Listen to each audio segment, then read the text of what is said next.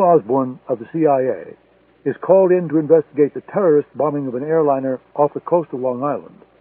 There is one relevant clue that drives him.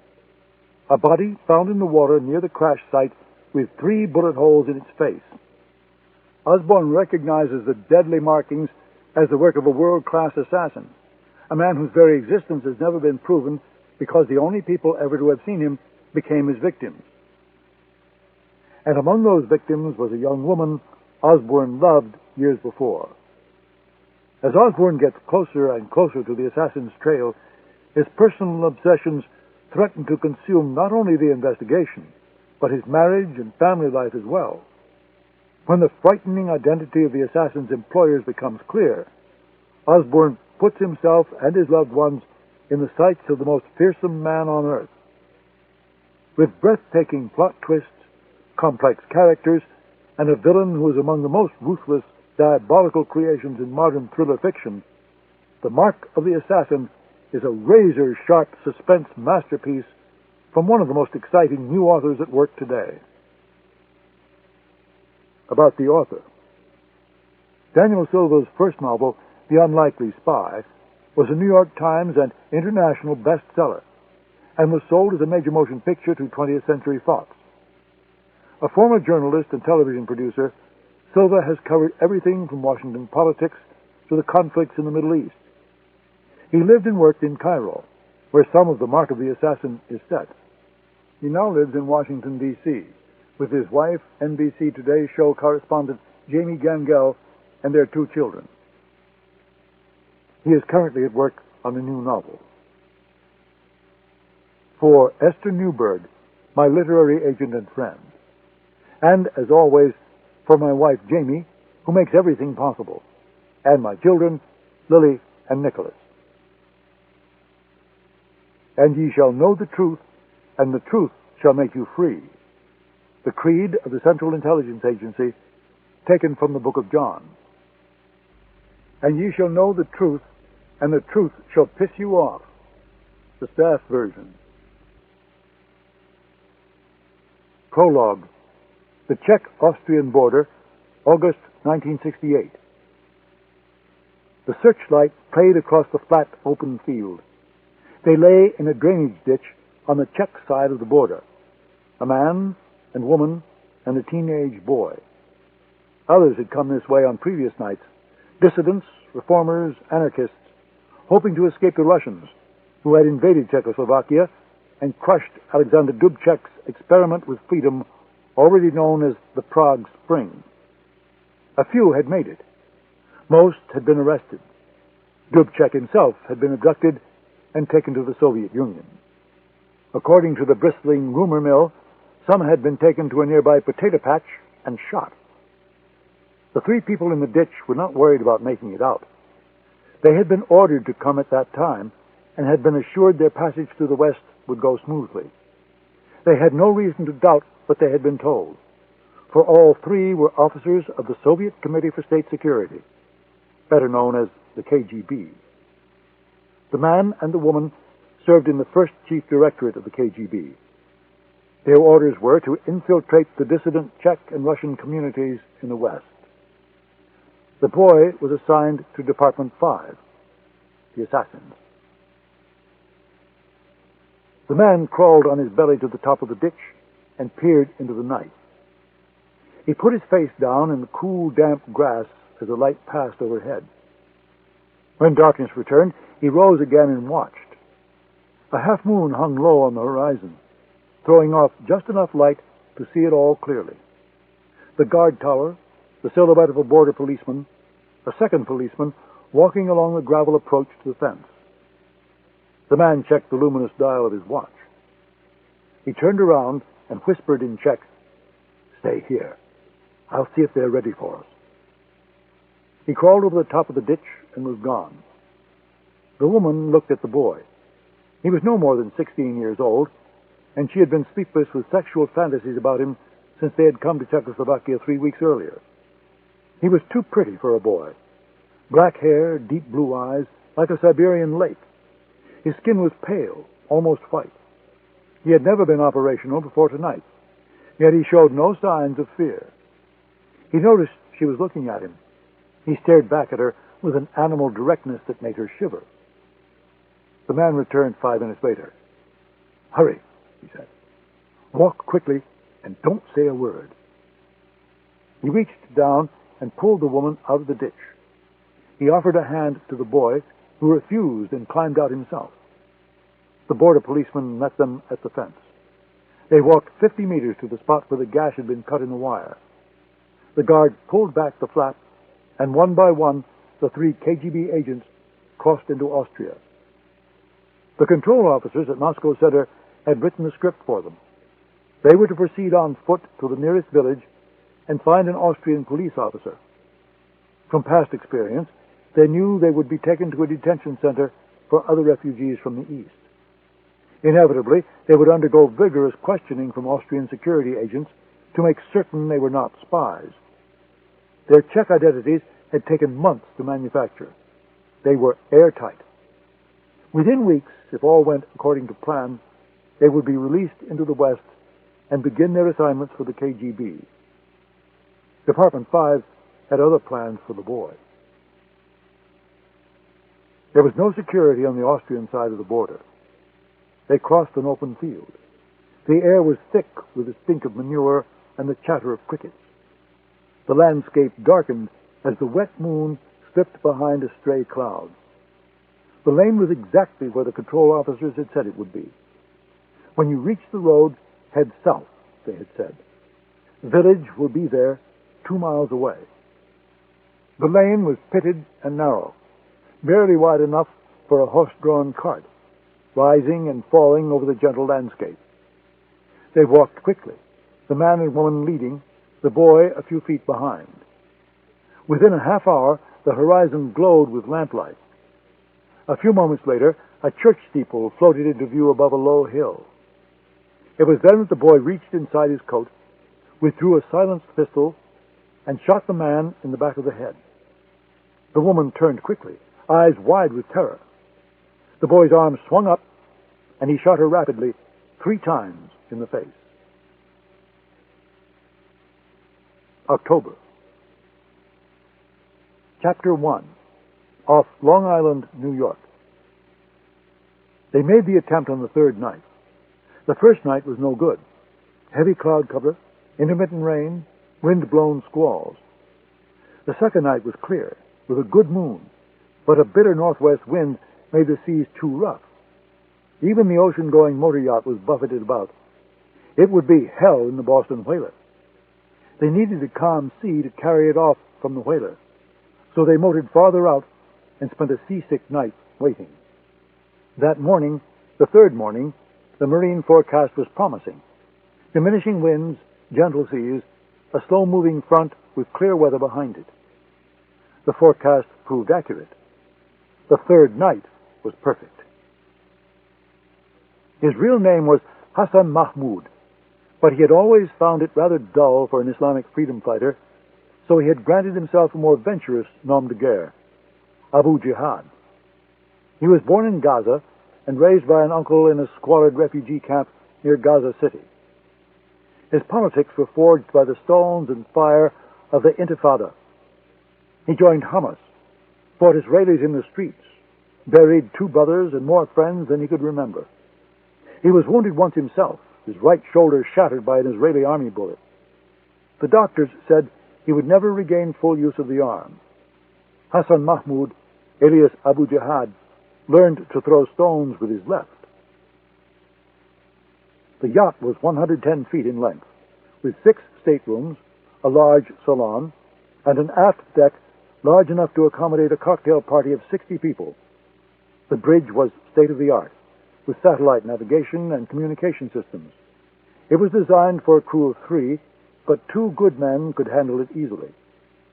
They had set out from the tiny port of Gustavia on the Caribbean island of San Barthélemy 8 days earlier, and had taken their time moving up the east coast of the United States.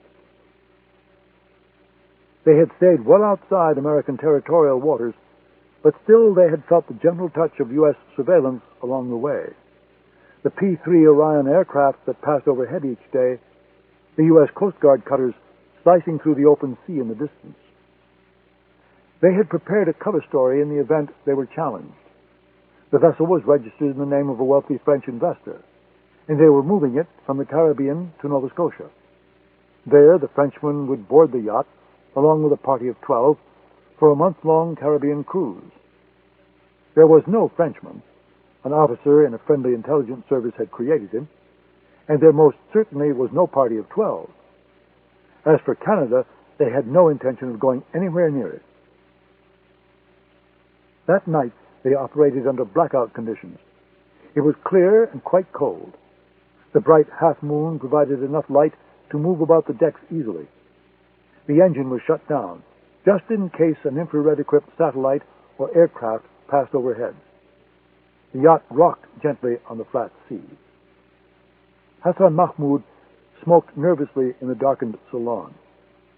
He wore jeans, Nike running shoes, and a fleece pullover from L.L. Bean. He looked up at the other man. They had been together 10 days, but his companion had spoken only when necessary.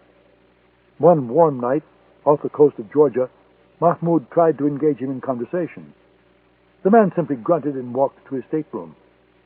On those rare occasions when he did communicate verbally, he spoke in the precise, accentless Arabic of someone who has studied the language diligently, but not mastered its subtleties.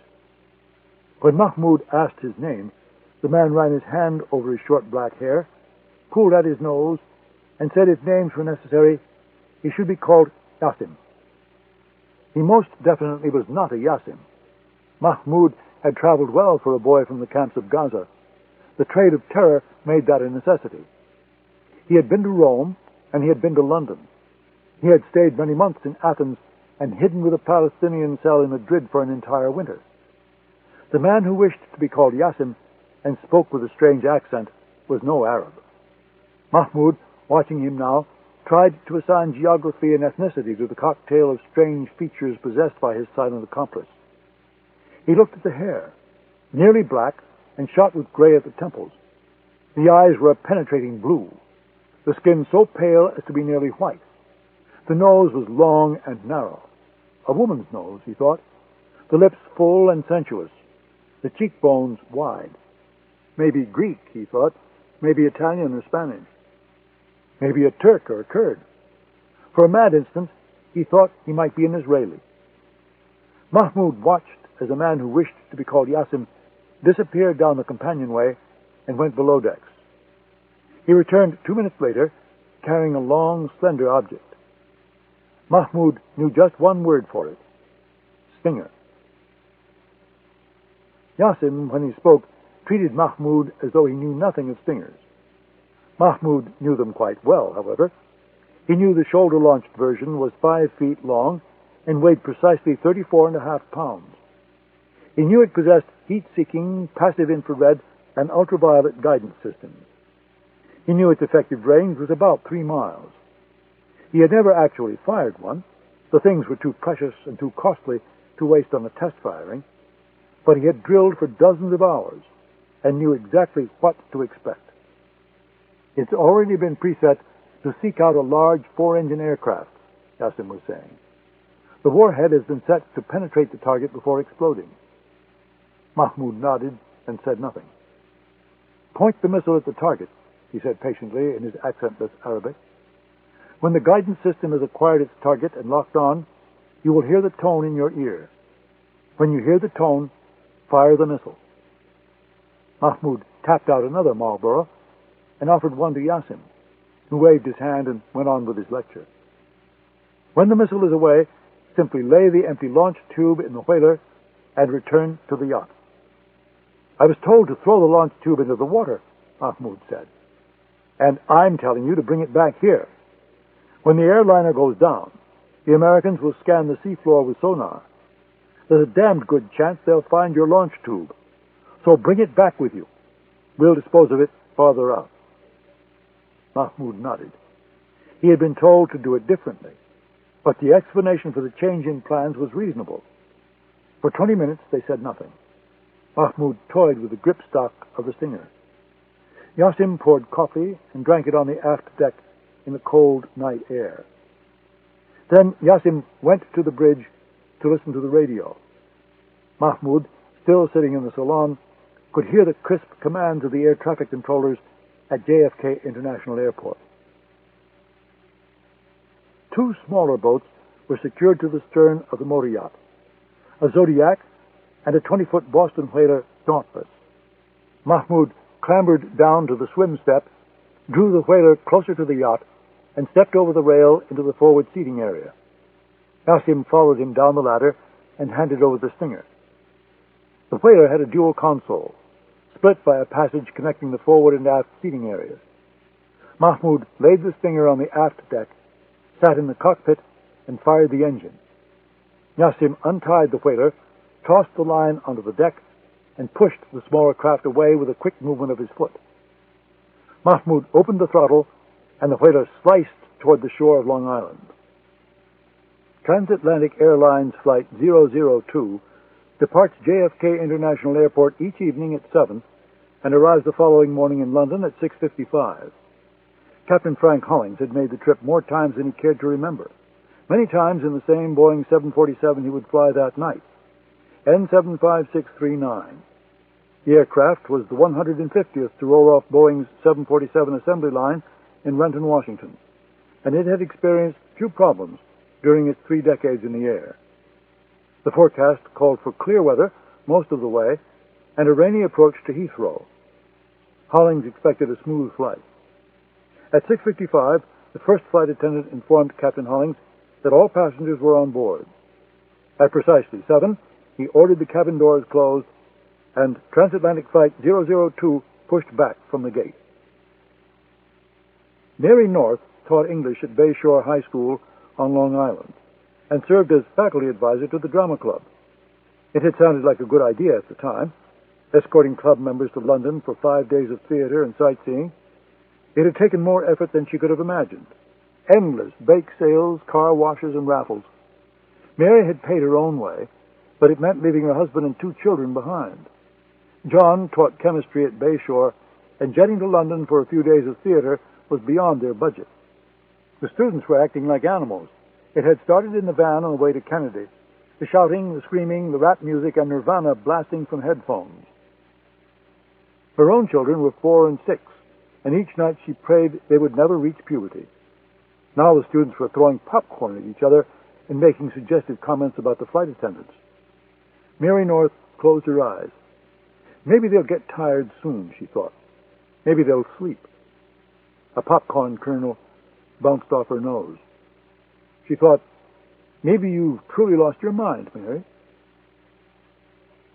As Flight 002 taxied toward the end of the runway, Hassan Mahmoud was aboard the Dauntless, racing toward the western tip of Fire Island, the slender barrier island on the southern shore of Long Island. The trip from the motor yacht had been uneventful. The low moon shone in the eastern sky, allowing him to navigate with no running lights. Ahead of him, the borough of Queens glowed pale yellow on the horizon. Conditions were perfect. Clear skies, calm seas, scarcely a wind. Mahmoud checked the depthometer and shut down the engine. The Dauntless glided to a stop. In the distance, he could hear the grumble of a freighter leaving New York Harbor. He switched on the radio and tuned it to the proper frequency.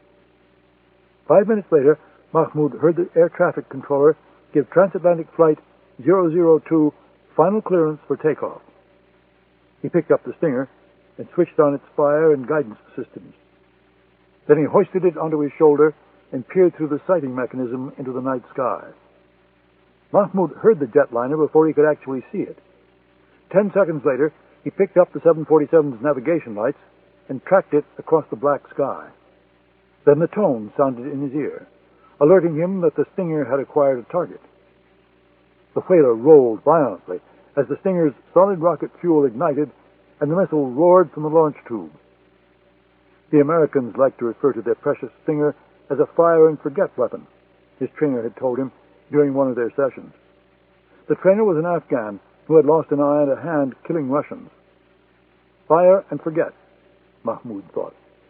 Fire and forget. Simple as that. The launch tube, now empty, was considerably lighter than before. He dropped it onto the deck, as Yassim had instructed him to do. Then he fired the whaler's engine and raced away from the coast, taking just one glance over his shoulder to watch the Stinger streaking at supersonic speed across the black canvas of the night. Captain Frank Hollings had flown B-52s over North Vietnam, and he had seen surface-to-air missiles before. For a brief instant, he permitted himself to believe it might be something else, a small plane ablaze, a meteor, stray fireworks. Then, as the missile raced relentlessly toward them at lightning speed, he realized it could be nothing else. The nightmare scenario had come true. "Holy Mother of God," he murmured. He turned toward his co-pilot and opened his mouth to speak. The aircraft shuddered violently. An instant later, it was ripped apart by a massive explosion, and fire rained down on the sea. When he heard the approach of the Dauntless, the man called Yasin quickly flashed a powerful signal lamp 3 times. The smaller vessel came into view. Mahmoud reduced power, and the Dauntless glided toward the stern of the yacht. Even in the weak light of the moon, he could see it on the boy's face, the crazed excitement, the fear, the rush. He could see it in the shining, deep brown Palestinian eyes, see it in the jittery hands fumbling over the controls of the Dauntless. Left to his own devices, Mahmoud would be up all night, and the next day too, reliving it, recounting every detail, explaining over and over how it felt the moment the plane burst into flames. Yasim detested ideologues, detested the way they all wore their suffering like armor and disguised their fear as valor. He distrusted anyone who would willingly lead a life such as this. He trusted only professionals. The Dauntless nudged against the stern of the yacht. The wind had picked up in the last few minutes. Gentle swells lapped against the sides of the boats. Yasim climbed down the ladder as Hassan Mahmoud shut down the engine and clambered into the forward seating area. He reached out a hand for Yasim to help him out of the boat. But Yasim simply drew a silenced 9mm Glock pistol from the waistband of his trousers and shot the Palestinian boy rapidly 3 times in the face. That night, he set the yacht on an easterly heading and engaged the automatic navigation systems. He lay awake in his stateroom. Even now, even after countless killings, he could not sleep the first night after an assassination. When he was making his escape, or still in public, he always managed to remain focused and operational cool. But at night, the demons came. At night, he saw the faces, one by one, like photographs in an album. First alive and vibrant, then contorted with a death mask or blown apart by his favorite method of killing, 3 bullets to the face. Then the guilt would come, and he would tell himself that he had not chosen this life. It had been chosen for him. At dawn, with the first gray light of morning leaking through his window, he finally slept. He rose at midday and went about the routine of preparing for his departure. He shaved and showered, then dressed and packed the rest of his clothing into a small leather grip. He made coffee and drank it while watching CNN on the yacht's superb satellite television system. Such a pity. The grieving relatives at Kennedy and Heathrow, the vigil at a high school somewhere on Long Island, the reporters wildly speculating about the cause of the crash. He walked through the yacht room by room, one last time, to make certain he had left no trace of his presence. He checked the explosive charges. At 6 p.m., the precise time he had been ordered, he retrieved a small black object from a cabinet in the galley. It was no larger than a cigar box and looked vaguely like a radio. He carried it outside onto the aft deck and pressed a single button. There was no sound, but he knew the message had been sent in a coded microburst. Even if the American NSA intercepted it, it would be meaningless gibberish. The yacht motored eastward for 2 more hours. It was now 8 p.m. He set each of the charges and then slipped on a canvas vest with a heavy metal clamp on the front. There was more wind tonight. It was colder, and there were high clouds. The Zodiac, cleated at the stern, rose and fell rhythmically with the 3-foot swells. He climbed into the craft, untied it, and pulled the starter cord. The engine came to life on the 3rd pull. He turned away from the yacht and opened the throttle. He heard the helicopter 20 minutes later. He shut down the Zodiac's engine and shone the signal lamp into the sky. The helicopter hovered overhead. the night filled with the thump of its rotors. The cable fell from its belly. He attached it to his vest and pulled hard on it twice to signal that he was ready. A moment later, he rose gently from the Zodiac. He heard explosions in the distance. He turned his head in time to see the large motor yacht being lifted out of the water by the force of the blasts. Then it began its slow descent toward the bottom of the Atlantic. Chapter 2, San Francisco. President James Beckwith was notified of the tragedy while vacationing at his home in San Francisco. He had hoped for a few days of rest, a quiet afternoon in his study overlooking the Golden Gate Bridge, a relaxing dinner party with old friends and political supporters in Marin. Most of all, a day of sailing aboard his prized 38-foot ketch, Democracy, even if it meant being pursued by a pack of White House pool reporters and cameramen across the waters of San Francisco Bay. The day sails on Democracy always provided the kind of news pictures his handlers and political advisers liked best. The president, fit and youthful despite his 69 years, still able to handle the boat with only Anne aboard, the tanned face, the lean body moving easily about the deck, the smart European-style sunglasses beneath the brim of his Air Force One cap. The private office in Beckwith's large home in the Marina District reflected his taste and image to perfection. Polished, comfortable, traditional, yet with enough modern touches to convey that he was firmly in touch with today's world. The desk was glass, tinted slightly gray, his personal computer black. He took pride in knowing as much about computers, if not more, than most of his youthful staff. He picked up the receiver of his black telephone and pressed a single button. A White House operator came onto the line. Yes, Mr. President? Unless the Chief of Staff telephones, hold all my calls for now, Grace. I'd like some time to myself. Of course, Mr. President. He heard the line go dead. He replaced the receiver and walked to the window. It was a remarkable view, despite the dense, bulletproof glass inflicted by the Secret Service. The sun had dropped low into the western sky, painting the city's soft watercolor shades of purple and orange. The evening's fog was creeping through the Golden Gate. Below him, colorful kites floated over the bay shore. The view worked its magic. He had forgotten how long he had been standing there, watching the silent city, the white-capped waters of the bay, the brown hills of Marin in the distance. The last light of the afternoon retreated, and after a few minutes, his own reflection stared back at him in the glass. Beckwith disliked the word patrician, but even he had to admit it was an accurate description of his appearance and bearing. His advisers joked that if God had created the perfect political candidate, it would have been James Beckwith. He stood out in any room he entered. He was well over 6 feet tall, with a full head of shimmering hair that had turned gray-white by the time he was 40. There was a strength about him, a lingering physical agility from his days as a star football and baseball player at Stanford. The eyes were pale blue and turned down at the corners, the features of his face narrow and restrained, the smile careful but confident. His skin was permanently tanned from countless hours aboard Democracy.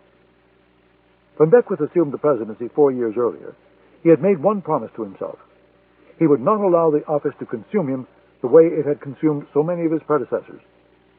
He ran 30 minutes each day on the treadmill and spent another 30 minutes lifting weights in the White House gym. Other men had grown haggard in the office. James Beckwith had lowered his weight and added an inch of muscle to his chest. Beckwith had not sought out politics. Politics had come to him. He was a top prosecutor in the San Francisco District Attorney's Office when he caught the eye of the state's Republican elite. With Anne and their 3 children at his side, Beckwith easily won every race he entered. His rise had seemed effortless, as if he were preordained to greatness. California elected him Attorney General, then Lieutenant Governor. It sent him to the U.S. Senate for 2 terms, and then brought him back to Sacramento for a term as governor, the final preparation for his ascent to the White House. Throughout his political career, the professionals surrounding him had crafted a careful image. James Beckwith was a common-sense conservative. James Beckwith was a man the country could trust. James Beckwith could get things done. He was exactly the kind of man the Republican Party was looking for, a moderate with a pleasing face, a presentable counterbalance to the hard-line conservatives in Congress. After 8 years of Democratic control of the White House, The country had been in the mood for change. The country chose Beckwith. Now, 4 years later, the country wasn't sure it still wanted him.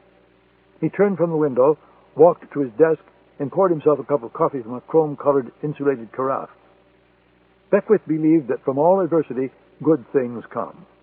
The downing of an American jetliner off Long Island was an egregious act of international terrorism, a savage and cowardly deed that could not go unanswered. The electorate soon would be told what Beckwith already knew. Transatlantic Flight 002 had been brought down by a Stinger missile, apparently launched from a small craft offshore. The American people would be frightened, and if history were a guide, they would turn to him for comfort and assurance. James Beckwith detested the business of politics, but he was savvy enough to realize that the terrorists had handed him a golden opportunity. For the past year, his approval rating had hovered below 50%, death for an incumbent president. His acceptance speech at the Republican National Convention had been flat and lifeless. The Washington Press Corps had branded his vision for a second term warmed over first term. Some of its elite members had begun writing his political obituary. With just 1 month before the election, he trailed his opponent, Democratic Senator Andrew Sterling of Nebraska, by 3 to 5 points in most national polls. The electoral map looked different, though. Beckwith had conceded New York, New England, and the industrial Midwest to Sterling. His support remained solid in the South, the crucial states of Florida and Texas, and California, the Mountain West. If Beckwith could capture them all, he could win. If any one of them fell to Sterling, the election was lost. He knew the downing of Flight 002 would change everything. The campaign would freeze. Beckwith would cancel a swing through Tennessee and Kentucky to return to Washington to deal with the crisis. If he managed it well, his approval ratings would rise, and he would close the gap. And he could do it all from the comfort and security of the White House, not racing around the country in Air Force One or some godforsaken campaign bus, shaking hands with old people, making the same goddamn speech over and over again. Great men are not born great, he told himself. Great men become great because they seize opportunity. He carried his coffee back to the window. He thought, but do I really want a second term? Unlike most of his predecessors, he had given that question serious consideration. He wondered whether he had the endurance for one last national campaign. The endless fundraising, the microscopic scrutiny of his record, the constant travel. He and Anne had come to detest living in Washington. He had never been accepted by the city's ruling elite, its rich journalists, lawyers, and lobbyists, and the executive mansion had become more like a prison than a home. But to leave office after one term was unacceptable. To lose re-election to a second-term senator from Nebraska and leave Washington in defeat? Beckwith shuddered at the thought. They would be coming for him soon. There was a private bathroom just off his study. An aide had left his clothes on a hook on the back of the door. The president went inside and cast his eyes over the clothing. He knew the outfit had been selected personally by his chief of staff and longtime friend, Paul Vandenberg. Paul saw to the details. Paul saw to everything. Beckwith would be lost without him. Sometimes even Beckwith was embarrassed by the extent to which Paul Vandenberg ran his affairs. The media routinely referred to him as the Prime Minister, or the power behind the throne. Beckwith, ever conscious of his image in history, worried he would be written off as a pawn of Paul Vandenberg. But Vandenberg had given Beckwith his word. He would never portray himself in that manner. The president trusted him. Paul Vandenberg knew how to keep secrets. He believed in the quiet exercise of power. He was intensely private, kept a low profile, and leaked to reporters only when it was absolutely necessary. He reluctantly appeared on the Sunday morning talk shows, but only when the White House press secretary begged. Beckwith thought he was a horrible guest. The confidence and brilliance he displayed in private planning and policy meetings evaporated once the red light of the television camera came on. He removed his faded jeans and cotton pullover and dressed in the clothes Paul had chosen for him. Gray woolen trousers, blue button-down shirt, lightweight crew-neck sweater, blue blazer. Dignified, yet comforting. His national security staff was meeting in 10 minutes in the dining room downstairs. There would be no video cameras, just a White House still photographer who would capture the moment for the press and for history. James Beckwith, confronting the most important crisis of his presidency. James Beckwith, casting aside his re-election campaign to deal with the responsibilities of his office. James Beckwith, leader. He looked at his reflection in the mirror one last time. Great men are not born great. Great men become great because they seize opportunity. Chapter 3, Washington, D.C. Elizabeth Osbourne had been dreading this moment all week. She turned her silver Mercedes into the parking lot at Georgetown University Medical Center and found a space not far from the entrance. She looked at the dashboard clock. It was 4:30. She was 15 minutes early. She shut off the engine. A tropical storm had moved up from the Gulf of Mexico and settled over the city. Heavy rains fell all afternoon. Gusty winds uprooted trees all across northwest Washington, shut down National Airport, and drove the tourists from the monuments and museums along the mall. Rain drummed on the roof and ran in rivers down the windshield. After a moment, the rest of the world vanished behind a blurry curtain of water. Elizabeth liked the sensation of being able to see nothing else around her. She closed her eyes. She liked to fantasize about changing her life, about slowing down, about leaving Washington and settling somewhere slow and quiet with Michael. She knew it was a silly, unrealistic dream. Elizabeth Osbourne was one of Washington's most respected lawyers. Her husband, while professing to be an international business consultant, was a senior officer at the Central Intelligence Agency. Her cellular phone rang softly. She picked up the handset, eyes still closed, and said, "Yes, Max." Max Lewis was her 26-year-old executive secretary. The previous night, sitting alone in her bedroom with a glass of wine and a stack of legal briefs, Elizabeth had realized she spoke to Max more than anyone else in the world. This depressed her greatly. "How did you know it was me?" he asked. "Because you and my husband are the only people who have this number, and I knew it couldn't be him." "You sound disappointed." "No, just a little tired." "What's up?" "David Carpenter's on the line from Miami." "Tell Mr. Carpenter I'll call him as soon as I get home. It's been my experience that conversations with David Carpenter should rarely be conducted on cellular telephones." "He says it's urgent." "It usually is." "What time should I tell him to expect your call?" "About 7 o'clock. But it may slip a little bit, depending on how things go here." Braxton's secretary telephoned. Samuel Braxton was the managing partner at Braxton, Allworth and Kettleman, and the firm's biggest rainmaker. He had served 2 Republican administrations, once as Deputy White House Chief of Staff and once as Deputy Secretary of the Treasury, and was on the short list to be Secretary of State if Beckwith managed to win a second term. He viewed Elizabeth with suspicion because he didn't like her politics. Her father was Douglas Cannon, a liberal Democrat from New York who served 4 terms in the Senate, and she had twice left the firm to work for Democratic senators. Braxton routinely referred to her as our in-house lefty. At meetings, when working his way around the table on an issue, he frequently managed to break up the room by turning to Elizabeth and saying, "And now, with a view from the ACLU, Elizabeth Cannon Osbourne." There was a more serious side to her conflict with Samuel Braxton. He had fought to prevent her from making partner, and had relented only when the other partners convinced him he would be setting the firm up for a gender discrimination lawsuit. Now, 3 years later, their relationship had settled into an uneasy truce.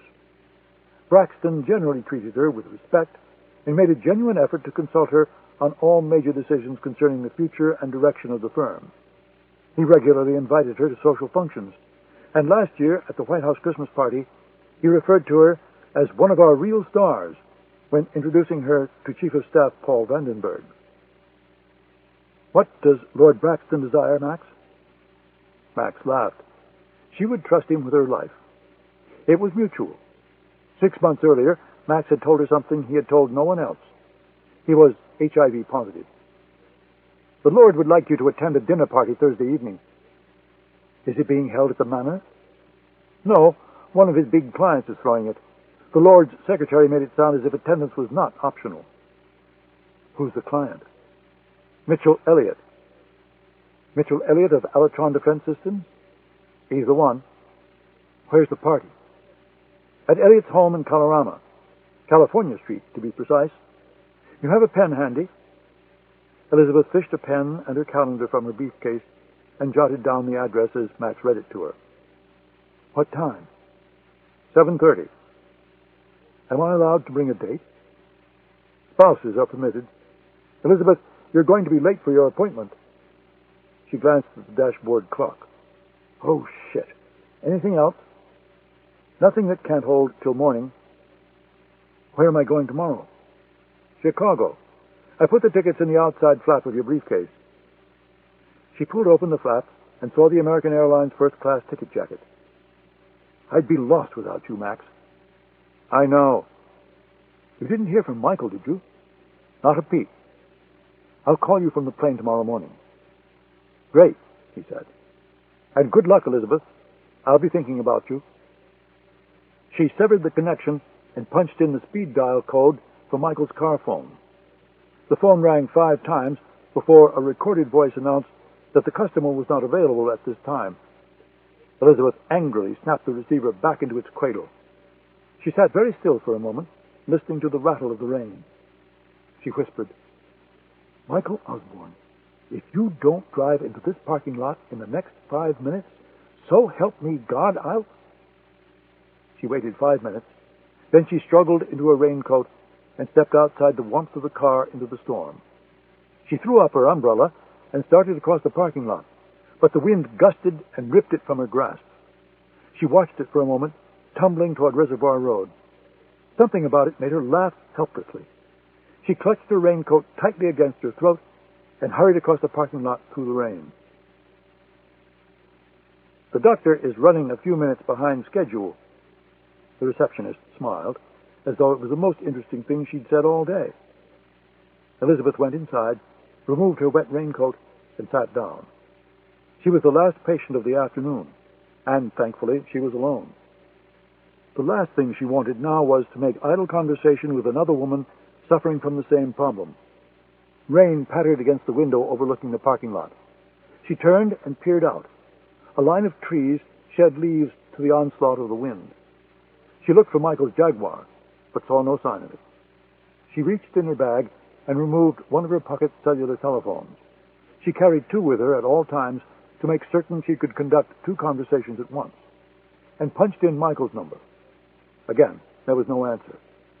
She wanted to phone his office, but if he was still at Langley, he would never make it in time anyway. She stood up and slowly paced the room. It was at times like these that Elizabeth Osbourne detested the fact that she was married to a spy. Michael hated it when she called him a spy. He patiently explained he was a case officer, not a spy. She thought it was a silly term for what Michael did. It sounds as if you're some kind of counselor or social worker, Elizabeth had said the night Michael tried to explain his work to her for the first time. He smiled his careful smile and replied, Well, that's not very far from the truth. She had fallen in love with Michael before she learned he worked for the CIA. A friend had invited her sailing on the Chesapeake, and Michael had been invited too. It was a sweltering day in late July, with very little wind. As the boat drifted over the still water, Elizabeth and Michael lay in the shade of the limp sails, drinking icy beer and talking. Unlike most men in Washington, he spoke little about his work. He said he was an international business consultant. He had lived in London for a number of years, and he had just transferred to the firm's Washington office. That night, they ate crab cakes and drank cold white wine at a small waterfront restaurant in Annapolis. She found herself staring at him throughout the meal. He was simply the most beautiful man she had ever seen. The day of sailing had changed him. The sun had tanned his skin and left streaks of gold in his dark hair. His eyes were deep green, flecked with yellow, like wild summer grass. He had a long, straight nose, and several times she had to restrain herself from reaching out and touching his perfect lips. She thought he was rather exotic-looking, like an Italian or a Turk or a Spaniard. He followed her back into the city that night along Route 50, and she took him home to her bed. She was 34 years old and had almost given up on the idea of marriage. But that night, taking him inside her body for the first time, she fell desperately and hopelessly in love with a man who she had met just 8 hours earlier, and about whom she knew next to nothing. He told her 2 months later, during a long weekend alone at her father's summer home on Shelter Island. It was late September. The days were warm, but at night, when the wind came up, there was a bite of autumn in the air. After dinner, they put on sweaters and long pants and drank coffee in Adirondack chairs on the beach. "I need to talk to you about my work," he said, without warning, and even in the dying twilight, she could see his face had gone suddenly serious. His work had been troubling her for weeks. She found it odd that he never discussed it unless she asked him. She was also troubled by the fact that he never called her during the day and never asked her to lunch. When she rang him at the office, a woman answered the phone and dutifully took down the message, but it was a different woman each time. Sometimes it was hours before he returned her call. When he did, he could never speak for longer than a minute or two. "I'm not an international business consultant, and I've never been one," he began. "I work for the CIA. I had to deceive you until I felt I could trust you enough to tell you. You have to understand, Elizabeth, I didn't want to hurt you." She reached out and slapped him across the face. "You bastard!" she screamed, so loudly that a group of gulls standing on the beach broke into flight over the water. "You lying bastard! I'll drive you to the ferry in the morning. You can take the bus back into the city. I never want to see you again. Damn you, Michael Osbourne!" She stayed on the beach until the cold drove her inside. The bedroom was dark. She let herself inside without knocking and found him lying on the bed in the darkness. She undressed silently and pressed her body to his. He tried to speak, but she covered his lips with her mouth and said, "Not now. No talking aloud." Afterward, she said, "I don't care who you are or what you do for a living." She brushed her mouth against his chest. "I love the person that's inside here, and I don't ever want to lose you. I'm sorry I didn't tell you sooner. I couldn't." "Is Michael Osbourne your real name?" "Yes." "You've never killed anyone, have you?" "No. We only kill people in the movies." "Have you ever seen anyone killed?" "Yes." "Can you talk about it?" "No, not yet." "You'll never lie to me, will you, Michael?" "I'll never lie to you, but there will be things I won't be able to tell you. Can you live with that?"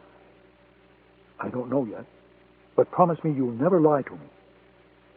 "I'll never lie to you." She kissed his mouth. "Why did you become a spy?" "We don't call ourselves spies. We call ourselves case officers." "Fine. So, why did you become a case officer?"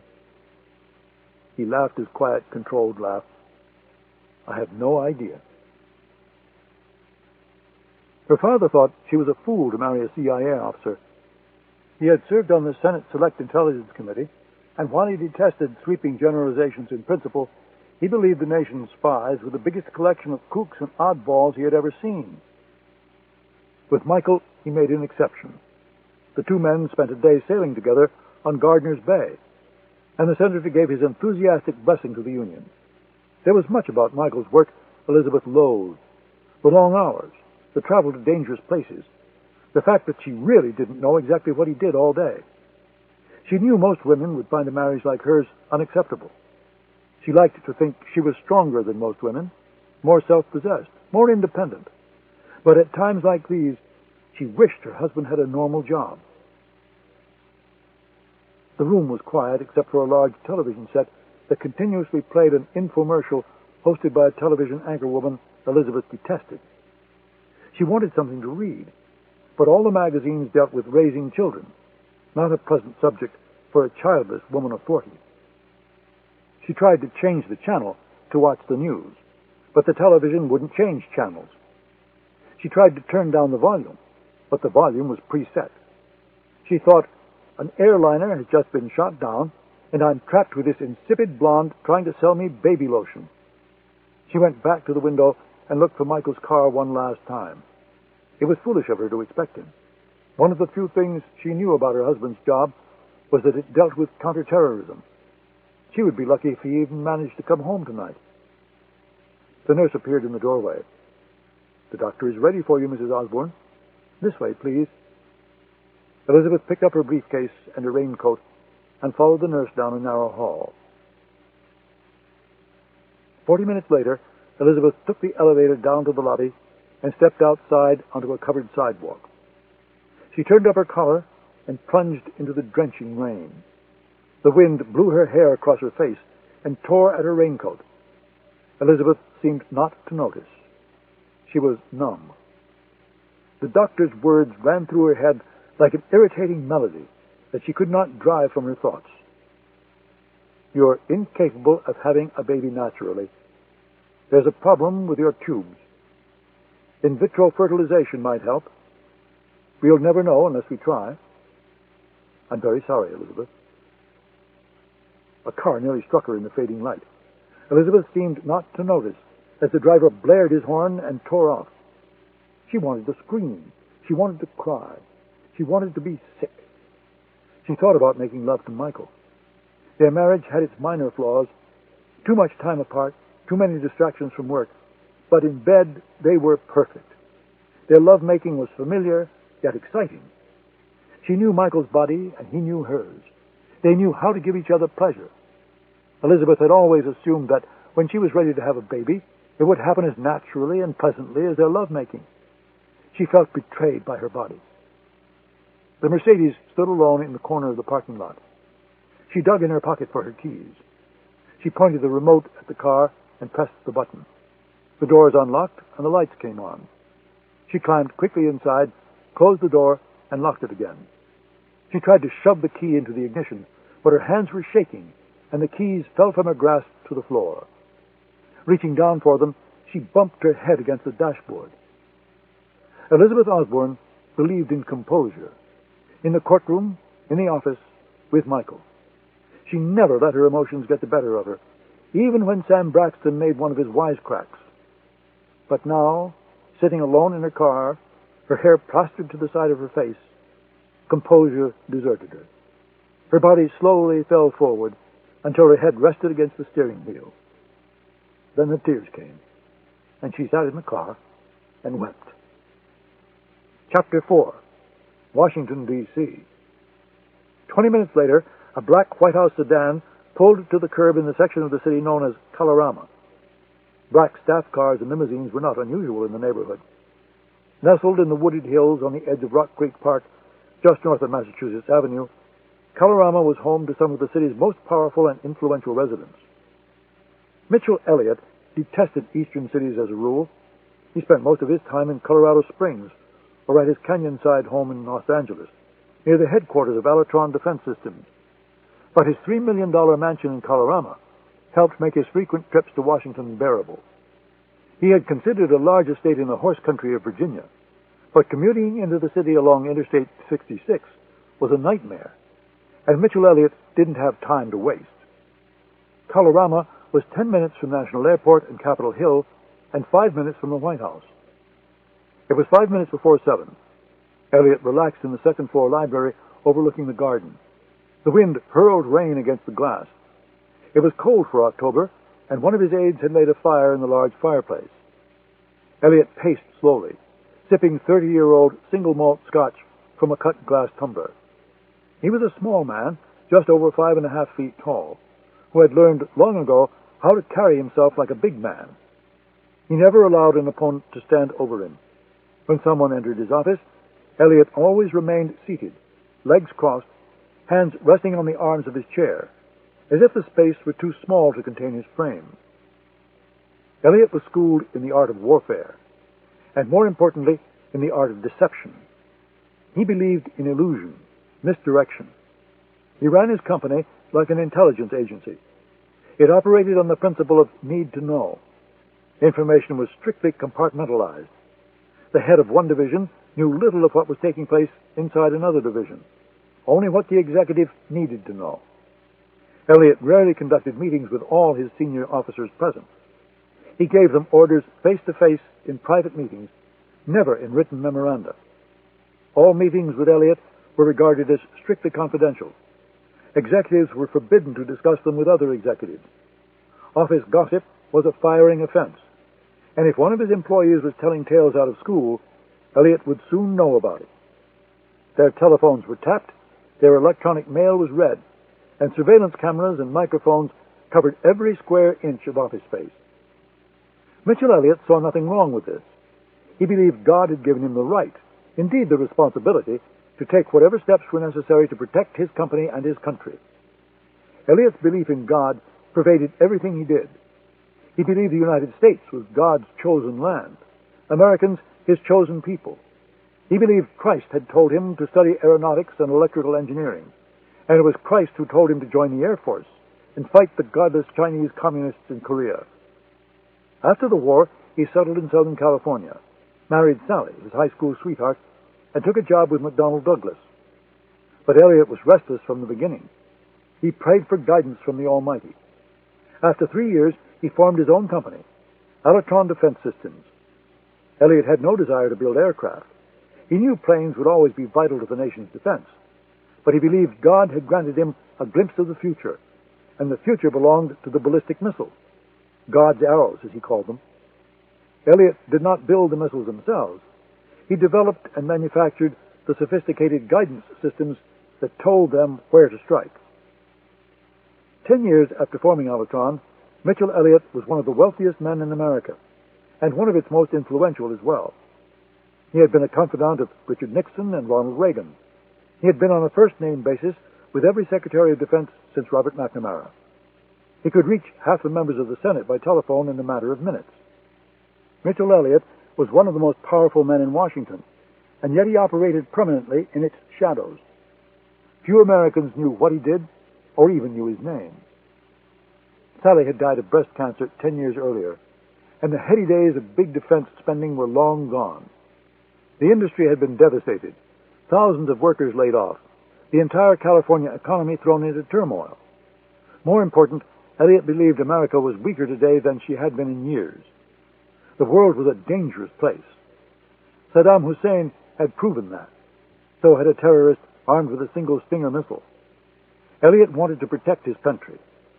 If a terrorist could shoot down a jetliner and kill 200 people, why couldn't a rogue state like North Korea or Libya or Iran kill 2 million people by firing a nuclear missile against New York or Los Angeles?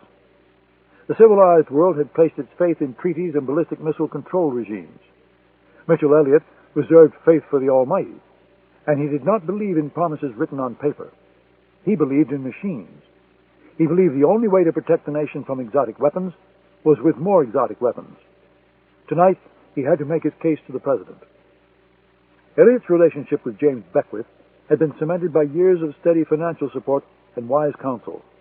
Elliot had never once asked for a favor, even when Beckwith became a powerful force on the Armed Services Committee during his second term in the Senate. That was all about to change. One of his aides knocked gently at the door. His phalanx of aides was drawn from the ranks of the Special Forces. Mark Callahan was like all the others. He was 6 feet in height, tall enough to be imposing, but not so tall as to dwarf Elliot. Short, dark hair, dark eyes, clean-shaven, dark suit and tie. Each carried a .45 automatic at all times. Elliot had made many enemies along with his millions, and he never set foot in public without protection. "The car is here, Mr. Elliot. I'll be down in a minute." The aide nodded and silently withdrew. Elliot drifted closer to the fire and finished the last of his whiskey. He didn't like being sent for. He would leave when he was ready to leave, not when Paul Vandenberg told him. Vandenberg would still be selling life insurance if it weren't for Elliot. And as for Beckwith, he would have been an unknown San Francisco lawyer, living in Redwood City instead of the White House. They both could wait. Elliot walked slowly to the bar and poured another half-inch of whiskey into the glass. He went back to the fire and knelt before it, head bowed, eyes closed. He prayed for forgiveness. Forgiveness for what he had done and for what he was about to do. "We are your chosen people," he murmured. "I am your instrument. Grant me the strength to do your will, and greatness shall be yours." Susanna Dayton felt like an idiot. Only in movies did reporters sit in parked cars, drinking coffee from a styrofoam cup, conducting surveillance like some private investigator. When she left the office an hour earlier, she had not told her editor where she was going. It was just a hunch, and it might lead to nothing. The last thing she wanted her colleagues to know was that she was tailing Mitchell Elliott like a B-movie sleuth. Rain blurred her view. She flicked a switch on the steering column, and wipers swept away the water. She scrubbed away the moisture on the inside of the windshield with a napkin from the downtown deli where she bought the coffee. The black staff car was still there, engine idling, headlights off. Upstairs, on the second floor of the large house, a single light burned. She sipped the coffee and waited. It was awful, but at least it was hot. Susanna Dayton had been White House correspondent for the Washington Post, the pinnacle of power and prestige in the world of American journalism. But Susanna had loathed the job. She hated filing, every day, essentially the same story that 200 other reporters filed.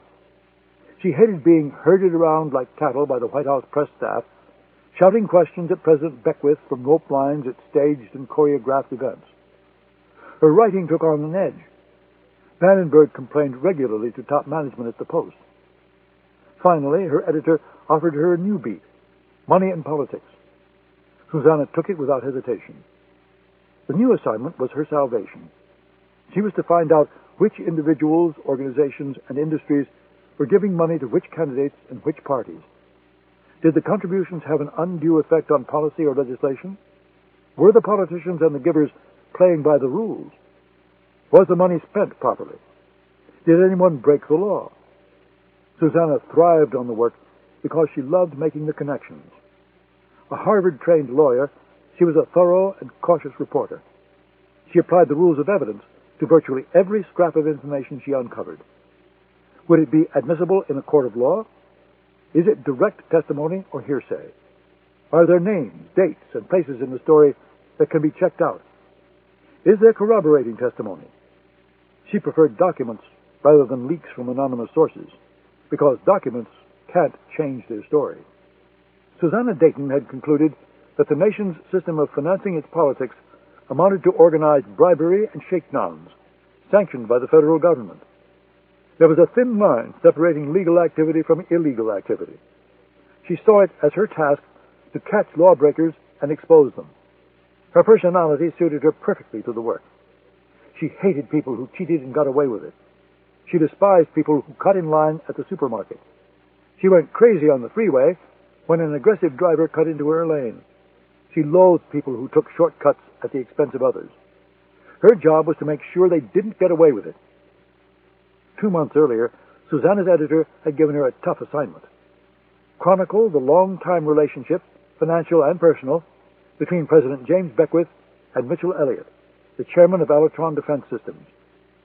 Reporters use a cliché when an individual or a group is elusive and hard to trace: shadowy. If anyone had earned the description of shadowy, it was Mitchell Elliott. He had given millions of dollars to the Republican Party over the years, and a watchdog group had told her that he had funneled millions more to the party through questionable or downright illegal means. The main beneficiary of Elliott's generosity was James Beckwith.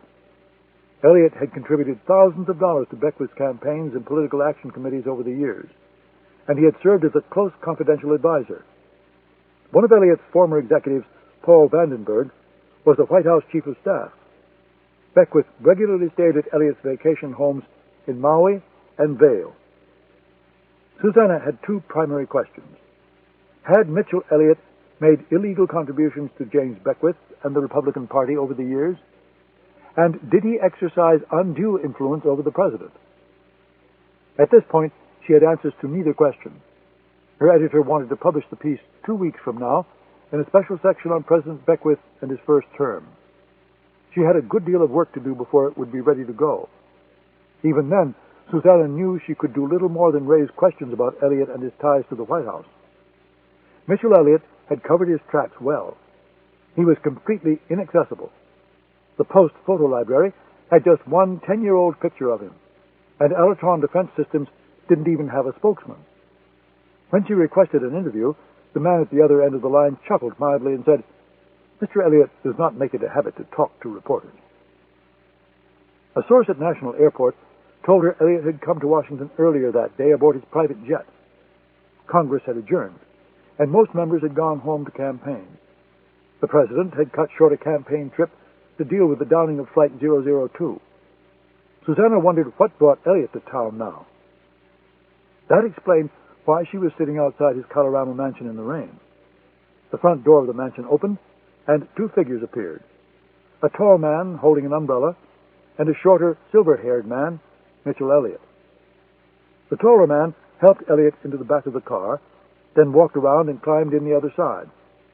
The headlights came on, illuminating the street. The car pulled swiftly away from the curb, heading toward Massachusetts Avenue.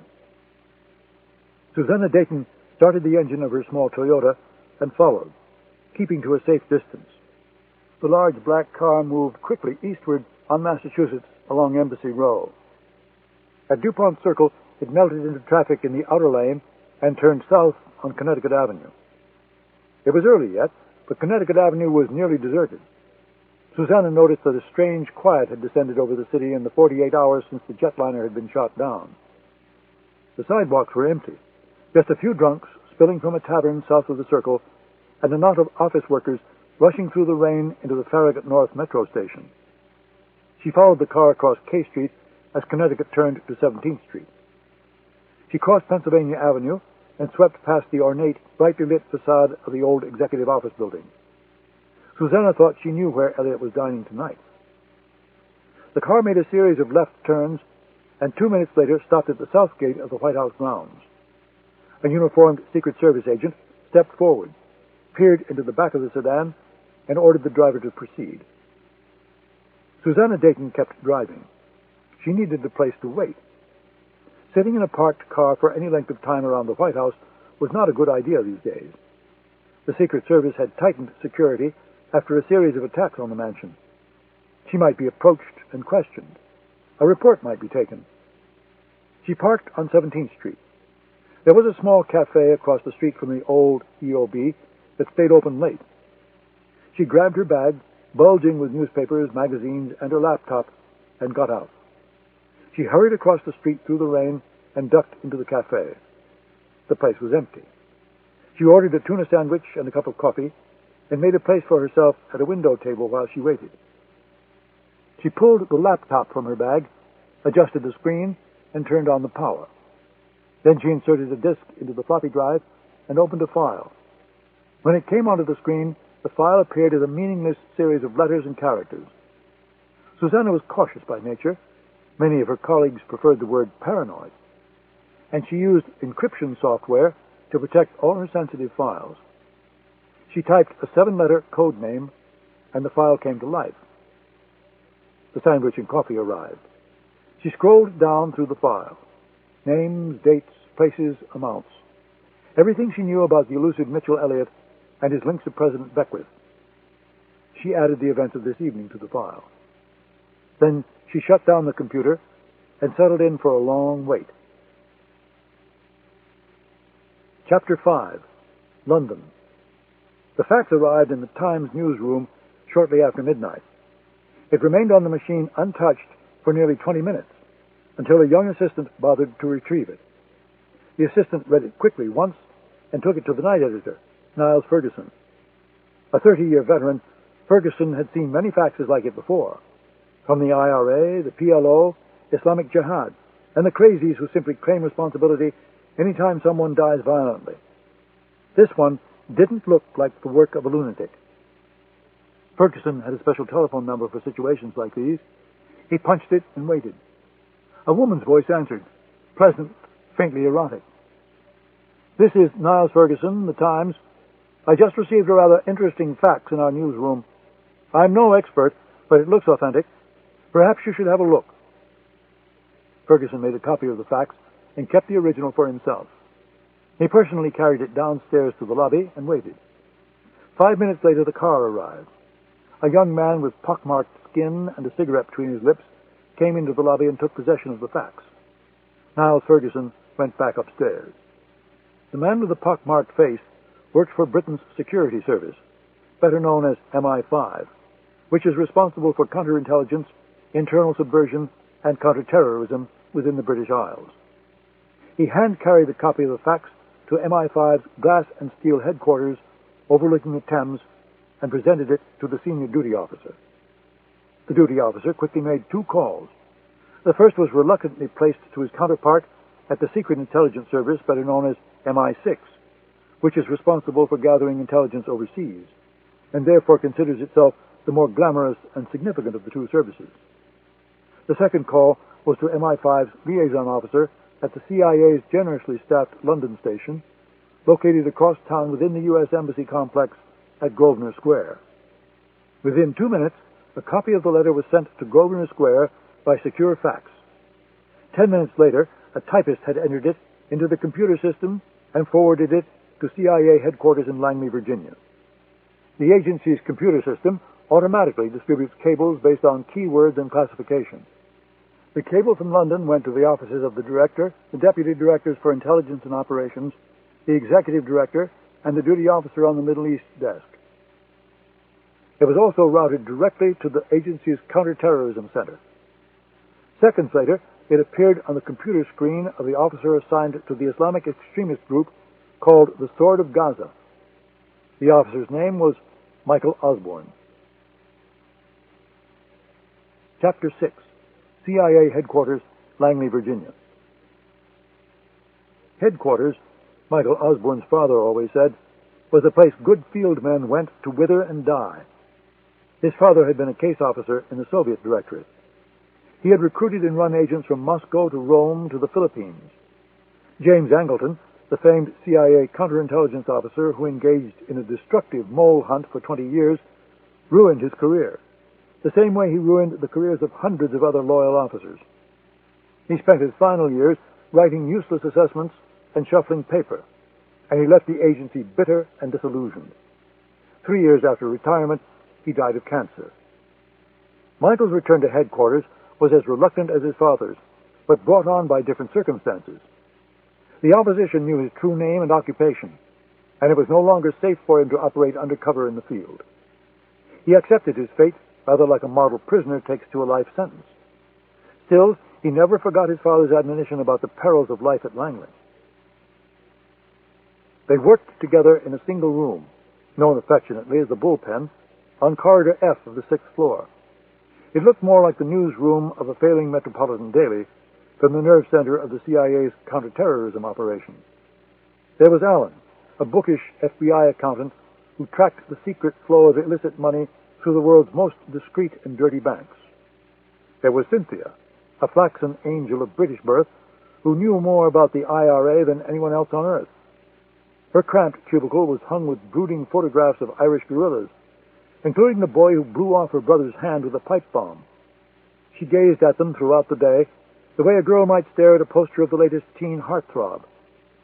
There was Stephen, alias Eurotrash, whose task was to monitor the various terrorist and nationalist movements of Western Europe. And there was Blaze, a 6'4" gringo from New Mexico, who spoke Spanish, Portuguese, and at least 10 Indian dialects. Blaze focused on the guerrillas and terrorists of Central and South America. He dressed like his targets in sandals and loose-fitting Indian garb, despite repeated written warnings from personnel. He considered himself the modern equivalent of the samurai, a true warrior poet, and he practiced martial arts with Cynthia when the work was slow. Michael sat in the corner next to Gigabyte, a flaking, pimply boy of 22 who surfed the internet all day, searching the ether world for terrorist communication. Alternative rock music blared from his headphones, and Michael had seen things on his screen that awakened him in the middle of the night. He erected a barrier of old files to shield the view, but when Gigabyte snickered, or when his rock music grew suddenly louder, Michael knew it was best to close his eyes and place his head face down on the desk. The wall clock hung next to a 3-foot cardboard gunman in silhouette, stamped with a circular red international symbol for no. It was nearly 8 p.m., and Michael had been working since 5 that morning. The bullpen was far from deserted. Peru's Shining Path had kidnapped a government minister, and Blaze was pacing, working the telephones. France's Direct Action had bombed a Paris metro station. Eurotrash was hunched over his computer terminal, reading message traffic. The IRA had murdered a Protestant developer in front of his wife and children. Cynthia was on the secure line to London, feeding intelligence to Britain's MI5. Thankfully, Gigabyte had gone to a nightclub with a group of friends who believed he created websites for a living. Michael had 15 minutes before he briefed the executive director on developments in the case. The claim of responsibility for the attack on the jetliner had been forwarded to Langley an hour ago.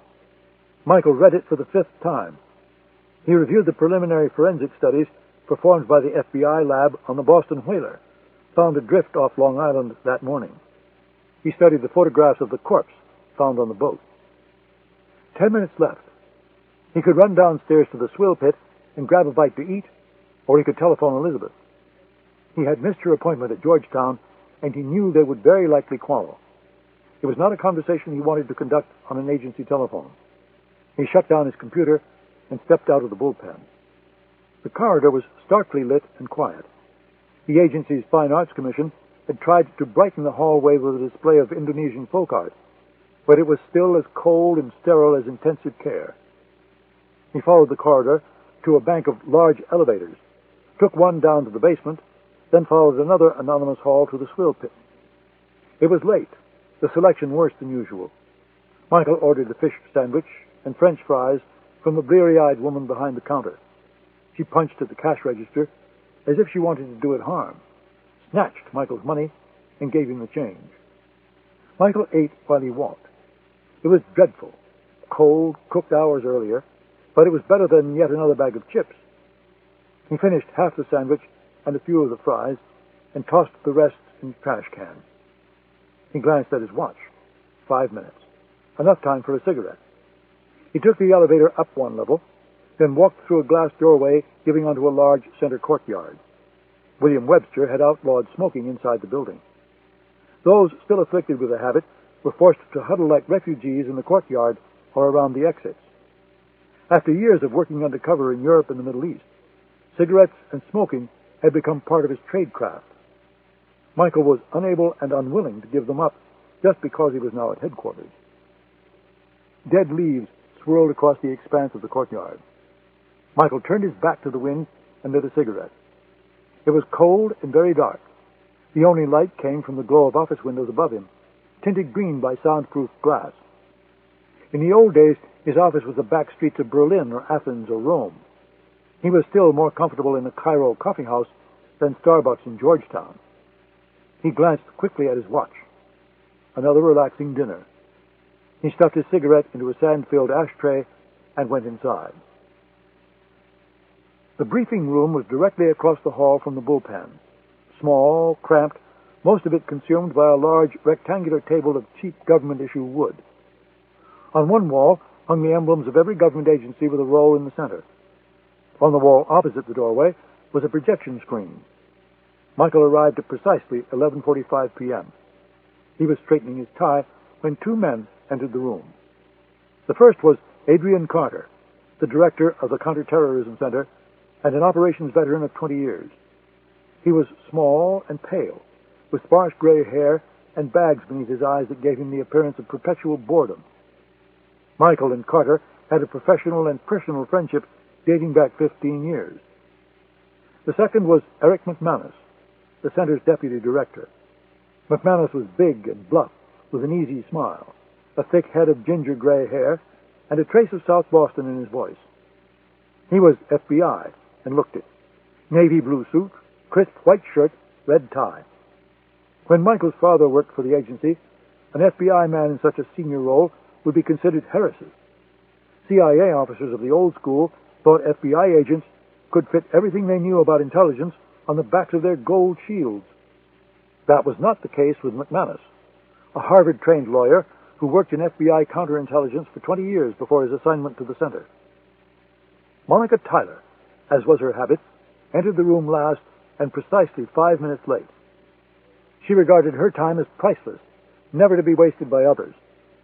A pair of identical mail fact totems trailed softly after her, each fervently clutching a leather-bound briefing book. Except for personnel, no one within the agency claimed to know who they were or who had spawned them. The office wits said they were conveyed with Monica from her Wall Street investment firm, along with her private bathroom and mahogany office furniture. End of side 1. To continue, turn the cassette over. Side 2. The Mark of the Assassin by Daniel Silva. Continuing on page 56. They were slender and sinewy, dark-eyed and watchful, and silent as pallbearers. They seemed to move in slow union, like performers in an underwater ballet. Since no one knew their true names, they were christened Tweedledee and Tweedledum. Monica's detractors referred to them as Tyler's eunuchs. McManus and Carter got to their feet without enthusiasm as Monica entered the room. She squeezed past McManus's bulky frame and took her customary seat at the head of the table, where she could see the screen and the briefer with an easy turn of her regal head. Tweedledee placed a leather-bound notebook on the table in front of her, as though it were an ancient tablet, and then sat behind her against the wall next to Tweedledum. "Monica, this is Michael Osbourne," Carter said. "Michael's dealt with counter-terror most of his career, and has been working on the Sword of Gaza since the group surfaced." Tyler looked at Michael and nodded, as though she had been told something she did not know. Michael knew that was not the case. Monica was renowned for reading the files of any officer with whom she came in contact. The rumor mill said she wouldn't bump into an officer at the water cooler without first having read his fitness reports. She turned her gaze from Michael to the blank screen. Her short blonde hair was perfectly styled, her makeup fresh. She wore a black suit with a high-collared white blouse beneath. One hand lay across the table. The other held a slender gold pen. She nibbled at the tip. Monica Tyler had no life other than her work. It was the one personal trait she made no attempt to conceal from her colleagues. The director brought her to the agency because she had followed him to every government job he'd ever had. She knew nothing of intelligence, but she was brilliant and an extremely quick study. She usually could be found in her 7th-floor office late into the night, reading briefing books and old files. She had the corporate lawyer's gift for knowing the right question to ask. Michael had seen her reduce ill-prepared briefers to ashes. Carter nodded at Osborne. He dimmed the lights and began the briefing. He pressed a button on a panel at the back of the room, and a photograph appeared on the screen. "This is Hassan Mahmoud. He was born in Gaza, grew up in a refugee camp, and joined Hamas during the Intifada. He is a committed Islamic revolutionary and is opposed to peace with Israel. He was trained in the camps of Lebanon and Iran. He is an expert bomb maker and a deadly gunman. He split from Hamas after the peace accords were signed and joined the Sword of Gaza. He is suspected of taking part in the assassination of an Israeli businessman in Madrid and the failed attempt to kill the Jordanian Prime Minister in Paris last year."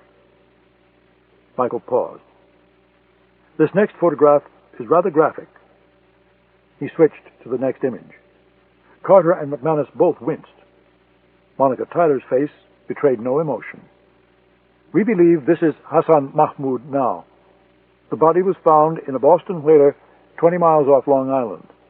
He was shot in the face 3 times. The launch tube of the Stinger was found next to him. Preliminary analysis has confirmed the missile was fired from the whaler. The stern of the craft was blackened, and the lab has discovered residue matching the type of solid rocket fuel used in Stingers." "Who shot him, and why?" Monica asked. "And how did he get away?" "We don't know the answers to those questions yet. We have a theory, though." Monica raised an eyebrow and turned her attention from the screen to Osborne. She had the straight, expressionless gaze of a therapist. Michael could feel her eyes probing for weakness. "Let's hear it," she said. Michael switched to the next image, an aerial photograph of a large ocean-going yacht towing a boat. This photograph was taken off the coast of Florida 4 days before the jetliner was shot down. The yacht is registered in the name of a French national. We've checked it out, and we're fairly certain the Frenchman in question does not exist. We do know it left the Caribbean island of Saint Barthélemy 8 days before the attack. The boat on the back is a 20-foot Boston whaler Dauntless, the same model that the body was found on. Where's the whaler now? At the Bureau's lab, McManus said. And the yacht? No sign of it, Michael said. The Navy and the Coast Guard are looking now. Satellite photographs of that part of the Atlantic are being reviewed. So on the night of the attack, Tyler said, the small craft heads close to Long Island, while the yacht remains well offshore, safely outside American territorial waters. So it would appear, yes. And when the shooter returns to the yacht, his colleagues kill him? So it would appear. But why? Why leave the body? Why leave the launch tube? All very good questions, for which we have no answers at this time. Go on, Michael. Earlier this evening, a claim of responsibility was faxed to the London Times in the name of the Sword of Gaza. An attack like this doesn't fit their profile, though. No, it doesn't. Michael pressed the button, and the next image appeared on the screen, a brief outline of the Sword of Gaza. The group formed in 1996, after the election of Benjamin Netanyahu in Israel. Its sole aim is to destroy the peace accords by assassinating anyone who supports it, Arab or Jew. It has never operated inside Israel or the territories. Instead, it operates mainly in Europe and the Arab world. The group is small, extremely compartmentalized, and very professional. We believe it has fewer than 30 committed action agents and a support staff of about 100.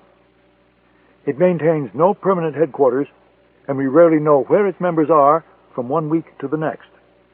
It receives virtually all its funding from Tehran, but it maintains training facilities in Libya and Syria as well. Michael changed the image. Here are some attacks attributed to the group. The shooting death of that Israeli businessman in Madrid carried out by Hassan Mahmoud. The image changed again. A scene of carnage on a Paris street. The failed attack on the Jordanian Prime Minister. He survived. 6 members of his party weren't so lucky. Another image. Blood and bodies in an Arab capital. A bombing in Tunis that left the Egyptian Deputy Foreign Minister dead, along with 25 innocent bystanders. The list goes on. An Israeli diplomat in Rome, another in Vienna, an aide to Yasser Arafat in Cairo, a Palestinian businessman in Cyprus. But never an attack on an airliner, Tyler said, when the last image vanished from the screen. None that we know of. In fact, we believe they've never struck an American target before. Michael switched on the lights. Monica Tyler said, the director is scheduled to brief the president at 8 a.m. tomorrow. During that meeting, the president will decide whether to order airstrikes against those training facilities. The president wants answers. Gentlemen, in your opinion, did the Sword of Gaza shoot down that airliner? Michael looked first at Carter, then at McManus. Carter took it upon himself to answer the question, since he was the senior man there. He cleared his throat gently before speaking. Monica, for all we know as of this moment, it might have been the Sword of Gaza, or it might have been the Washington Redskins. That last remark was a thing of beauty, Michael said, as they walked out the front doors and into the night. He turned up his collar against the cold and lit a cigarette. Carter walked next to him, one hand clutching a briefcase, the other rammed into his pocket. Carter always managed to look slightly lost and vaguely irritated. Those who did not know him tended to underestimate him, a quality that served him well both in the field and in the bureaucratic trenches of Langley. He spoke 6 languages and could melt into the back streets of Warsaw or Athens or Beirut with equal ease. Someone must have told him to spruce up his wardrobe for headquarters, because he was always immaculately turned out in costly English and Italian suits. Fine clothing did not hang naturally on Carter's short, slouching frame. $1,000 Armani ended up looking like a cheap knockoff from one of the suspect boutiques along Wisconsin Avenue in Georgetown. Michael always thought he looked slightly ridiculous, like a clerk in an exclusive men's shop who wore suits he could not afford. But Carter was an obsessive who never did anything halfway. His trade craft, his wife and family, his jazz. His newest passion was golf, and he restlessly practiced his stroke with plastic golf balls in his small glass-enclosed office. Once Michael slipped a real ball among the replicas. Carter promptly launched it through his office window during a conference call with Monica Tyler and the director. The following day, Carter received a bill for the repairs and a reprimand from personnel. "She drives me nuts sometimes," Carter muttered softly.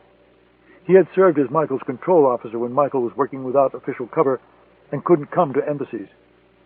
Even now, walking toward the west parking lot of headquarters, they moved as though they were conducting a debriefing under hostile surveillance. She thinks gathering intelligence is as easy as putting together a quarterly earnings report. She has the director's complete trust, and therefore should be handled carefully. Listen to you, the headquarters man, all of a sudden. Michael tossed his cigarette into the dark. "There's something about this attack that stinks. More than the fact that 250 people are lying on the bottom of the Atlantic? That body in the boat makes no sense. None of it makes sense. And there's something else. Oh, Christ, I've been waiting for this. The way Mahmoud was shot in the face like that." They stopped walking.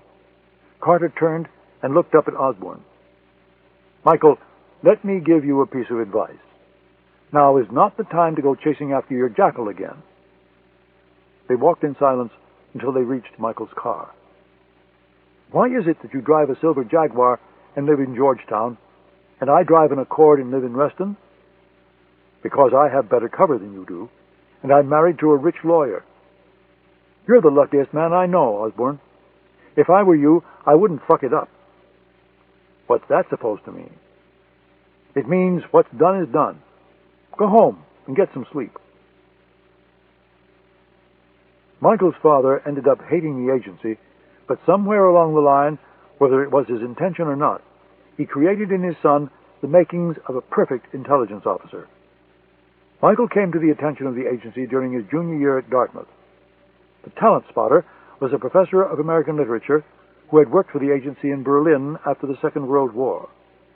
He saw in the ragged, bearded college student the makings of a perfect field officer: intelligence, leadership skills, charisma, attitude, and the ability to speak several languages. What the professor did not know was that Michael's father had worked in the clandestine service, and that Michael and his mother had followed him from posting to posting. He could speak 5 languages by the time he was 16. When the agency came for him the first time, he turned them down. He had seen what the job had done to his father, and he had seen the toll it had taken on his mother. But the agency wanted him, and it kept trying. He finally agreed after graduation because he had no job prospects and no better ideas. He was sent to Camp Perry, the CIA training facility outside Williamsburg, Virginia, known as the Farm. There he learned how to recruit and run agents. He learned the art of clandestine communication. He learned how to spot enemy surveillance. He learned the martial arts and defensive driving.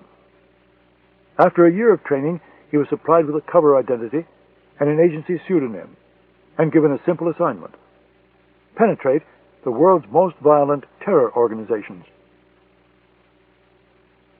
Michael drove along Route 123, turned onto the George Washington Parkway, and headed toward the city. The road was deserted. The tall trees on either side twisted in the gusty wind, and a bright moon shone through broken clouds. Reflexively, he checked his mirror several times to make certain he was not being followed. He pressed the accelerator. The speedometer showed 70. The Jaguar rose and fell over the gentle landscape. The trees opened to his left, and the Potomac sparkled in the moonlight. After a few minutes, the spires of Georgetown appeared. He took the Key Bridge exit and crossed the river into Washington. M Street was deserted. Just a few homeless men drinking in Key Park, and a knot of Georgetown students talking on the sidewalk outside the local Kinko's. He turned left on 33rd Street. The bright lights and shops of M Street vanished behind him. The house had a private parking space in the back, reached by a narrow alley, but Michael preferred to leave his car on the street in plain view. He turned left onto N Street and found a spot. Then, as was his habit, he watched the front of the house for a moment before shutting down the motor. Michael enjoyed being a case officer, the seduction of a good recruitment, the payoff of a timely piece of intelligence. But this was the part of the job he didn't like, the gnawing anxiety he felt every time he entered his own home, the fear his enemies would finally take their revenge. Michael had always lived with an element of personal risk because of the way he did his job. In the lexicon of the CIA, he was a NOC, the agency acronym for non-official cover. It meant that instead of working out of an embassy with a State Department cover, like most operations officers, Michael was on his own. He had been a business major at Dartmouth, and his cover usually involved international consulting or sales. Michael preferred it that way. Most of the CIA officers operating from an embassy were known to the other side. That made conducting the business of espionage all the more difficult, especially when the target was a terrorist organization. Michael didn't have the albatross of the embassy hanging around his neck, but he also didn't have it for protection. If an officer operating under official cover got into trouble, he could always run to the embassy and claim diplomatic immunity.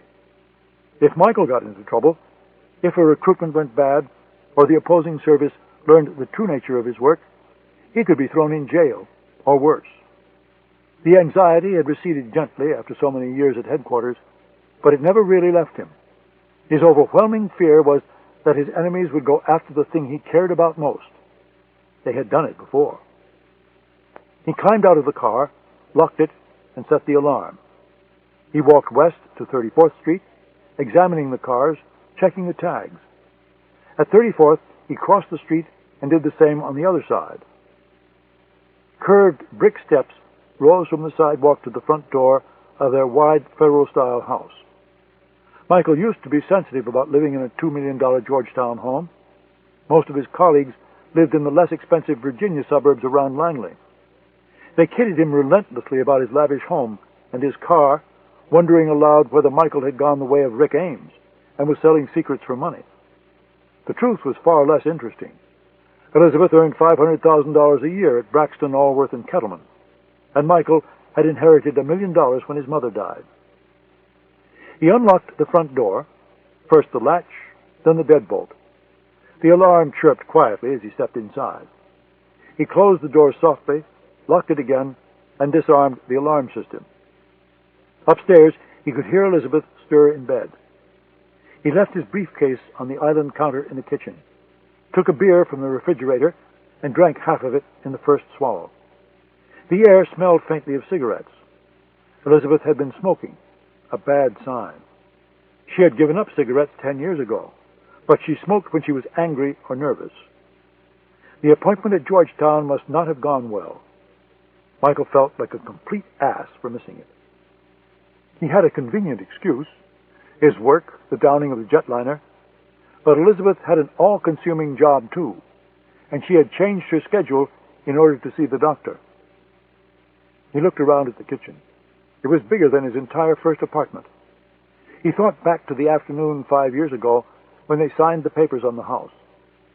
He remembered walking through the large empty rooms, Elizabeth talking excitedly about what would go where, how the rooms would be decorated, what color they would be painted. She wanted children, lots of children, running around the house, making noise, breaking things. Michael wanted them too. He had lived an enchanted childhood, growing up in exotic places all over the world, but he'd had no siblings, and he felt there was something missing in his life. Their inability to have children had taken a toll. Sometimes the place seemed empty and cheerless, far too large for just the two of them, more like a museum than a home. Sometimes he felt as though children had been there once, but had been taken away. He felt they had been sentenced to live there together, just the two of them, wounded forever. He shut out the lights and carried the rest of the beer upstairs to the bedroom. Elizabeth was sitting up in bed, knees beneath her chin, arms wrapped around her legs. An overhead light burned softly high in the cathedral ceiling. Dying embers glowed in the fireplace. Her short blonde hair was tousled. Her eyes betrayed she had not slept. Her gaze was somewhere else. 3 half-smoked cigarettes lay in the ashtray on her nightstand. A pile of briefs was strewn across his side of the bed. He could tell she was angry, and she had dealt with it the way she always did, throwing herself into her work. Michael undressed silently. "What time is it?" she asked without looking at him. "Late." "Why didn't you call?" Why didn't you tell me you were going to be so late tonight? There were developments in the case. I thought you'd be asleep. I don't care if you wake me up, Michael. I needed to hear your voice. I'm sorry, Elizabeth. The place was crashing. I couldn't get away. Why didn't you come to the appointment? Michael was unbuttoning his shirt. He stopped and turned to look at her. Her face was red, her eyes damp. Elizabeth, I'm the officer assigned to the terrorist group that may have shot down that jetliner. I can't walk out in the middle of the day and come to Washington for a doctor's appointment. Why not? Because I can't, that's why. The President of the United States is making decisions based on what we tell him. And in a situation like this, it's impossible for me to leave the office, even for a couple of hours. Michael, I have a job, too. It may not be as important as working for the CIA, but it is damned important to me. I'm juggling 3 cases right now. I've got Braxton breathing down my neck, and I'm trying desperately to have a... The composer cracked just for an instant. I'm sorry, Elizabeth. I wanted to come, but I couldn't. Not on a day like today. I felt horrible about missing the appointment. What did the doctor say? She opened her mouth to speak, but no sound came out. Michael crossed the room, sat down beside her on the bed, and pulled her close. She put her head against his shoulder and cried softly. He's not sure what the problem is exactly. I can't get pregnant. Something might be wrong with my tubes. He's not certain. He wants to try one more thing, IVF. He says Cornell in New York is the best. They can take us next month. Elizabeth looked up at him, her face wet with tears. I don't want to get my hopes up, Michael, but I'll never forgive myself if we don't try everything. I agree. It means spending some time in New York. I'll make arrangements to work out of our Manhattan office. Dad will stay on the island so we can use the apartment. I'll talk to Carter about working from the New York station. I may have to go back and forth a few times, but I don't think it'll be a problem. Thank you, Michael. I'm sorry about snapping at you. I was just so damned angry. Don't apologize. It was my fault. I knew what I was getting into when I married you. I know I can't change what you do, but sometimes I need you to be around more. I need more time with you. I feel like we bump into each other in the morning and bump into each other again at night. We could quit our jobs. We can't quit our jobs. She kissed his mouth. Get undressed and come to bed. It's late. Michael rose and walked into the large master bath. He finished undressing, brushed his teeth, and washed his face without looking in the mirror. The bedroom was dark when he returned, but Elizabeth was still sitting up in bed, her arms wrapped around her knees again. I see it in your face, you know. What are you talking about? That look. What look? That look you get on your face every time someone gets killed anywhere in the world. Michael lay down on the bed and rolled onto his elbow to face her. Elizabeth said, I see that look in your eyes, and I wonder if you're thinking about her again. I'm not thinking about her, Elizabeth. What was her name? You've never told me her name. Her name was Sarah. Sarah, Elizabeth said. Very pretty name, Sarah. Did you love her? Yes, I loved her. Do you still love her? I love you. And you're not answering my question. No, I don't love her anymore.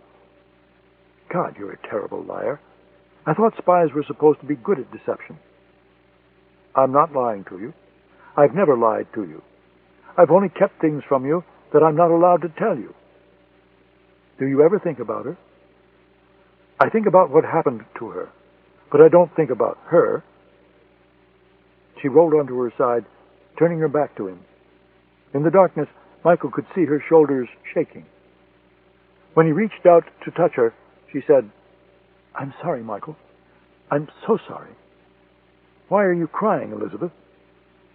Because I'm mad as hell at you, and because I love you desperately, because I want to have a baby with you, and I'm terrified about what's going to happen to us if I can't. Nothing's going to happen to us. I love you more than anything in the world. You don't love her anymore, do you, Michael? I love you, Elizabeth, and only you. She rolled over in the darkness and pulled his face to hers. He kissed her forehead and brushed tears from her eyes. He held her for a long time, listening to the wind in the trees outside their bedroom window, until her breathing assumed the rhythm of sleep. Chapter 7. The White House. Anne Beckwith had one rule about dinner. Talking about politics was strictly forbidden. Politics had ruled their lives in the 25 years since her husband had been sucked into the GOP, that for 1 hour each evening, politics would not intrude. They dined in the family quarters of the executive mansion, the President, the First Lady, and Mitchell Elliott. Anne revered Italian cooking and secretly believed the country would be a better place if we were a little more like the Italians and less like Americans. Beckwith, for the sake of his political career, had asked Anne to keep such views to herself. He resisted Anne's desire to vacation in Europe each summer, choosing more American settings instead. That summer they vacationed in Jackson Hole, which Anne, on the fourth day, renamed Shithole. He indulged her when it came to food. That night, beneath soft candlelight, she had chosen fettuccine tossed with pesto, cream, and peas, followed by medallions of beef tenderloin, a salad, and cheese, all washed down by a costly 15-year-old bottle of Tuscan red wine. Throughout the meal, as White House stewards drifted silently in and out of the room with each new course, Anne Beckwith carefully guided the conversation from one safe topic to the next. New films she wanted to see, new books she had read, old friends, the children, the little villa in the Piedmont district of northern Italy, where she planned to spend the first summer after our sentence is over and we're both free again. The President looked exhausted. His eyes, normally a clear pale blue, were red and tired. He had endured a long, tension-filled day. He had spent the morning with the heads of the agencies investigating the attack on the jetliner, the FBI and the National Transportation Safety Board. In the afternoon, he had flown to New York and met with grieving relatives of the victims. He toured the crash site off Fire Island aboard a Coast Guard cutter and flew by helicopter to the town of Bayshore to attend a prayer service for a group of local high school students killed in the tragedy. He had a tearful meeting with John North, a chemistry teacher whose wife Mary was the faculty sponsor of the trip to London. Vandenberg had scripted the events perfectly. On television, the President looked like a leader, calmly in control of the situation.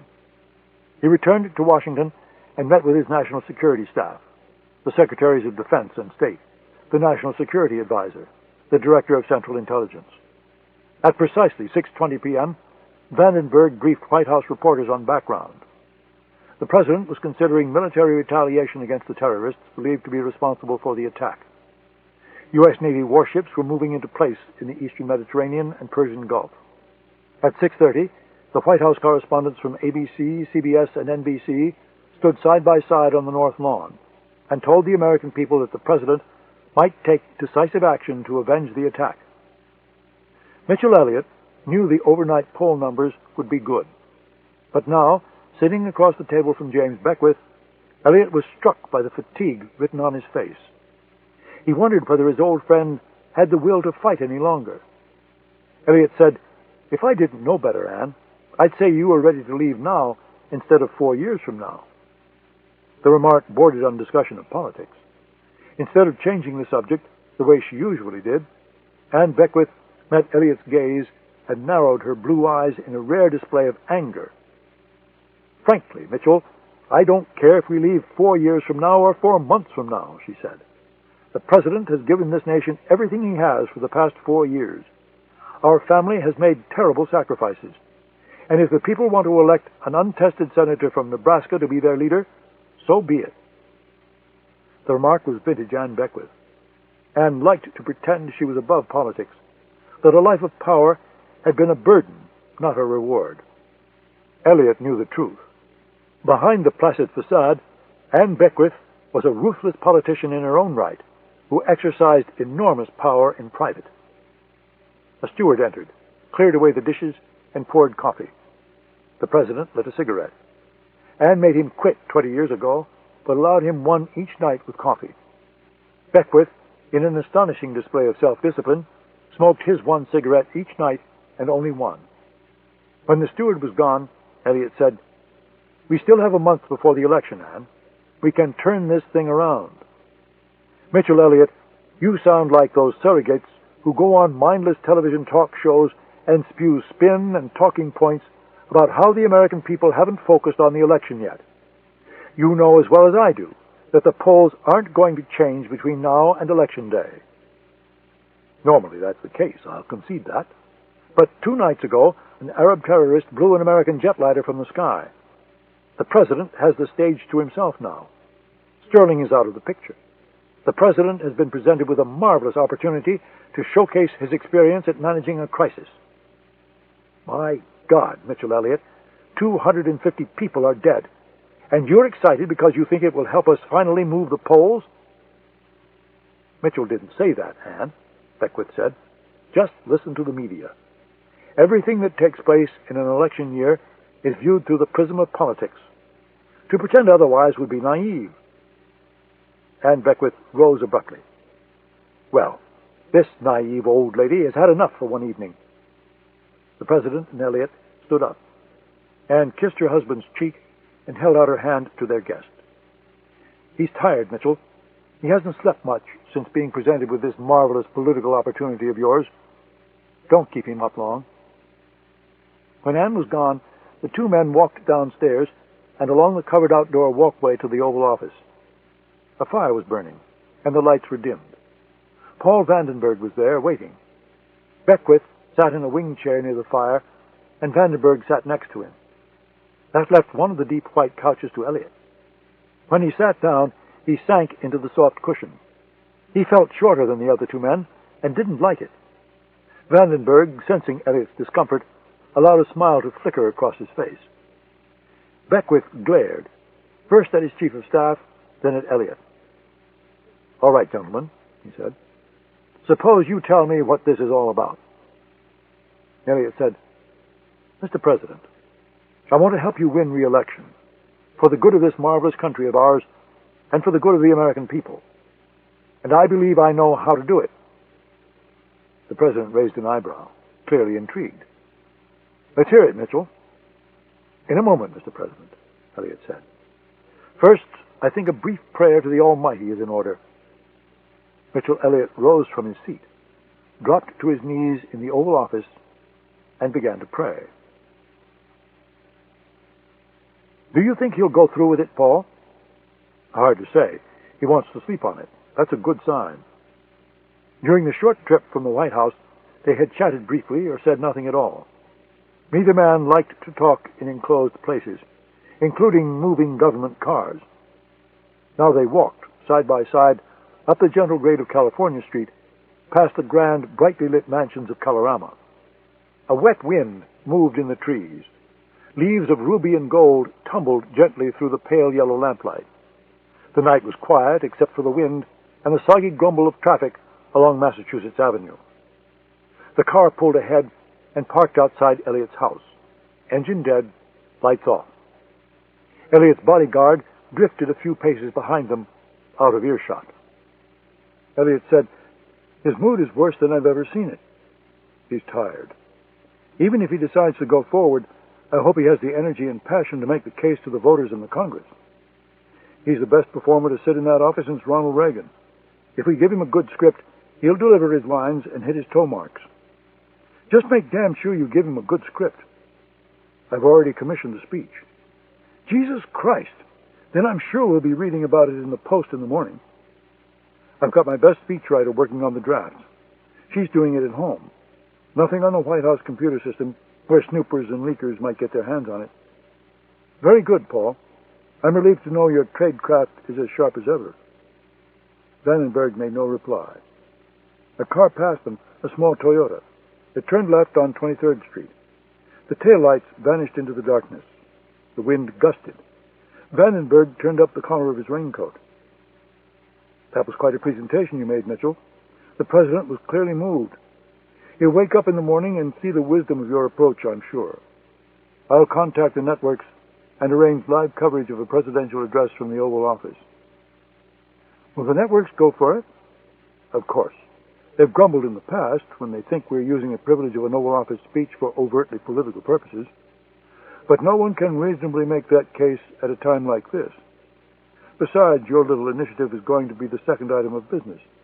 The first item will be an announcement that the United States military has just carried out a devastating attack on the Sword of Gaza and its sponsors. I doubt even the network presidents would be arrogant enough to deny Beckwith live coverage at a time like this. I would have thought someone with your track record would never underestimate the arrogance of the media, Paul. They say I'm the power behind the throne. I get blamed when things go wrong, but I get the credit when they go right. I suggest you make damn sure that this one goes right. I will, don't worry. What can I do to help? Leave town as quickly and as quietly as possible. I'm afraid I can't. Jesus Christ, I asked you to keep a low profile. Just a small dinner party tomorrow night. Braxton, a few of his senior partners, and a senator whose ass I need to kiss. Add me to the list. I would have thought you'd be busy, Paul. The speech will run from 9 to 9:15. I'll come over immediately afterward. Save me a place at the table. Vandenberg climbed into the back of the White House car. The ignition of the engine shattered the quiet of California Street. The car pulled away, turned left onto Massachusetts, and was gone. A few seconds later, a Toyota swept past the house, the same one they had seen a few minutes earlier. Mitchell Elliott waited for Mark Callahan to accompany him to the walk to his front door. Did you get the license number of that car? Of course, Mr. Elliott. Run a check on it. I want to know who owns it. Right away, sir. Elliott was reading in the library when his assistant walked in 20 minutes later. The car's registered to Susanna Dayton. She lives in Georgetown. Susanna Dayton is the Washington Post reporter who's doing a piece on my connections to Beckwith. Could be coincidence, Mr. Elliott, but I'd say she's watching the house. Put her under surveillance. Bring in as many men as you need to do the job right. I want to know what she's doing and whom she's seeing. Get inside her house as quickly as possible. Bug the rooms and the telephones. No fucking around on this one. The egg closed the door behind him as he left. Mitchell Elliott picked up the telephone and dialed the White House. 30 seconds later, the call was routed through to Paul Vandenberg's car. Hello, Paul. I'm afraid we have a small problem. Chapter 8, Washington, D.C. Pomander Walk is a touch of France hidden within the heart of Georgetown. 10 small cottages off Volta Place, reached by an alley too narrow for cars. Susanna Dayton fell in love with the little street the first time she saw it. The whitewashed brick exteriors, the brightly painted window frames, the flowers spilling from pots on the front steps. Volta Park was located just across the way, a perfect place to run her golden retriever. When one of the 10 houses had finally come on the market 2 years ago, she sold her Connecticut Avenue apartment and moved in. She parked her car on Volta Place, grabbed her bag, and climbed out. The rain had ended, and the street was buried beneath a carpet of slick leaves. Susanna closed the door and crossed the street. Pomander Walk was quiet as usual. The soft light of a television flickered in the living room window of the house directly opposite hers. Carson barked loudly as Susanna walked up the front steps of her house and shoved her key in the lock. He scampered into the kitchen and came back with his leash in his mouth. In a minute, sweetheart. Let me do a little work and change clothes. The house was small but comfortable for one person. 2 bedrooms above, kitchen and living room below. When she was still married, she and her husband lived in a larger townhouse 2 blocks away on 34th Street. It was sold in the divorce settlement and the money divided between them. Jack and his new wife, an aerobics instructor at his health club, bought a house overlooking Rock Creek in Bethesda. Susanna was glad he had moved.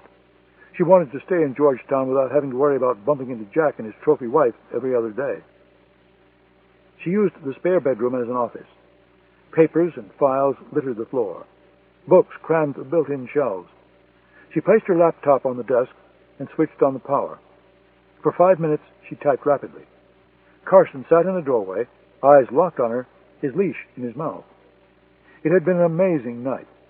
Mitchell Elliott had spent 3 hours inside the White House, presumably with the president. And then she had seen him walking outside his California Street home with the president's chief of staff, Paul Vandenberg. Taken in isolation, the information was not damning.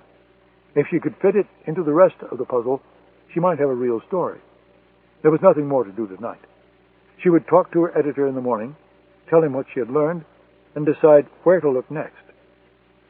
She encrypted the file and saved it to her hard drive and 2 floppy disks. She removed the second disk and carried it into her bedroom. It was late, after 11, but she was keyed up from sitting in the car in the cafe all night. She removed her sweater, stepped out of her skirt, and pulled off her stockings and her underwear. From her dresser drawer, she took a pair of blue lycra running pants and a cotton turtleneck pullover and quickly put them on. A nylon jacket hung on a hook in the bathroom. She pulled it on, then bent over the sink and scrubbed off the makeup she had put on 15 hours earlier. She dried her face and looked at her reflection in the mirror. At 40, Susanna Dayton still considered herself a moderately attractive woman. Dark, curly hair that fell about her shoulders, deep brown eyes, olive skin. The hours were beginning to show on her face, though. She had thrown herself into her work since the divorce from Jack. 16-hour days were normal, not an exception. She had dated a few men casually, even slept with a couple. But work came first now. Carson paced the upstairs hallway. "Come on, boy, let's go." Susanna took the disc and followed the dog downstairs. While she stretched, she picked up the cordless telephone and punched in the number for her neighbor, an environmental lobbyist named Harry Scanlon. "I'm going out for a run with Carson," she said. "If I'm not back in a half hour, send for help." "Where are you going?" "I don't know. Maybe DuPont Circle and back." "Where the hell have you been?" "Working as usual. I'm going to drop one through the slot on my way out." "Fine. Good night, darling." "Good night, my love." She hung up. She placed her beeper and a cellular phone in a fanny pack, put it around her waist, and let herself out. She knew it was foolish to run so late at night. Her friends constantly lectured her about it, but she always carried a cellular phone and took Carson along for protection. She walked up the steps to Harry's house and slipped the disc through his mail slot. Susanna believed in having backups to her backups, and if her house ever burned down or was robbed, at least Harry would have a copy of her notes. Harry thought she was out of her mind, but he indulged her. They had a system. When Susanna slipped a new floppy through Harry's mail slot, Harry would return the old one through hers, usually the next morning. She slipped out, Pomander Walk. Carson relieved himself against the side of a tree. Then she zipped up her jacket against the cold and started running eastward across Georgetown through the darkness. Carson at her side. The man in the parked car on Volta Place watched the woman leave. He knew he wouldn't have much time. It was late. She probably wouldn't run for very long. He would have to work quickly. He climbed out, softly closed the door, and crossed the street. He wore black trousers, a dark shirt, and a black leather jacket, and carried a small leather attaché in his right hand. Mark Callahan was not wasting any time. He had served in the Special Forces, Navy SEALs to be precise. He knew how to penetrate buildings quietly. He knew how to leave without a trace. Pomander Walk was quiet. Only one of the small houses showed any signs of life. 30 seconds after entering the street, he had picked Susanna Dayton's lock and was inside the house. He stayed there for 15 minutes and left as quietly as he came. At 4 o'clock, Michael awakened with the rain. He tried to sleep again, but it was no good. Each time he closed his eyes, he saw the plane hurtling down to the sea and the face of Hassan Mahmoud, blown apart by 3 bullets. He slipped quietly from bed and walked down the hall to the study, switched on his computer, and sat down. The files passed before his eyes. Photographs, police reports, agency memos, reports from friendly intelligence services. He reviewed them one more time. The murder of a government official in Spain, claimed by the Basque separatist movement ETA, but later denied. The murder of a French police official in Paris, claimed by the militant Direct Action, later denied. The murder of a BMW official in Frankfurt, claimed by the Red Army faction, later denied. The murder of a senior PLO commander in Tunis, claimed by a rival Palestinian faction, later denied. The murder of an Israeli businessman in London, claimed by the PLO, later denied. All the attacks came at critical times and served to worsen tensions. All had one other thing in common. The victims received 3 gunshot wounds to the face. Michael opened another file. The victim was Sarah Randolph. She was a wealthy, beautiful art student with leftist politics, and Osbourne, against all better judgment, had fallen hopelessly in love with her while he was working from London. He knew personnel security would get the jitters about her politics, so he broke agency rules and chose not to declare the relationship. When she was murdered on the Chelsea embankment, the agency took it as a sign that Michael's cover had been blown and that he could no longer operate as a knock in the field. He clicked open her photograph. She was the most beautiful woman he had ever known, but an assassin had taken her beauty and her life. 3 bullets to the face, 9mm rounds, just like the others. Michael had seen her kill her, just for an instant. He believed it was the same man who killed the others, the same man who killed Hassan Mahmoud. Who was he? Did he work for a government, or was he a freelancer? Why did he always kill the same way? Michael lit a cigarette and asked himself something else. Does he really exist, or is he a figment of my imagination, a ghost in the files? Carter thought Michael was seeing things. Carter would have his ass if he peddled his theory now. So would Monica Tyler. He shut off the computer and went back to bed. Chapter 9, Washington, D.C. The following morning, Paul Vandenberg leafed through a stack of newspapers as his chauffeured black sedan sped along the George Washington Parkway toward the White House. Most administration officials preferred to scan a digest of news clips prepared each morning by the White House press office. But Vandenberg, a rapid and prodigious reader, wanted the real thing. He liked to see how a story was played. Was it above the fold or below? Was it on the front page or buried inside? Besides, he distrusted summaries. He liked raw intelligence, raw data. He had a mind capable of storing and processing immense amounts of information, unlike his boss, who needed bite-sized portions. Vandenberg liked what he saw. The downing of Flight 002 dominated the front pages of every major newspaper in the country. The presidential campaign seemed no longer to exist. The Los Angeles Times had the big scoop of the morning. U.S. law enforcement and intelligence officials had pinned responsibility on the Sword of Gaza. The paper laid out that case in detail, complete with precise graphics on how the attack was carried out and a profile of the terrorist involved, Hassan Mahmoud. Vandenberg smiled. The idea to leak to the Los Angeles Times was his. It was the most important newspaper in California, and they would need a chit or two in the stretch drive before Election Day. The rest of it was just as good. Beckwith's trip to Long Island received prominent coverage. The New York Times and the Washington Post published complete transcripts of his remarks at the memorial service. Every newspaper printed the same Associated Press photo of Beckwith consoling the mother of one of the young victims. Beckwith as father figure. Beckwith as mourner-in-chief. Beckwith as the avenging angel. Sterling was frozen out. His campaign swing through California received virtually no coverage. It was perfect. The car arrived at the White House. Vandenberg climbed out and entered the West Wing. His office was large and tastefully furnished, with French doors opening onto a small flagstone patio overlooking the south lawn. He sat down at his desk and thumbed through a stack of telephone messages. He glanced at the president's schedule. Vandenberg had cleared the decks of anything unrelated to Flight 002. He wanted Beckwith rested and relaxed when he went before the cameras that night. It was arguably the most important moment in his presidency, indeed in his career. One of Vandenberg's 3 secretaries poked her head in the office. "Coffee, Mr. Vandenberg?" "Thanks, Margaret." At 7:30, the senior staff filed into his office. The press secretary, the budget director, the communications director, the domestic policy advisor, the congressional liaison, and the deputy national security advisor. Vandenberg liked meetings quick and informal. Each staff member carried a notebook, a cup of coffee, and a donut or bagel. Vandenberg presided. He moved quickly around the room, getting updates, giving instructions, dispensing with problems. The meeting broke up on schedule at 7:45. He had 15 minutes before his meeting with Beckwith. "Margaret, no visitors or phone calls, please." "Yes, Mr. Vandenberg." Paul Vandenberg had been at James Beckwith's side for 20 years, on Capitol Hill and in Sacramento. But this would be their most crucial encounter ever. He opened the French doors and stepped out onto the sunlit patio, breathing the chill October air.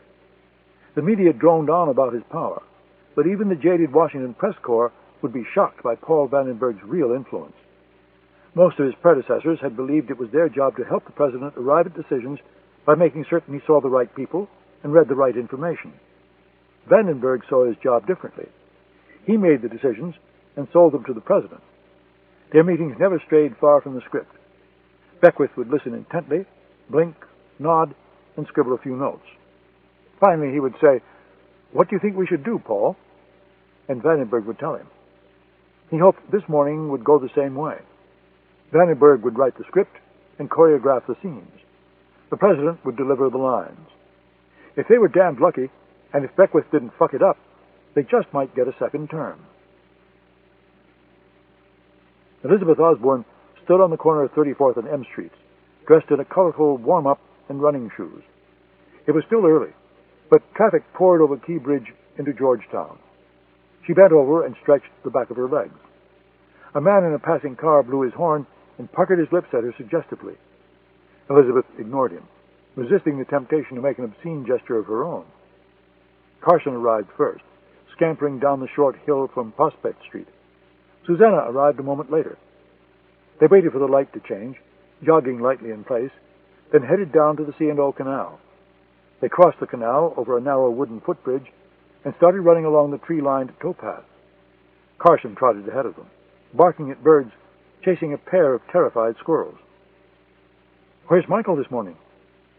"He had to get to work early," Elizabeth said. She hated lying to Susanna about Michael's work. They had met at Harvard Law and remained close friends over the years. They lived a few blocks apart, ran together, and saw each other regularly for dinner. Their relationship had grown closer after Susanna's divorce from Jack. He was a partner at Braxton, Allworth, and Kettleman, and Elizabeth found herself in the unenviable position of serving as unofficial mediator while the two disentangled their lives. "And how's Jack?" Susanna asked. Their conversations always got around to Jack at some point. Susanna had been madly in love with him, and Elizabeth suspected she loved him still. "Jack's fine." "Don't tell me he's fine. Tell me he's miserable." "All right, he's a lousy lawyer and a complete asshole. How's that?" "Much better. How's his little cookie?" "He brought her to an office cocktail party last week. You should have seen the dress. God, I'm jealous of that body, though. Braxton could barely keep his tongue in his mouth." "Did she look cheap? Tell me she looked cheap." "Very cheap." "Is Jack being faithful?" "Actually, the gossip mill says he's been having an affair with one of our new associates." "Wouldn't surprise me. I think Jack's physiologically incapable of fidelity. I give his marriage to the cookie 3 years at the most." The trees broke, and they entered bright sunshine. Elizabeth removed her gloves and her headband and stuffed them in the pocket of her jacket. A mountain bike roared past them, like a bullet. To their left, on the river, a Georgetown crew pulled gracefully upstream against the gentle current. "What happened yesterday at the doctor's?" Susanna asked, broaching the subject cautiously. Elizabeth told her everything. There were no secrets between them, only Michael and his work. "Does he think in vitro will work?" "He doesn't have the faintest idea. It's like throwing darts at a board. The more you learn about infertility treatment, the more you find out they really don't know too much." "How are you doing?" "I'm fine. I just want it over and done with. If we can't have children, I want to get it behind us and move on with our lives." They ran in silence for a few minutes. Carson came back, dragging a 3-foot-long branch he had pulled from the trees.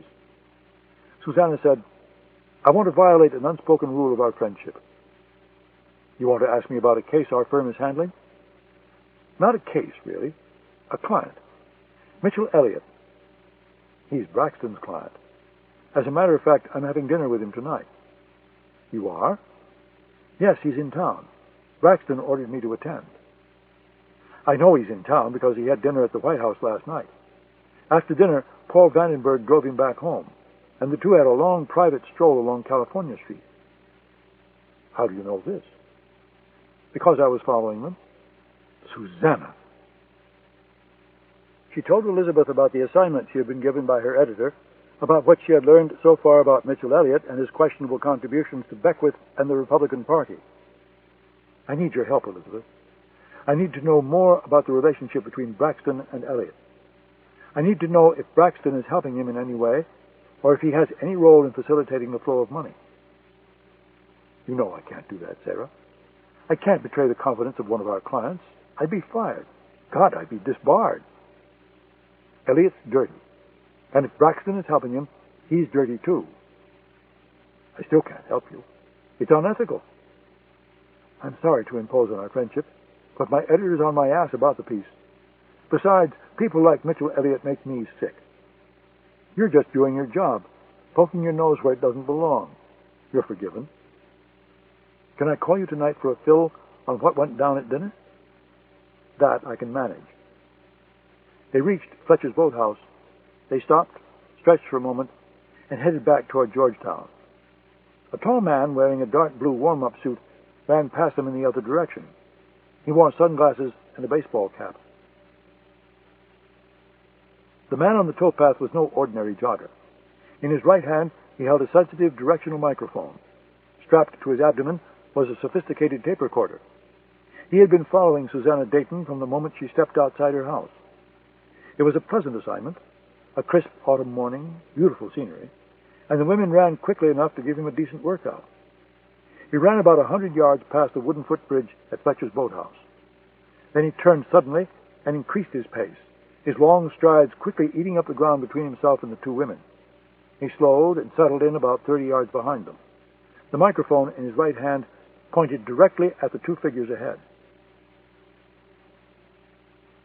Paul Vandenberg always got a brief chill when he set foot in the Oval Office. The president entered the room at precisely 8 o'clock. 5 men followed in rapid succession. James Beckwith's predecessor strove for diversity in his cabinet, but Beckwith wanted his closest advisers to be like himself, and he made no apologies for it. The men took their places in the seating area of the office. Vice President Ellis Creighton, National Security Advisor William Bristol, Secretary of State Martin Claridge, Secretary of Defense Alan Payne, and CIA Director Ronald Clark. The President technically presided over senior meetings like this one, but Vandenberg served as Master of Ceremonies.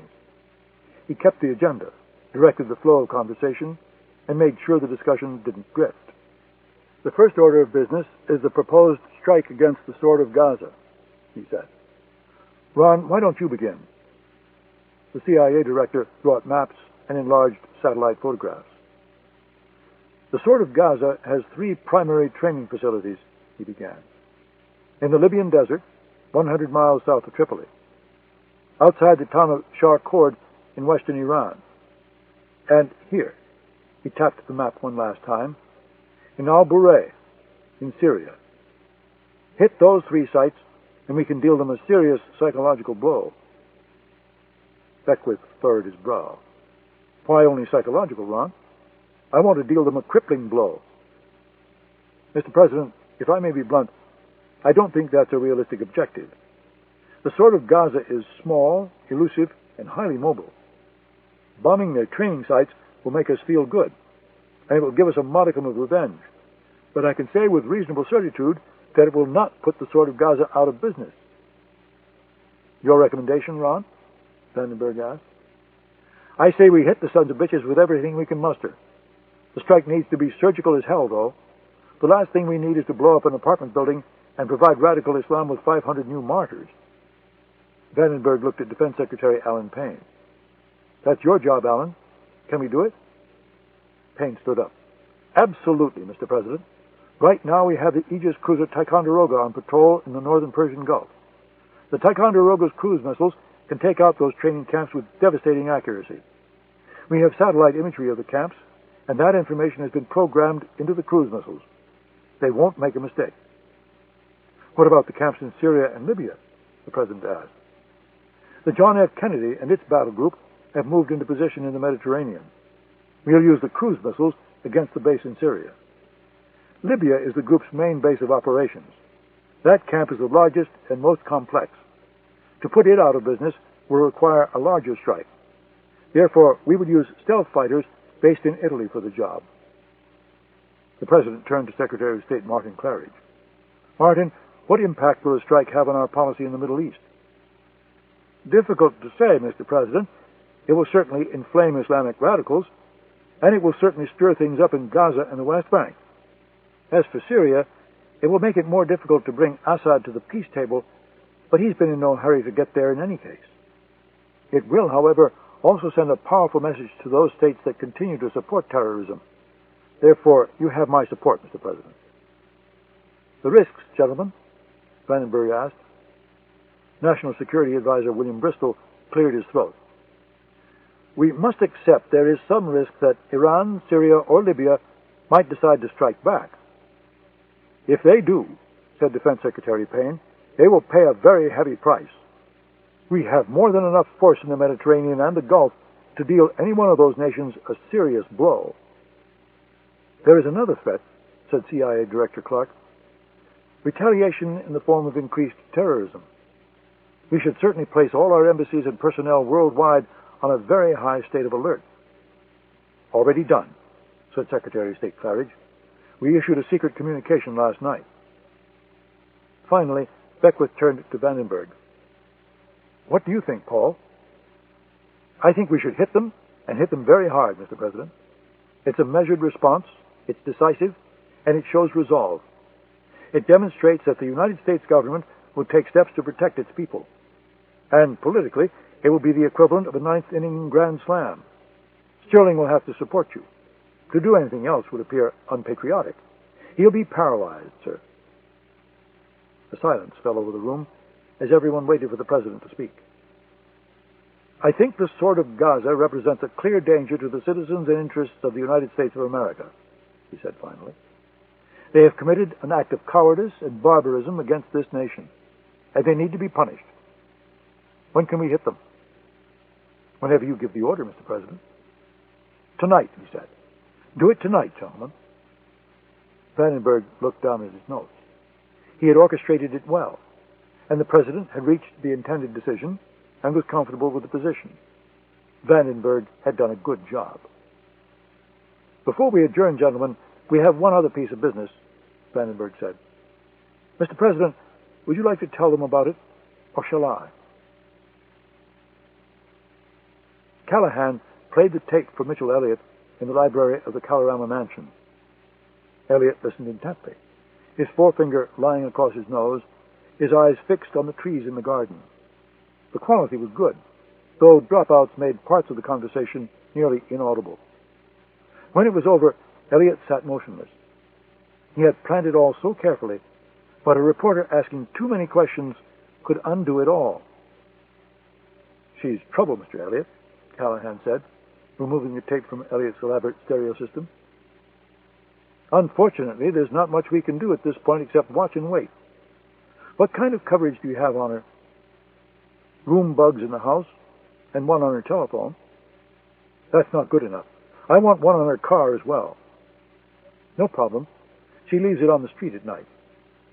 And her computer, too. I want you to go in every chance you get and copy the contents of her hard drive. Callahan nodded. We need to keep a closer eye on her while she's at work. Get Rodriguez on a plane right away. He's going to work at the Post. What does Rodriguez know about journalism? Nothing. That's not the kind of job I have in mind for him. Callahan looked perplexed. Elliott said, Rodriguez grew up in the roughest neighborhood in Bakersfield. He speaks Spanish like a boy from the barrio. Take away his $600 suits and that fancy hairdo, and he'll look like a Salvadoran farm worker. Get him a false green card and find him a job on the cleaning service used by the Post. I want him inside by tomorrow night. Good idea. I want everything on her. Financial, her divorce, everything. If she wants to play hardball, she's playing in the wrong league. Callahan held up the tape. What do you want me to do with this? Destroy it. Chapter 10, Washington, D.C. Elizabeth Osbourne thought, if there's anything worse than a Washington dinner party, it's going to a Washington dinner party alone. She arrived at Mitchell Elliott's Colorama Mansion 15 minutes late. She left her Mercedes with the valet, a boy who looked barely old enough to drive, and headed up the walkway.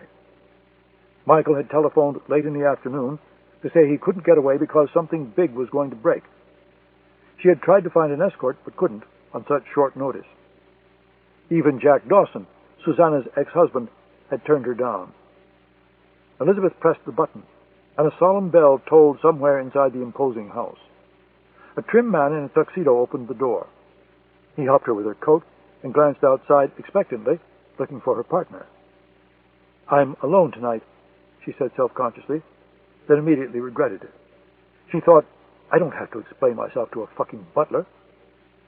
The butler informed her that drinks were being served in the garden. She followed the center hall into the house. French doors gave onto a magnificent terraced garden. Gas heaters burned the chill from the autumn night air. Elizabeth stepped outside, and a waiter presented her with a glass of cold Chardonnay. She drank half of it very quickly. She glanced around at the other guests and felt even more embarrassed. She was surrounded by the elite of Washington's Republican establishment: the Senate Majority Leader, the House Minority Leader, a smattering of lesser members, and the upper echelon of the city's lawyers, lobbyists, and journalists. A famous conservative television commentator was holding forth on the banks of the lap pool. Elizabeth awkwardly drifted into his orbit, clutching her wine like a shield. Beckwith was in trouble, the commentator pronounced, because he had betrayed the party's conservative principles. His audience nodded slowly. The oracle had spoken. Elizabeth glanced at her watch. 8 o'clock. She wondered whether she could make it through the evening. She wondered who would be the first to comment on the fact she was alone. Someone bellowed her name. She turned in the direction of the sound and saw Samuel Braxton floating toward her. He was a brilliant and ruthless lawyer, warehoused inside a lineman's body, gone soft with age and prosperity. His latest acquisition, a big-breasted blonde named Ashley, hung on his beefy arm. She was wife number 3 or number 4. Elizabeth couldn't recall for certain. They had sat next to each other at a dinner party while she was still Ashley Dupree, waiting for her divorce to become final so she could make an honest man of Samuel. She was Huntsville rich.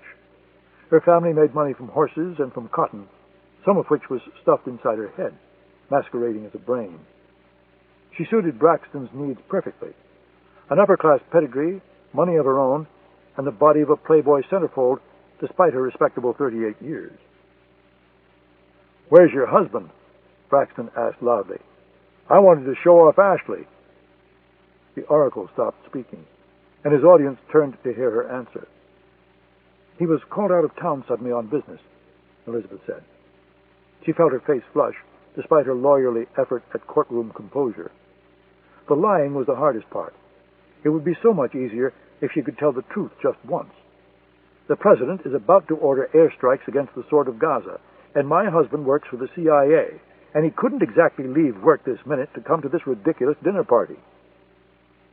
Braxton made a show of looking around the garden at the other guests. "Well, Elizabeth, you do seem to be in the minority here tonight. If I'm not mistaken, you're the only card-carrying member of the Democratic Party in the room." Elizabeth managed a careful smile. "Believe it or not, Samuel, I'm one of the few people who actually likes Republicans." But Braxton didn't hear the crack, because he was already looking past her at Mitchell Elliott, who had just entered the garden.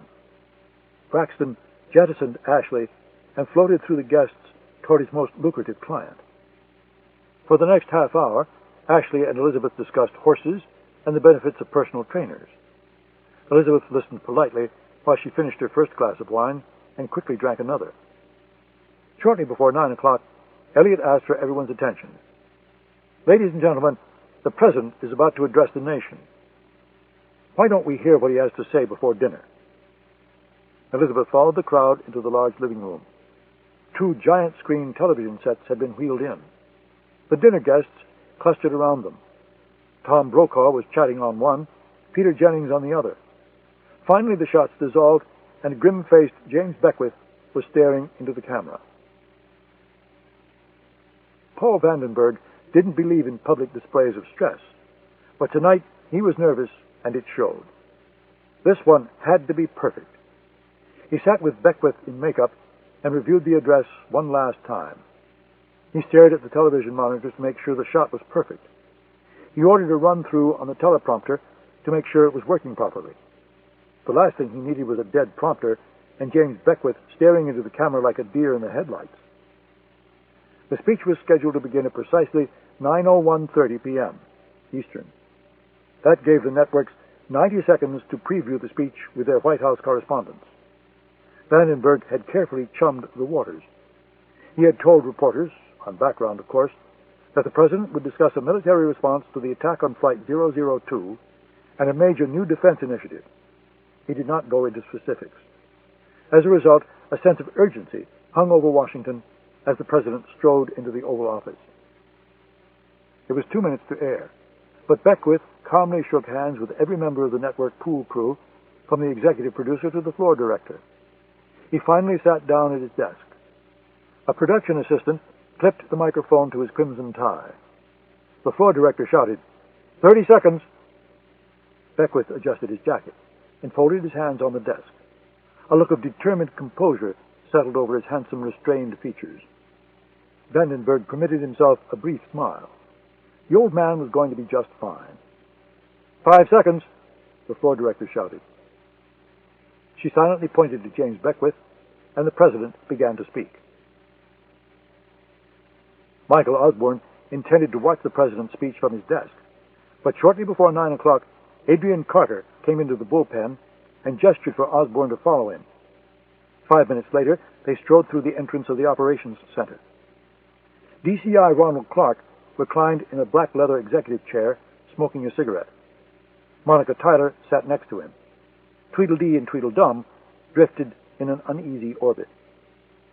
Beckwith's face appeared suddenly on a wall of television monitors.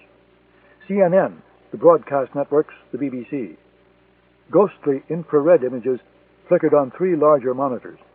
Live satellite images of the Sword of Gaza training camps in Libya, Syria, and Iran. Carter said, "Welcome to the best seat in town, Michael." "Good evening, my fellow Americans," Beckwith began, pausing a beat for dramatic effect. 2 nights ago, Transatlantic Airlines Flight 002 was shot down off Long Island by a terrorist armed with a stolen Stinger missile, killing everyone on board. It was an act of cowardice and barbarism with no possible justification. The animals that carried it out apparently believed there would be no consequences for their action. They were wrong. Again the President paused, allowing the line to sink in. Vandenberg had gone down the hall to his office to watch the address on television. A chill ran down the back of his neck as Beckwith delivered the line perfectly. The law enforcement and intelligence agencies of this nation have concluded that the Palestinian terror group known as the Sword of Gaza is responsible for the attack. They will now pay the price. At this moment, the men and women of the U.S. Armed Forces are launching a careful and measured strike against Sword of Gaza training camps in several countries in the Middle East. This is not about vengeance. This is about justice. Beckwith paused, breaking script. The teleprompter operator stayed with him. Let me repeat that. This is not about vengeance. This is about justice. This is about sending a message to the terrorists of the world. The United States will not and cannot stand idly by and watch its citizens be slaughtered. To do nothing would be immoral. To do nothing would be an act of cowardice. I have one thing to say to the Sword of Gaza and the governments that provide them with the tools of their terrorist trade. Beckwith narrowed his eyes. Do nothing more, and it ends here. Kill another American, just one, and there will be a very heavy price to pay. On that, you have my solemn word. I ask for your prayers for the safe return of all those taking part in tonight's action. I also ask you to join with me in praying for the victims of this barbaric act and for their families. They are the real heroes. Beckwith paused and shuffled the papers of his script, a sign that he was changing the subject. I want to be brutally honest with you for a moment. We can take steps to make certain that an attack like this is never repeated. We can keep a more careful watch on our shores. Our intelligence agencies can increase their levels of vigilance. But we can never be 100% certain that something like this could never happen again. If I sat here before you tonight and told you that was the case, I would be lying to you, and I have never lied to you. But there is something this government can do to protect its citizens from terrorists and terrorist nations, and I want to talk to you about that tonight. The United States now possesses the technology and the ability to build a defensive shield over this country, a shield that would protect it against an accidental or deliberate missile attack. Some of the same nations that provide support to groups of savages like the Sword of Gaza are also actively trying to acquire ballistic missile technology. In short, they want missiles that are capable of striking American soil, and slowly but surely they are getting them. If just one missile, armed with a nuclear warhead, fell on a city like New York, or Washington, or Chicago, or Los Angeles, the death toll might be 2 million instead of 200. Together with our allies, we are trying to prevent nations such as Syria, Iran, Iraq, Libya, and North Korea from obtaining ballistic missile technology. Unfortunately, too many countries and too many companies are willing to help these rogue nations out of greed, pure and simple. If they succeed, and we are unprepared, our nation, our foreign policy, could be held hostage. We must never allow that to happen. Therefore, I call on the Congress to rapidly approve the funds necessary to begin construction of a national missile defense. I challenge the Congress and the Department of Defense to have the system in place by the end of my second term in office. Should you grant me another chance to serve you, it won't be easy. It won't be inexpensive. It will require discipline. It will require sacrifice from all of us. But to do nothing, to give the terrorists a victory, would be unforgivable. God bless you all, and God bless the United States of America. The camera dissolved, and James Beckwith disappeared from the screen. Senator Andrew Sterling watched Beckwith's speech from a Ramada Inn in Fresno, California. He was alone except for his longtime friend and campaign manager, Bill Rogers. The sliding glass window was open to the pleasant evening air, and the sound of traffic rushing along Highway 99.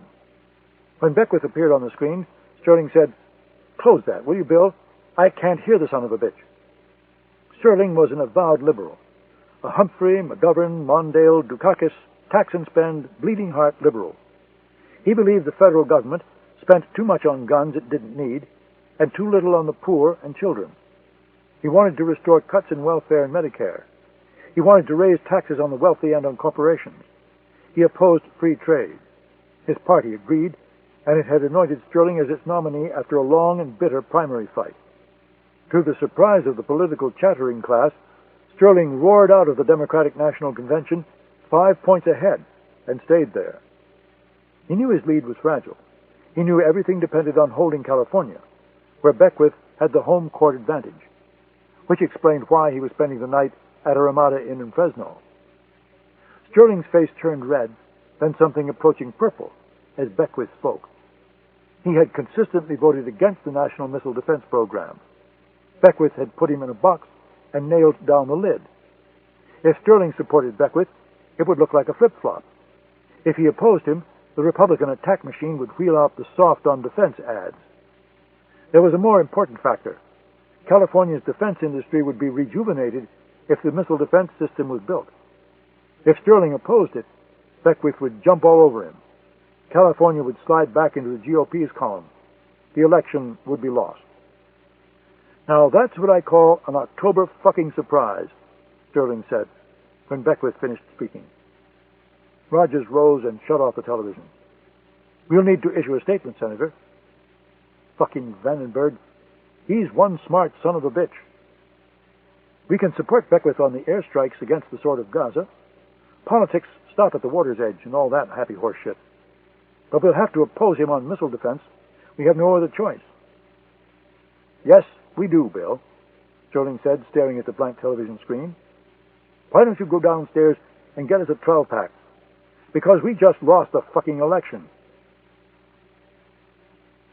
Michael Osbourne watched the first cruise missiles strike their targets while the president was still speaking. In Iran, at Shahcord, they must have been listening to the speech on shortwave radio, because a dozen men burst from the largest building of the compound as Beckwith announced imminent action. "Too late, boys and girls," murmured Clark. A few seconds later, 10 cruise missiles, fired by the Aegis cruiser Ticonderoga in the Persian Gulf, struck the camp simultaneously, igniting a spectacular fireball.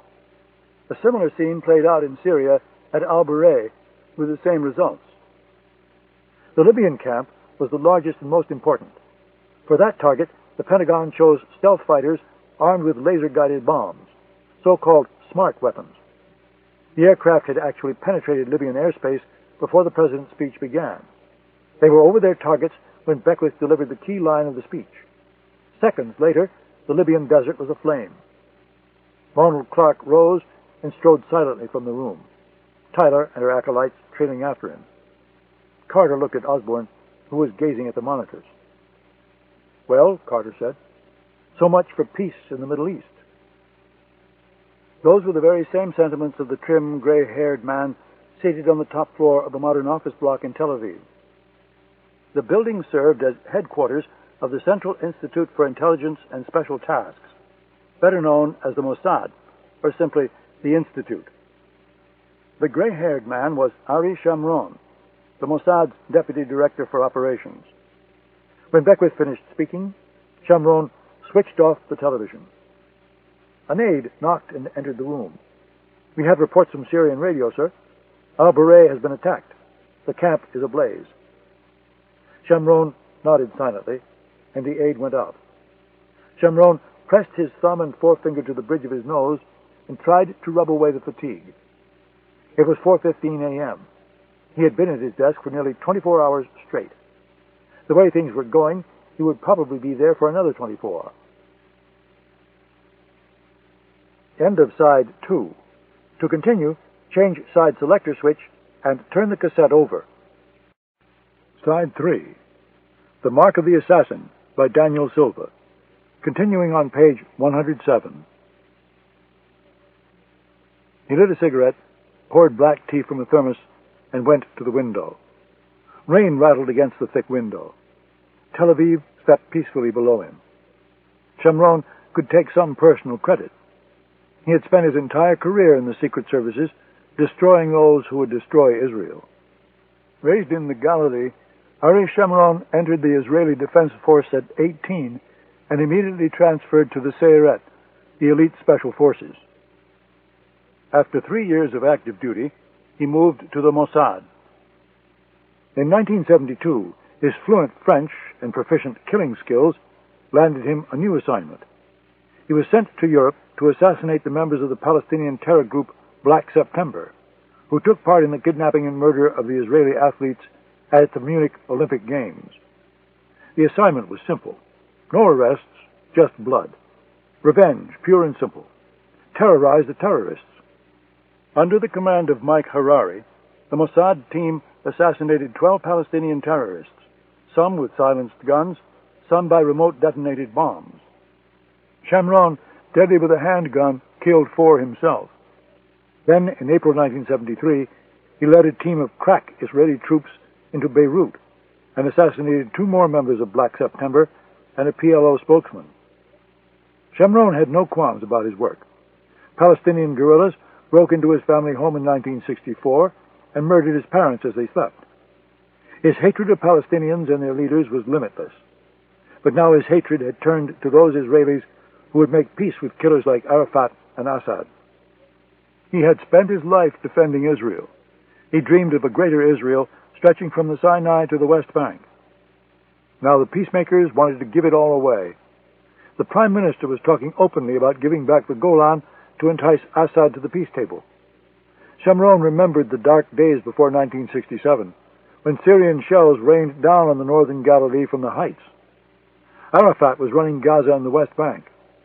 He wanted a separate Palestinian state with Jerusalem as its capital. Jerusalem! Shamron would never allow that to happen. He had sworn to use whatever means necessary to stop the so-called peace process dead in its tracks. If everything continued according to plan, he might very well have his wish. Assad would never come to the peace table now. Arabs in Gaza and the West Bank would boil over with rage when they awoke to the news of the American strikes. The army would have to go in. There would be another round of terror and revenge. The peace process would be put on hold. Ari Shamron finished his tea and crushed out his cigarette. It was the best $1 million he ever spent. 3,000 miles to the north, in Moscow, a similar vigil was being kept at the headquarters of the Foreign Intelligence Service, the successor to the KGB. The man in the window was General Konstantin Kalnikov. It was just after dawn, and bitter for October, even by Moscow standards. Snow, driven by Siberian winds, swirled in the square below. Business was taking him to the Caribbean island of St. Martin in a few weeks. He would enjoy a break from the never-ending cold. Kalnikov shuddered and drew the heavy curtains. He sat down at his desk and began working his way through a stack of papers. A committed communist, Konstantin Kalnikov was recruited by the KGB in 1968. He rose to the top of the Second Chief Directorate, the KGB section responsible for counterintelligence and crushing internal subversion. When the Soviet Union collapsed, and with it the KGB, Kalnikov kept a senior post in the news service, the SVR. Kalnikov now ran Russia's intelligence operations in Latin America and the Caribbean. The job was a joke. His budget was so small, he had no money to pay agents or informers. He was powerless, just like the rest of Russia. Kalnikov had watched Boris Yeltsin and his successor run the Russian economy into the ground. He had watched the once feared Red Army humiliated in Chechnya, watched her tanks rusting for lack of spare parts and fuel, watched her troops go hungry. He had seen the vaunted KGB turned into the laughingstock of the intelligence world. He knew there was nothing he could do to reverse Russia's course. Russia was like a vast ship casting about on a rough sea. She took a long time to change course, a long time to stop. Kalnikov had given up on his Russia, but he had not given up on himself. He had a family, after all, a wife, Katya, and 3 fine sons. Their photographs were the only personal touches in his otherwise cold and sterile office. Kalnikov had decided to use his position to enrich himself. He was the leader of a group of men, army officers, intelligence officers, members of the mafia, who were selling Russia's military hardware on the open market to the highest bidder. Kalnikov and his men had sold nuclear technology, weapons-grade uranium, and missile technology to Iran, Syria, Libya, North Korea, and Pakistan. They had made tens of millions of dollars in the process. He switched on CNN and listened to a panel of experts discussing President Beckwith's speech. Beckwith wanted to build a missile defense system, a shield to protect the United States from international madmen. Those madmen would be beating down Kalnikov's door soon. They would want to grab as much hardware as they could, and quickly. President James Beckwith had just started an international arms race, a race that would make Kalnikov and his cohorts even richer. Konstantin Kalnikov smiled to himself. It was the best $1 million he ever spent. It was raining as Elizabeth Osbourne drove westward along Massachusetts Avenue toward Georgetown. It had been a very long night, and she was exhausted. Rock Creek passed below her. She dug through the glove compartment, found a pack of old cigarettes, and lit one. It was dry and stale, but the smoke felt good regardless. She smoked only a few a day, and she told herself she could quit any time. She would definitely quit if she became pregnant. God, she thought, I'd give anything if I could just get pregnant. She pushed the thought from her mind. She navigated Sheridan Circle and dropped down onto Q Street. She thought of the dinner party. Snatches of silly conversation played out in her mind. Visions of Mitchell Elliott's grand house passed before her eyes like old movies. One image remained long after she arrived home, as she lay in bed awake, waiting for Michael. It was the image of Mitchell Elliott and Samuel Braxton, huddled together like a pair of giggling schoolboys in the darkened garden, toasting each other with champagne. November. Chapter 11. Shelter Island, New York. It was the New Yorker that first christened Senator Douglas Cannon a modern-day Pericles, and over the years Cannon did nothing to discourage the comparison. Cannon was a scholar and historian, an unabashed liberal and democratic reformer. He used his millions of inherited wealth to promote the arts. His sprawling Fifth Avenue apartment served as a gathering place for New York's most famous writers, artists, and musicians. He fought to preserve the city's architectural heritage. Unlike Pericles, Douglas Cannon never commanded men in battle. Indeed, he detested guns and weaponry as a rule, except for the bow and arrow. As a young man, he was one of the world's best archers, a skill he passed on to his only child, Elizabeth. Despite his deep-seated mistrust of guns and generals, Cannon saw himself fit to oversee his nation's military and foreign policy. He had forgotten more history than most men in Washington would ever know.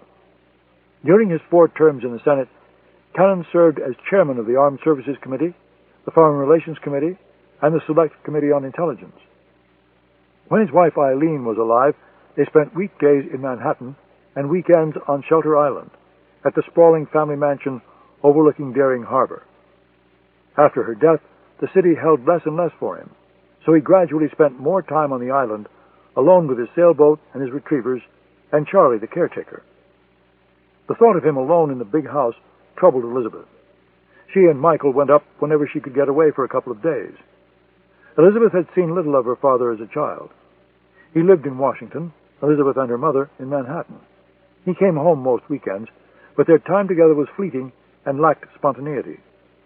Besides, there were constituents to see, and fundraisers to attend, and bleary-eyed staff members vying for his attention. Now the roles were reversed. Elizabeth wanted to make up for lost time. Mother was gone, and for the first time in his life, her father actually needed her. It would be easy to be bitter, but he was a remarkable man who had lived a remarkable life, and she didn't want his last years to slip away. Michael's meeting with Carter and McManus ran late, and Elizabeth got stuck on the telephone with a client. They rushed to National Airport in separate cars, Elizabeth in her Mercedes from downtown Washington, Michael in his Jaguar from headquarters in Langley. They missed the 7 o'clock shuttle by a few minutes and drank beer in a depressing airport bar until 8.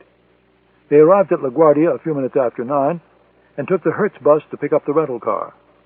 The ferries were operating on the winter schedule, which meant the last boat left Greenport at 11 p.m. That gave Michael 90 minutes to drive 90 miles on congested roads. He barreled eastward along the bleak corridor of the Long Island Expressway, expertly weaving in and out of traffic at 80 miles per hour. I guess that defensive driving school they put you through at Camp Perry has its applications in the real world, Elizabeth said, nails digging into the armrest. If you want, I'll show you how to jump from a moving car without being noticed. Don't we need that special briefcase you keep in your study? What's it called? A jig? Jib, Michael corrected her. It's called a jib, Elizabeth. Excuse me. How does it work? Just like a jack-in-the-box. Throw the switch, and a spring-loaded dummy pops up. If you're being followed, it looks like 2 people are in the car. Neato torpedo, she said sarcastically. It also comes in handy for the HOV lanes. You're joking. No, Carter keeps one in his car all the time. When he's running a little late, he just throws the switch, and presto, instant carpool. God, I love being married to a spy. I'm not a spy, Elizabeth. I'm a... I know. You're a case officer. Keep it under 90, will you, Michael? What happens if we get pulled over? They taught us a few things about that, too. Such as? Michael smiled and said, I could shoot him with a tranquilizer dart from my pen. An incredulous look appeared on Elizabeth's face. You think I'm joking? You're such an asshole sometimes, Michael. I've been told that a time or two. At 10 o'clock, he switched on the radio to catch the network hourly on WCBS. President James Beckwith has picked his man to head the State Department during his 2nd term. He's longtime friend and political supporter Samuel Braxton, a prominent Washington attorney and power broker. Braxton says he's honored and surprised by the nomination. Elizabeth groaned as Sam Braxton's tape-recorded voice came on the radio. Michael had been consumed by the case during the last days of the campaign, but like most of Washington, he watched James Beckwith's remarkable victory carefully. The race changed the moment Flight 002 went down. Andrew Sterling was virtually frozen out. Nothing he said or did captured the attention of the media, which had grown bored with the interminable campaign and was thrilled to jump ship to a more exciting story. The Oval Office address sealed Sterling's fate. Beckwith had swiftly punished the Sword of Gaza for the attack, and he had done it with decisiveness and flair. The Missile Defense Initiative buried Sterling in California. The morning after the speech, the major California newspapers all published articles describing the positive impact the program would have on the state's economy. Sterling's lead in California evaporated almost overnight. On election night, James Beckwith carried his home state by 7 percentage points. Michael switched off the radio. Elizabeth said, "He's dancing on air." "Who?" "Braxton." "He should be. His man won, and now he gets to be Secretary of State." The firm threw a party for him this afternoon when he got back from the press conference at the White House. He blathered on and on about how it was the most difficult decision of his life. He said he turned the president down the first time because he didn't want to abandon the firm. But the president asked a second time, and he couldn't say no twice. God, it was such a bunch of bullshit. Everyone in town knows he's been campaigning for the job for weeks. Maybe he should have been a litigator instead of a deal maker. He'll be a good Secretary of State. I remember a president who said, "My dog Millie knows more about foreign policy than my opponent." I think that applies to Sam Braxton as well. He's smart. He's a quick study. And he's damned good on television. The professionals at Foggy Bottom can deal with the nuts and bolts of policy. Braxton just needs to make tough decisions and sell them to the American people and the rest of the world. If he does that, he'll succeed. Elizabeth told him about her conversation with Susanna Dayton. She asked me for help. I told her I couldn't do it. It was unethical, and I could be disbarred. She dropped it. "You were a wise woman. Why didn't she go with the story?" "She didn't have the goods." "That's never stopped Susanna before." "Michael." "Elizabeth, the press looks a little different when viewed from my seat." She thought she had the goods, but her editors didn't agree. They spiked the piece and told her to keep digging. She was furious. If the story had come out before Election Day, it would have been big news. Is she still working on it? She says she is. In fact, she says she's making serious progress. Elizabeth laughed. "You know, the two biggest winners in this whole affair are Sam Braxton and his client, Mitchell Elliott. Braxton gets to be Secretary of State. Elliott gets to make $10 billion building kinetic kill vehicles for the missile defense program." "You think there's some connection?" "I don't know what to think. You should have seen them at the dinner party after Beckwith made the announcement. My God, I thought they were going to kiss each other."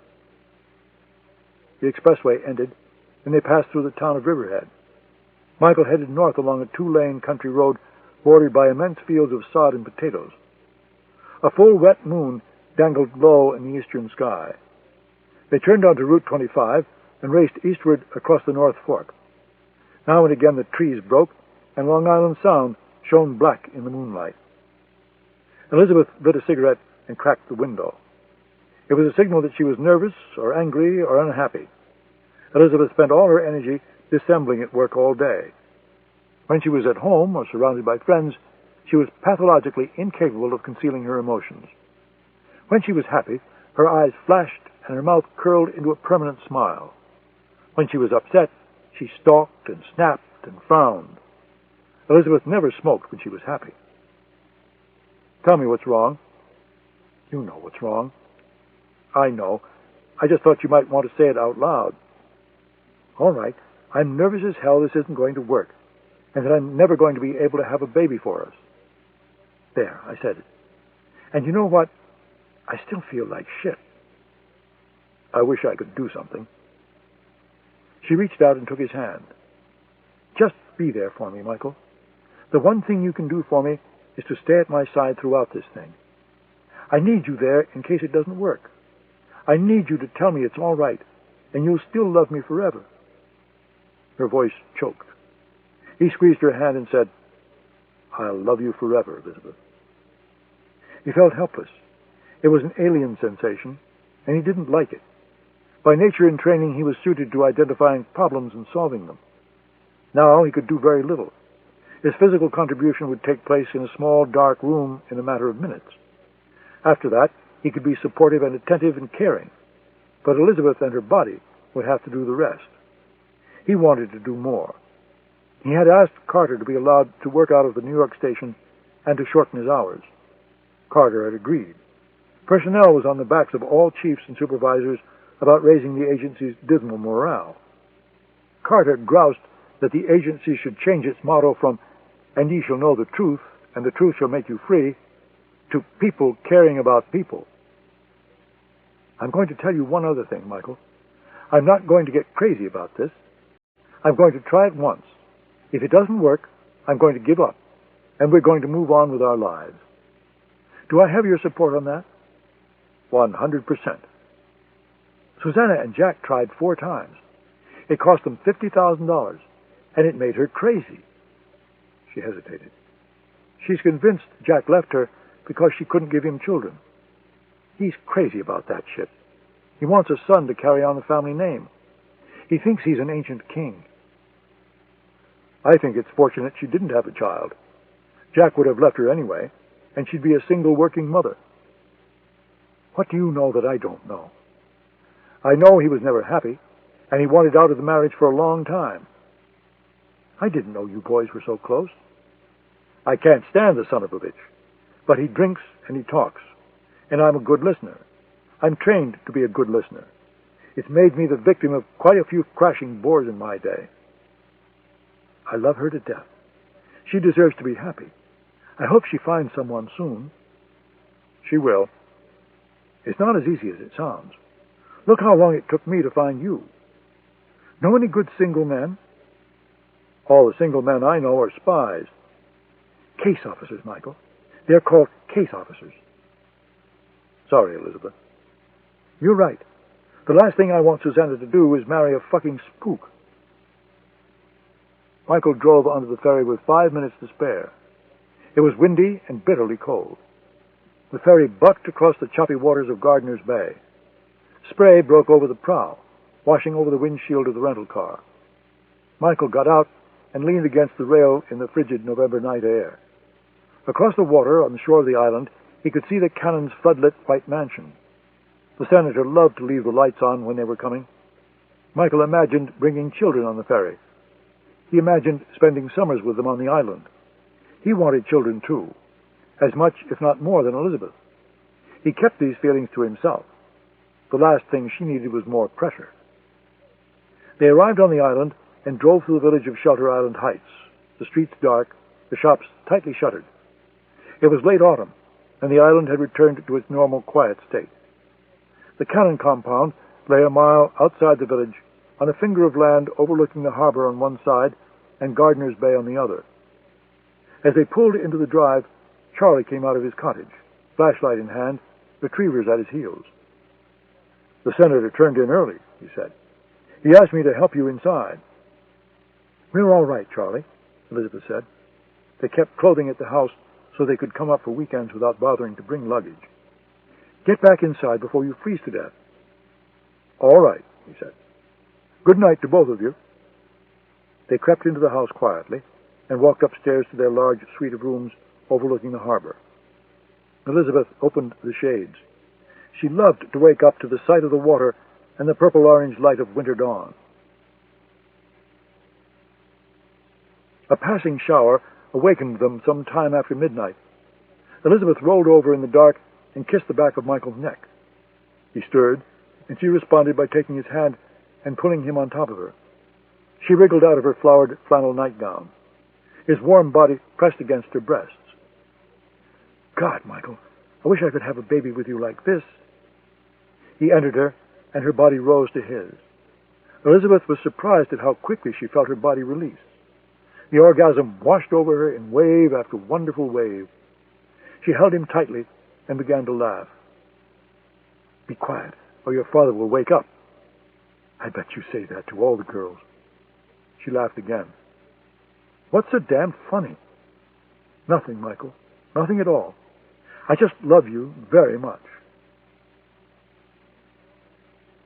Douglas Cannon loved to sail, but hated taking the boat out in the summer. The waters of Gardiner's Bay were jammed with big sloops, sunfish, speedboats, and worst of all, jet skis, which Cannon regarded as a sign the apocalypse was at hand. He had tried to have them barred from the waters around the island, but failed, even after a 10-year-old girl was struck and killed off Upper Beach. Michael had hoped to spend a relaxing afternoon by the fire with a stack of newspapers, a book, and a good Cabernet from Cannon's vast cellar. But at noon, the rain ended, and a weak sun shone through broken clouds. Cannon appeared, dressed in a heavy rag-wool sweater and oilskin coat. "Let's go, Michael." "Douglas, you've got to be kidding. It's 40 degrees outside." "Perfect. Come on, you need some exercise." Michael looked to Elizabeth for help. She was stretched out on the couch, working over a stack of briefs. "Go with him, Michael. I don't want him out there alone." "Elizabeth." "Oh, don't be such a whiner. Besides, Dad's right. You're getting a little soft. Come on, I'll see you boys off." And so, 20 minutes later, Michael found himself aboard Cannon's 32-foot sloop, Athena, bundled in a fleece pullover and woolen coat, pulling on a frozen jib line like some fabled Gloucester fisherman. Cannon barked orders from the wheel, while Michael scrambled over the slick foredeck, readying the sails and securing lines in the 20-mile-per-hour wind. He stubbed his toe on a cleat and nearly fell. He wondered how long he would survive in the frigid waters if he went overboard. He wondered whether the 70-year-old Cannon could react quickly enough to save his life. He took one last look back at the house as wind filled Athena's sails and the hull rose from the water and heeled gently to starboard. On the lawn, he could see Elizabeth with her bow and arrow standing 150 feet from the target, drilling one bullseye after another. Cannon set the Athena on a broad reach across the bay. The boat heeled hard over to stern, flying across the surface of the gray-green water toward Gardiner's Island. Michael sat on the windward side of the boat, hoping the sun would warm him. He struggled to light a cigarette, succeeding after 2 minutes of contorting his body against the wind. "Jesus Christ, Douglas, at least put her on a beam reach so we won't feel the wind so much." "I like it when she heels," he said, shouting over the wind. Michael looked over the boat and saw water breaking over the bow gunwales. "Don't you think we should heel just a little less?" "No, this is perfect. She's running at top efficiency right now." "True, but if the wind gusts, we're going to turn turtle and end up in the drink." "This boat is incapable of capsizing." "That's what they said about the Titanic." "But in this case, it's true." "So how does that explain your little disaster at sea last year?" The Athena had capsized in a sudden squall off Montauk Light the previous October. Cannon was rescued by the Coast Guard, and it cost him $10,000 to salvage the boat. After that, Elizabeth begged him never to sail alone. "Defective marine forecast," Cannon said. "I called the head of the National Weather Service and gave him a piece of my mind." Michael blew into his frozen hands. "Christ, the wind chill must be close to 0. 5 degrees, actually. I checked." "You're insane. If the voters knew you had a death wish, they would have never sent you to the Senate." "Quit your belly aching, Michael. There's a thermos of coffee below. Be useful and pour us both a mug." Michael struggled down the companionway. The senator had been on virtually every ship in the Navy, and the galley contained a collection of heavy sea mugs emblazoned with the insignia of several different vessels. Michael selected 2 from the West Virginia, a nuclear submarine, and filled them with steaming coffee. When Michael came back up top, Cannon was smoking one of his cigarettes. "Don't tell Elizabeth," he said, accepting the coffee. "If she knew I sneaked a cigarette every now and again, she'd tell every shop on the island not to sell to me." Cannon took a long drink of coffee and adjusted his heading.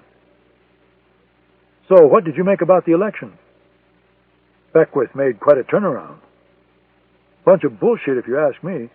He played politics with Flight 002 all the way, and the American people were too bored and too distracted to notice.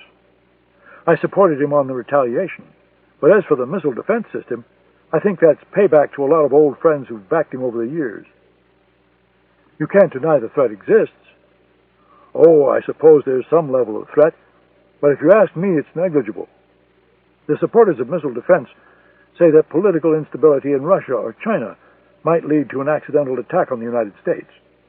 But the Chinese went through the Cultural Revolution, and the Soviets lost their empire, and no one fired anything at us by accident. And as for the so-called rogue states, I'll worry about them even less. The North Koreans can't even feed their own people, let alone build an ICBM capable of reaching the United States. The regional bullies like Iran and Iraq want to threaten their neighbors, not the United States, so they're investing in shorter-range weapons. And there's something else to keep in mind. We still have the largest nuclear arsenal on Earth. Deterrence worked during the Cold War, and I think it will work now. Do we really think the leaders of these nations are willing to commit national suicide? I don't think so, Michael. Why do you think it's payback? Because a company called Alatron Defense Systems stands to make billions if a system is built and deployed. Alatron Defense Systems is owned by Mitchell Elliott, Michael said. That's right. And Mitchell Elliott has spread more money around Washington than any other man in America. He gives as much as he can legally, and if he wants to give more, he finds a way to do it under the table. The largest benefactor of Elliott's largesse has been James Beckwith. Hell, he's practically bankrolled the man's political career. Michael thought of Susanna Dayton and the story she was working on for the Post. And remember one other thing, Cannon continued. The White House Chief of Staff, Paul Vandenberg, used to work for Elliott at Alatron. Elliott sent him to work for Beckwith when he was Attorney General in California. He knew how to spot talent, and he knew Beckwith had the potential to go all the way. He wanted his own man on the inside, and he got it. Cannon drew on his cigarette. The wind tore the smoke from his mouth. Vandenberg also worked for your crowd. Michael was stunned. When? During Vietnam. I thought he was in the Army. Cannon shook his head. Nope. Agency through and through. In fact, he worked on a wonderful program known as Operation Phoenix. You remember the Phoenix program, don't you, Michael? Not one of your company's finer moments. The goal of the Phoenix program had been to identify and eliminate communist influence in South Vietnam. Operation Phoenix was credited with capturing 28,000 suspected communists and killing 20,000 more. You know what they say, once a company man, always a company man. Right, Michael? Why don't you run Vandenberg's name through that fancy computer you have at Langley and see if anything comes up? You think the missile defense deal is somehow corrupt? I've seen the test data. The kinetic kill vehicles produced by Alatron were far superior to those built by the other major defense contractors. Elliott won the contract fair and square, but the program had only lukewarm support from the GOP and none from the Democrats. It wasn't going to be built. It took a dramatic appeal, set against a dramatic backdrop, to win the support of Congress. Michael hesitated before uttering his next words. Finally, he said, "What if I were to tell you that I don't think the Sword of Gaza shot down that airliner?" I'd say you were probably onto something, although I wouldn't say it too loudly, Michael. If the wrong person hears it, you might find yourself in a bit of hot water. The sun disappeared behind a cloud, and it grew suddenly colder. Cannon glanced at the sky and frowned. "Looks like rain," he said. "All right, Michael, you win. Prepare to come about." Chapter 12. St. Martin, the Caribbean. Red dust rose from the narrow pitted track as a caravan of Range Rovers climbed the mountainside. The trucks were identical, black with reflective, smoked windows to shield the identity of the occupants. Each man had come to the island from a different embarkation point: Latin America, the United States, the Middle East, Europe. Each would leave the following morning when the conference ended. It was the beginning of the high tourist season, and the island was jammed with Americans and rich Europeans.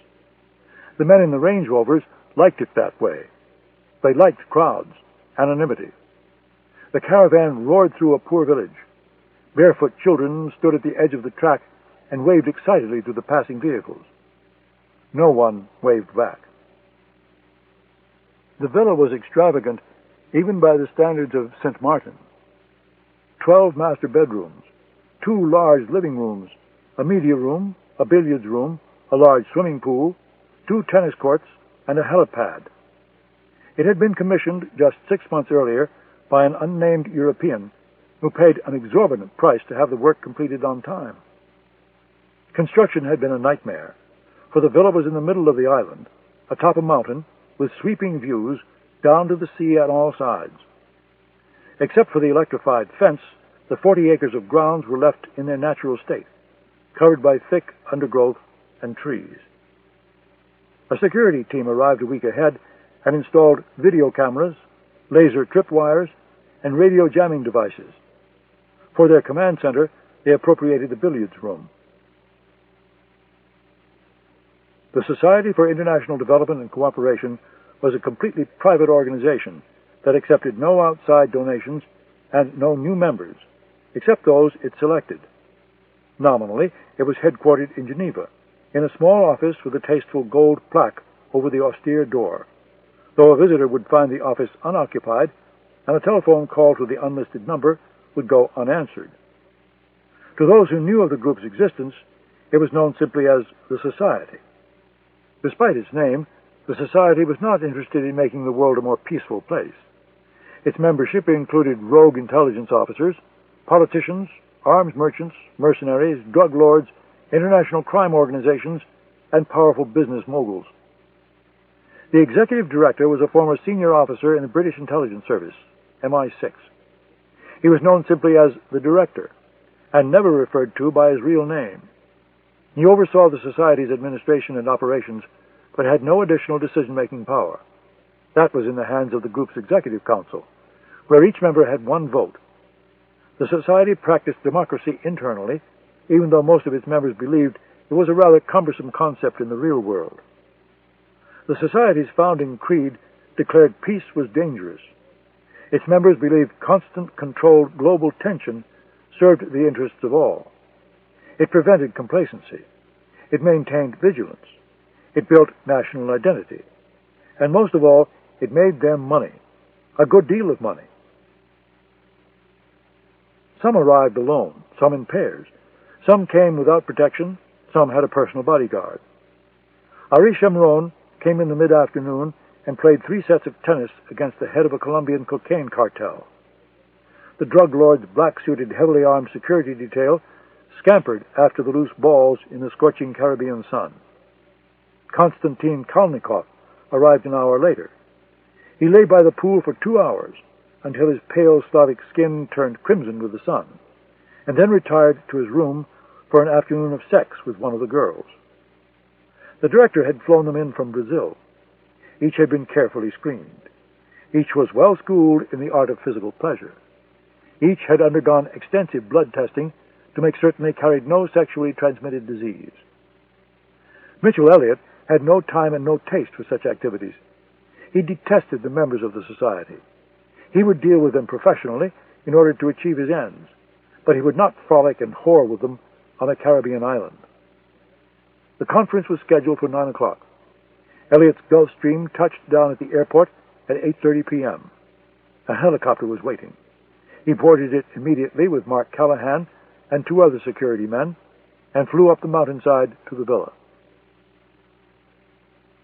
For the first hour, the Executive Council dealt with routine housekeeping matters. Finally, the director came to the first real item of business on the agenda. He peered at Mitchell Elliott over his gold half-moon reading glasses. "You have the floor, sir." Elliott remained seated.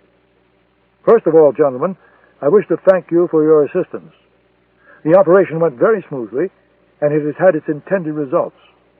President Beckwith was re-elected, and the United States is going to build its missile defense project, a development that will prove beneficial to all of us gathered here." Elliott paused until the polite boardroom applause died away. "Needless to say, if a leak occurred and the Society's involvement in this matter ever came to light, the results would be disastrous. Therefore, I come before you tonight to request your permission to eliminate any operative outside this room who knows the truth." The director looked up, face vaguely irritated, as though disappointed by a plate of Dover's sole. "By my count, that's 4 men." "Precisely. And how do you recommend we carry out this assignment?" "I propose using the asset who took part in the operation off New York." "The one who's still alive, I take it?" Elliott permitted himself a rare smile. "Yes, Director." Obviously, this man knows at least part of the truth, that the Sword of Gaza is not responsible for the attack. I agree, but he is one of the best assassins in the world, and an assignment such as this requires someone of his abilities. And when the job is done, he will be liquidated, just like the others. The director nodded. He appreciated clarity and decisiveness over all else. How do you propose to finance the liquidation? An operation such as the one you've described will be costly. You've just experienced a substantial windfall. Perhaps the expense should be borne by you. I agree, Director. I ask for no financial support from the Society, only its blessing. The Director peered over his reading glasses at the other men gathered around the table. Any objections?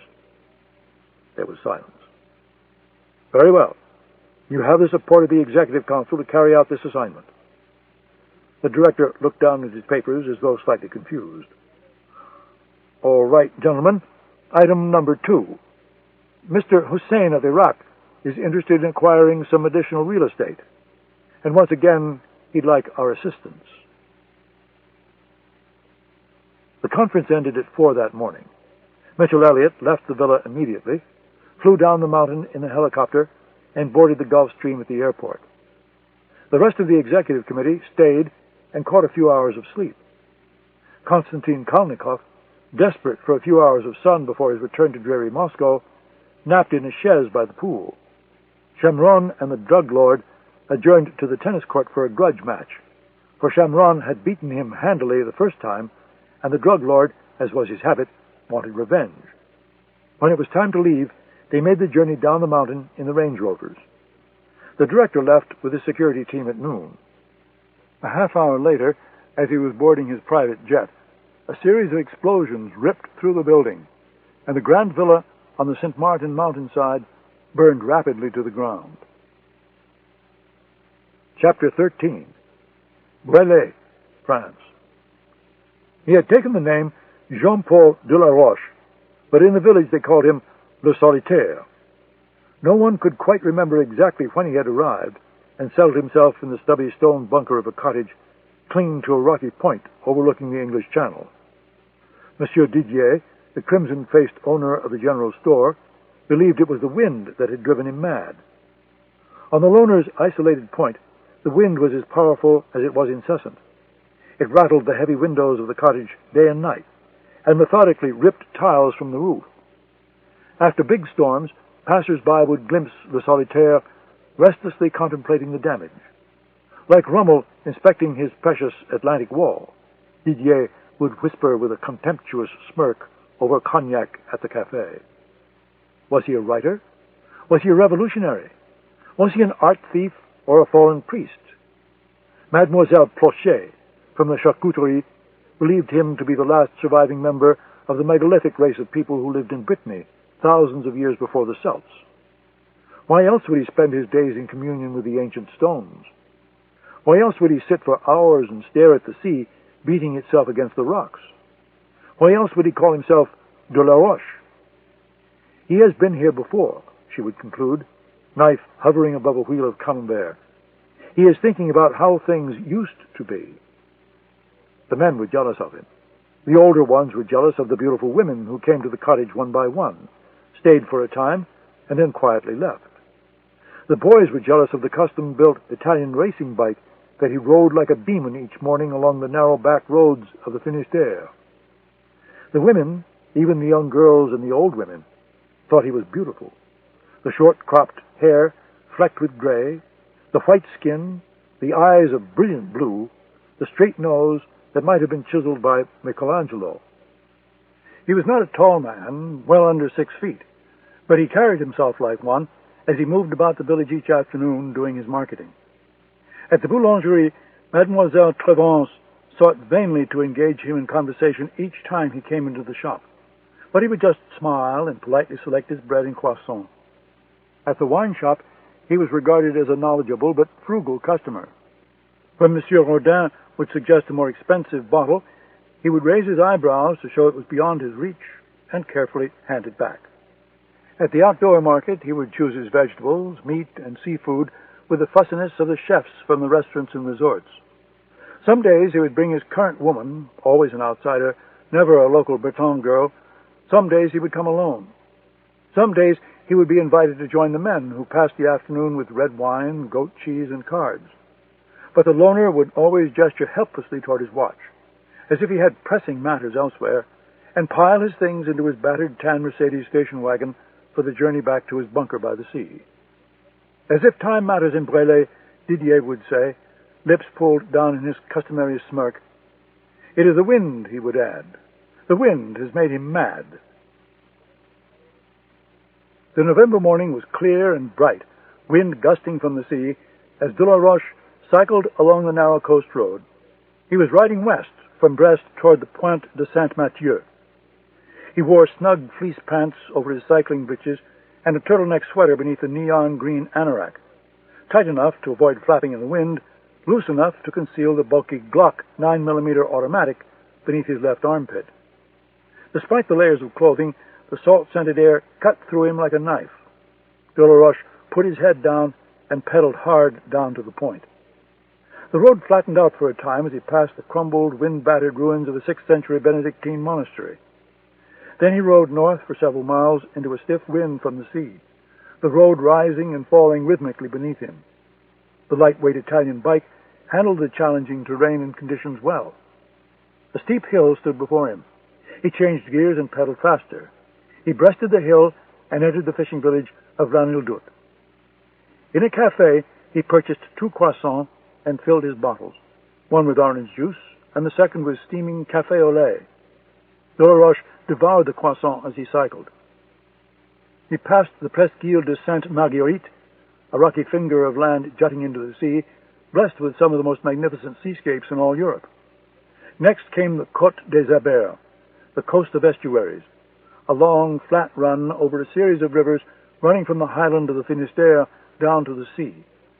He felt the first signs of leg weariness as he entered the village of Brignogan-Plage. Beyond the village, down a narrow path, lay a beach of sand so white it might have been snow.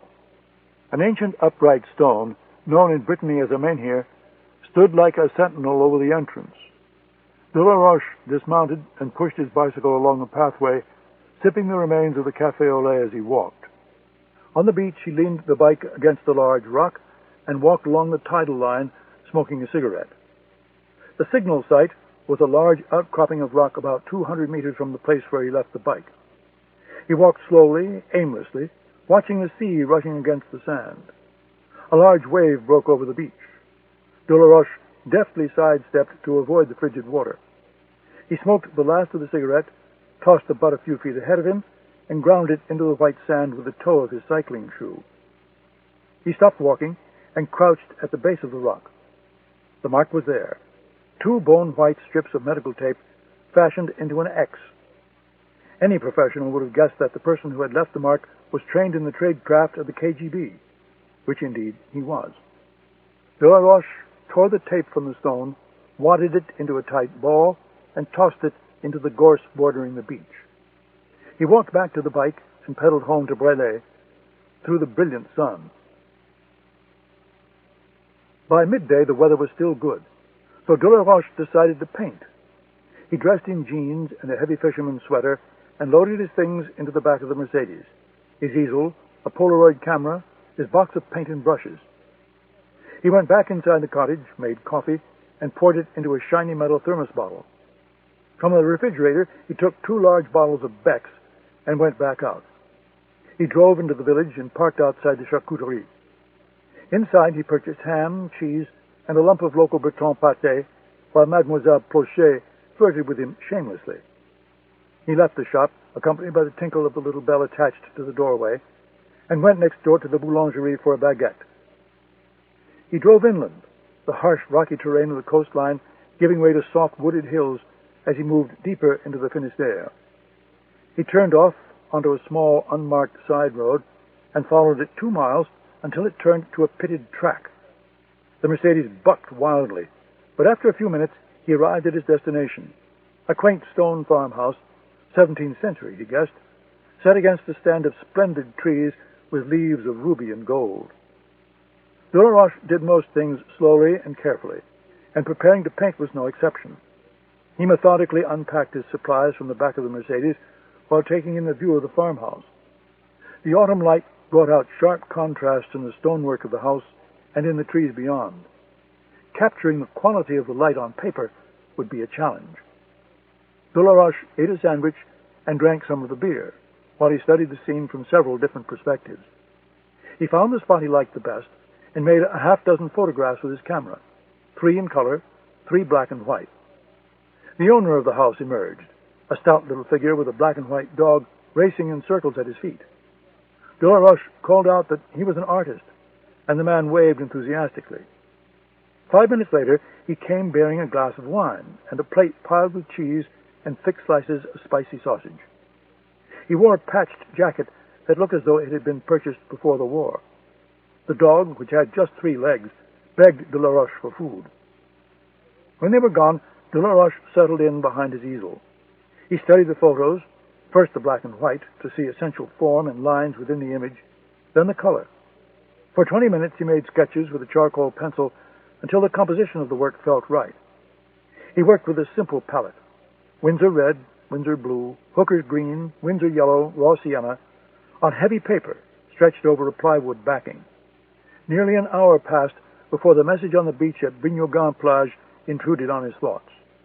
It was a summons, telling him that he was to meet Arbatov on the seawall in Roscoff tomorrow afternoon. Arbatov had been de la Roche's case officer when he worked for the KGB. For 20 years, de la Roche had worked with Arbatov and no one else. Once, when Arbatov was beginning to slow, Moscow Center tried to replace him with a younger man named Karpov. De la Roche refused to work with Karpov and threatened to send him back to Moscow in a box unless Arbatov was reinstated as his handler. 1 week later, in Salzburg, Arbatov and de la Roche reunited. To punish the grunts at Moscow Center, they had a celebratory feast of Austrian veal washed down by 3 costly bottles of Bordeaux. De la Roche did not stand up for Arbatov out of love or loyalty. He loved no one and was loyal to nothing but his art and his profession. He wanted Arbatov back on the job because he trusted no one else. He had survived 20 years without being arrested or killed because Arbatov had done his job well. As he painted the idyllic scene, he thought very hard about ignoring Arbatov's summons. Arbatov and de la Roche no longer worked for the KGB because there was no KGB, and men in their line of work were not absorbed by its more presentable successor, the Foreign Intelligence Service. When the Soviet Union collapsed and the KGB was abolished, de la Roche and Arbatov were set adrift. They remained in the West, Arbatov in Paris and de la Roche in Brelay, and entered private practice together. Arbatov served, in effect, as de la Roche's agent. If someone wanted a job done, they came to Arbatov. If Arbatov approved, he would put it to de la Roche. For his services, Arbatov was paid a percentage of the substantial fee de la Roche commanded on the open market. De la Roche had earned enough money to consider getting out of the game. It had been more than a month since his last job, and for the first time he was not bored and restless with inactivity. The last job had paid him $1 million, enough to live comfortably in Brelay for many years, but it had also taken something out of him. During his long career as an assassin, first for the KGB, then as a freelance professional, de la Roche had only one rule. He did not kill innocent people. The attack on the airliner off Long Island had violated that rule. He had not actually fired the missile, but he had been a key player in the operation. His job was to get the Palestinian in place, kill him when it was done, and scuttle the motor yacht before being extracted by helicopter at sea. He had carried out his assignment perfectly, and for that he was rewarded with $1 million. But at night, when he was alone in the cottage with nothing but the sound of the sea, he saw the burning jetliner tumbling toward the Atlantic. He imagined the screams of the passengers as they waited to die. In all his previous jobs, he knew the targets intimately. They were evil people involved in evil things who knew the risks of the game they played, and he had killed each of them face to face. Blowing up a civilian jetliner had violated his rule.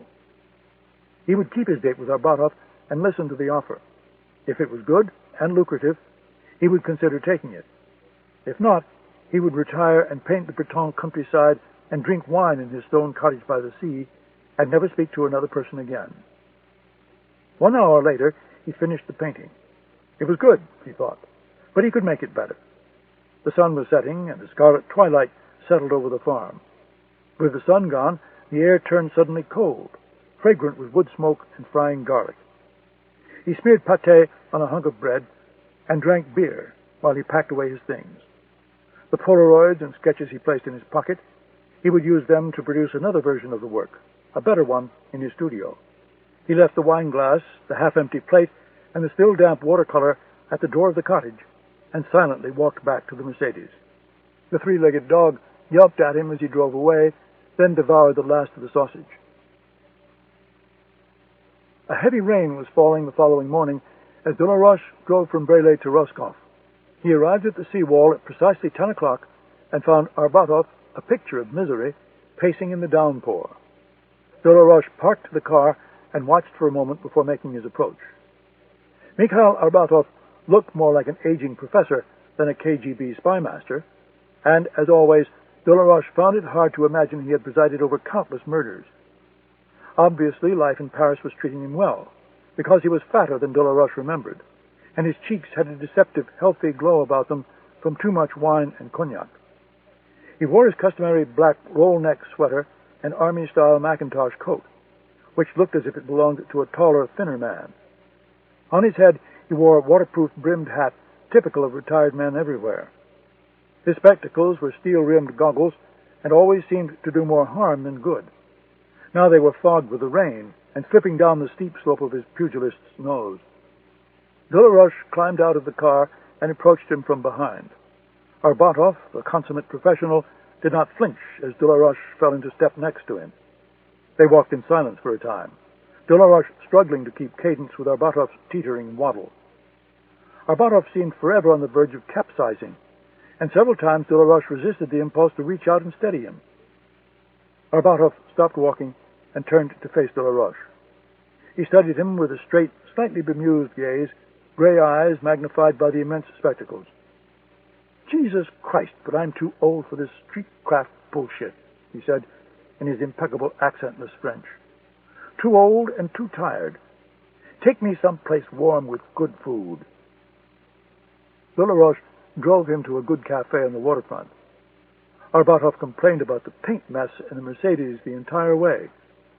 5 minutes later, they were tucking into Gruyere and mushroom omelets and mugs of café au lait. Arbatov devoured his food and lit a wretched Gauloise before de la Roche had finished his second bite. Complaining of the cold, Arbatov ordered a cognac. He drank it in 2 gulps and had another cigarette, blowing slender streams of smoke at the dark-stained wood of the beamed ceiling. The 2 men sat in silence. A stranger might have mistaken them for a father and son who had breakfast together daily, which suited de la Roche fine. "They want you back again," Arbatov said, when de la Roche finished eating. De la Roche did not have to ask who they were. They were the men who had hired him for the airliner operation. "What's the job?" All they said was that it was extremely important, and they wanted the best. De la Roche did not require flattery. "The money?" "They wouldn't tell me, except to say that it was more than the fee for the last job." Arbatov crushed out his Gauloise with the cracked fingernail of his thick thumb. "Substantially more," was the term they used. De la Roche gestured for the waiter to clear away his plate. He ordered another coffee and lit his own cigarette. "He gave you no details at all about the work?" "Just one. It is a multiple hit, and all the targets are professionals." De la Roche's interest was suddenly piqued. For the most part, his work bored him. Most jobs required far less skill than de la Roche possessed. They took little preparation and even less creativity. Killing professionals was another matter. "They want to meet with you tomorrow," Arbatov said. "In Paris." "Whose turf?" "Theirs, of course." He reached inside his jacket and withdrew a soggy slip of paper. The ink had run, but the address was legible. "They want to meet with you face-to-face." "I don't do face-to-face meetings, Mikhail. You of all people should know that."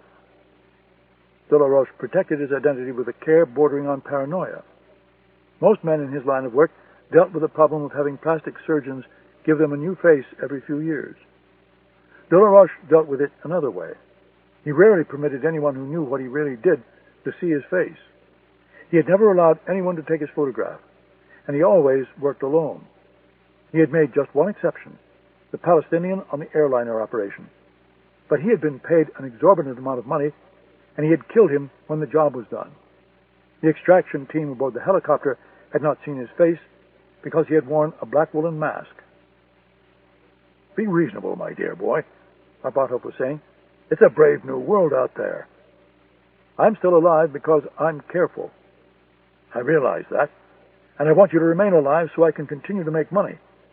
Believe me, Jean-Paul, I wouldn't send you into a situation where I thought you could get hurt. You pay me to field offers and give you sound advice. I advise you to hear what these people have to say on their terms." Delaroche looked at him. Was he slipping? Was the prospect of an enormous payday clouding his judgment? "How many people will be there?" "I'm told just one." "Weapons?" Arbatov shook his head. "You'll be searched as you enter the flat." "Weapons come in all shapes and sizes, Mikhail." "So you'll do it?" "I'll think about it." Delaroche gestured toward the waiter. "C'est tout." Chapter 14. CIA Headquarters, Langley, Virginia. Michael left the house very early and drove along the deserted parkway toward headquarters in the gray half-light of dawn. He picked up coffee and a stale bagel from the swill pit and walked upstairs to the center. The last of the shakedown night shift was there, bleary-eyed, hunched over computer screens and old paper files like medieval monks trapped in the wrong time. Eurotrash was reading the morning cables. Blaze was showing Cynthia how to kill with a piece of paper. Michael sat down at his desk and switched on his computer. According to Belgian police, 2 suspected Sword of Gaza action agents were spotted aboard a train crossing into the Netherlands. Britain's security service, MI5, intercepted a phone call from an Islamic intellectual living in London that suggested a retaliatory attack somewhere in Europe was imminent. Satellite photographs of the ruined training camp in Iran revealed hasty reconstruction. The most important piece of overnight intelligence came last. Syrian intelligence officials traveled to Tehran the previous week to meet with their Iranian counterparts. Michael had seen movements like these in the past. The Sword of Gaza was planning to strike an American target in Europe, probably soon. He picked up his internal telephone and dialed Carter's office, but there was no answer. He hung up and stared at his computer terminal.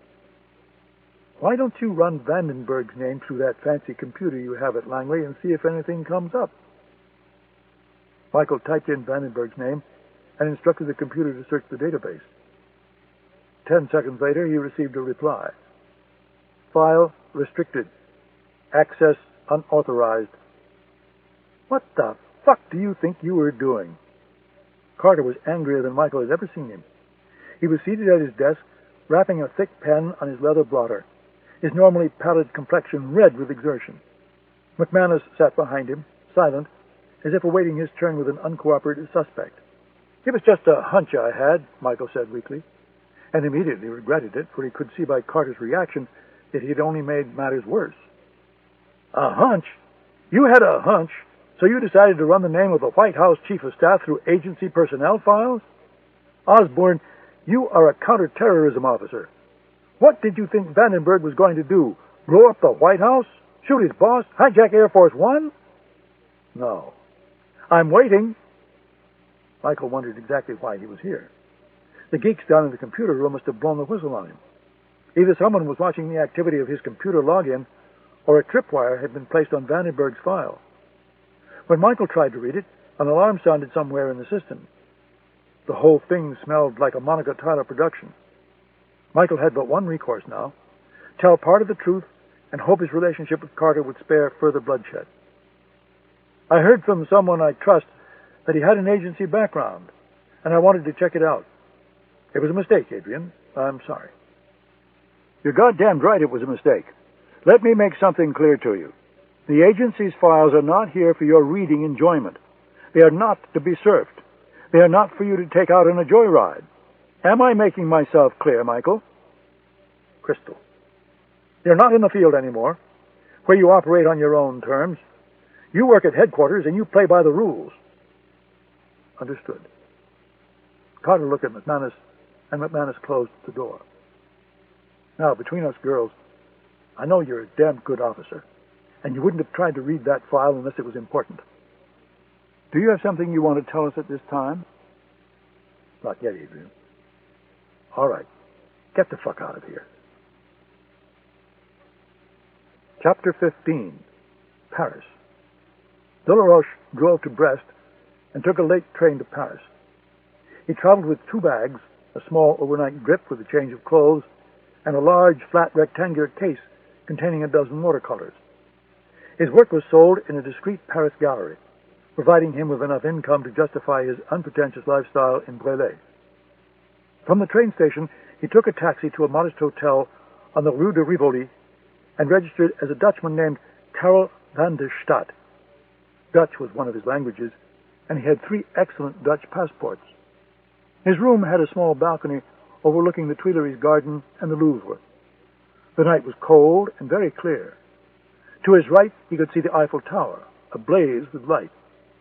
To his left, Notre Dame, standing guard over the black shimmer of the Seine. It was late, but he had work to do, so he pulled on a sweater and a leather jacket and went out. The front desk clerk asked Delaroche if he would like to leave his key.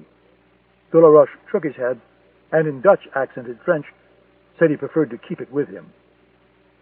The meeting was to take place in a flat in the 5th arrondissement on the Rue de Tournefort. Spotting professional surveillance was difficult under the best of circumstances, but it was even more difficult at night in a city like Paris. Delaroche walked for a time, crossing the Seine and strolling along the Quai de Montebello. He made several sudden stops. He browsed among the book kiosks. He purchased the evening papers from a newsagent. He made a false call from a public telephone. Each time, he carefully checked to see if he was being pursued, but saw no signs of a tail. For 15 minutes, Delaroche wound his way through the narrow streets of the Latin Quarter. The cold night air smelled of spice and cigarettes. Delaroche went into a bar and drank beer while leafing through a newspaper. Again, there was no visible surveillance. He finished his beer and went out. The apartment was just the way Arbatov had described it, in an old building on the Rue de Tournefort, overlooking the Place de la Contrescarpe. The flat was on the 3rd floor. From the sidewalk, Delaroche could see the front windows were dark. He could also see a small camera mounted over the doorway for tenants to check the faces of arriving guests. There was a bistro on the corner with a good view of the flat and the entrance. Delaroche took a window table and ordered roast chicken and a half bottle of Côte d'Oron.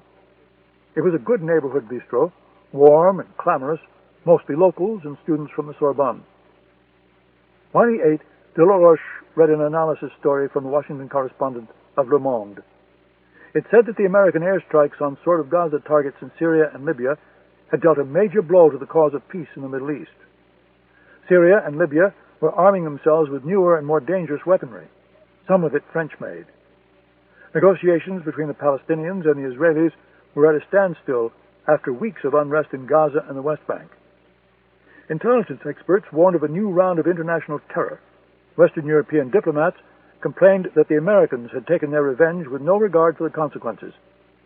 Delaroche laid his paper on the table and ate. It always amazed him how little journalists knew of the secret world. The man entering the apartment house caught his attention. Delaroche looked him over carefully. Short, thinning blonde hair, a squat wrestler's physique gone soft with debauchery. The offensive cut of his overcoat said he was an American. On his arm was a pretty French prostitute, taller than he was, with dark, shoulder-length hair and crimson lips. The American opened the door, and they disappeared into the dark entrance hall. A moment later, light burned in the 3rd-floor flat. Delaroche felt his spirits lift. He had feared he was walking into a trap. Alone in a strange flat with no avenues of escape, he would be easy prey if it was one of his enemies who had actually arranged the meeting. But an operative who was so corrupt as to bring a prostitute to a safe house surely posed little threat to him. Only an amateur or an undisciplined professional would take such a risk. Delaroche, at that moment, decided he would make the meeting. The following morning, Delaroche rose early and went running through the Tuileries. He wore a dark blue anorak to shield himself from the gentle rain drifting over the gardens. He ran at a fast pace for 45 minutes, the gravel of the footpaths crunching beneath his feet. He pushed himself hard for the last mile. When he finished, he stood on the Rue de Rivoli, doubled over and gasping for air, as Parisians hustled past on their way to work. Upstairs in his room, he showered and changed. The Glock 9mm was within easy reach the entire time. Leaving it behind was alien to him, but Delaroche would abide by the rules of the meeting.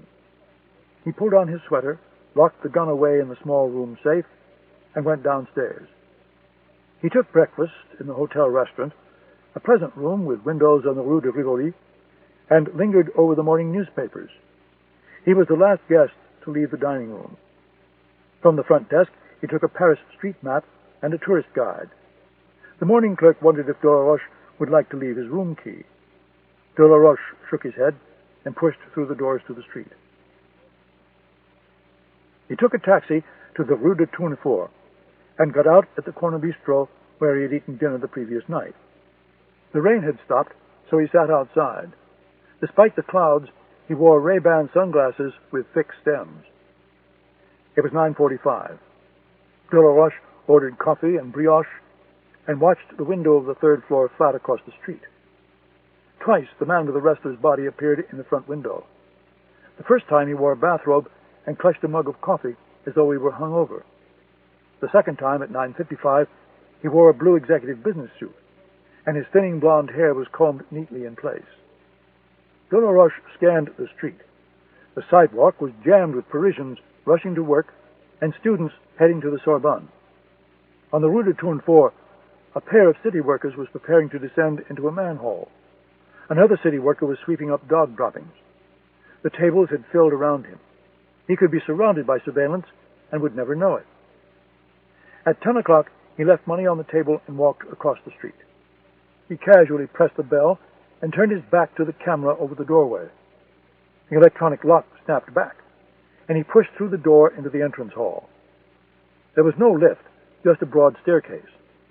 Delaroche mounted the first step and walked quickly upward. The place was quiet.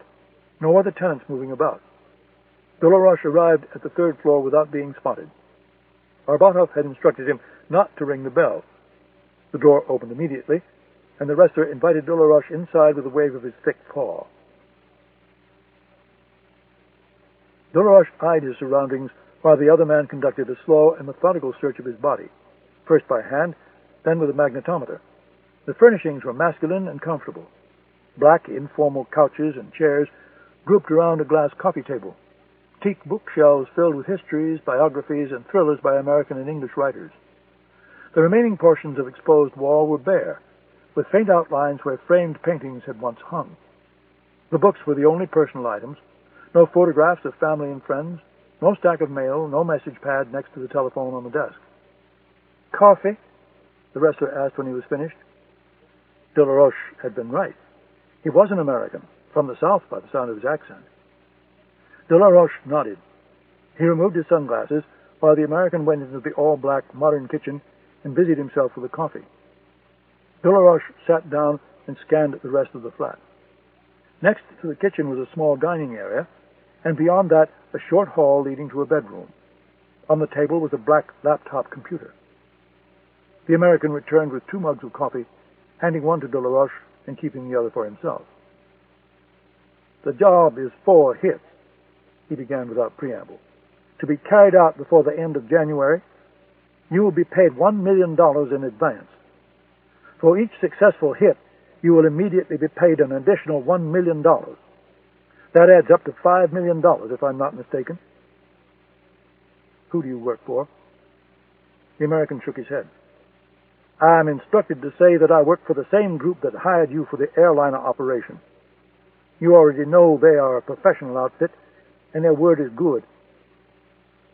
Delaroche lit a cigarette. "You have the dossiers on the targets?" The American produced a compact disc. "It's all here, but you get to see the files only if you accept the assignment." "Reasons of security, Mr. Delaroche. Surely a man of your reputation can understand that." Delaroche held out his hand for the disc. The American smiled. We thought you'd see it our way. The first $1 million has already been wired to your bank in Zurich. Check it out for yourself. Phone's right over there." De la Roche conducted the conversation in rapid German. Herr Becker, his solicitous Swiss bank manager in Zurich, confirmed that, yes, $1 million had been wired into the account overnight. De la Roche said he would call again later with wiring instructions of his own, and hung up. "The contents are encrypted," the American said as he handed De la Roche the disk. "Your KGB code name will unlock the files." De la Roche was stunned. Since entering the freelance market, he had never divulged his KGB credentials, and he had never used his old code name. Only Arbatov and a handful of senior officers at Moscow Center ever knew it. The men who had just retained his services were obviously very well connected. The fact that they knew his KGB code name was proof. "I trust you know how to run one of those," the American said, gesturing at the laptop. "You'll have to excuse me, but I'm not allowed to see the contents of the dossier. You are on your own." De la Roche carried the disk to the dining room table and sat down. He inserted the disk into the internal drive of the laptop and typed 7 letters. The computer screen flickered to life. The dossiers were the best De la Roche had ever seen. Personal and professional histories, sexual habits, daily routines, addresses, telephone numbers, digital voice samples, surveillance photographs, even digitized videotape. For 2 hours, he slowly and systematically worked his way through all the information contained on the disk. He made no notes. De la Roche had a mind capable of storing, categorizing, and recalling immense amounts of information. The American was stretched out on the couch, enjoying a 500-channel satellite television system. First he watched an American football game, then an inane quiz show. Now he had settled on Swedish pornography. De la Roche was treated to sounds of lesbian lovemaking as he worked. The hits would be the most challenging of his career. The targets were all professionals. One was under the periodic protection of his government. The job would also require carrying out an assassination in the United States, where De la Roche had never set foot, let alone worked. If successful, the killings would be his last for some time. The assassin who carried out this assignment would have to go into hiding for a very long time. The men who had hired him understood this, which is why the fee was a lifetime's worth of money. De la Roche opened the last computerized dossier. It contained only one item, a photograph of the man watching television in the next room. De la Roche closed out the file and exited the program. The screen read, "If you betray us, we will hand you over to the FBI, or we will kill you." De la Roche removed the disk and stood up. The American was engrossed in the pornography. De la Roche walked from the dining room into the sitting room and collected his coat, which was tossed over a chair. The American stood up. This pleased De la Roche. It would make his next task easier. "One last piece of business. How do we contact you once you've gone operational?" "You don't. No more face-to-face meetings. No more contact with Arbatov." "You still have your address on the Internet?" De la Roche nodded and removed his sunglasses from his coat pocket. "Any additional instructions will be sent there. Encrypted, of course. And the same code word will serve as the key. I don't need to tell you that the Internet is vast but highly insecure. It should be used only in an emergency." "Understood." De la Roche held out the disk. Just as the American was reaching for it, De la Roche let it tumble from his fingertips. The American's eyes moved from De la Roche to the disk just for an instant, yet he realized he had made a fatal mistake. De la Roche's left hand clamped over the American's mouth with an iron grip. He turned the man's face slightly in order to increase his chances of killing him with one strike. Then he rammed the stem of the sunglasses through his right eye. The search had been thorough, but the wrestler had failed to notice that the right stem of De la Roche's sunglasses had been filed to a sharp point, which allowed the blow to penetrate the brain's protective cover and sever a branch of the carotid artery behind the eye. The blood loss was rapid and catastrophic. The man quickly lost consciousness. He would be dead in a moment or two. Delaroche placed him in front of the television and his pornography. He removed the sunglasses from the ruined eye and washed them carefully in the kitchen sink. He collected a disc from the coffee table and placed it in his coat pocket. Then he put on the sunglasses and went out into the Paris morning. Delaroche decided to kill Arbatov as he sat in the Musée de l'Orangerie des Tuileries, surrounded by Monet's Nymphéas. It was not a difficult decision, really. Once Delaroche carried out the assignment, he would be one of the most wanted men on the planet. The world's most powerful law enforcement and intelligence agencies would be searching for him. The person who could harm him most was Arbatov. If Arbatov was discovered, if pressure was applied, he might betray Delaroche to save himself. It was a risk Delaroche was no longer willing to take. He contemplated the soft blues and greens and yellows of Monet's work and thought of the action he had just carried out. Delaroche took no pleasure from killing, yet it left him with no remorse. He was trained to carry out assassinations with brutal and mechanical swiftness. The quickness with which he killed insulated him from any guilt or remorse. It was as if someone else were performing the act. He was not the murderer. The men who ordered the death were the real killers. Delaroche was just a weapon, the knife, the gun, the blunt object. If he had not carried out the contract, someone else would have. He spent the rest of the day relaxing. He took lunch in the hotel restaurant, transforming himself once again into Karl van der Stad, Dutch tourist, and slept for an hour in his room. In the afternoon, he went to his gallery and left the paintings.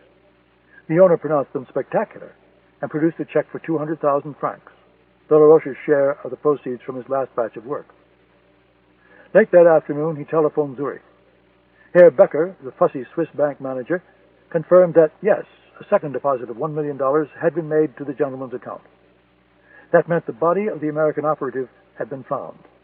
Or more likely, the men who had hired Delaroche had witnessed the entire scene with surveillance cameras and microphones. Delaroche requested a current balance, and after a moment's calculation, Becker announced gravely that the account now contained slightly more than $3.5 million. Delaroche instructed him to prepare a withdrawal of $500,000, bills of various denominations, to be collected in 48 hours. He then instructed Becker to wire $3 million to 3 separate accounts in the Bahamas. $1 million for each account, Monsieur Delaroche? Yes.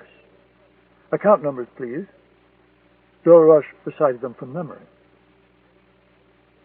Retirement had robbed Arbatov of his edge.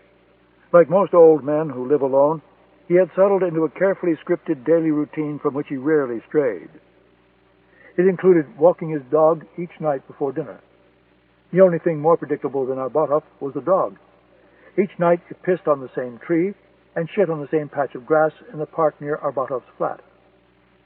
Delaroche waited there, hidden by darkness. Arbatov approached right on schedule. It was cold, and a light rain was starting up again.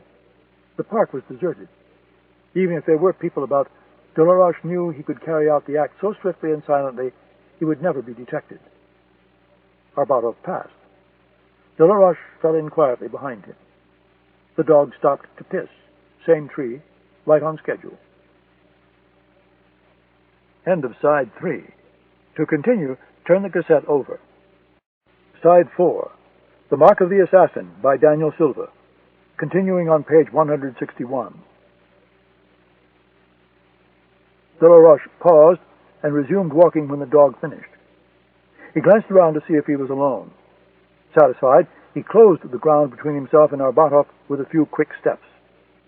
Arbatov, alarmed by the noise, turned around in time to see Delaroche, arm raised. He swung down with brutal swiftness and struck Arbatov on the side of his neck, instantly shattering his spine. The old man collapsed. The dog barked wildly, thrashing about on his leash, which Arbatov still clutched in his hand. Delaroche reached inside Arbatov's coat and took his wallet. Street thugs don't kill with a single blow to the neck, he told himself. Only professionals do. Street thugs maul and bludgeon. He kicked Arbatov in the face several times and walked away. The rain fell harder. The barking of the dog faded into the wet night.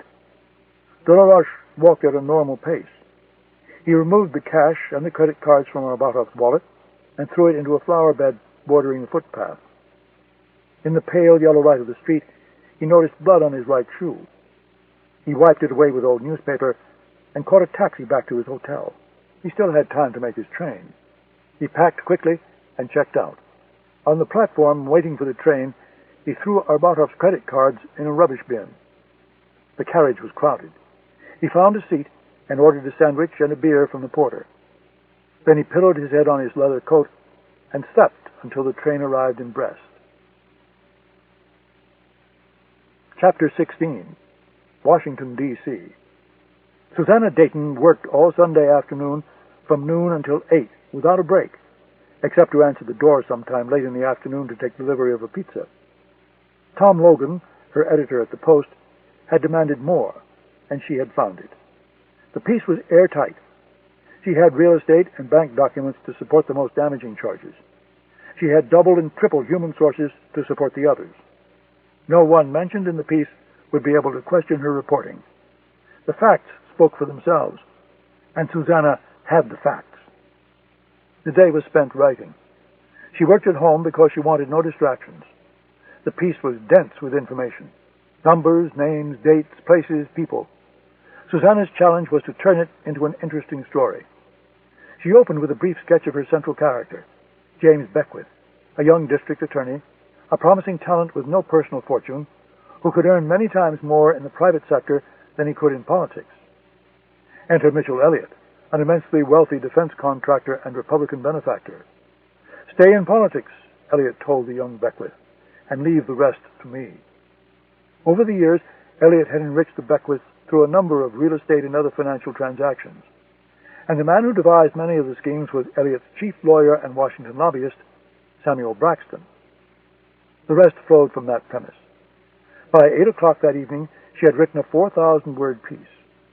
She would show it to Tom Logan in the morning. Because of the serious nature of the charges, Logan would have to run it past the paper's managing editor and editor-in-chief.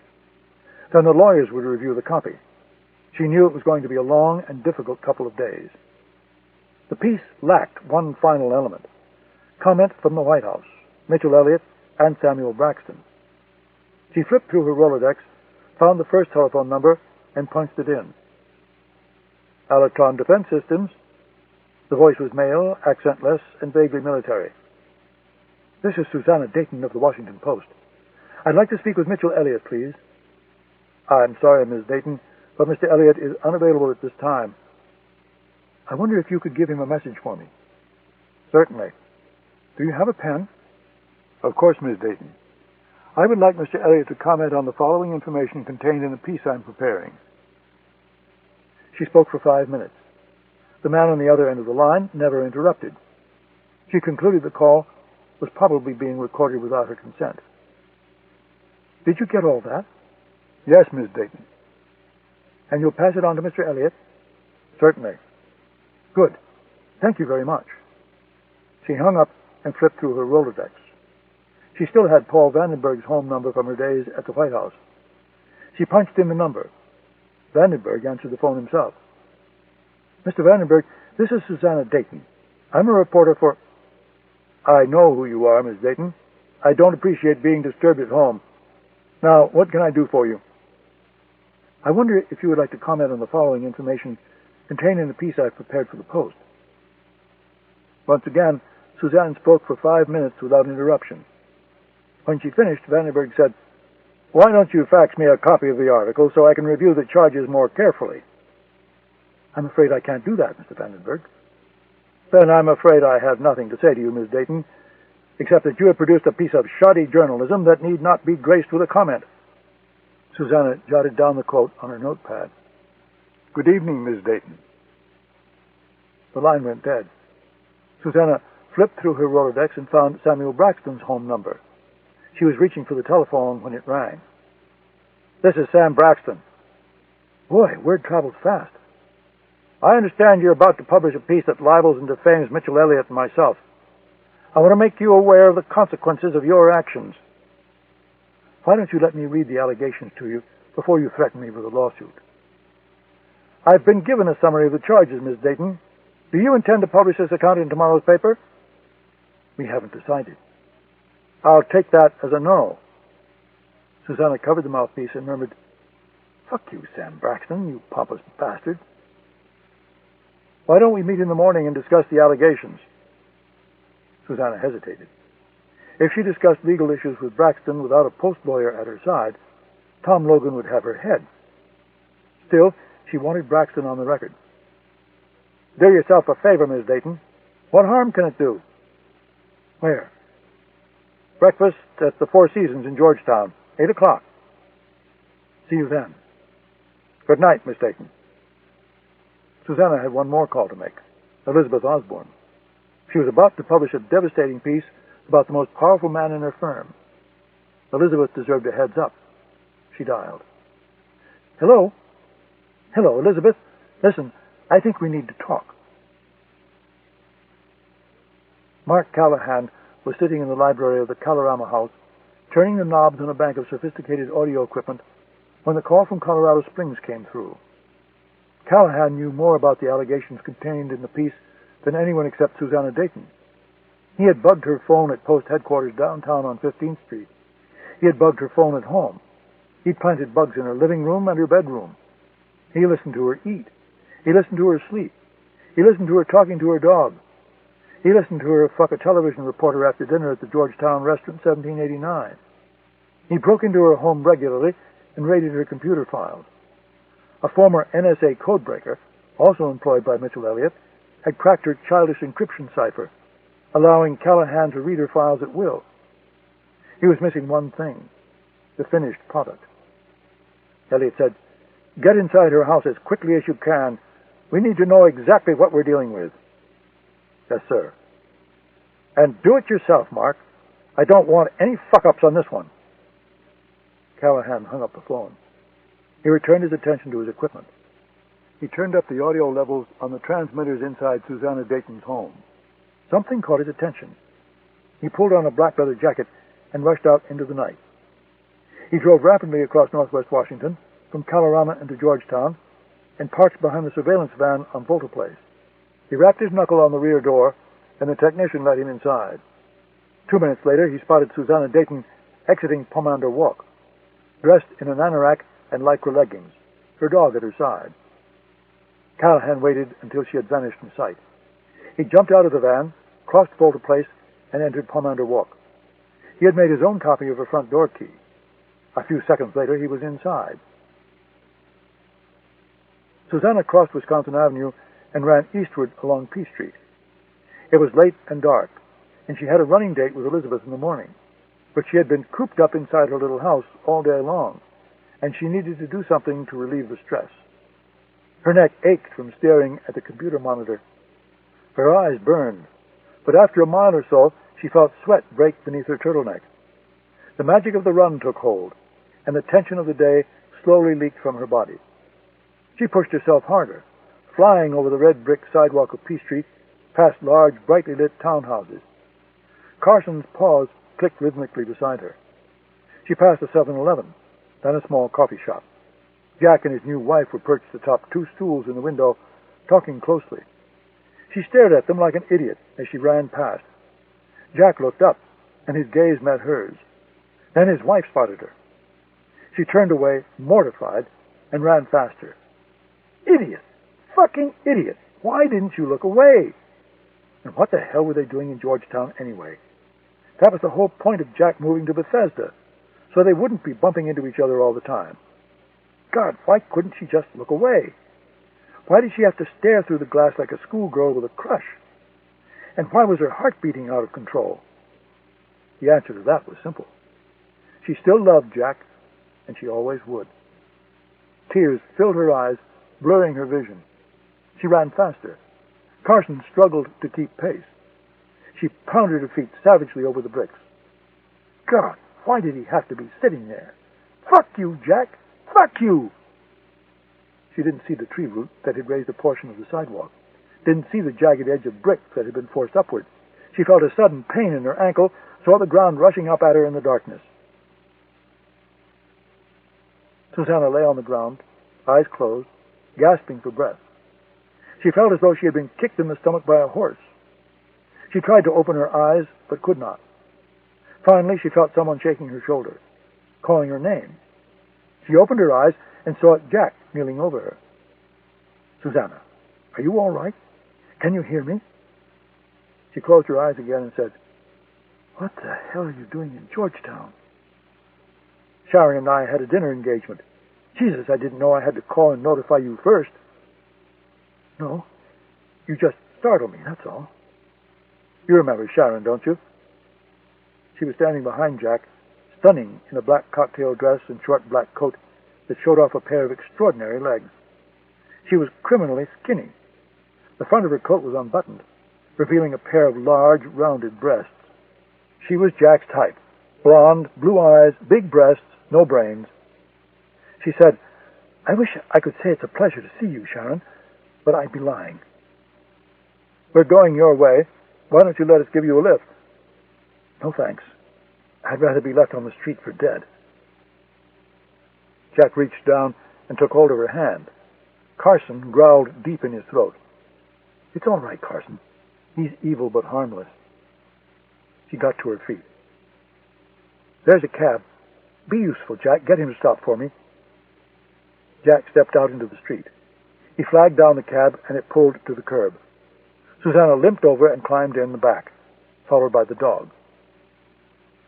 "See you around, Jack, Sharon." She closed the door, and the cab drove off. She slumped down in the back seat, clutching her ankle. Her head leaned back against the cold leather of the seat. She sobbed quietly. Carson licked her hand. "God, why did she have to see me like that? Of all times and places, why like that?" The cab stopped at Volta Place and Pomander Walk. She reached inside the front pouch of the anorak, took out a $5 bill, and handed it to the driver. "Need any help?" he asked. "No, I'll be fine, thanks." The computer was still on when Mark Callahan climbed the staircase and entered the second-floor bedroom that Susanna used as a study. He sat down, removed a floppy from his jacket pocket, and inserted it into the disk drive of the desktop. He knew her system well now, the directories where she kept her notes and copy. He found the slug for the article and clicked on it. The encryption software asked for a password. Callahan provided it, and the story appeared on the screen. Callahan did not bother to read it. He could do that later when he had more time. He closed the file again and typed in the command to copy it to the floppy drive. Once again, the encryption software asked for the password. Once again, Callahan provided it. Since he was already inside the house, he decided to use the opportunity to gather additional intelligence. Callahan had followed the woman on several runs, and they never lasted less than 30 minutes. He had plenty of time. 3 new notepads lay on the desk next to the keyboard. He opened the cover on the first. The pages were filled with notes in Susanna Dayton's looping left-handed scrawl. He removed a micro camera from his pocket, switched on the desk lamp, and started shooting. He was halfway through the second notepad when he heard the scrape of a key being shoved into the barrel of the front door lock. He cursed silently, switched off the light, and drew a silenced 9mm pistol from the waistband of his trousers. Susanna's right ankle hurt like hell. She closed the door behind her and sat down on the couch in the living room. She removed her shoe and her sock and inspected the injury. The ankle was swollen and purple. She limped into the kitchen, filled a Ziploc bag with ice, and took a bottle of beer from the refrigerator. The pain reliever was in the bathroom medicine cabinet. She limped up the stairs and hobbled down the hall, leaning against the banister for support. She entered the bathroom, placed the beer on the edge of the sink, and opened the medicine cabinet. She found the pain reliever and washed down 2 tablets with the beer. She closed the cabinet door. In the mirror, she saw the reflection of a man standing behind her. Susanna opened her mouth to scream. A gloved hand closed around her mouth, smothering her cries. "Shut up, you fucking bitch, or I'll kill you," the man said through clenched teeth. Susanna only struggled more. She put her weight on her injured ankle, raised her left foot, and dragged it down his shin, just the way she had been taught in her urban self-defense class. The man groaned in pain and loosened his grip. She pivoted to her right and struck backward with her right elbow. The blow landed on her attacker's cheekbone. He relaxed his grip and she broke away. She stumbled into the hallway, then into the study. Reaching for the telephone, she realized the attacker had tampered with her computer and with her notebooks. She picked up the receiver. The man appeared in the doorway, pointing a gun at her face. "Put down the fucking telephone." "Who are you?" "Put down the telephone now and I won't hurt you." Carson charged up the stairs, barking wildly. He crouched in the hallway, baring his teeth at the intruder. The man calmly raised the gun and shot the dog twice. The silenced weapon emitted virtually no sound. Carson yelped once, then went quiet. "You bastard! You fucking bastard! Who the fuck are you? Did Elliot send you? Tell me, goddammit! Did Mitchell Elliot send you?" "Put the phone down, now." She looked down and punched the 9 and the 1. The first shot struck her head before she could enter the last digit. She fell backward, still clutching the receiver, still conscious. She looked up. The man stood over her and pointed the gun at her head once more. "Not in the face," she pleaded. "Please, God, don't shoot me in the face." His mask of rage softened for an instant. He lowered the gun a few degrees. The barrel pointed at her chest. She closed her eyes. The gun emitted 2 brief bursts of sound. She felt one brief instant of excruciating pain, then a flash of brilliant light, then only darkness. Callahan reached down, removed the receiver from her grasp, and replaced it in the cradle. The kill had been quick, but it had not been completely silent. He needed to work quickly. The police would tear the place apart. If they discovered evidence the woman was under surveillance, there was a chance they could connect the slaying to Elliot. The clean-up job took less than 5 minutes. As he walked out the front door, Callahan held the notepads, the 2 room bugs, the bug from the telephone, her handbag, and her laptop computer.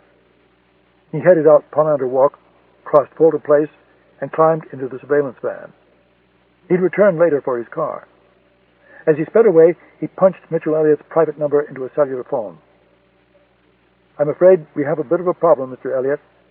I'll call you on a secure line in 5 minutes. Callahan severed the connection and threw the phone against the windshield. "God damn it! Why did she come back early? Fucking bitch!" Chapter 17. Brele, France. Delaroche concluded he needed a woman. He reached that judgment after reviewing the disc a second time, this time on his desktop computer at the college in Brele. 2 of the 3 remaining targets were known womanizers. Delaroche knew their routines, knew where they ate and drank, knew where they did their hunting. Still, getting close to these targets would be difficult. A woman would make it easier. Delaroche needed a woman. He had 1 day to spend in Brele. When he finished with the dossiers, he went for a bicycle ride. The weather was good, clear for November, light winds from the sea. He knew it would be a long time before he would ride again, so he pushed himself hard. He pedaled inland several miles into the soft wooded hills of the Finistère, then down to the sea again. He paused at the ruins on the Pointe de Saint-Mathieu, then headed north along the coast back to Brele. The early afternoon he devoted to preparation. He cleaned and oiled his 2 best guns, a Beretta 9mm and the Glock, and checked and rechecked the firing mechanisms and the silencers. He had a 3rd gun that he kept strapped to his ankle in a Velcro holster, a small Browning automatic designed to fit in a woman's purse. In the event a gun was not appropriate, he would carry a knife, a stout 6-inch double-bladed knife with automatic release. Next he gathered his false passports, French, Italian, Dutch, Spanish, Swedish, Egyptian, and American, and saw to his finances. He had the 200,000 francs from the gallery in Paris, and in Zurich he would collect $500,000. It was more than enough to finance the job. He went out while it still was light and walked to the village. He bought bread from the boulangerie and sausage, cheese, and pâté from Mademoiselle Plochet. Didier and his friends were drinking wine at the café. He gestured for Delaroche to join them, and uncharacteristically, Delaroche agreed. He ordered more wine and ate bread and olives with them until the sun was gone. That evening, he had a simple meal outside on the stone terrace overlooking the sea. He had agreed to kill 3 more men in 4 weeks. Only a fool would accept such an assignment. He would be lucky to survive it. Even if he did, he might never be able to return to Brelay. Delaroche had always been dispassionate about killing, but for the first time in longer than he could remember, he felt an excitement rising within him. It was not unlike the feeling he had when he was 16, the night he killed for the first time. He cleared away his dishes and washed them in the sink. Then for the next hour, he systematically worked his way through the cottage and burned anything that suggested he ever existed. Delaroche took the morning train from Brest to Paris and a midday train from Paris to Zurich. He arrived 1 hour before his bank closed. He left his small grip in a locker at the station and converted some of his French francs at a bureau de change. He walked along a glittering street lined with brightly lit exclusive shops. In a Gucci boutique, he used cash to purchase a simple black attaché case. He told the clerk he did not require a bag, and a moment later he was walking along the sidewalk again, the attaché dangling from his right arm. It was snowing lightly by the time he reached the austere front entrance of his bank. The only clue as to the nature of the establishment was a small gold plaque beside the door. Delaroche pressed the buzzer and waited while the security guard inspected him through the lens of the video camera mounted over the door. The door lock snapped open, and he was led inside a small, secure entrance room. He picked up a black telephone and announced he had an appointment with Herr Becker. Becker arrived a moment later, immaculately dressed and polished, shorter than Delaroche by a bald head that shone in the fluorescent light. Delaroche followed him down a silent, dimly lit, beige-carpeted hall. Becker led him into another secure room and locked the door behind them. Delaroche felt claustrophobic. Becker opened a small vault and withdrew the money. Delaroche smoked while Becker counted it out for him. The entire transaction took less than 10 minutes. Delaroche signed the receipt for the money, and Becker helped him stack it neatly inside the case.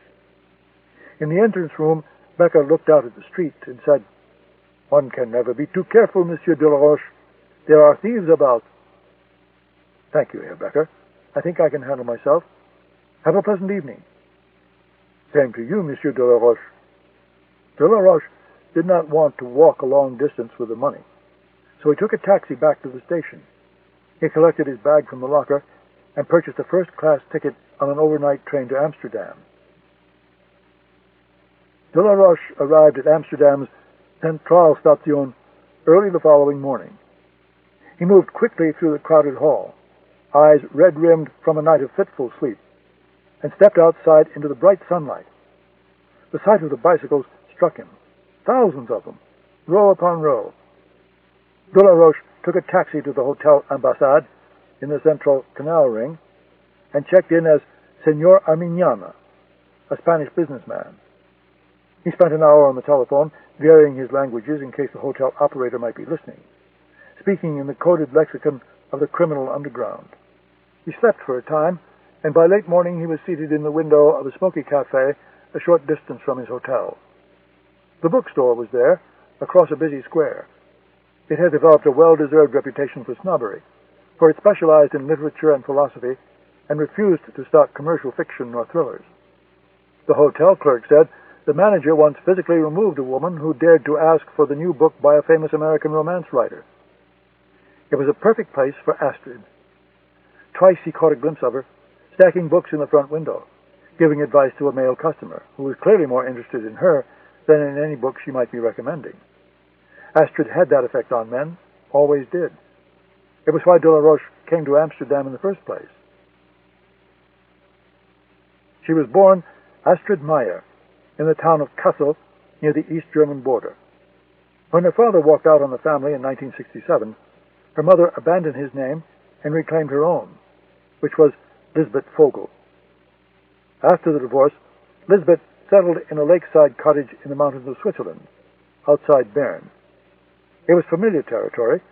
Late in the war, in July 1944, her family fled Germany and sought refuge in a nearby village. It was there, alone in the mountains with her mother, that Astrid Meyer began her lifelong fascination with her grandfather, Kurt Vogel. A heavy smoker his entire life, Vogel died of lung cancer in 1949, 10 years before Astrid was born. In the end, his wife Gertrude had tried to bring him down from the mountains, but Vogel believed the alpine air held his salvation, and he died at home, gasping for breath. Trudy Vogel knew next to nothing of her husband's wartime work, but what she did know, she told to Lisbeth, and Lisbeth told to Astrid. He had given up a promising legal career in 1935 to join the Abwehr, the German Secret Service.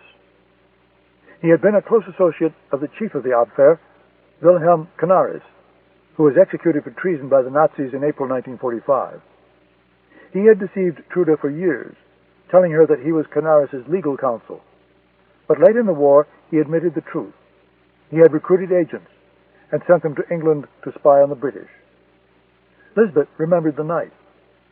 Her father had moved the family to Bavaria because Berlin was no longer safe.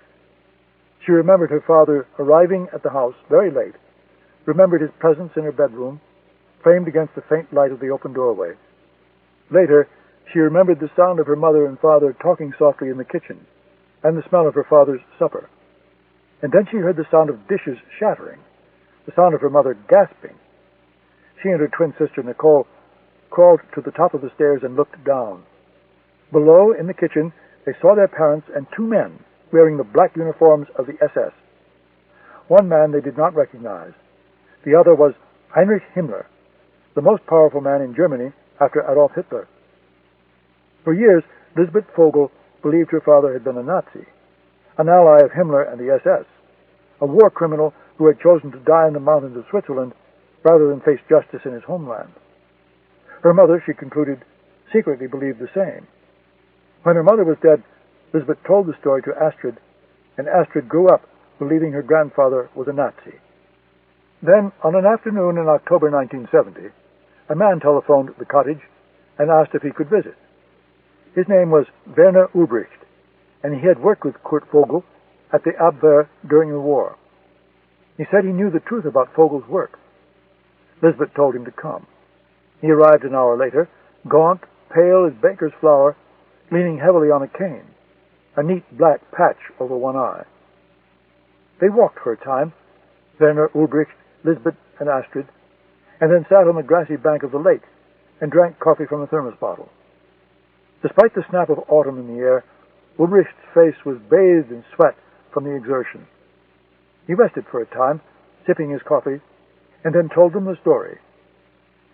Kurt Vogel was no Nazi. He hated them with a passion.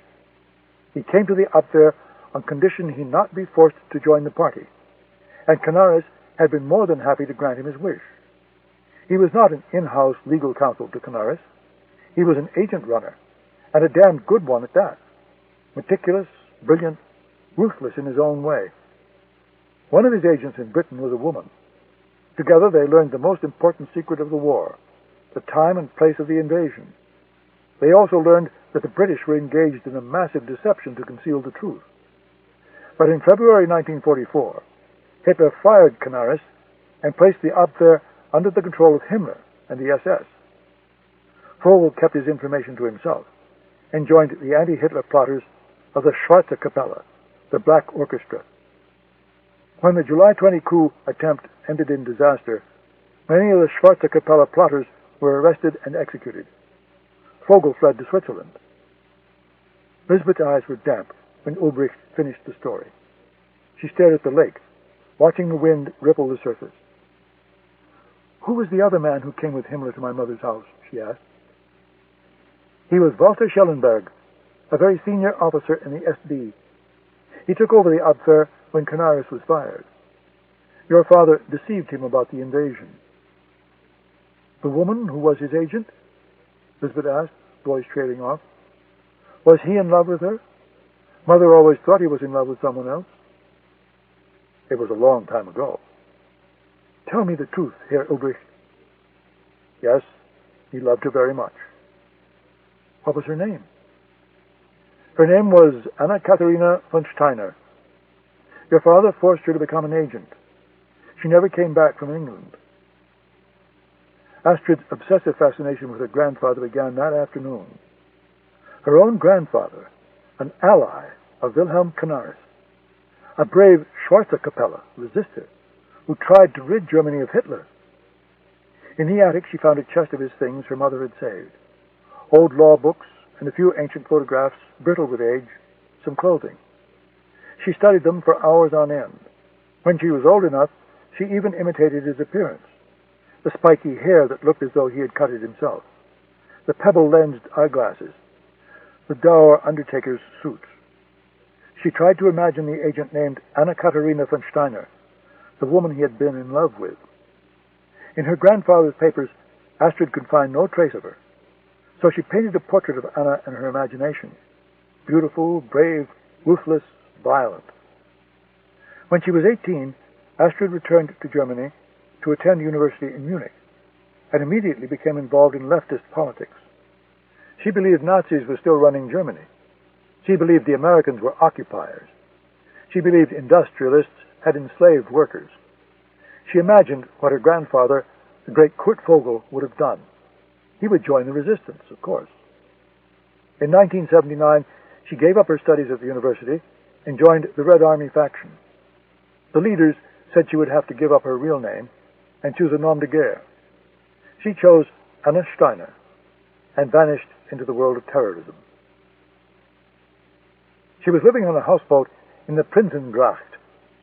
At 3 o'clock in the afternoon, she walked out of the bookstore, freed her bicycle from the rack, and set out across the square. Delaroche signaled the waiter for a check. She walked for a time, pushing the bike, obviously in no hurry. Delaroche trailed softly after her. She had changed little in the years since he had seen her last. She was tall and vaguely awkward, with beautiful but graceless legs and long hands that seemed forever in search of a comfortable resting place. Her face was from another time and place. Luminous white skin, broad cheekbones, a large nose, eyes the color of mountain lake water. Her hair always changed with her mood and her politics, but now, in early middle age, it had returned to its natural state. Long, blonde, held back by a plain black clasp. He followed her north along the Kaisersgracht. She crossed the canal at Reichstadt, then headed north again along the Prinzengracht. She passed into the shadow of the Westerkerk, the site of Rembrandt's unmarked grave. Delaroche increased his pace, closing the distance between them. Hearing his footfalls, she spun quickly, hand reaching inside her handbag, alarm on her face. Delaroche took her gently by the arm. "It's only me, Astrid. Don't be afraid." Christa was 45 feet long, with a wheelhouse aft, a slender prow, and a fresh coat of green and white paint. It was tied up next to a boxy barge, and to get aboard, Astrid and Delaroche had to scamper across the neighbor's aft deck. The inside was clean and surprisingly large, complete with a galley kitchen, a salon, and a bedroom in the prow. The weak light of late afternoon trickled through a pair of skylights, and a row of portholes along the gunwale. Delaroche sat in the salon, watching Astrid as she busied herself with coffee in the galley. They spoke Dutch, for she was passing herself off as a divorcee from Rotterdam and didn't want the neighbors to hear her chattering in German. Like all Amsterdammers, she was obsessive about her bicycle. She had lost 4 to thieves since settling in the city. She told Delaroche about the day she was strolling along the Single and came upon a man selling used bicycles. Among the stock, Astrid spotted one of her missing bikes. She told the man it was hers and demanded he give it back. He said she was crazy. She looked beneath the seat and found the name tag she had placed there. He said she was a liar. She grabbed hold of the bicycle and announced she was taking it back. He tried to stop her. She lashed sideways with an elbow, breaking his larynx, and then shattered his jaw with a vicious roundhouse kick. She picked up the bike and strolled away to a chorus of cheers, the heroine of every Amsterdammer who had ever lost a bike to the black market. She carried the coffee to the salon and sat down across from Delaroche. She removed the clasp from her hair and allowed it to fall about her shoulders. She was a stunningly attractive woman who had learned to conceal her beauty in order to blend into her surroundings. For a moment, he enjoyed just looking at her. "So, what brings you to Amsterdam, Jean-Paul? Business or pleasure?" "You, Astrid. I need your help." She shook her head slowly and lit a cigarette. De la Roche anticipated she might be unwilling to work with him. She had killed often, and she had paid a very high price. A life spent underground on the run from every secret service and police force in the West.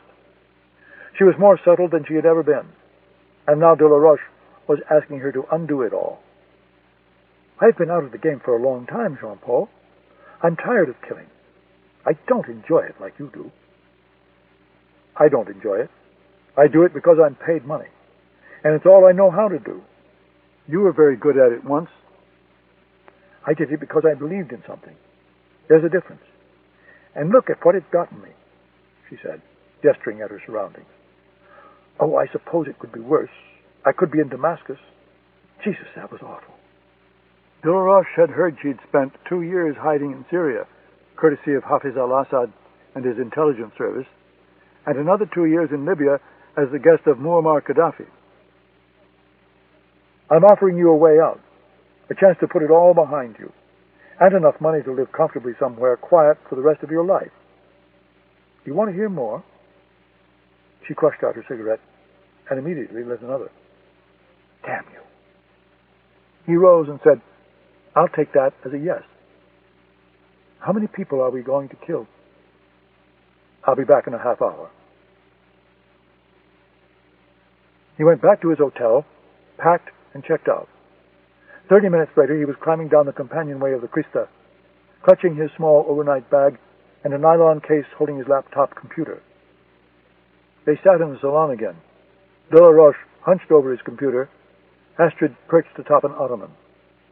De la Roche went through the targets one by one.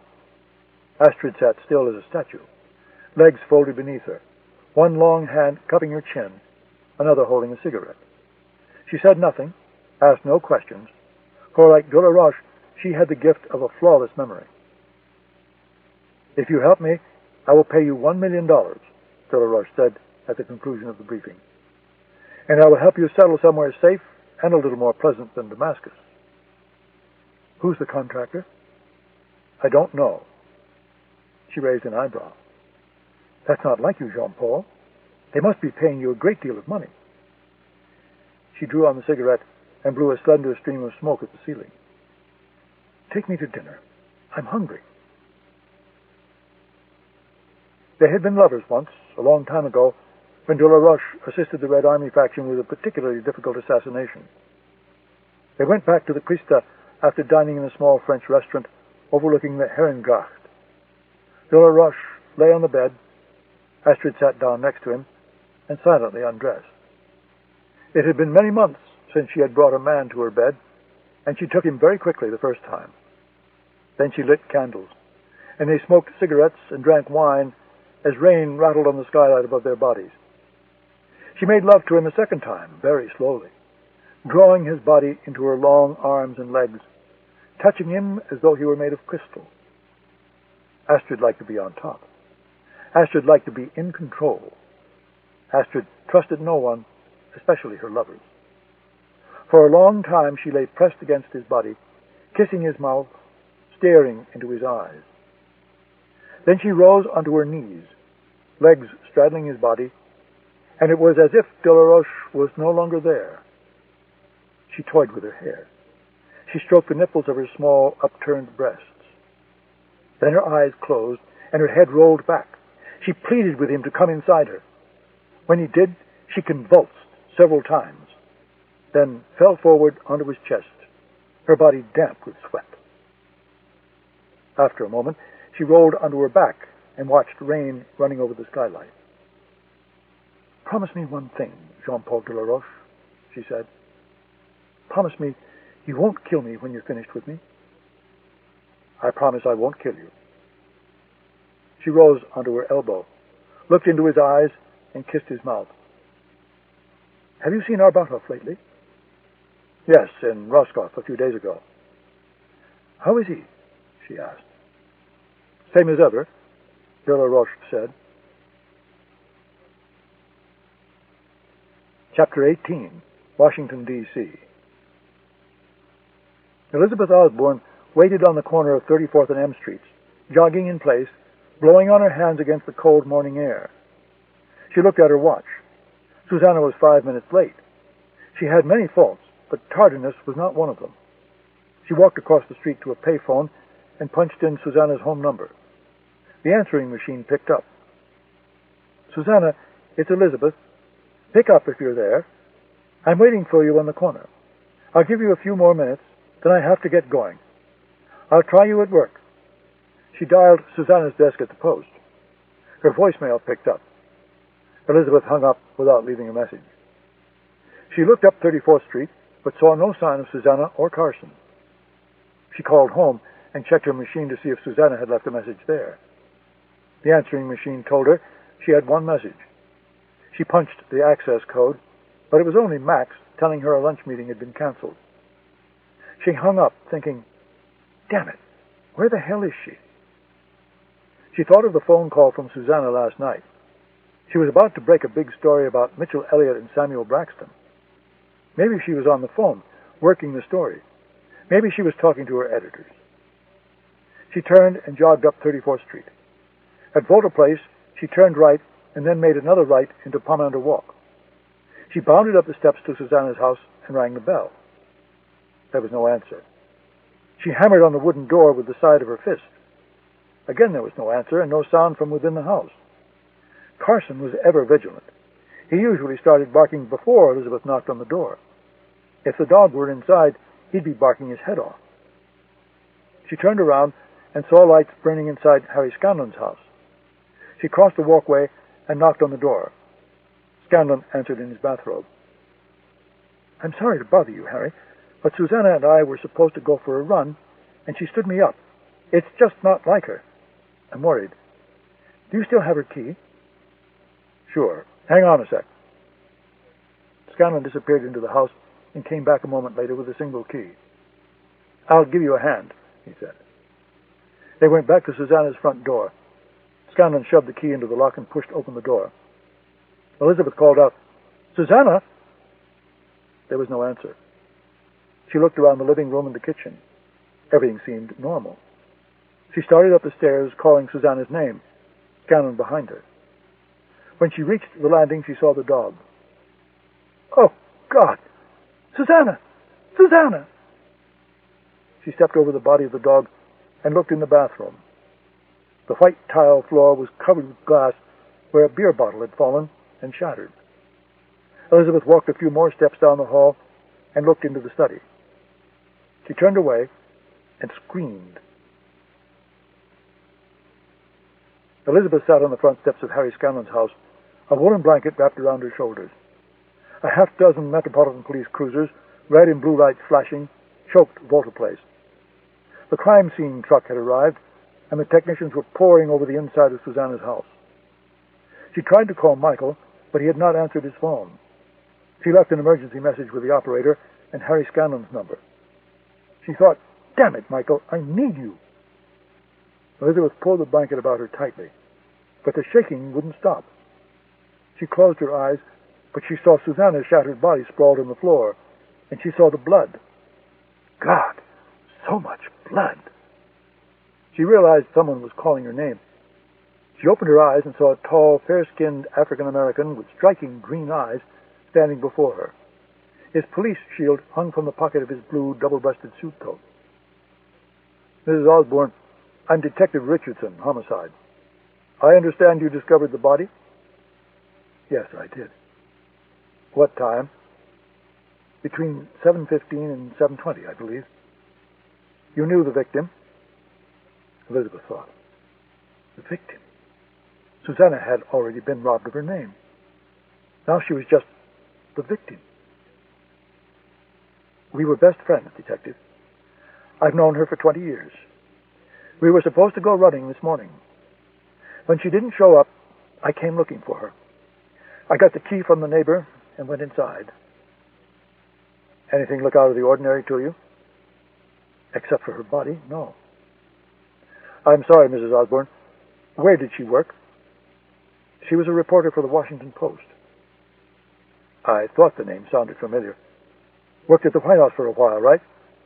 Used to be on the Round Table show on TV." Elizabeth nodded. "This may sound like a strange question, but Do you know anyone that would want to kill her? Not a soul. Anything unusual going on in her life? No. Any angry boyfriends? Jilted lovers? Elizabeth shook her head. Husband? He's remarried. How's their relationship? I work with him, Detective. He's a partner at my firm. He's a shit, but he's not a murderer. We can't find a purse. Did she carry one? Yes. She always left it on the kitchen counter. It's not there. Who did this? Impossible to say. Looks like someone was inside the house and she surprised him. She had jogging clothes on, but one of her shoes had been removed. Looks like she may have twisted her ankle. Dog was wearing a leash. So they shot her. A lot of people in this town would rather kill someone than leave a witness behind who could identify them later. He said this matter-of-factly. He reached out and put a hand on her shoulder. I'm very sorry, Mrs. Osbourne. Here's my card. If you think of anything else, let me know. Elizabeth heard the telephone ringing inside the house. Harry Scanlon came to the door, eyes red. It's Michael, he said. Elizabeth rose and walked inside, unsteady on her feet. Michael, come home quickly. I need you. What happened? Why are you at Harry's? Susanna's dead. Someone shot her in her house. I found her. Oh, God, Michael. Her voice choked with tears. Please come home, Michael. Please hurry. Stay there. I'll come get you. No, meet me at home. I need to walk. I need some air. She looked out the window and saw Susanna's body, wrapped in a white sheet, being taken from the house on a stretcher. She had maintained her composure until then, but the sight of Susanna like that broke down the last of her strength. Elizabeth, are you there? Elizabeth, talk to me. They're just taking her away.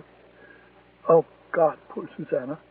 I just keep thinking about what she must have gone through before she died. I can't stop thinking about it. Get out of there. Go home. It will make you feel a little better. Trust me. Hurry. I will. She hung up the telephone. Scanlon was holding a floppy disk. Well, I guess she won't be needing this. He paused, his eyes filling with tears. God, I can't believe I said that. What is it? Scanlon explained their system, how Susanna always made extra copies of her work and left them through his door slot. She was paranoid about it. I know. In law school, she kept her papers in the refrigerator because she read somewhere that refrigerators could withstand fire. Elizabeth smiled at the memory. God, I miss her so much.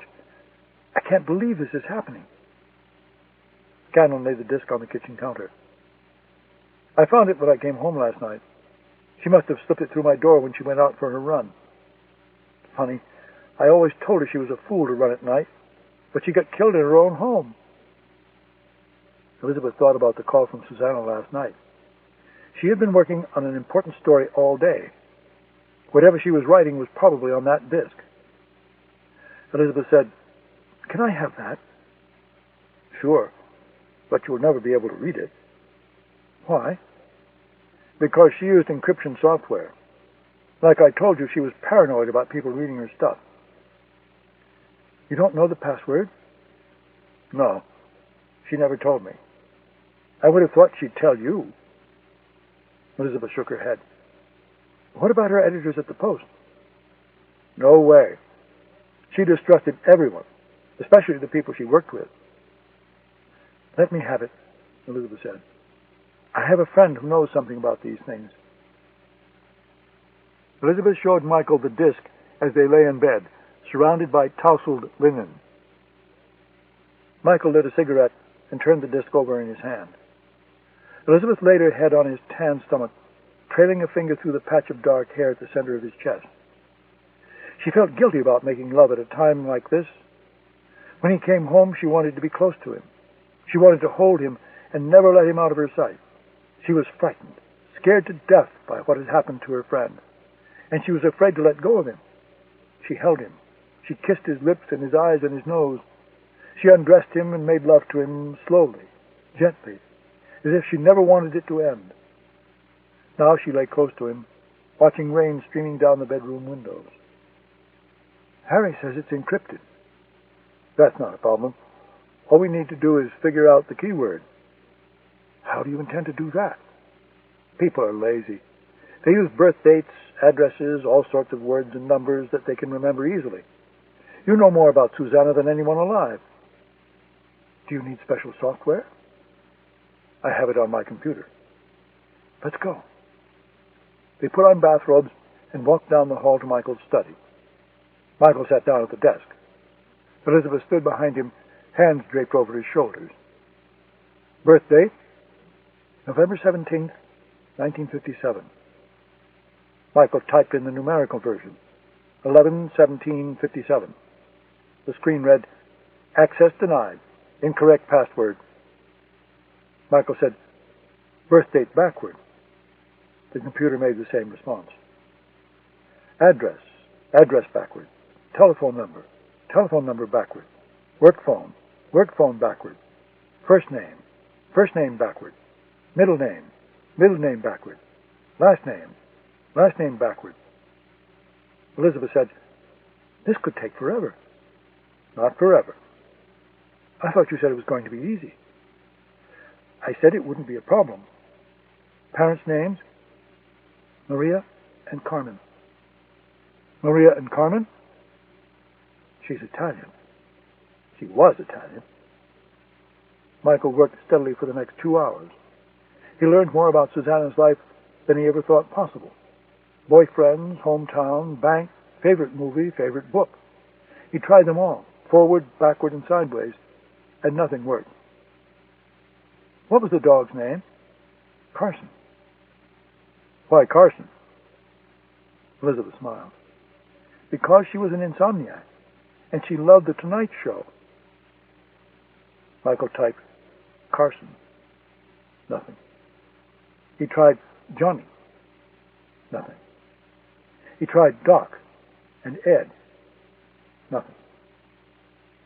She had the last 2 shows on tape. She watched them 100 times. Who was on the last show? It was just Johnny, remember? He just talked to the audience. What about the show before? Bette Midler. Jesus, she was crazy about Bette Midler.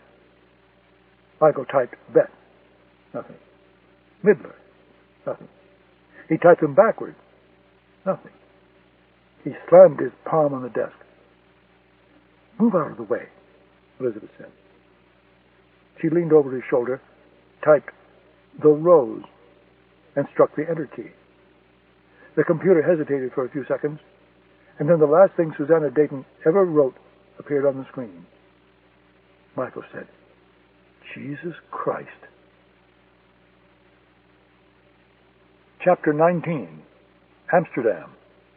The houseboat on the Prinsengracht had taken on the appearance of a military operations room. Delaroche briefly considered returning to Braille, but it was a village, with a village's inclination to gossip, and he knew the presence of a tall, blonde woman would arouse unwelcome interest among Didier and his cohorts. Besides, the Christa provided a relaxing and secluded atmosphere to plan the assassinations. On the walls he hung large-scale street maps of the cities where he would carry out the killings. London, Cairo, Washington. He rose early each morning and worked while Astrid slept. Then they spent 2 hours together, talking and planning, before she left for the bookshop at 10 o'clock. By the afternoon, the walls would close in on him, so he would borrow Astrid's appalling bicycle and pedal the narrow streets of the canal rings. He found an art supply shop, purchased a small watercolor kit, and produced several fine paintings of the bridges and the boats and the gabled houses overlooking the canals. On the 4th day, a bitter cold front pushed in from the North Sea. For the next 2 days, the Christa was filled with the playful screams and shouts of hundreds of skaters gliding over the frozen surface of the Prinsengracht. Each evening, he would collect Astrid from the bookshop and take her to a different restaurant. Afterward, they would stroll the wind-swept canals and drink Deconic beer in the cannabis-scented bars of the Leidseplain. She made love to him for 2 nights, then turned her back to him for the next 2. Her sleep was fitful, troubled by nightmares. On the night before their departure, she awoke in a panic, bathed in sweat. Grabbing for the small Browning automatic she habitually kept on the floor next to the bed. She might have blown off de la Roche's head had he not wrested the gun from her grasp before she could release the safety. She made frenzied love to him and begged him never to leave her. The following morning broke cold and gray. They packed in silence and padlocked the Christa. De la Roche destroyed his paintings. Astrid telephoned the bookshop. She had a family emergency and needed a few days off. She would be in touch. They took a taxi to the Centraal Station and caught the early morning train to the town of Hoek van Holland. They took another taxi to the ferry terminal and had a late breakfast of bread and eggs at a small waterfront cafe. 1 hour later, they boarded the car ferry for Harwich, across the North Sea in Britain. The passage usually took 6 hours in good weather, 8 or more when the seas turned rough. On that day, a cold winter storm pushed down from the Norwegian Sea. Astrid, who was prone to seasickness, spent much of the journey in the lavatory, violently ill, cursing de la Roche's name. De la Roche stayed outside on the observation deck in the glacier-scented air, watching the wind-driven rollers breaking across the prow of the ferry. Shortly before their arrival, Astrid altered her appearance. She pinned her blonde hair close to her scalp and covered her head in a black shoulder-length wig. De la Roche put on a baseball hat bearing the name of an American cigarette, and despite the weather, his Ray-Ban sunglasses. The European community makes the life of the international terrorist much easier, because once inside a member nation, travel to the others is almost free of risk. De la Roche and Astrid entered the United Kingdom on Dutch passports, posing as unmarried tourists, enduring only a cursory inspection of their travel documents by a bored British official. Still, de la Roche knew the British security forces routinely videotaped all arriving passengers, regardless of their passport. He knew he and Astrid had just left their first footprints. Night had settled over the English coastline by the time de la Roche and Astrid boarded the train at Harwich Station. 90 minutes later, they arrived in London. For his base camp, de la Roche chose a small service flat in South Kensington. He rented it for a week from a company that specialized in providing flats for tourists. His first act was to cancel the service aspect of the arrangement. The last thing he needed was a maid poking her nose into his things. The flat was modest but comfortable, with a fully functioning kitchen, a large sitting room, and a separate bedroom. The telephone line was direct, no switchboards involved, and there were large windows looking down onto the street. They wasted no time. The target was an MI6 officer named Colin Yardley, a 54-year-old former field officer who had served in the Soviet Union, the Mideast, and lately in Paris, and was now awaiting forced retirement in a dead-end head office desk job. He fit the profile of many intelligence officers at the end of their careers: burned out, bitter, divorced. He drank too much and put himself about with too many women. MI6 personnel had told him in no uncertain terms to knock it off. Yardley had told the flunkies in personnel to fuck off. It was all in de la Roche's report. Killing him would be easy. The challenge would be killing him the right way. Despite his years in the field, Yardley had grown lazy and careless now that he was back in London. Each evening he took a taxi from MI6's Riverside headquarters to a restaurant and bar in Sloane Square. It was there he did his hunting.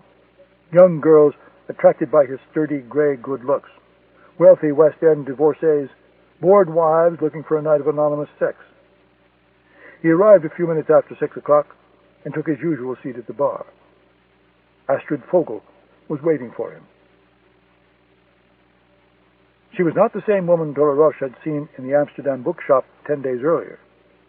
She had spent the afternoon at Harrods and the glittering shops in Bond Street, armed with a stack of de la Roche's money.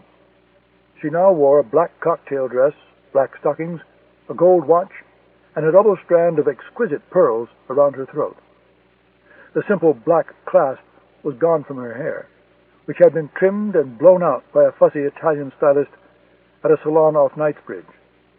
Now it fell dramatically about her face and neck. Astrid knew how to play down her natural good looks, but she also knew how to attract attention when necessary.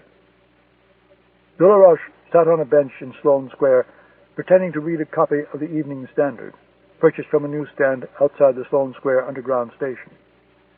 He watched the performance inside the restaurant as pantomime. Astrid sits at the bar alone, the eternal cigarette burning between her long, slender fingers. Yardley, tall, gray, distinguished, asks if the seat next to her is free. A drink appears before Yardley automatically, is regular, and by his expression he thinks she is impressed by this. He gestures to the bartender to bring her another glass of white wine. Astrid, grateful, turns her body to face him, one long leg crossed suggestively over the other, her skirt riding high on her thigh. She belongs to him now. The frightened, lonely woman from the houseboat in Amsterdam is gone. She is a confident and cosmopolitan Dutch woman whose husband makes money and ignores her too much. And, yes, you can light my cigarette for me, darling. After an hour of this, she rises and puts on her coat. They shake hands formally. She allows her fingers to linger on his an instant too long. He asks her where she's staying. The Dorchester. Can he give her a lift? No, that's not necessary. Can he get her a taxi? No, I can manage. Could he see her again before she leaves London? Come back tomorrow night, and if you're very lucky, darling, I'll be here. She walked quickly across the square, passing Delaroche, who was engrossed in his newspaper. She headed north, up Sloane Street. Delaroche watched Yardley hail a taxi and disappear inside. He stood up and strolled across the square to Sloane Street. Astrid was waiting for him. How did it go? He would have fucked me right there at the bar if I'd let him. So he was interested. He asked me to come to his place for a drink and a takeaway curry. I told him my husband might be a little upset if I wasn't back at the hotel by the time his meeting was over. Good. I don't want him to think you're a whore. Besides, he can't be as stupid as he looks. What about tomorrow night? I left a strong impression and I'd be back at the bar. He'll be back. Please, John Paul. I just don't want to kiss him. His breath smells like shit. That part of the operation is in your hands. God, I hope he doesn't try to kiss me. I swear if he tries to kiss me, I'll kill him myself. Yardley arrived first the next night. Delaroche, watching from his bench in Sloane Square, stifled laughter as the highly trained British intelligence officer cast a series of expectant glances toward the door. After half an hour, Delaroche decided Yardley had waited long enough for his reward. He signaled Astrid, who was sitting in the window of a wine bar across the square. 5 minutes later, she was striding through the door of the restaurant, straight into the arms of Colin Yardley. She taunted him. She toyed with him. She hung on his every word. She ran her fingers through her hair. She allowed him to buy her too many glasses of Sancerre. She leaned forward so he could look down her blouse and see she was wearing no brassiere. She stroked the inside of his calf with the toe of her expensive Bruno Mali shoe. She tried several times to leave. My husband will want to know where I am, darling. But he would signal the bartender, and another glass of Sancerre would arrive. And somehow she just couldn't find the willpower to drag herself away from this terribly interesting man. And be a love and get me another pack of cigarettes, please. Marlboro Light 100. Astrid the seductress. Astrid the needy. Astrid the silly, sex-starved Dutch tart who would do anything for the attention of a middle-aged Englishman with a Savile Row suit and an expensive address. Delaroche admired her work from his vantage point in the square. He felt something else, a flash of tenderness. He reached inside his coat and felt for the butt of the Glock. The next part went according to plan. Astrid leaned forward and whispered in his ear. Yardley paid the check and collected their coats. 2 minutes later, they were climbing into a taxi. Delaroche watched them go. He rose and walked slowly after them, across Sloane Square, westward along the King's Road. He was not alarmed when the taxi disappeared from sight. He knew exactly where they were going. Yardley's home in Wellington Square. Get him inside the house, Astrid. Tell him you're in a hurry. Tell him your husband will be crazy if you're gone too long. Take him straight to bed. Don't worry about the door. I'll take care of the door. De La Roche turned left off the King's Road and entered the stillness of Wellington Square. The noise of the rush-hour traffic faded to a pleasant drone. A gentle rain began to fall. De La Roche walked quickly across the square, collar up, hands pushed deeply into his pockets. Yardley's house was dark, perfect. The front door lock provided little challenge, and after a few seconds he was inside. He heard the sound of voices upstairs in the bedroom. Astrid had done her job well.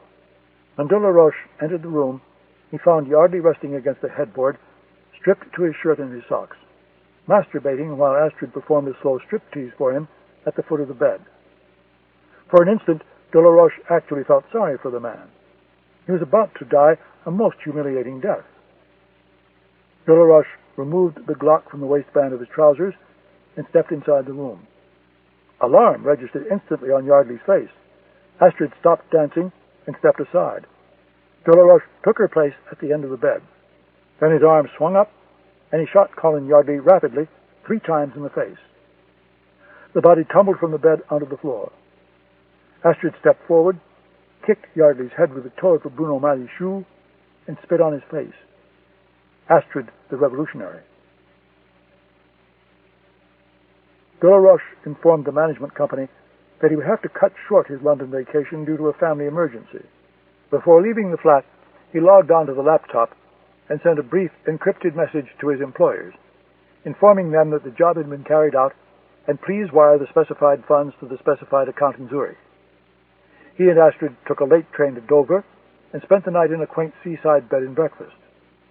In the morning they took the first ferry to Calais, where they hired a Renault car and drove northward along the Channel coast.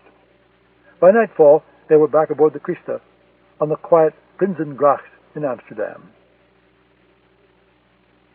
The body of Colin Yardley was discovered early that afternoon, as De La Roche and Astrid were passing from France into Belgium.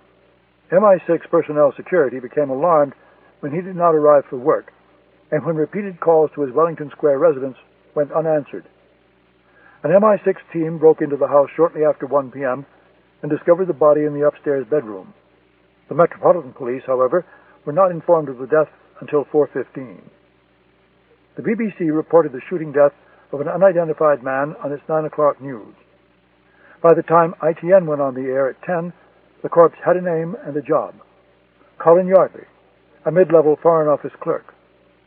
During the program, a telephone call arrived at the news desk. The caller said the Provisional Irish Republican Army had carried out Yardley's murder. The caller provided the special recognition code to prove the claim as authentic.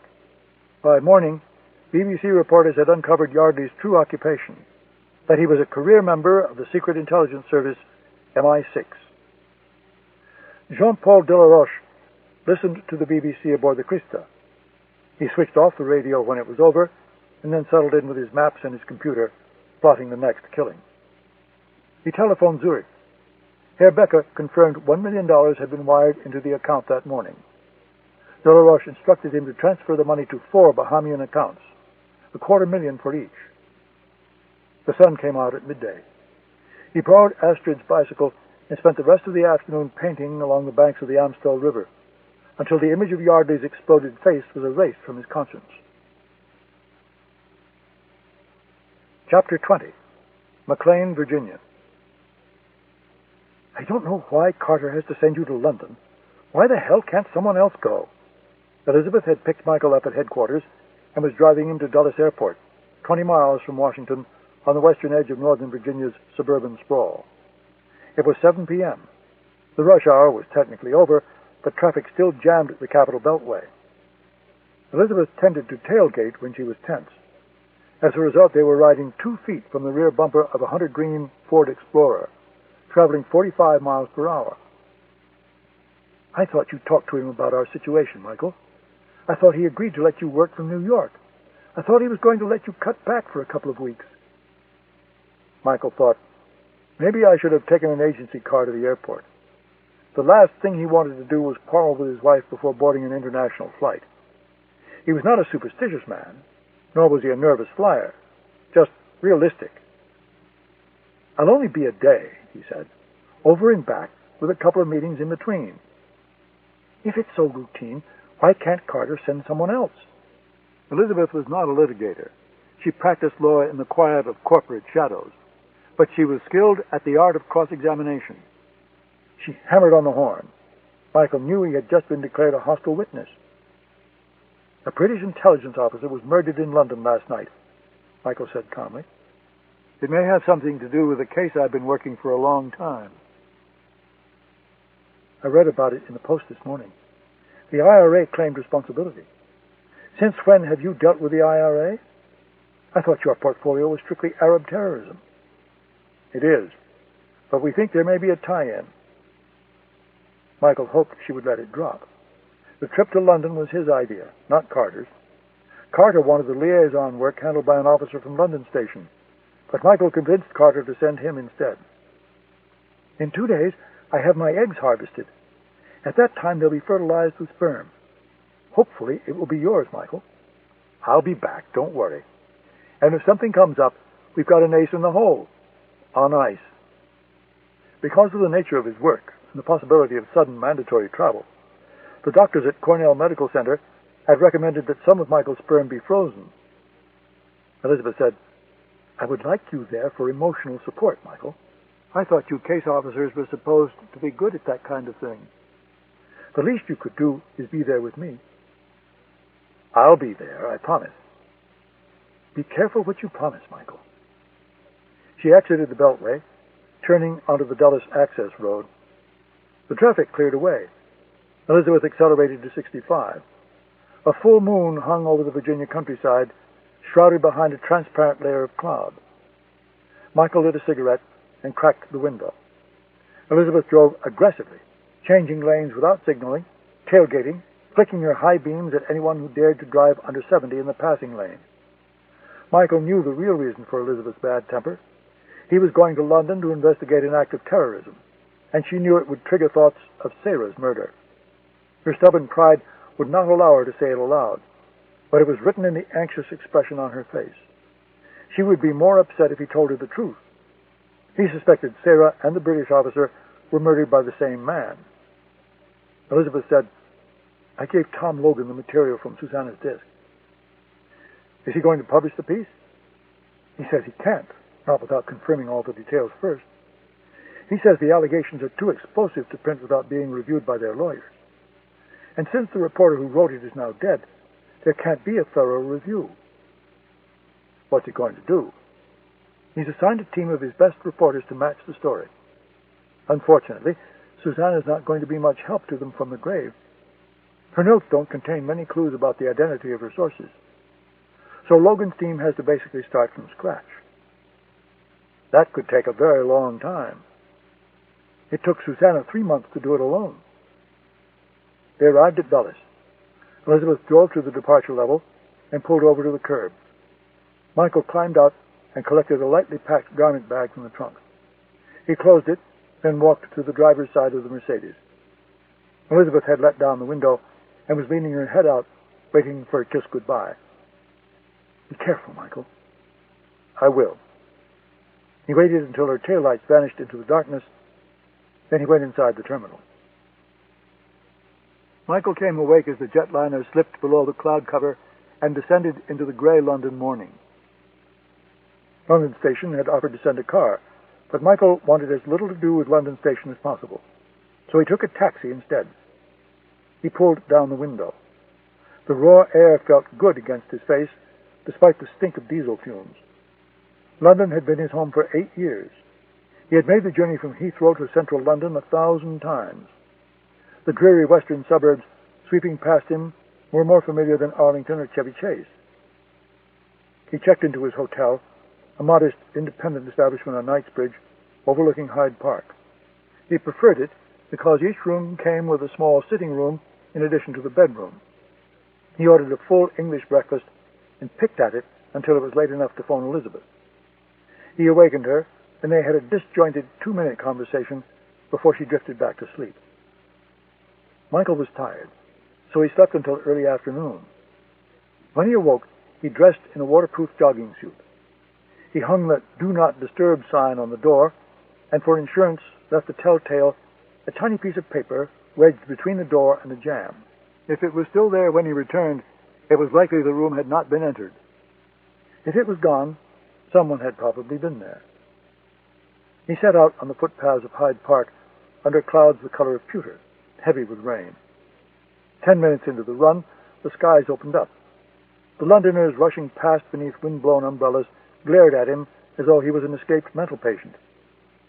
After 15 minutes, his breath turned ragged, and he stopped to walk. Over the years, he had been able to maintain his physical fitness, despite being a moderate smoker. But now the cigarettes were taking their toll, and Elizabeth was right. He was getting thicker around the waist. He ran back to the hotel. The telltale fell to the floor as he opened the door to his room. He showered and changed into a blue business suit. He took a taxi to Grosvenor Square and flashed his identification to the Marine Guard at the entrance. Michael felt uncomfortable in embassies. He was a knock through and through. When he was based in London, he came to the embassy only in emergencies and only black, meaning he arrived underground in the back of a van. He wished he didn't have to come at all, but Centre Doctrine demanded a courtesy call to the local chief of station. The COS in London was a man named Wheaton, an unabashed Anglophile with a pencil-thin moustache, a Savile Row chalk-striped suit, and an annoying habit of toying with a tennis ball when he didn't know quite what to say. Wheaton was old school, Princeton, Moscow, 5 years as head of the Russia desk before scoring the plum career-ending assignment in London. He said he had known Michael's father, but he didn't say he liked him. He also made it clear he didn't think London Station needed any help from the CTC on this one. Michael promised to brief him on his findings. Wheaton politely told Michael he'd like him to get out of town as quickly as possible. The taxi dropped Michael at the White Georgian Terrace in Eaton Place. Helen and Graham Seymour owned a pleasant apartment, and from the street Michael could see them like actors on a multi-level stage. Graham upstairs in the drawing room, Helen below street level in the kitchen. He descended the steps and rapped on the paned glass kitchen door. Helen looked up from her cooking and smiled broadly. Opening the door to him, she kissed his cheek and said, "God, Michael, it's been too long." She dumped Sancerre into a goblet and thrust it into his hand. "Graham's upstairs. You boys can talk shop while I finish supper." Graham Seymour was fidgeting with a gas fire when Michael entered the room. It was wood-paneled and wood-floored, with an exquisite array of Oriental rugs and Middle Eastern decorations. Graham stood up, smiled, and stuck out his hand. They regarded each other as only men of identical size and shape can do. Graham Seymour was like Michael's negative. Where Michael was olive-complected, Graham was fair. Where Michael was dark-haired and green-eyed, Graham was blond and gray-eyed. Michael wore a blue business suit. Graham was dressed for safari in khaki trousers and a khaki bush shirt. They sat down and talked about old times. They had lived nearly identical lives. Like Michael, Graham's father had worked in intelligence, MI5's double-cross operation during the war, then MI6 for 25 years after that. Like Michael, Graham followed his father from posting to posting and joined the Secret Intelligence Service immediately after graduating from Cambridge. The two men had worked side by side over the years, though Graham always functioned under official cover. They had developed a professional respect and personal friendship. Indeed, they were closer than either of their services would prefer if they knew. The smell of Helen's cooking drifted upstairs into the drawing room. "What's she making?" Michael asked cautiously. "Paella," Graham said and frowned. "Perhaps you should run to the chemist's now before it closes." "I'll be all right." "You say that now, but you haven't had Helen's paella." "That bad?" "I don't want to spoil the surprise. Perhaps you should have some more wine." Graham went downstairs to the kitchen, returning a moment later with glasses filled with white Bordeaux. "Tell me about Colin Yardley." Graham grimaced. "Curious thing happened a couple of months ago. A Lebanese arms dealer named Farouk Khalifa decided to set up shop in Paris. He found out about it and notified our French friends. They put Mr. Khalifa under watch.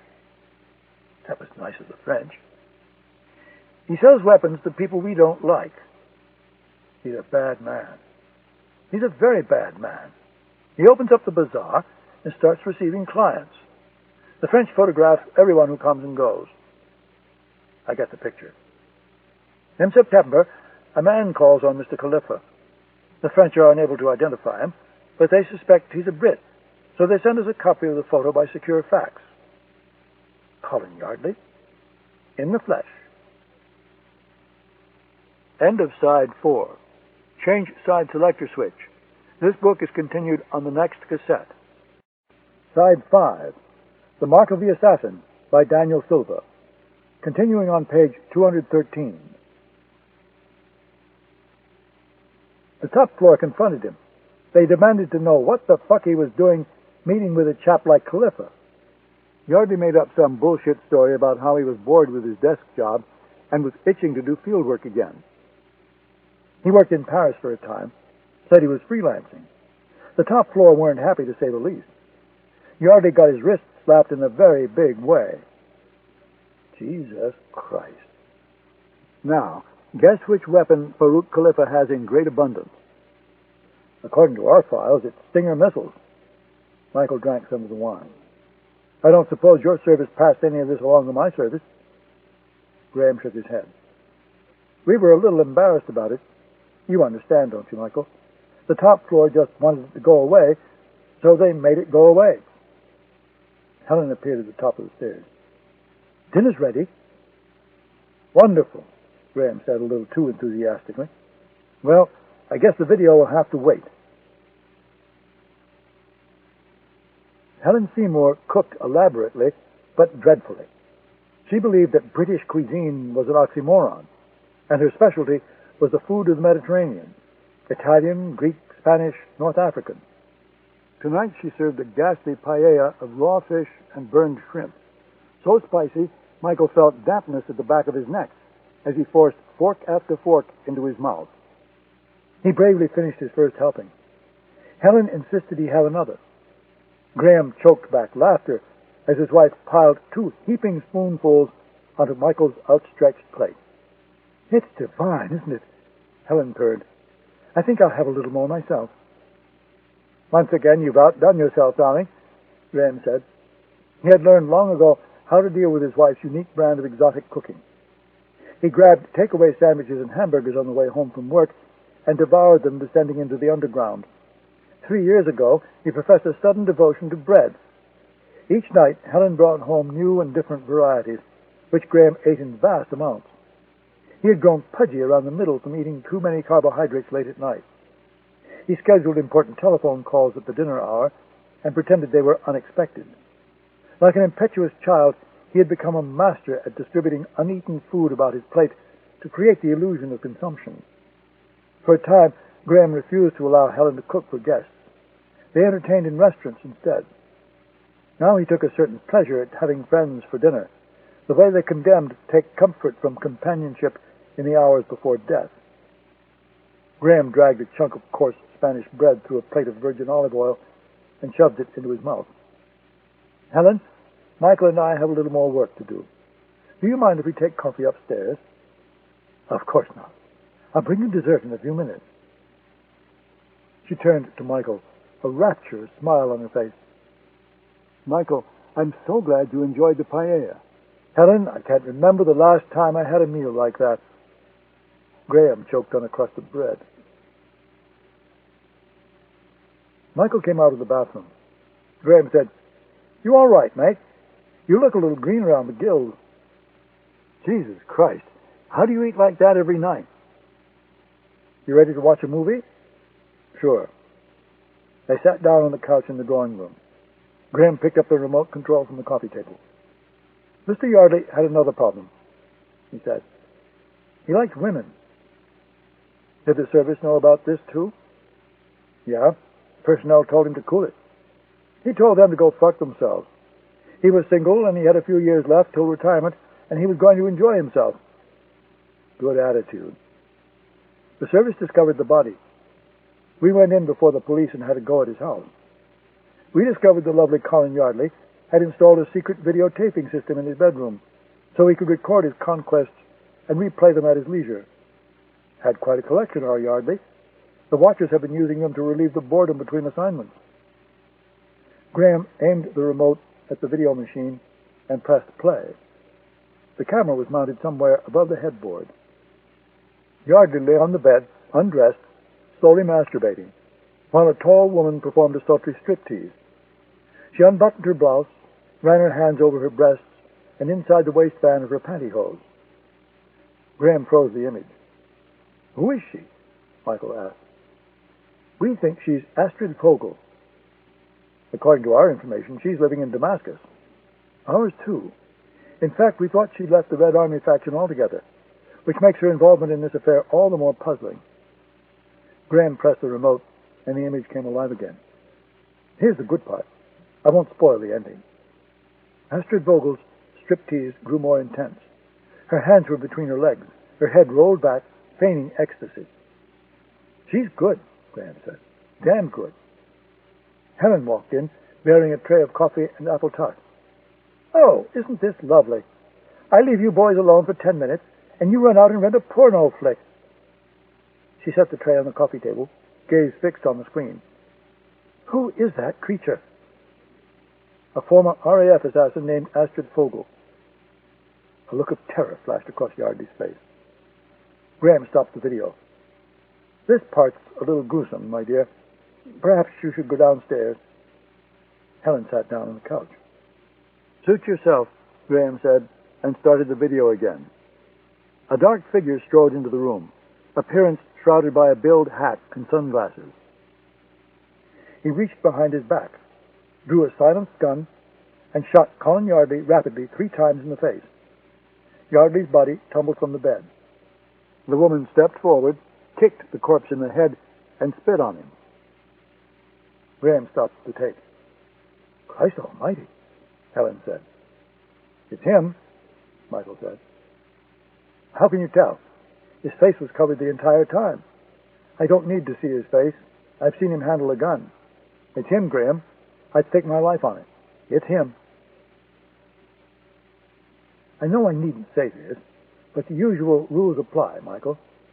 The information I gave you is for your background purposes only. You may not share it with any member of your service or any other service. I'll sign a copy of the Official Secrets Act if that would make you sleep easier." Michael turned up the collar of his coat and shoved his hands into his pockets. The rain had ended, and he wanted to walk. Graham had agreed to accompany him halfway. They drifted through the quiet Georgian canyons of Belgravia, the distant rush of evening traffic on the King's Road the only sound. Michael said, "I want to talk to Drozdov." "You can't talk to Drozdov. He's off limits to you. Besides, he says he's finished talking and wants to live out his days in peace." "I have a theory about the assassin who killed Yardley, and I want to run it by him. Drozdov is our defector. We've shared the harvest with you. If you try to talk to him, you're going to find yourself in serious trouble with both our services. So I'll do it in an unofficial capacity." "What's your plan?" "Just sort of bump into him and say, 'Hey, wait a moment. Aren't you Ivan Drozdov, former KGB assassin? Mind if I ask you a few questions?'" "Come on, Michael." "I thought I'd use a slightly more subtle approach. If it falls apart, I'll deny any involvement. In fact, I'll denounce you as a Russian spy. I would expect nothing less. He's living in the Cotswolds, a hamlet called Aston Magna. He takes tea and reads the newspapers every morning in a cafe in Morton, a few miles away." "I know it well," Michael said. "He's the one with the corgis and the knotted walking stick. Looks more English than Prince Philip. You can't miss him." Graham Seymour walked Michael as far as Sloane Street before saying goodnight and heading back to Eaton Place. Michael should have walked north toward Hyde Park and his hotel, but instead he went south toward Sloane Square when Graham vanished from sight. He crossed the square and drifted through the quiet side streets of Chelsea until he came to the embankment overlooking the Thames. The luxury flats above burned with light. The pavement shone with river mist. Michael had the place to himself, except for a small, bald man who hurried past, hands rammed inside a battered mackintosh, limping like a toy soldier no longer in good working order. He leaned against the railing, looked out at the river, then turned and stared toward Battersea Bridge, the bright lights of the Albert Bridge beyond. He could see Sarah walking to him, through darkness and mist, coal-black hair pulled back, skirt dancing across buckskin boots. She smiled at him as though he was the most important person on earth, as though she had been thinking about nothing but him all day. It was the same smile she gave him every time he entered her flat, every time he met her for drinks, at her wine bar, or for espresso at her favorite cafe. He thought of the last time he was with her. It was the previous afternoon, when he popped by her flat and found her sprawled on the floor in a white leotard, slender torso bent over long, bare legs. He remembered how she rose to him and kissed his mouth, and pulled her leotard off her shoulders so he could touch her breasts. Later, in bed, she confessed to fantasizing about fucking him to relieve the boredom of her stretching exercises, how it always left her terribly tense, and how she always had to solve the problem alone because he was working. He fell completely in love with her that moment. He made love to her one last time. She lay on her back, perfectly still, eyes closed, face passive, for as long as she could, until the physical pleasure became too much, and she opened her eyes and mouth and pulled his face to hers and kissed him until they came together. It was this image of her, and the sight of her flowing toward him in the light of the Chelsea embankment, that was shattered by the man with the gun. He remembered her face exploding, remembered her body crumbling before his eyes. He remembered the killer, pale skin, short-cropped hair, slender nose.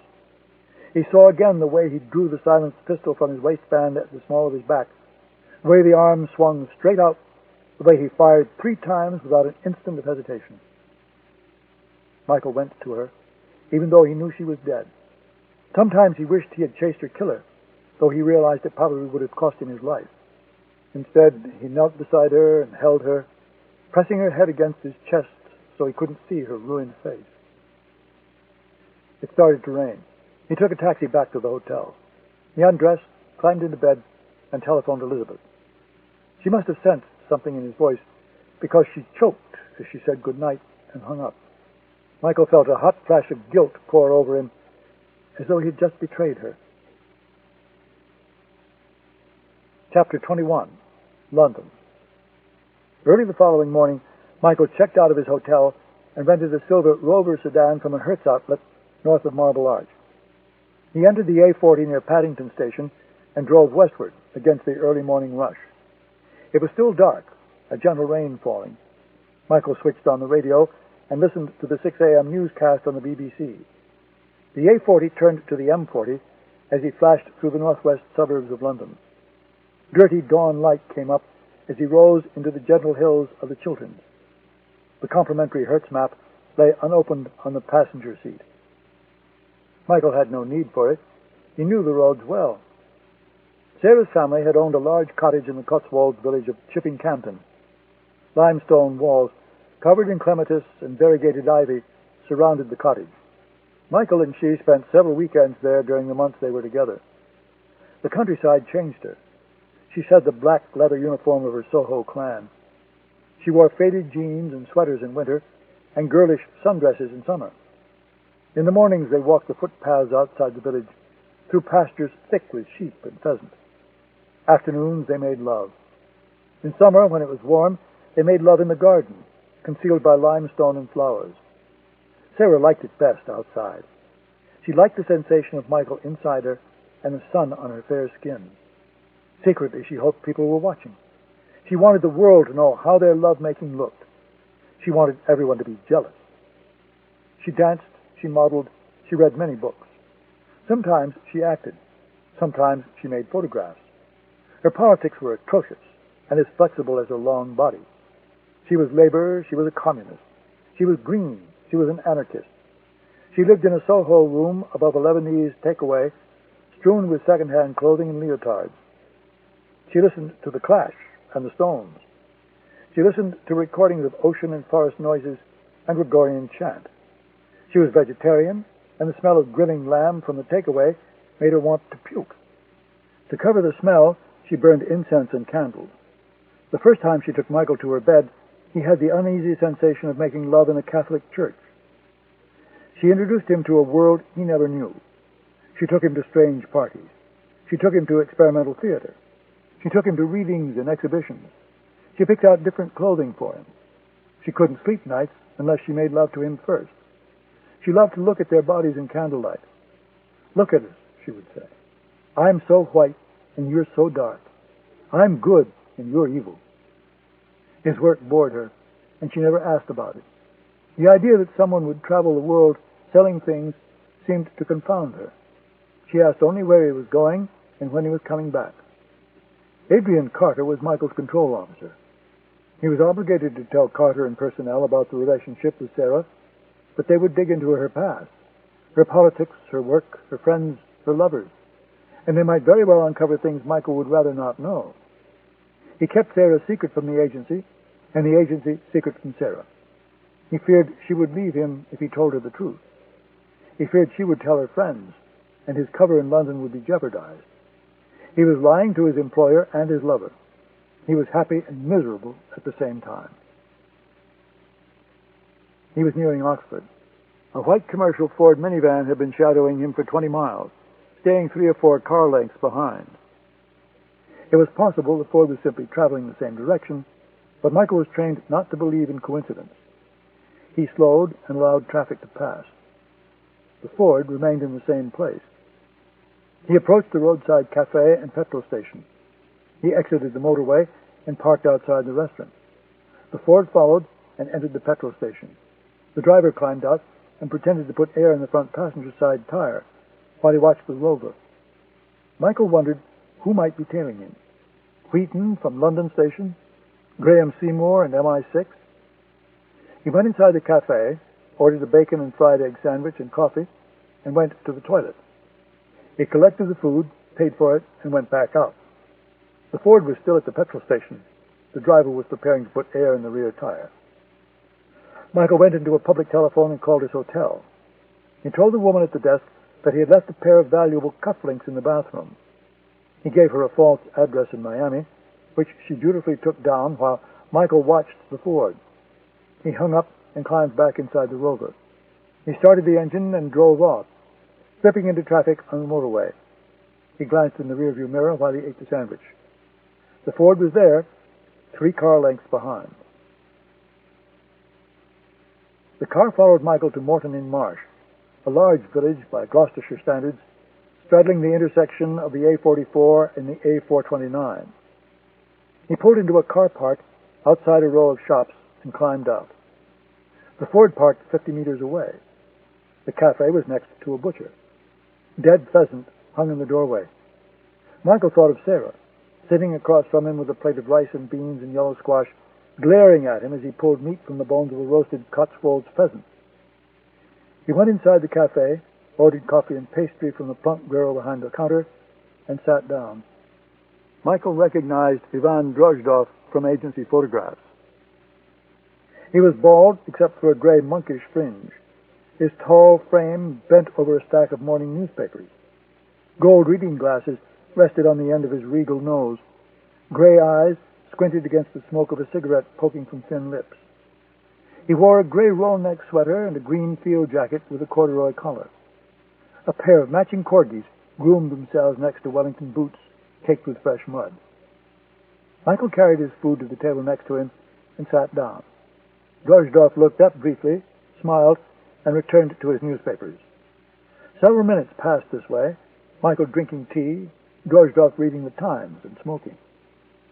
Finally, without looking up, Drozdov said, "Are you ever going to speak, or are you just going to sit there and annoy my dogs?" Michael, surprised, said, "My name is Carl Blackburn, and I was wondering if I might have a word with you." "Actually, your name is Michael Osbourne. You work for the CIA's Counterterrorism Center in Langley, Virginia. You used to be a field agent until your lover was murdered in London and the agency brought you inside." Drozdov carefully folded the newspaper and fed pieces of cake to the dogs. "Now, if you'd like to talk about something, perhaps we could take a walk," he said. "But don't lie to me ever again. It's insulting, and I don't take well to insults." Do you realize you're under surveillance, Mr. Osbourne?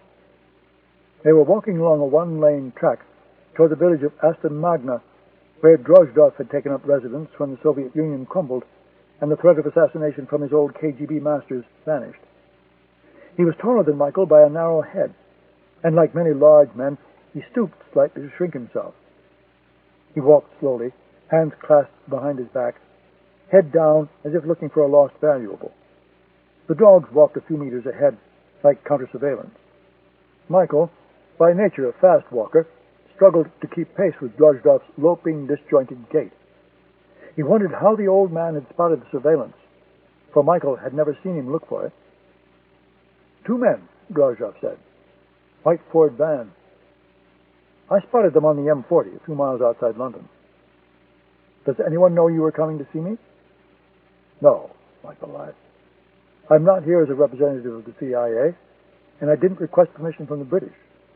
It's strictly a personal matter. You've placed yourself in a rather difficult position, Mr. Osbourne. If you do something I don't care for, all I need do is pick up the telephone and ring my handler at MI6, and you'll be in a good deal of trouble. I know. Obviously, as a professional courtesy, I ask that you not do so. It must be rather important. It is. I suspect those men in the white van have a long-range microphone.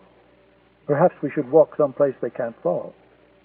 They turned onto a footpath bordering a field of dead winter grass. In the distance, hills rose into low clouds. A gang of sheep bleated at them along the fence line. Drozdov scratched the thick wool of their heads as they passed. The path was muddy with the night's rain, and after a few paces, Michael's suede Italian loafers were ruined. He turned around and looked back.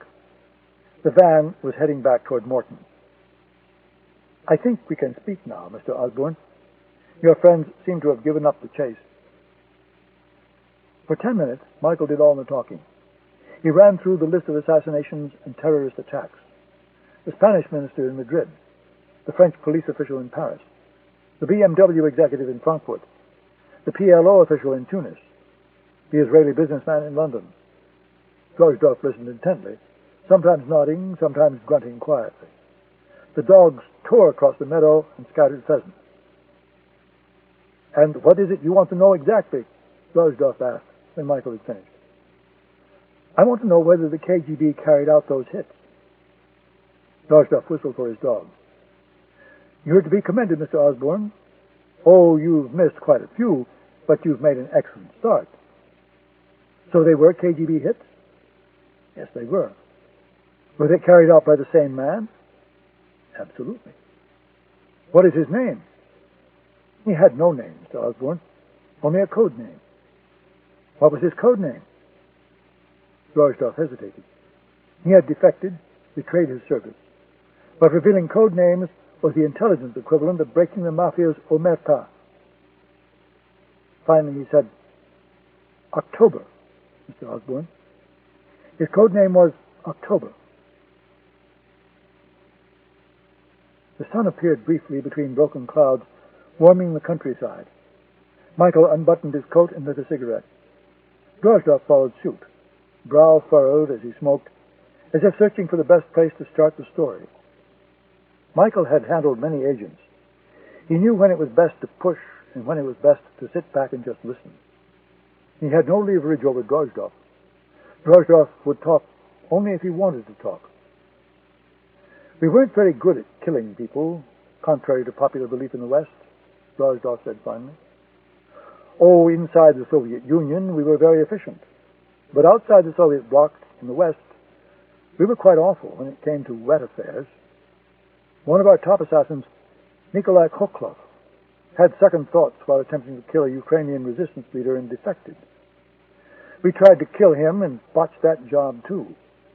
For the longest time, the Politburo simply gave up assassination as a tool of the trade. Drozdov dropped his cigarette butt in the mud and ground it out with the toe of his Wellington. In the late 1960s, this changed. We looked at the West and saw internal strife everywhere. The Irish, the Basques, the German Baader-Meinhof gang, the Palestinians. Also, we had our own business to attend to. Dissidents, defectors, You understand. Assassinations, as you know, were handled by Department 5, the first Chief Directorate. Department 5 wanted a highly trained assassin, permanently based in the West, who could carry out killings on short notice. That assassin was October. Michael said, "Who is he?" I came to Department 5 after he was in place in the West. His file said nothing of his real identity. There were rumors, of course, that he was the illegitimate son of a very senior KGB officer, a general, perhaps the chairman himself. These are all rumors, nothing more. He was taken by the KGB at a very early age and given intensive schooling and training. In 1968, as a teenager, he was sent into the West through Czechoslovakia, posing as a refugee. He eventually moved to Paris. He posed as a homeless street urchin and was taken in by a Catholic orphanage. Over the years, he established an airtight French identity. He went to French schools, had a French passport, everything. He even endured his mandatory service in the French army. And then he started killing. We used him primarily to promote instability in the West, to make problems for Western governments. He killed on both sides of the divide. He stirred the pot, so to speak, blew on the flames, and he was very good at his job. He prided himself on the fact that he never botched a single assignment. He wouldn't use any of the devices we offered to make his work easier, the cyanide-tipped bullets or the weapons that dispensed poison gas. He developed his own signature method of killing. 3 bullets to the face. Brutal, effective, quite dramatic. Michael had seen his work close up. He didn't need a description from Drozdov of the effect of the assassin's chosen method. Did he have a control officer? Michael asked evenly. Yes. He would only work with one officer, a man named Mikhail Arbatov. I tried to replace Arbatov once, but October threatened to kill the man. Arbatov was the closest thing to family October ever had. He trusted no one except Arbatov, and he barely trusted him. Mikhail Arbatov was murdered in Paris recently. Yes, I saw that. The police said street thugs probably killed him. The newspaper accounts described him as a retired Russian diplomat living in Paris. There's one thing I've learned in this life, Mr. Osbourne. You can't trust what you read in the newspapers. Who killed Arbatov? October, of course. Why? That's a very good question. Perhaps Arbatov knew too much about something. If October feels threatened, he kills. It's the only thing he knows how to do, except paint. He's rumored to be quite talented. He's gone into private practice. He's a contract killer now. Among the best in the world, very much in demand. Arbatov was his agent. They'd grown quite rich together. I hear there was a good deal of jealousy over the way Arbatov had cashed in on October's talents. Arbatov had many enemies, many people who would wish him harm. But if you're looking for his killer, I would start with October. The sun vanished once more, and the clouds thickened, black with rain. They passed a large limestone manor house surrounded by broad green lawns. Michael told him about Colin Yardley, about the videotape of the killing, about Astrid Vogel. Drozdov shook his head slowly. You'd think someone in Yardley's line of work would know the pitfalls of placing a camera in a bedroom. I must say it's the one thing about growing old I don't mind. The eternal craving for female flesh has finally left me in peace. I have my dogs and my books and my Cotswold countryside. Michael laughed quietly. He worked once for the Red Army faction. He met Astrid Vogel on that assignment. She spent many years in hiding. Tripoli, Damascus, the Shuf Mountains. She paid dearly for her idealism. Something has drawn her back into the game. I suspect it's probably money. Why would October kill Colin Yardley? Perhaps you should pose the question this way. What did Colin Yardley do in order for someone to take out a contract on his life with the world's best assassin? Michael thought. Maybe he purchased a Stinger missile from a black market arms dealer named Farouk Khalifa and supplied it to the men who shot down Flight 002.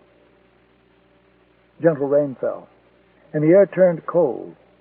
The dogs scampered around Drozdov's Wellington boots, eager for home and a spot next to a hot fire. The village of Aston Magna appeared ahead of them, a clump of cottages scattered about the intersection of two narrow roads. Drozdov said, "I'd offer to take you back to Morton, but I don't drive." "Thank you, but I'll walk." "I apologize for the shoes," he said, jabbing his walking stick at Michael's ruined loafers. "They were a poor choice for a winter walk through the Cotswolds." "A small price for the help you've given me." Michael stopped walking. Drozdov continued a few feet ahead of him, then stopped and turned around. "There's one killing you haven't mentioned," he said. "The murder of Sarah Randolph. I suppose it's not related to your current case. I admire your professionalism, Mr. Osbourne." Michael said nothing, just waited. "She was a committed communist, a revolutionary," he said, opening his arms and gazing at the sky. "God save us, please, from the idealists. Your Sarah was a friend to the oppressed everywhere, the Irish, the Arabs, the Basques. She also willingly worked for my service. We knew your real identity. We knew you ran penetration agents against guerrilla organizations friendly to our cause. We wanted to know more about your movements, so we placed Sarah Randolph in your path." Michael felt his head swimming. His heart beat faster. He felt he was losing the ability to hear. Drozdov seemed to be moving away from him, a vertical line at the end of a long, dark tunnel. He tried to regain control of his emotions. He feared Drozdov would see it and shut down. He wanted to hear it all. After so many years, he wanted to know the truth, no matter how painful. "Sarah Randolph made one terrible mistake," Drozdov said. "She fell in love with her quarry. She told her handlers she wanted out. She threatened to tell you everything. She threatened to go to the police and confess. Her control officer concluded she was too unstable to continue the assignment. Moscow Center wanted her eliminated, and the job fell to me. Perhaps I should apologize to you. But you understand it was only business, not personal." Michael struggled to free a cigarette from his pack and stick it in his mouth. His hands were trembling. Drozdov stepped forward and lit the cigarette with a battered silver lighter. "I felt you deserved to know the truth, Mr. Osbourne, which is why I told you everything else. But it's over. It's part of the past, just like the Cold War. Go back to your wife and forget about Sarah Randolph. She wasn't real. And whatever you do, keep your wits about you," he added, mouth close to Michael's ear. "If you go after October, and you make a single mistake, he will kill you so quickly you'll never know what hit you." Michael walked back to Morton through driving rain. By the time he reached the village, he was soaked to the skin and numb with cold. He found the Rover in the parking lot and pretended to drop his keys trying to open the door. He got down on all fours and quickly inspected the undercarriage. Seeing nothing unusual, he climbed in and started the engine. He turned the heat on full, closed his eyes, and rested his forehead against the wheel. He didn't know whether to hate her because she lied to him, or love her even more because she wanted out of it and paid with her life. Images of her flashed through his thoughts. Sarah flowing toward him, smiling, long skirt over buckskin boots, luminous skin, gold with candlelight, her body arched to him, her exploded face. He slammed his fist against the dash and drove off, tires slipping over wet pavement. The white Ford minivan followed him and remained there until Michael returned the Rover at Heathrow Airport. Michael took the rental car bus to Terminal 4 and hurried inside. The check-in line at the Transatlantic Airlines ticket counter was unbearable, so he found a telephone kiosk and called Elizabeth at the office. Max Lewis, her secretary, answered and asked Michael to hold while he pulled Elizabeth out of a meeting. Michael wondered what to say to her. He decided to tell her nothing for now. It was too complicated, too emotional to discuss by phone. She came on the line. Michael said, "I'm at the airport. I'm getting on the plane soon, and I just wanted to tell you that I love you." "Everything all right, Michael? You sound upset about something." "Just a long morning. I'll tell you all about it when I get home tonight. How are you doing? Are you ready for tomorrow? As ready as I'm ever going to be. I'm just trying not to think about it too much right now. I have a ton of work to get done today, so that helps. Michael turned around to see if the check-in line had grown any shorter. 100 people stood in line like refugees at a processing center, baggage at their feet, exasperation on their faces. 3 young men entered the terminal. Each wore a baseball cap. Each carried an identical black leather grip bag. They were dressed casually in jeans and athletic shoes, dark hair beneath the caps, olive complexions. Michael watched them. He lost track of what Elizabeth was saying. The 3 men stopped walking and set down their bags. They squatted next to the bags and unzipped the compartments. "Hold on, Elizabeth," Michael said. "Michael, what's wrong?" Michael made no response, just watched. "Michael, answer me, goddammit, what's wrong?" Simultaneously, the men reached beneath the brims of their caps, and their faces vanished behind veils of black silk. Michael yelled, "Get down! Get down!" He dropped the receiver. The men stood up, automatic weapons and grenades in hand. Michael shouted, "Gun! Gun! Get down!" The attackers tossed grenades into the crowd and started firing. Michael ran toward them, shouting wildly. In downtown Washington, Elizabeth was screaming into the telephone. She heard Michael shouting, then gunfire, then explosions. Then the line went dead. "Oh, God, Michael! Michael!" She fumbled for the remote, turned on the television in her office, and switched to CNN. They were in the middle of some silly report about the health benefits of avocados. She paced wildly. She chewed her nails. Max sat with her and waited, holding her hand. After 10 minutes, she sent him away and did something she hadn't done in 20 years. She closed her eyes, folded her hands, and prayed. Chapter 22, London. The director telephoned Mitchell Elliott on a secure line from the upstairs study of his home in St. John's Wood.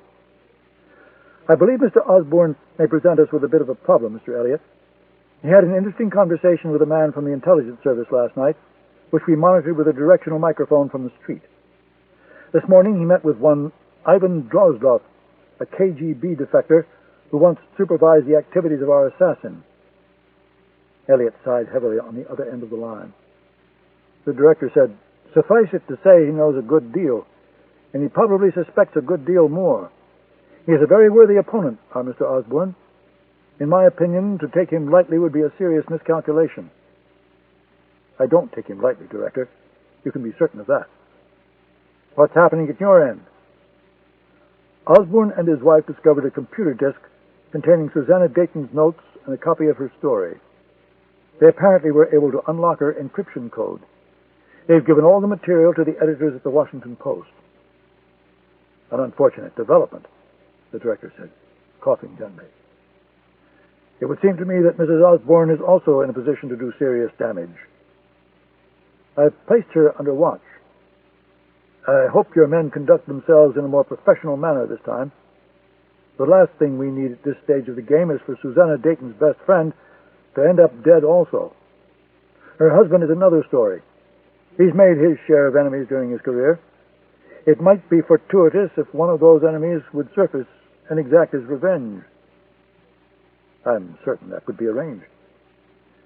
"You have the Society's blessing, Mr. Elliott." "Thank you, Director. As long as this remains an issue of campaign finance, I suspect you'll weather the storm. Oh, it will be embarrassing and messy. There might be a heavy fine, some uncomfortable media speculation, but your project will survive. If, however, Mr. Osbourne uncovers something approaching the truth, well, I suppose I needn't explain the consequences to you." "Of course not, Director. What about the defector, Ivan Drozdov? Does he present us with a problem?" "I'm not certain, but I'm not willing to take that chance. Mr. Drozdov is being dealt with at this moment." "A wise move." "I thought so. Good afternoon, Mr. Elliott." In Aston Magna, Ivan Drozdov was sitting next to the fire, reading by the weak light from the French doors, when he heard the knocking.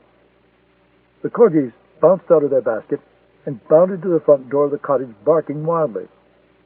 Drozdov followed after them, slowly, legs stiff from sitting. He opened the door to find the young man in the blue coverall, face like an altar boy.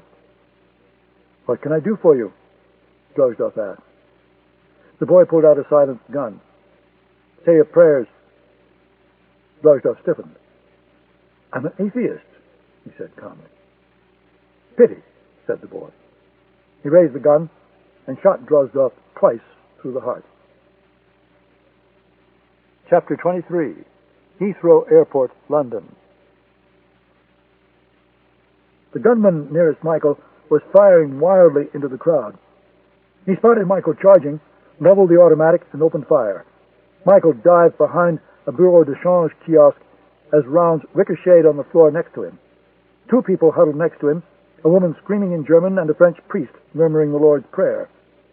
The gunman lost interest in Michael and once again turned his gun on the helpless passengers. Michael leaned out and looked. The attack had lasted less than 15 seconds, but to Michael, crouched behind the kiosk, it seemed like an eternity. The floor was covered with the dead and dying, and with terrified people vainly trying to protect themselves behind luggage and ticket counters. Michael thought, "God damn it! Where are the security forces?" One of the attackers paused to reload. He reached inside his grip, pulled the pin from another grenade, and lobbed it behind the transatlantic counter. The building shook with a concussion. Michael saw a pair of bodies hurled into the air, limbs blown away. The air stank of smoke and blood. The screams of the victims nearly masked the rattle of the automatic weapons. Michael wished he had a gun. He looked to his right. 4 British anti-terrorist police were moving into firing position behind another ticket counter. 2 rose, took aim, and fired. The head of one gunman exploded in a pink flash of blood and brain. The 2 surviving gunmen returned fire, hitting one of the police officers. The policemen rose from behind their barrier, guns blazing. A second gunman fell, body riddled with rounds. The last terrorist gave up the fight. He backpedaled toward the doorway, firing wildly as he went. He crashed through the automatic door, safety glass shattering around him. Michael could see a 4th member of the team sitting behind the wheel of the escape vehicle, a silver Audi. He rose, went through a set of parallel doors, and ran along the departure level walkway, leaping over travelers and airport employees lying on the ground. The terrorist behind the wheel gunned at the engine nervously. A half-dozen security men were running across the terminal, guns drawn. Michael pounded his feet savagely on the pavement, hands out. The last gunman was 20 meters from him, about to climb into the car. The driver threw open the rear door. The gunman was about to climb inside when he looked up and saw Michael rushing toward him. He turned and tried to raise the automatic. Michael lowered his shoulder and drove the gunman to the ground. The blow broke the attacker's hold on his weapon. Michael grabbed the man by the throat and delivered 2 brutal blows to his face. The first crushed his nose, the second shattered his cheekbone and rendered him unconscious. The terrorist behind the wheel threw open his door and was climbing out, automatic pistol in gloved hand. Michael reached out frantically and grabbed for the fallen machine gun. He took hold of it and fired through the Audi's windshield. The gunman managed to get off 2 wild shots before he collapsed under the pavement, dead. Michael, heart racing, saw a flash of dark color and what he thought was a gun. He pivoted on his knee and leveled the gun at one of the British security forces. "Put the gun down, nice and easy, mate," the officer said calmly. "It's all over. Just put the gun down." Wheaton, the CIA's London station chief, collected Michael from Heathrow Airport and took him into the city in the back of a chauffeured government sedan. Michael leaned his head against the window and closed his eyes. He had endured an hour of questioning by a senior British police official and 2 men from MI5. For a time, Michael stayed with his cover, an American businessman returning to New York after a brief meeting in London. Finally, someone from the embassy arrived. Michael asked to speak to Wheaton, and Wheaton called the police and MI5 and told them the truth. Michael had never killed before, and he was unprepared for his reaction. In the moments after the fight, he felt a wild exhilaration, a strange thrill approaching bloodlust. The terrorists were evil men who had slaughtered innocent people.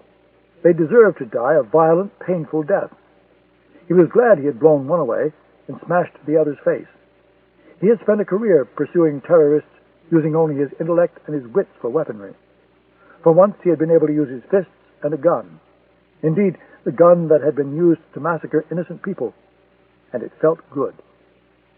Now, exhaustion overtook him.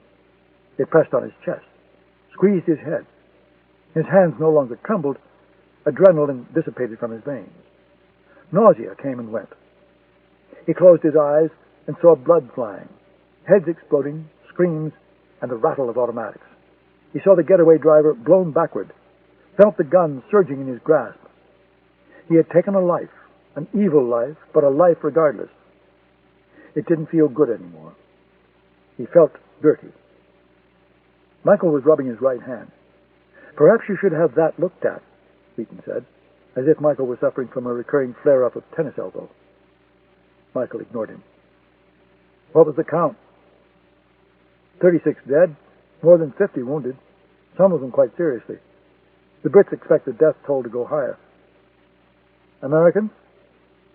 "At least 20 of the dead are Americans. Most of the people waiting at the check-in line were boarding the New York flight. The rest of the dead are British.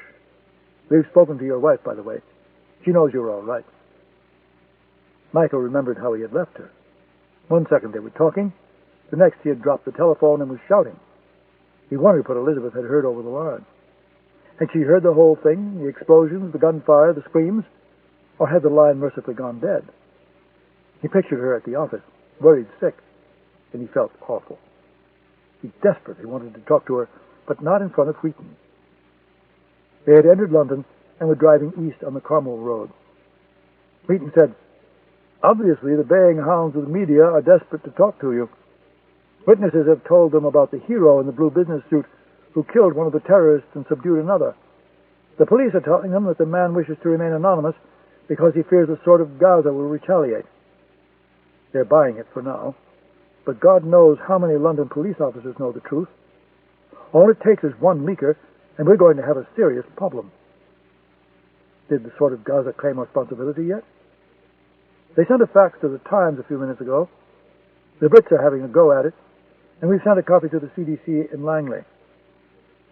Smells authentic. Should be released to the media soon." "Revenge for the airstrikes on the training bases?" "Of course." They headed north on Park Lane, then into Mayfair toward Grosvenor Square. The car went to the front entrance of the U.S. Embassy.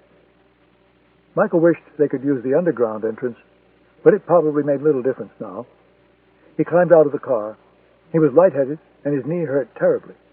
He must have injured it in the fight, but the adrenaline had masked the pain until now.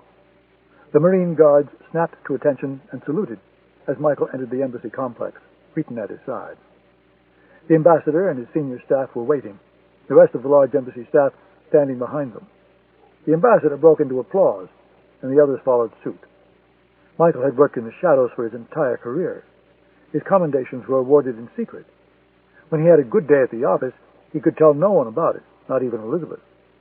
Now the applause of the embassy staff washed over him, and he felt a chill at the back of his neck.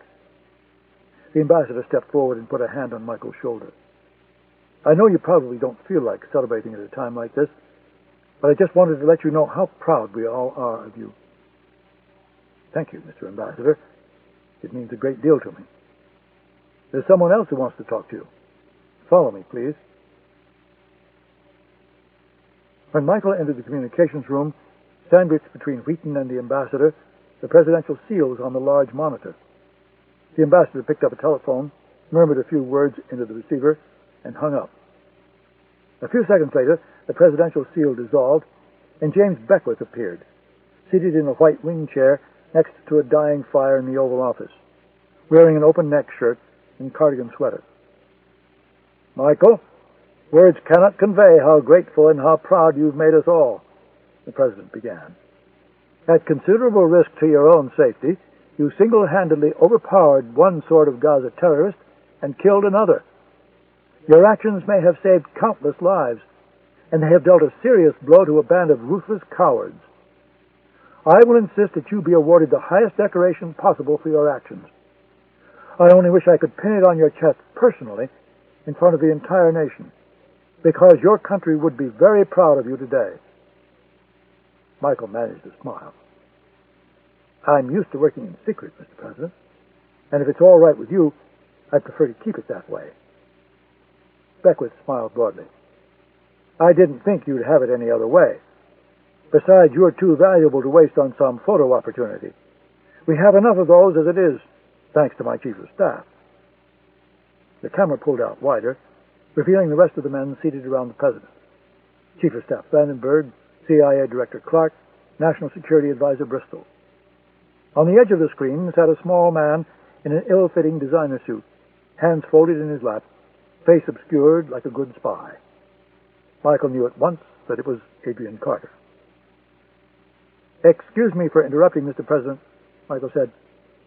"Could the camera pan a little to the left? I can't see the tiny man on the couch there." The camera moved, revealing Carter's face. As usual, he looked sleepy and bored, even though he was sitting in the Oval Office, surrounded by the President and his senior national security team. Michael said, Well, how did they let a knuckle-dragger like Adrian Carter into the Oval Office? Be careful, Mr. President. He steals hotel towels and ashtrays. I put a Secret Service detail on him." "He's already taken a dozen boxes of presidential M&Ms, Beckwith said, clearly enjoying himself. Carter finally smiled. "If you're going to start acting like some kind of American hero, I'm going to be sick. Remember, I was with you from the beginning, Michael. I know where the bodies are buried, literally. I'd be careful if I were you." When the laughter died away, Beckwith said, "Michael, there's something else we need to discuss with you. I'm going to let Adrian and Director Clark brief you on the details." "Michael, I won't beat around the bush," Clark began. The CIA director was a politician, a patrician former senator from New Hampshire who prided himself on the fact that he spoke like a common man. As a result, the lexicon of intelligence work forever baffled him. He was tall and thin, with undisciplined gray locks and a bow tie. He looked better suited to a well-endowed chair at Dartmouth than to the executive suite of Langley. "As crazy as this might sound, the Sword of Gaza would like to meet with us." Clark gently cleared his throat. "Let me be more specific. The Sword of Gaza doesn't want to meet with us. They want to meet with you."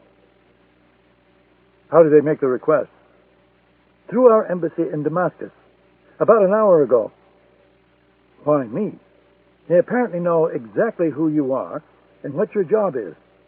They say they want to meet with the man who knows the most about their group, and they know that's you." "How's the meeting supposed to go down?" "Tomorrow morning on the first Dover to Calais car ferry. They want you to wait on the port deck, midship, and their man will make the approach. No watchers, no recording devices, no cameras. If they see anything they don't like, the meeting is blown." "Who's their man going to be?" "Mohammed Awad." Awad is the second highest-ranking member of the organization. The fact that they want to put him on a ferry and meet face-to-face with an officer of the CIA is remarkable. "Therefore, it's probably too good to be true," Carter said, the camera panning to capture his image. "I don't like it. It violates all our rules for meetings like this. We control the site. We set the terms. You, of all people, should know that." Michael said, "I take it you're against going forward with it." 110%. Beckwith said, "I'm interested in hearing your reaction, Michael." "Adrian is right, Mr. President. Usually we don't meet with known terrorists under situations like these. Agency doctrine says we control the meeting. The time, the place, the ground rules. Having said that, I think we should seriously consider tearing up the rule book in this case." Clark said, "What if their intention is to assassinate you?" "If the Sword of Gaza wants me dead, there are much easier ways than arranging an elaborate meeting aboard the Dover to Calais car ferry. I'm afraid all they would have to do is send a gunman to Washington and wait outside headquarters." "Point well taken," Clark said. "I think they want to talk," Michael said.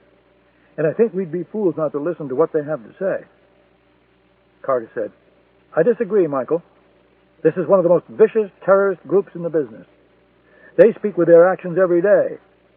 Frankly, I don't give a good goddamn what they might have to say." Carter looked at Beckwith and said, "My apologies for the rough language, Mr. President." Michael said, "I told you he wasn't fit for polite company, Mr. President." National Security Advisor William Bristol waited for the laughter to die away and then said, I think I'm going to side with Michael on this one, Mr. President. True, Mohammed Awad is a dangerous terrorist who should not be granted an audience simply because he asks for one. But quite frankly, I'd like to hear what he has to say. The meeting might pay dividends. Surely it might provide the CIA with some valuable insight into the group's personnel and mindset. I agree with Michael on another point. If the Sword of Gaza wants him dead, there are easier ways to go about it. The President turned to Vandenberg. What do you think, Paul? I hate to disagree with you, Bill, since foreign policy is your area of expertise and not mine, but I think we have nothing to gain by meeting with the leader of a bunch of bloodthirsty thugs like the Sword of Gaza. Adrian is right. The Sword of Gaza speaks with actions, not words. There's something else to consider. I wouldn't want to be the one to explain to the American people why we met with Mohammed Awad at a time like this. Your handling of this crisis has been exemplary, and the American people have rewarded you for it. I wouldn't want to see all that goodwill go to waste because a terrorist like Mohammed Awad wanted to have a little chat. Beckwith fell into a long, speculative silence. Michael knew it was not a good sign. He had never been in the President's presence, but he had heard stories of Paul Vandenberg's power. If Vandenberg didn't want the meeting to go forward, the meeting probably wouldn't go forward. Finally, Beckwith looked up into the camera, addressing Michael in London rather than the men seated around him. Michael, if you're willing to go through with this, I'm interested in hearing what Mohammed Awad has to say. I know this is not without risk, and I know you have a wife. I'll do it, Michael said simply. Very well, Beckwith said. I wish you the best of luck. We'll talk tomorrow. Then the image from Washington turned to black. Chapter 24, London. The ambassador allowed Michael to use his office to telephone Elizabeth in Washington. Michael dialed her private line, but it was Max, her secretary, who answered. Max expressed relief at hearing Michael's voice. Then he explained that Elizabeth had left for New York already and could be reached later at her father's Fifth Avenue apartment. Michael felt a momentary flash of anger. How could she leave her office without waiting to hear his voice? But then he felt like a complete fool. She had left work early because in the morning she was having her eggs extracted and fertilized at Cornell Medical Center in New York. In the turmoil of the attack at Heathrow, Michael had completely forgotten, and he had agreed to meet Mohammed Awad in the middle of the English Channel, which would delay his arrival in New York by another 2 days. Elizabeth would be furious, and rightly so. Michael told Max he would call her in New York later, then hung up. Actually, Michael was relieved not to have reached her. The last thing he wanted was to hold a conversation like this over a monitored embassy line. He went to Wheaton's office and found him sitting at his desk, squeezing his tennis ball, a dunghill between bloodless lips. I lost my bag at Heathrow, Michael said. I need to do some shopping before the stores close. Actually, you can't, Wheaton said disdainfully. Wheaton didn't like Michael operating on his turf to begin with. The fact that Michael was now flavor of the day didn't help. Carter wants you on ice somewhere nice and secure. You have a safe flat near Paddington Station. I'm sure you'll find it comfortable. Michael groaned inwardly. The agency's safe flats were the intelligence equivalent of an econo lodge. He knew the flat near Paddington Station all too well. He had used it to hide several frightened penetration agents over the years. The last thing he wanted was to spend the night there as a guest instead of a babysitter. Michael knew there was no fighting it. He was making the meeting with Mohammed Awad against Carter's wishes, and he didn't want to alienate him further by bitching about spending a night in the Paddington safe flat. I still need some clothes, Michael said. Make a list, and I'll send someone. I need to get some air. I need to do something. If I have to spend the next 12 hours locked up in a safe flat watching television, I'm going to go fucking stir-crazy. Wheaton picked up the receiver of his internal telephone, clearly annoyed, and murmured a few unintelligible words into the mouthpiece. A moment later, 2 officers appeared in the door, dressed in matching light gray suits. Gentlemen, Mr. Osbourne would like to spend the afternoon at Harrods. Make sure nothing happens to him. Why don't you just send a few of the Marine Guards in full uniform, Michael said. And actually, Marks and Spencer will be just fine. They took a taxi to Oxford Street, one officer next to Michael on the bench, the other squeezed onto a jump seat. Michael went into Marks & Spencer and purchased 2 pairs of corduroy trousers, 2 turtleneck cotton pullovers, a gray woolen sweater, underwear and socks, and a dark green waterproof coat. The watchers trailed after him, picking through stacks of sweaters and rows of suits, like a pair of communists on their first voyage to the capitalist West. Next, he went to a chemist's shop and bought a new shaving kit: razors, shaving cream, toothbrush, a toothpaste, deodorant. He wanted to walk, so he carried his things along Oxford Street, gazing in shop windows like a bored businessman killing time, instinctively checking his tail for signs of surveillance. He saw no one but the agency men, 20 yards behind. Gentle rain fell. Dusk descended like a veil. Michael picked his way through the crowds pouring in and out of the Tottenham Court Road tube stop. Late autumn evening in London. He loved the smell of it. Rain on pavement, diesel fumes, lager and cigarettes in the pubs. He remembered nights like these when he would leave his office, dressed in a blue suit and salesman's tan overcoat, and go to Soho to find Sarah at her coffee house or wine bar, surrounded by her dancers or her writers or her actors. Michael was an outsider in their world, a symbol of convention and everything they despised. Yet in their presence, Sarah focused only on him. She flaunted the romantic regulations of her clan. She held his hand. She kissed his mouth. She shared whispered intimacies and refused to divulge them when pressed. Michael, crossing Shaftesbury Avenue, wondered how much was real and how much was invention. Had she ever loved him? Was it an act from the first moment? Why did she tell the Russians she wanted out? He pictured Sarah in her appalling flat, body rising to him in candlelight, long hair falling over her breasts. He smelled her hair, her breath, tasted salt on translucent skin. Their lovemaking had been religious. If it was a complete lie, then Sarah Randolph was the finest agent he had ever encountered. He wondered whether she had learned anything of value. Perhaps he should have declared her to personnel. They would have looked into her background, put her under surveillance, spotted her meeting with her Russian controller, and the whole thing could have been avoided.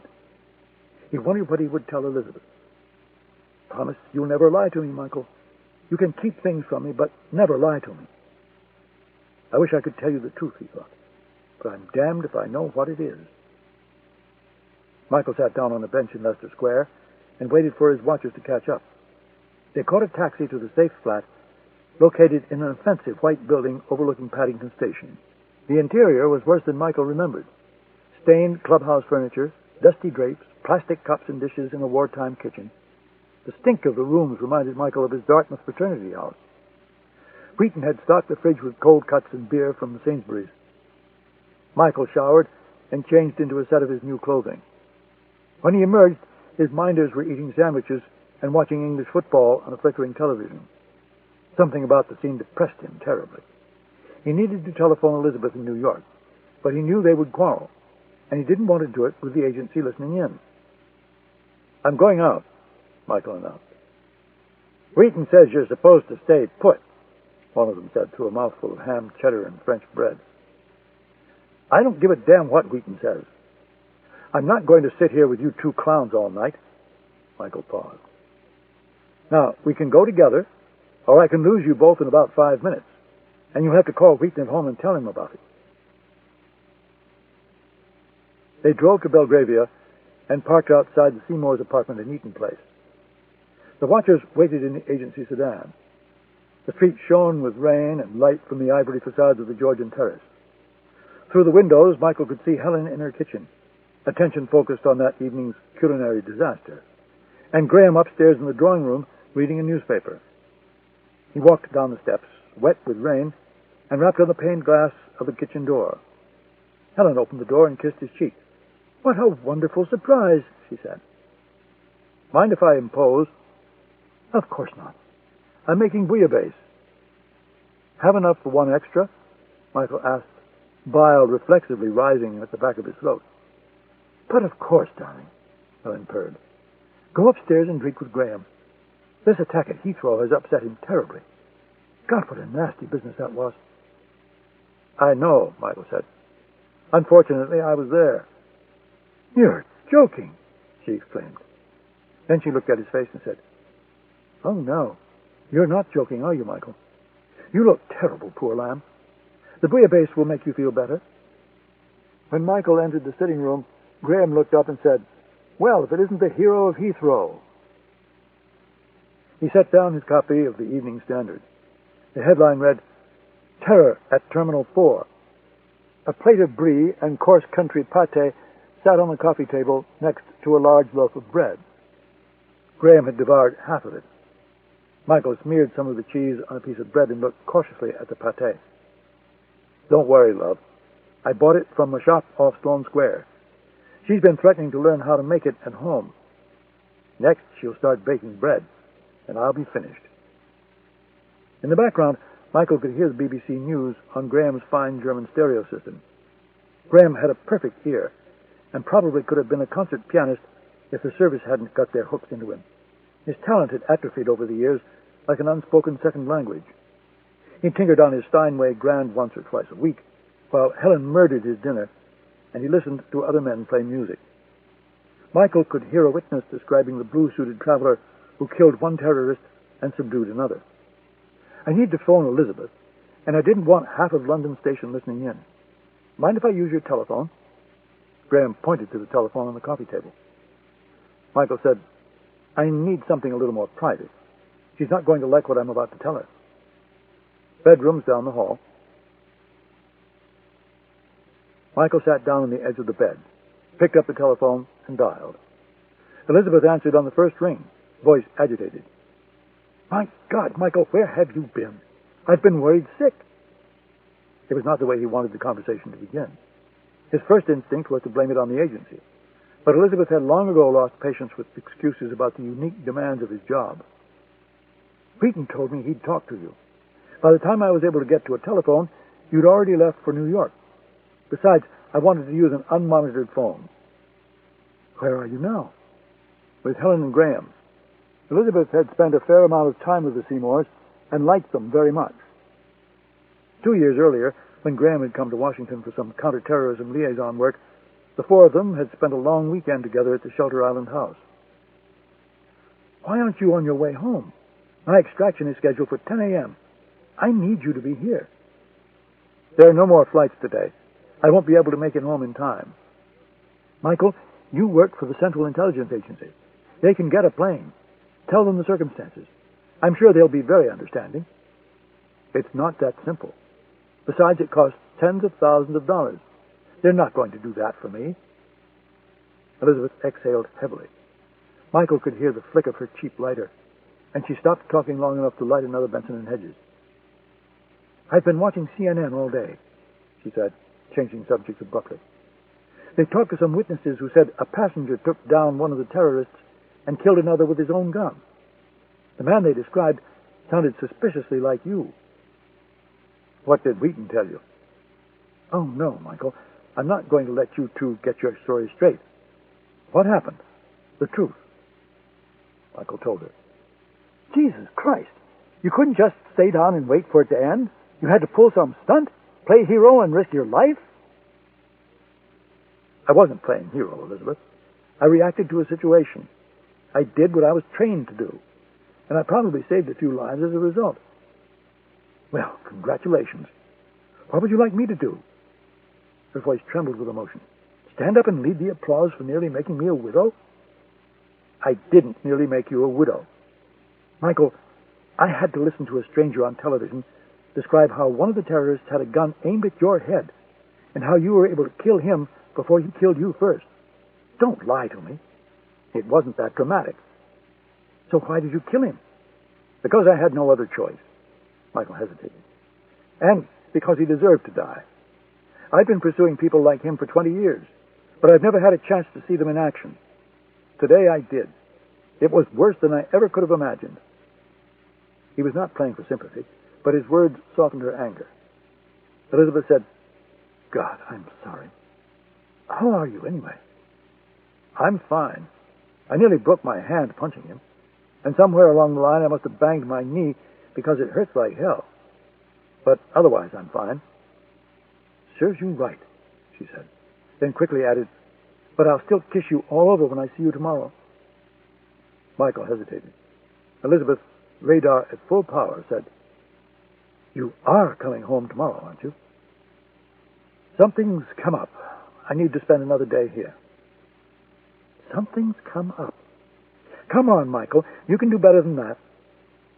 It's the truth. I wish I could tell you what it was, but I can't. Why can't someone else do it? Whatever it is. Because I'm the only one who can. Michael paused. There's one thing I can tell you. The orders come directly from the President. I don't give a damn where the orders come from, Elizabeth snapped. You promised me you'd be back in time. Now you're breaking that promise. Elizabeth, the situation is out of my control. That's bullshit. Nothing is out of your control. You do exactly what you want to do. You always have. It's just one extra day. Then I'll be back. I'll come straight to New York. I'll be there in time for your implantation. Well, gosh, Michael, I wouldn't want to inconvenience you. Why don't you stay in London an extra day or two? Take in some theater or something. That's not fair, Elizabeth. And it's not helping the situation. You're goddamn right it's not fair. There's nothing I can do about it. Whatever you do, Michael, don't rush back for my sake. Because I'm not sure I want to see you right now. What are you saying? I'm not sure what I'm saying. I'm just angry and hurt and disappointed in you. And I'm scared as hell. And I can't believe you're making me go through this alone. It's not my choice, Elizabeth. It's my job. I don't have any choice. Yes, you do, Michael. You do have a choice. That's what frightens me the most. She was quiet for a moment. The hiss of the satellite connection, the only sound on the line. Michael had run out of things to say. He wanted to tell her he loved her, tell her he was sorry. But it seemed like a stupid thing to do. Finally, Elizabeth said, "When we were on the telephone at Heathrow, before the attack, you said you had something to tell me." Michael thought back through the confusion and violence of the terror at Heathrow and realized he was about to tell her the things he had learned about Sarah. The last thing he wanted to do now was make the situation worse by telling Elizabeth he had been investigating the murder of his former lover. "I can't remember what we were talking about," he said. Elizabeth sighed. "My God, you're a terrible liar. I thought all you spies were supposed to be good at deceiving people." She paused, waiting for him to say something, but he had nothing left to say. "Good luck tomorrow, whatever it is you're doing. I love you." The line went dead. Michael quickly redialed, but when the call went through, he received nothing but the annoying blare of a busy signal. He tried again, but it was the same. So he hung up the telephone and went downstairs to face Helen's dinner. "Maybe you should ask Carter to send someone else," Graham said. They were seated outside in the garden around a wrought iron table, smoking Graham's cigarettes. The rain had stopped, and the moon shone intermittently through broken clouds. "We can't send someone else. They asked for me. They know my face. If we try to send someone else, the whole thing will go down the drain." "Ever consider the possibility of walking straight into a trap? These are dicey times. The sort of Gaza might enjoy taking down a company man, especially after the stunt you pulled at Heathrow today. They gain nothing by killing me. You know as well as I do that they don't kill indiscriminately. They kill for a reason, and only when they believe it will advance their cause. I take it Elizabeth is less than thrilled about the situation." "That's putting it mildly. She doesn't know what I'm doing tomorrow, but she doesn't like it." Michael told him everything. While the nature of their work sometimes mandated professional discretion, there were few personal secrets between them. "I hope you know what you're doing, mate. Sounds rather serious to me." "I don't need a marriage counselor right now. I know I'm fucking up, but I want to hear what Awad has to say.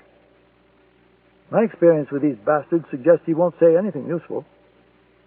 He wouldn't be putting himself in jeopardy if he didn't have something to tell us. Why don't you just snatch the bastard and throw him in jail? Or better yet, see to his expedient demise?" "It's tempting, but we don't operate like that. Besides, they'll only hit back harder." "Can't get much harder than it got today, darling." The siren howled in the direction of Sloane Square. Michael reflexively thought of Sarah. Graham said, "Ever find friend Grosdorff?" Michael nodded. "He tell you anything useful?" "He was quite helpful, actually. He knew who I was. He told me why Sarah was killed. Michael told him the story. When he finished, Graham said, "Jesus Christ, I'm sorry, Michael. I know how much she meant to you." Michael lit another cigarette. "You didn't tell anyone from your team that I was planning on paying Dlorsdorf a visit, did you?" "Are you kidding? The top floor would have my ass if they found out." "Why do you ask?" "Because a couple of clods in a white Ford minivan followed me out there and then saw me to Heathrow. Not ours. Maybe we can put you under watch." "I've considered that possibility." "He's a son of a bitch, your Wheaton. The gentleman in the executive suite at Foxhall Cross can't wait for the day he heads back to Langley for a victory lap round headquarters." "Did he tell SIS about the meeting with Alwad tomorrow?" "Not that I know of, and I'd be on the notification list for something like that." "And you're not going to tell your team about it, are you, Graham?"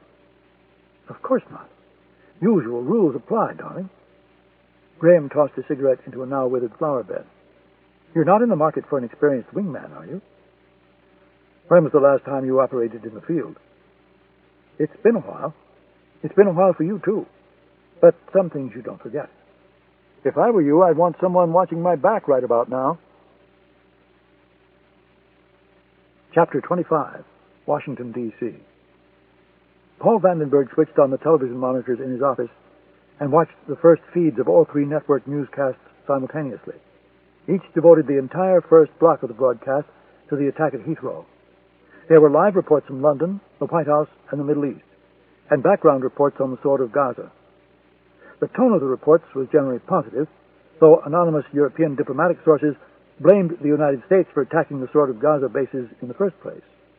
Vandenberg could live with criticism from the Europeans. Congress was on board, even some of the more dovish Democrats like Andrew Sterling. Beckwith's defeated opponent had pledged support. And the New York Times and the Washington Post had bestowed their editorial blessings. Still, 20 American civilians coming home from London in body bags were bound to erode some public support for the president's actions. The program shifted focus to the rest of the day's news. Vandenberg rose and fixed himself a vodka and tonic, which he drank while he tidied his desk and locked away his important files. At 7:10, his secretary poked her head through the door. "Good night, Mr. Vandenberg." "Good night, Margaret." "You have a call, sir. A Detective Steve Richardson from D.C. Metro Police." "Did he say what it was regarding?" "No, sir. Shall I ask?" "No. Go home, Margaret. I'll take care of it." Vandenberg turned down the volume on the television sets, punched the blinking light on his multi-line telephone, and picked up the receiver. "This is Paul Vandenberg," he said briskly, intentionally adding a note of authority to his voice. "Good evening, Mr. Vandenberg. I apologize for bothering you so late, but this will just take a moment or two. Can I ask what this is regarding?" "The death of a Washington Post reporter named Susanna Dayton. Were you aware she had been murdered, Mr. Vandenberg?" "Of course. In fact, I spoke to her the night of her death." "Well, that's why I'm calling. You see, you checked her phone records and discovered that I was one of the last people to whom she spoke, and now you'd like to know exactly what we talked about. I heard you were a smart man, Mr. Vandenberg." "Where are you calling from?" "Actually, I'm right across the street in Lafayette Park." "Good. Why don't we talk face to face? I know what you look like. Seen you on television over the years. I suppose television is good for something." 5 minutes later, Vandenberg was walking through the northwest gate of the White House, crossing the pedestrian wall that used to be Pennsylvania Avenue. His car waited on Executive Drive, inside the grounds. Night had come, and with it a cold drizzle. Vandenberg stalked across Lafayette Park in a brisk parade ground march, collar up against the cold, arms swinging at his side. 2 homeless men approached and asked for money. Vandenberg stormed past, never acknowledging their presence. Detective Richardson rose from his seat on a bench and walked toward him, hand out. "She called me for comment on a story she was working on," Vandenberg said, immediately taking the initiative. "It was a complex investigative piece of some sort, and I referred her to the White House press office." "Do you remember anything about the details of the story?" So there was no tape recording, Vandenberg thought. "Not really. It was some story about the president's fundraising activities. It didn't strike me as terribly serious, and frankly, on a Sunday night, I didn't feel much like dealing with it, so I passed her down the line. Did you call the press secretary to notify him about the call? No, I didn't. May I ask why not? Because I didn't believe it was necessary. Do you know a man named Mitchell Elliott? Of course, Vandenberg said. I worked for Electron Defense Systems before I entered politics, and Mitchell Elliott is one of the president's closest political supporters. We see a good deal of each other, and we talk regularly. Did you know Susanna Dayton telephoned Mitchell Elliott that night as well? In fact, it was just a few moments before she spoke to you. Yes, I know she telephoned Mitchell Elliott. May I ask how you know that? Because Mitchell Elliott and I spoke afterward. Do you remember what you discussed? Not really. It was a very brief conversation.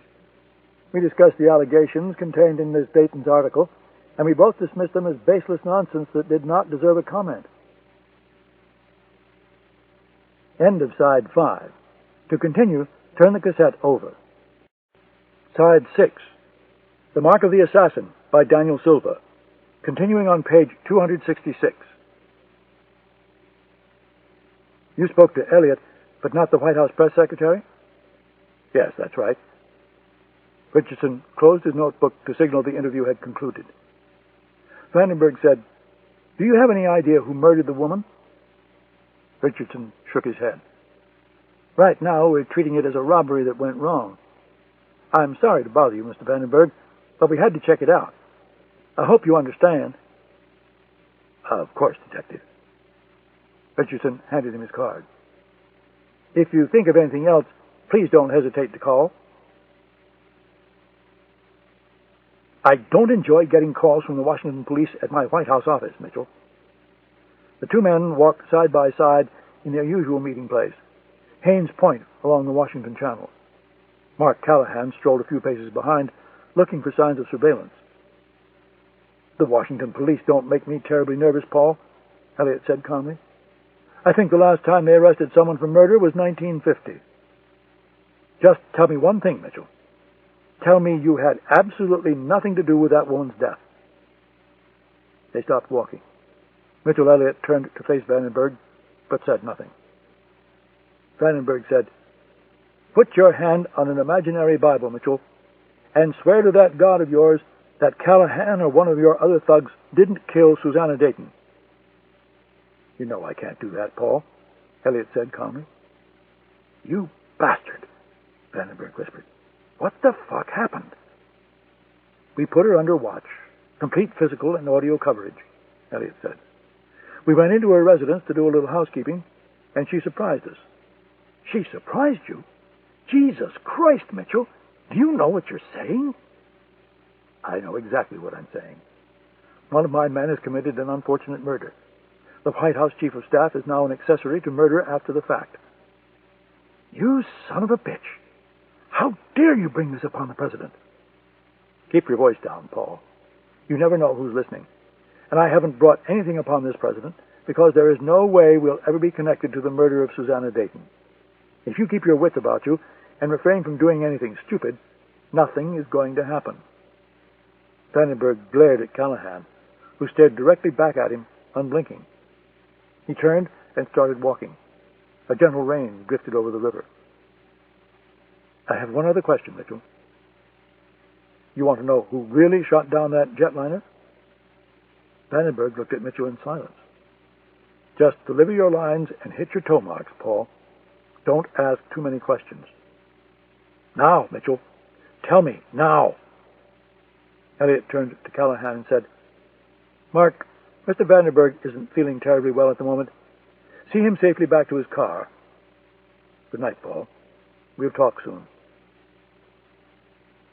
Vandenberg's chauffeured car left Haines Point and followed the parkway around the tidal basin.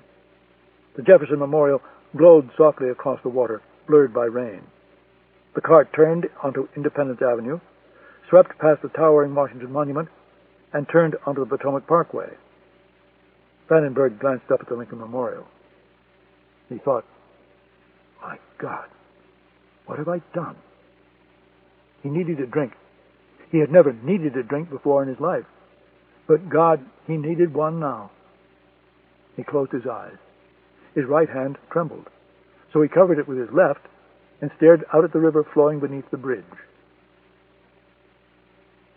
Chapter 26. London. The next morning, Michael rose before dawn and dressed quietly in the appalling bedroom of the safe flat. The place was quiet except for the grumble of morning traffic near Paddington Station and the prattle of Wheaton's minders in the next room. He drank vile instant coffee from a chipped mug, but ignored a plate of stale croissants. Michael was usually calm before a meeting, but now he was nervous and edgy, the way he had felt when he was a new recruit, sent into the field for the first time after his training course at the farm. He rarely smoked before noon, but he was already working on his second cigarette. He had slept little, tossing in the sagging single bed, troubled by his fight with Elizabeth. Theirs had been a calm marriage for the most part, free from the constant fighting and tension that afflicted so many agency marriages. Small arguments unsettled them both deeply. A battle like last night's, with threats of revenge, was unheard of.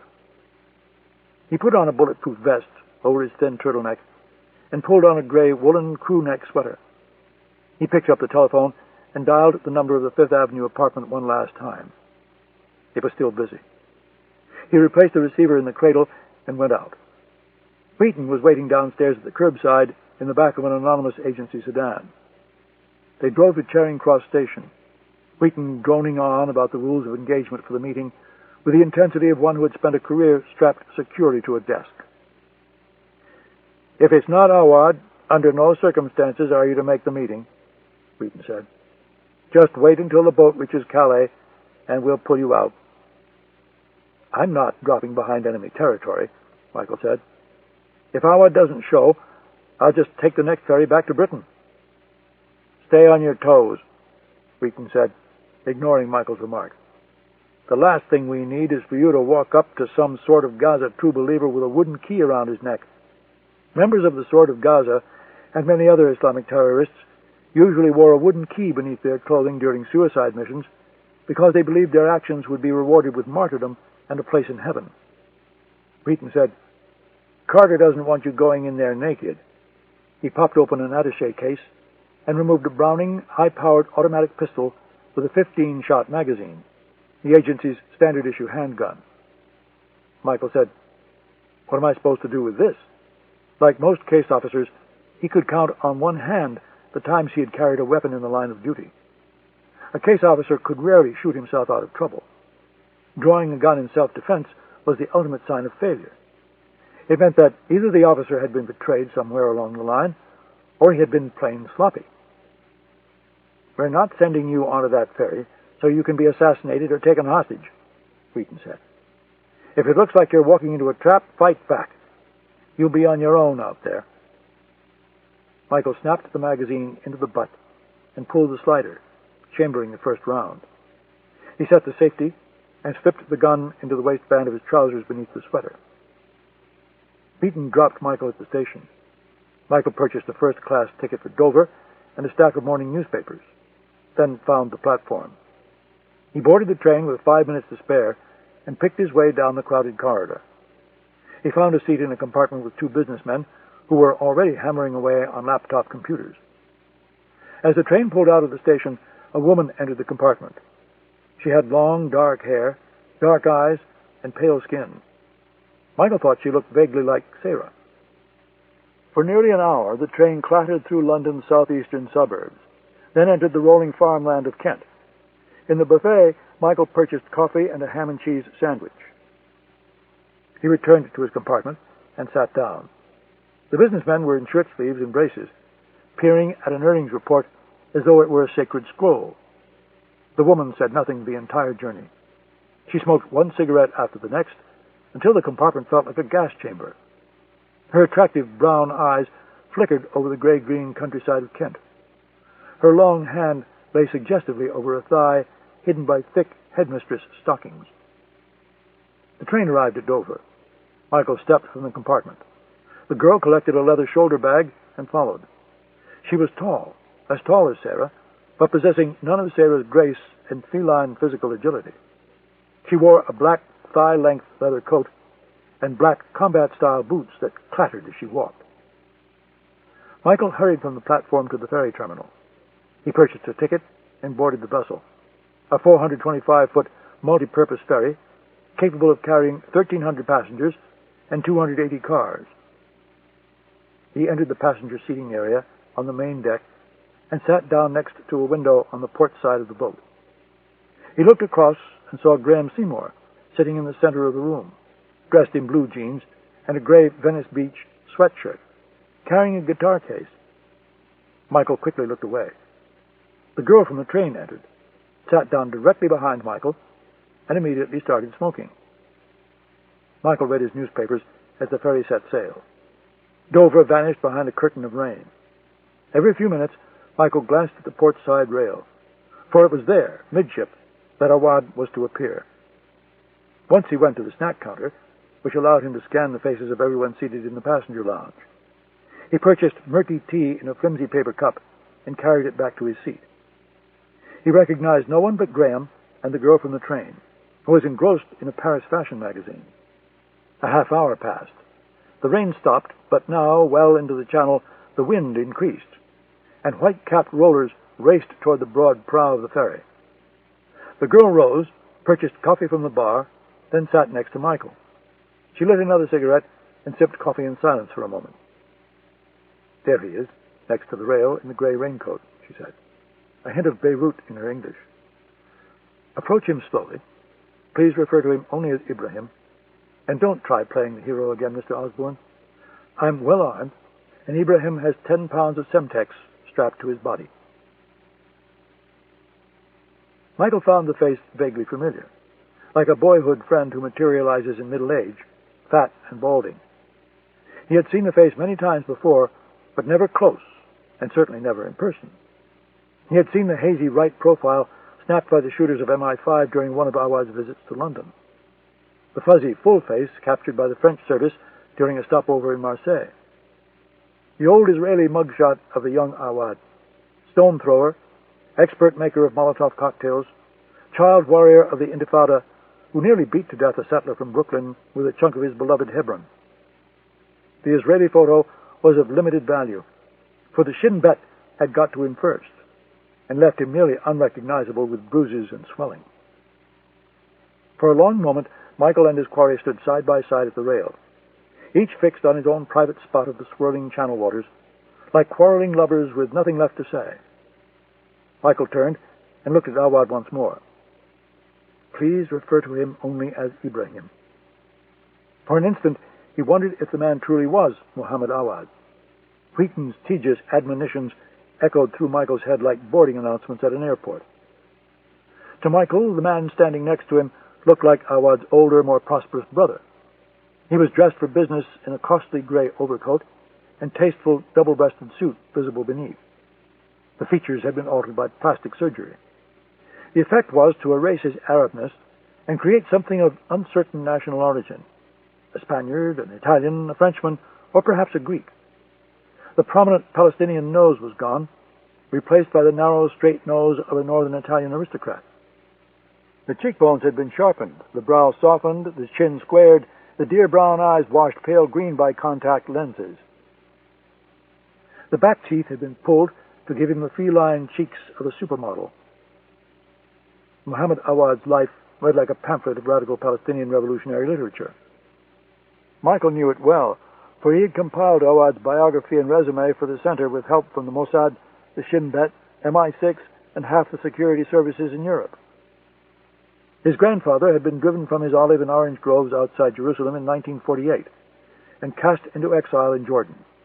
He died the following year of a broken heart, according to the Awad legend, the keys to his home in Israel still in his pocket. Another branch of the Awad clan had been massacred at Deir Yassin. In 1967, the family was driven out again, this time to refugee camps in Lebanon. Awad's father never worked, just sat in the camp and told stories of how it had been for him as a boy, tending the olives and the oranges with his own father. Paradise lost. In the 1980s, young Muhammad Awad was indoctrinated in the radical Islam of South Lebanon and Beirut. He joined Hezbollah. He joined Hamas. He trained in Iran and Syria. Small arms, infiltration tactics, counterintelligence, bomb-making. When Arafat shook Rabin's hand at the White House, Awad was outraged. When Arafat's security forces came after Hamas at Israel's behest, Awad swore revenge. Together with 50 of the best Hamas guerrillas, he formed the Sword of Gaza, the most deadly Palestinian terror group since Black September. Wind gusted over the deck. Awad put a hand inside his coat. Michael flinched, but resisted reaching for the Browning. "Easy, Mr. Osbourne," Awad said. "I just had the urge to smoke. Besides, if I wanted to kill you, you'd be dead already." The English was perfect, light accent indistinguishable to an untrained ear. The cigarettes he produced from the breast pocket of his coat were unfiltered Dunhills. "I know you smoke Marlboro Lights, but perhaps these will do, yes? Your wife smokes Benson and Hedges, doesn't she? Her name is Elizabeth Cannon Osborne, and she practices law for one of those large firms in Washington. You live on N Street in Georgetown. You see, Mr. Osborne, we have our own intelligence and security service, and we get a good deal of help from our friends in Damascus and Tehran, of course." Michael accepted one of the Dunhills and turned into the wind to light it. When Awad raised his hand to light his own cigarette, Michael could see the bomb trigger in the palm of his right hand. "You've proved your point, Ibrahim," Michael said. "I realize it was a tedious demonstration, but I did it only to impress upon you that I mean you and your family no harm. You are not my enemy. I have neither the time nor the resources to engage you." "So why the Semtex strapped to your waist?" "One must take precautions in a business such as this." "You've never impressed me as the suicidal type." Awad smiled and blew smoke from his sculpted nostrils. "I've always believed I was more useful to Allah alive than dead. Besides, we have no shortage of volunteers for missions of martyrdom. I believe you spent some time in Lebanon as a child. You know the conditions in which our people live. Oppression can breed madness, Mr. Osborne. Some boys would rather die than spend a lifetime in chains." Michael looked to his left and saw the woman from the train, leaning against the rail 20 feet away, smoking, eyes flickering over the ferry. "I thought you believed a woman's place was in the home, shrouded by a shutter," Michael said, looking at the girl. "It is unfortunate, but sometimes this business requires the services of a talented woman. For the purposes of this conversation, her name is Odette. She is Palestinian, and she is very good with her gun. The old West German security service issued orders to shoot the women first. In Odette's case, that would be very good advice indeed." "Now that we're all acquainted," Michael said, "why don't we get down to business? Why did you want to talk?" "The attack at Heathrow yesterday was the work of the Sword of Gaza. We staged the attack to avenge your ridiculous airstrikes against our friends in Libya, Syria, and Iran. You were quite the hero yesterday, Mr. Osborne. Your presence was coincidence, I assure you. Frankly, I wish you had killed them both. Men in custody always make me a bit nervous." "Actually, the interrogation is going very well," Michael said, unable to resist the opportunity to toy with Awad. "I understand he's providing a tremendous amount of information on your organizational structure and tactics." "Nice try, Mr. Osborne," Awad said. "Our organization is highly compartmentalized, so we can do little damage." "You just keep on believing that, Ibrahim. It will help you sleep at night. So you asked to see me so you can claim responsibility for the terror attack at Heathrow?" "We prefer to use the term military action. There's nothing military about killing unarmed civilians. That's terrorism, pure and simple." "One man's terrorist is another man's freedom fighter. But let's not get into that silly debate now. There isn't time. Your airstrikes on our bases were ridiculous because there was no justification for them. The Sword of Gaza did not fire the missile that brought down Flight 002. Michael suspected the same, but he was not about to let that show in front of Muhammad Awad. "The body of Hassan Mahmoud, one of your most accomplished action agents, was found on the boat from which the missile was fired," Michael said, voice low but edgy with emotion. "The launch tube was next to his body. A valid claim of responsibility was received in Brussels." Awad's face tightened. He took a long pull at his Dunhill and tossed the butt into the water. Michael looked away from Awad and saw a motor yacht shadowing the ferry behind a veil of mist. "Hassan Mahmoud has not been a member of the Sword of Gaza for nearly a year. He was a fucking psychopath who would not accept the discipline of an organization such as ours. We discovered he was secretly plotting to assassinate Arafat, so we threw him out. He's lucky we didn't kill him. In hindsight, we should have. Awad lit another cigarette. Mahmoud moved to Cairo and fell in with the Egyptian fundamentalists, Al-Gama at Ismailiyah. Awad reached into his pocket once again, this time removing an envelope. He opened the envelope, removed 3 photographs, and handed them to Michael. These were provided to us by a friend inside the Egyptian security service. That man is Hassan Mahmoud. If you run this photograph through your files, you will discover the second man is Erich Stoltenberg. I trust you recognize the name. Michael did, indeed. Erich Stoltenberg used to work for the East German Ministry of State Security, better known as the Stasi. He worked for Department 22, which ran Stasi support operations for national liberation movements around the world. His portfolio included notorious terrorists like Abu Nidal and Carlos the Jackal, and groups like the IRA and Spain's ETA. Michael examined the photographs. 2 men seated at a chrome-topped table at Gropi's Cafe, one dark-haired and dark-skinned, the other blond and fair, both wearing sunglasses. Michael held out the photographs to Awad. "Keep them," Awad said. "My treat." These prove nothing. As you probably know, Erich Stoltenberg has had to find work elsewhere, Awad said, ignoring Michael's remark. After the wall came down, the Germans wanted his head because he helped the Libyans bomb the La Belle nightclub in West Berlin in 1986. Stoltenberg has been living abroad ever since, using his old Stasi contacts to make money any way he can. Security, smuggling, that sort of thing. Recently he came into a fair amount of money, and he's not done a very good job of concealing it. The motor yacht had moved closer to the ferry. Michael looked at Awad and said, "Mahmoud carried out the attack, and Stoltenberg helped with the logistics, the stinger, the boats, the escape route." Michael waved at the photographs. "This is all a lie, because you are afraid we're going to strike back again." Awad smiled with considerable charm. "Nice try, Mr. Osbourne, but you know the Sword of Gaza better. You know we have no cause to blow up an American jetliner, and you know someone else did. You don't have the proof, though. If I were you, I'd look closer to home."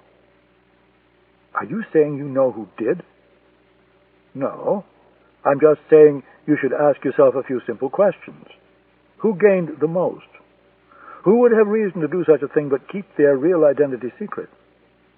The men who did this have a great deal of money and enormous resources at their fingertips. I swear to you that we did not do this. If the United States does not retaliate for Heathrow, it ends now. But if you hit us again, we will have no recourse but to hit back. Such is the nature of the game." The motor yacht had closed to within 50 yards of the ferry's port side. Michael could see 2 men atop the flying bridge and a third near the prow. He looked to his left, toward the woman, and found her wide-eyed, pulling a small automatic weapon from her handbag. He spun round and looked past Awad, down the port railing, and saw a squat, powerfully built man, gun drawn, head shrouded by a balaclava. Michael grabbed Awad by the shoulders and screamed, "Get down!" 2 rounds burst through Awad's chest and embedded themselves in Michael's bulletproof vest. Awad collapsed onto the deck. Michael reached inside his coat for the Browning, but the Palestinian girl was ready first, gun leveled in outstretched hands, feet apart. She fired twice quickly, blowing the hooded gunman off his feet. Awad lay on the deck, glaring at Michael, blood in his mouth. He held up his right hand, showing Michael the bomb trigger. Michael dived through a doorway into the passenger lounge. Graham Seymour was there, weapon drawn. Michael grabbed him by the shirt and pulled him to the floor as the bomb exploded and glass shattered overhead. For a few seconds there was almost complete silence. Then the wounded began to moan and scream. Michael scrambled to his feet, shoes slipping on shattered glass, and charged onto the deck. The force of the explosion had obliterated Awad. Odette, the Palestinian girl, lay on the deck, blood streaming from a head wound. The hooded gunman must have been wearing a vest, because he had managed to jump over the rail, and the motor yacht was making its way toward him. One man stood on the flying bridge, two on the aft deck. Michael raised his Browning and opened fire on the craft. The two men on the aft deck produced automatic weapons and returned fire. Michael dived for cover. Odette had pulled herself upright and was sitting with her back to the rail. She held a gun in her outstretched hand, leveled at Michael, her face very calm. Michael rolled away as she squeezed off the first shot. The round struck the deck, missing him. She fired twice more as Michael scrambled helplessly for cover. Suddenly, her body shuddered violently, and she slumped forward. Graham Seymour stepped out onto the deck, gun in hand, and knelt down beside her. He looked at Michael and shook his head. Michael got to his feet and ran to the rail. The motor yacht was idling in the choppy seas.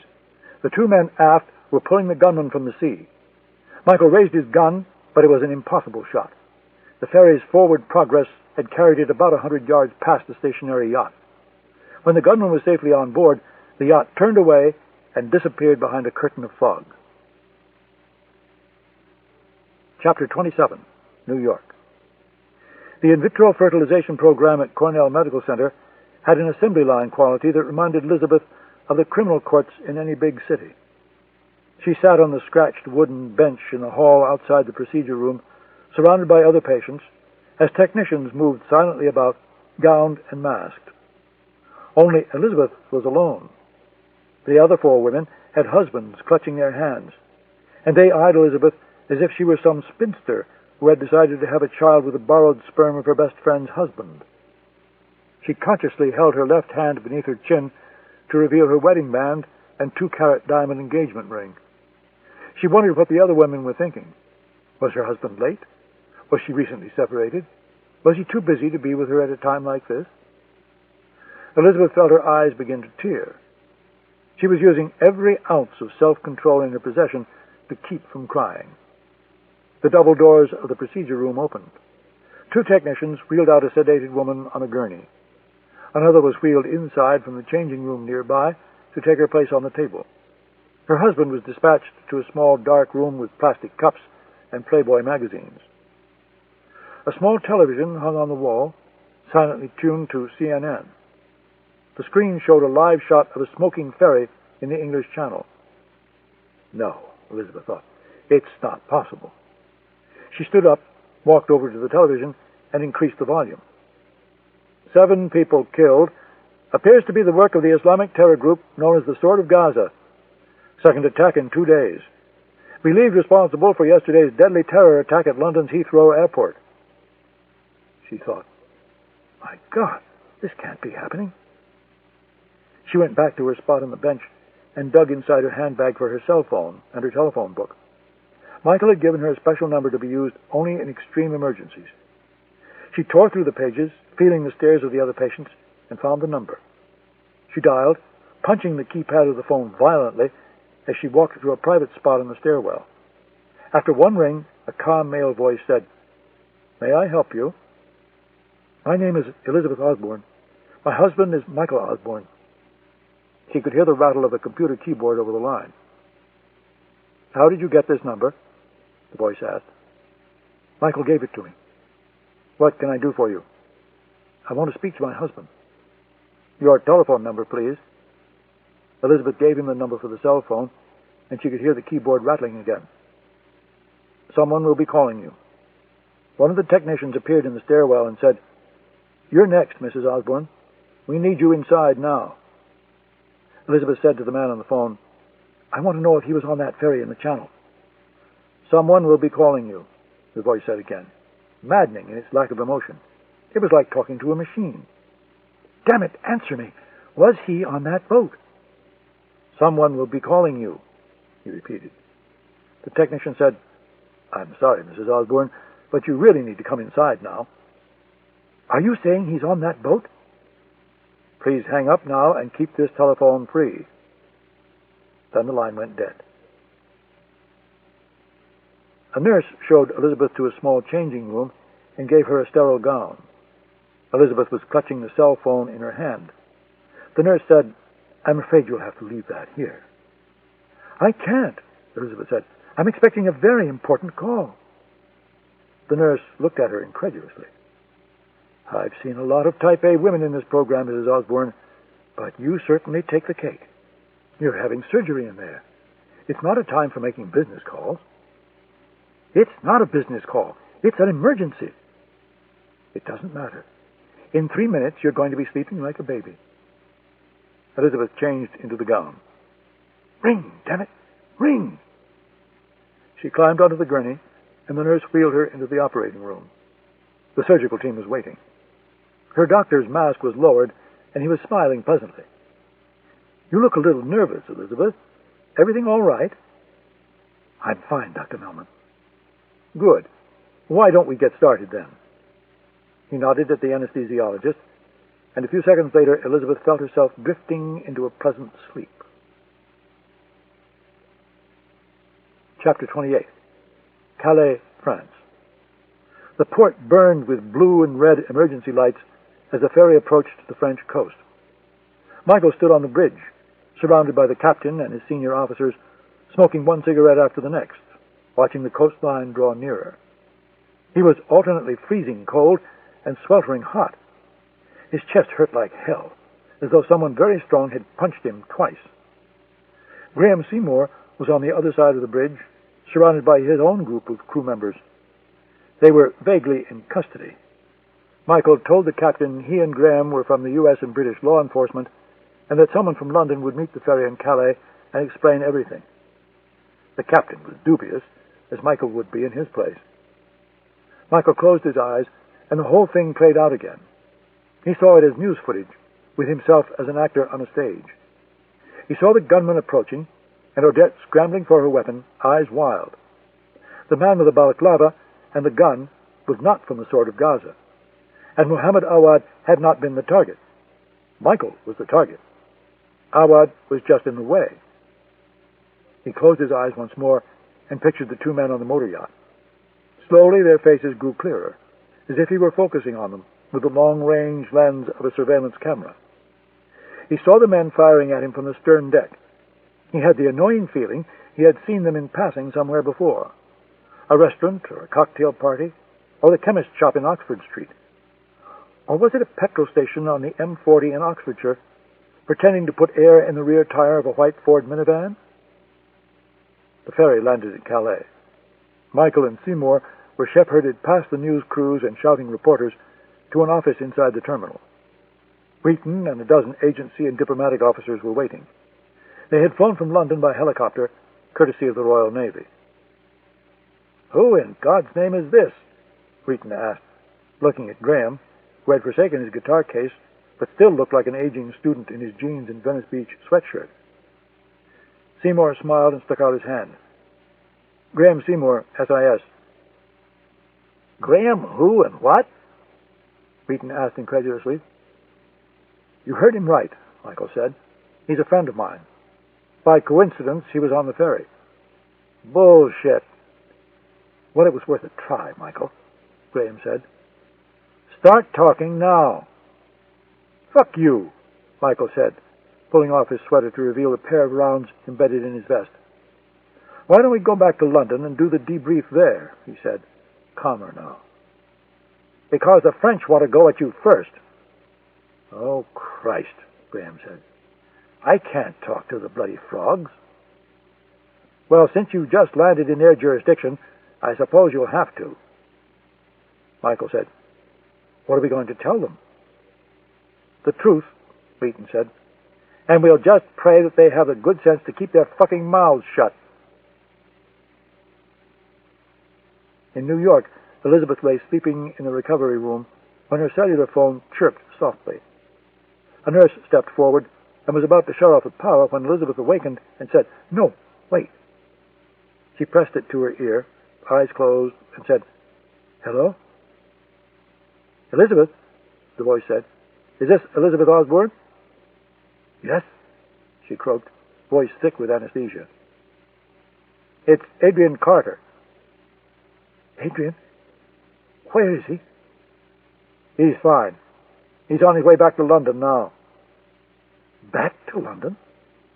Where has he been? There was only silence on the line. Elizabeth was fully awake now. She said, God damn it, Adrian. Was he on that ferry? Carter hesitated, then said, Yes, Elizabeth. He was there on a job, and something went wrong. We'll know more when he gets back to the London embassy. Was he hurt? He's fine. Thank God. I'll call you when I know more. The chopper touched down at dusk on a Thameside helipad in East London. 2 embassy cars were waiting. Wheaton and Michael rode in the first. Wheaton's drones in the second. They turned onto the Foxhall Bridge, past the ugly modern building that served as the headquarters for MI6. Michael thought, so much for George Smiley's veiled red brick lair at Cambridge Circus. Now headquarters of the service had actually made a cameo appearance in a James Bond movie. Your friend Graham Seymour is going to get a rough reception in that building in a few minutes, Wheaton said. I spoke to the Director General from Calais. Needless to say, he's not pleased. He also gave me a piece of news that will have to wait until we're behind closed doors. Michael ignored the remark. Wheaton always seemed to take too much pleasure at the professional misfortune of colleagues. He had come up through the Soviet Directorate when Michael's father was a senior staff at Langley and had worked overseas in Istanbul and Rome.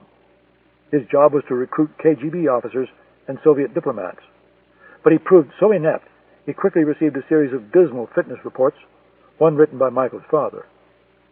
Wheaton was transferred to headquarters, where he thrived in the backstabbing, patrician atmosphere of Langley. Michael knew Wheaton resented him because of his father, even though the lousy fitness report probably ended up saving his career. They arrived in Grosvenor Square. Wheaton and Michael entered the embassy side by side, Wheaton's men following. Michael had the strange feeling of being under arrest. Wheaton went straight to the secure teleconference room. Carter and Monica Tyler appeared on the screen as Wheaton and Michael sat down in plush black leather chairs. I'm glad to see you're all right, Michael, Monica said. You've had a remarkably harrowing couple of days. We have a lot of ground to cover, so let's begin with the obvious question. What went wrong? For 10 minutes, Michael carefully recounted what happened on the ferry. Awad, the Palestinian girl named Odette, the motor yacht, and the gunman. He described the shooting, the bullets passing through Awad's body into his vest. He described the explosion and how the men on the boat provided covering fire for the gunman's escape. Finally, he described the last battle with Odette and how Graham Seymour shot her to death. What was Graham Seymour, an officer from MI6, doing on that boat in the first place? Michael knew he could gain little at this point by lying. He's a friend. I've known him a very long time. I wanted someone watching my back I could trust. That's beside the point, Monica said, with practiced impatience. Monica, as a rule, disliked field operations and the officers who carried them out. You included an officer from the service of another country without the approval of your superiors at headquarters. He works for the British, not the Iranians. If he hadn't been there, I'd be dead right now. Monica pulled a frown of irritation that made clear she would not be swayed by arguments based on emotion. If you were so concerned about your security, she said tonelessly, you should have requested backup from us. I didn't want to go in there with some heavy squad that Awad and his team could make a mile away. That was only part of the truth. He wanted as few people as possible from London and headquarters involved in the operation. He had worked in the field, and he had worked at headquarters, and he knew Langley leaked like a sieve. It sounds as though Awad and his team identified your good friend Graham Seymour, Monica said contemptuously. Why would you assume that? Michael asked. Wheaton fidgeted uncomfortably in his seat, and Carter, 4,000 miles away in Langley, did the same thing. Monica Tyler did not take well to questions from staff, even rather senior officers like Michael. She had the certainty of conviction that is an unfortunate byproduct of innocence. Why else did one of their gunmen attempt to kill you? And why else would Awad set off a bomb strapped to his body? You're assuming the gunman was Sword of Gaza. I think that assumption is wrong. The shooter made no attempt to spare Awad's life. He tried to kill me by killing Awad first. The woman was standing behind me the entire time. If they wanted me dead, she could have done it, and I would have never known what hit me. And when the shooting started, she went after the gunman first, not me. She eventually went after you. Yes, but only after Awad set off the explosion. I believe she assumed that the gunman was one of ours. Did you see his face? No. His head was covered by a balaclava. Monica leaned over and whispered in Carter's ear. Carter raised his hands and moved them about his head and face. Michael realized he was explaining to Monica exactly what a balaclava was. Monica paused for a moment, studying her hands, then said, "What did Awad say to you before the trouble began?" Michael went through the details of the conversation in painstaking detail. He had been trained to commit large amounts of information to memory, and when he worked in the field, he had a legendary ability to produce nearly verbatim transcripts of meetings with agents. Carter used to call him the human dictaphone. Michael told them everything Awad had said, about Heathrow, about the airstrikes, about Hassan Mahmoud's expulsion from the group, with one glaring omission. He did not tell them about the photographs of Mahmoud's meeting in Cairo with Erich Stoltenberg. "Do you believe he was telling the truth?" Monica asked. "Yes, I do," Michael said flatly. "I've always been skeptical about the Sword of Gaza claim of responsibility. I've made no secret of that. But if it wasn't the Sword of Gaza, who was it? And why would they make a false flag claim? And who the hell tried to kill Muhammad Awad and me aboard the ferry today?" Carter and Monica conferred quietly for a moment. Wheaton glared at Michael professorially over his half-moon reading glasses, as though Michael had just given the wrong answer to a critical question on an oral exam. "There's something else we need to discuss with you, Michael," Monica said. Then she added gravely, "It's very serious in nature." There was something in her boardroom tone that immediately set Michael on edge. "Early this morning, an officer from British SIS paid a visit to a defector named Ivan Drozdov. It seems Drozdov missed his weekly check-in, something he never does, and SIS became worried. The officer broke into his cottage and found him dead, shot to death. SIS and local police immediately investigated. Yesterday, Drozdov was seen in a local cafe with a man matching your description. SIS would like to know if you went to see him yesterday, and, frankly, so would we. You know the answer is yes, because you had me under surveillance from the time I left London until I returned to Heathrow. If you were under surveillance, it was not ordered by me or anyone in headquarters, Monica shot back. It wasn't London Station, Beaton said. What the hell were you doing meeting with Drozdov without our authorization or the authorization of SIS? Monica asked. And, by the way, what did you talk to him about? It was a personal matter, Michael said. In the video monitor, he could see Adrian Carter looking at the ceiling, blowing air through pursed lips. Drozdov worked for Department 5 of the First Chief Directorate of the KGB, the Assassins. I've been working on something for several months, and I wanted to discuss it with him. I assure you he was alive and well when I left. I'm glad you think this is amusing, Michael, because we don't, Monica said. I want you on the first flight back to Washington tomorrow morning. Consider yourself on administrative leave pending an investigation of your conduct in this affair. The screen went blank. Wheaton wordlessly held out his hand. Michael reached beneath his sweater and handed Wheaton the loaded Browning automatic. Wheaton had wanted Michael in the safe flat for his last night in London, but Michael told him in no uncertain terms to fuck off, and he had returned to his small hotel in Knightsbridge overlooking the park. Early that evening, slipping out onto rainy pavement, he immediately spotted two of Wheaton's watchers, dozing in a parked Rover. Shopping for Elizabeth and Harrods, he spotted two more. Walking south on Sloane Street, he picked off a fifth watcher on foot. There were also two men in a Ford, this time dark blue. Who are you? Who hired you?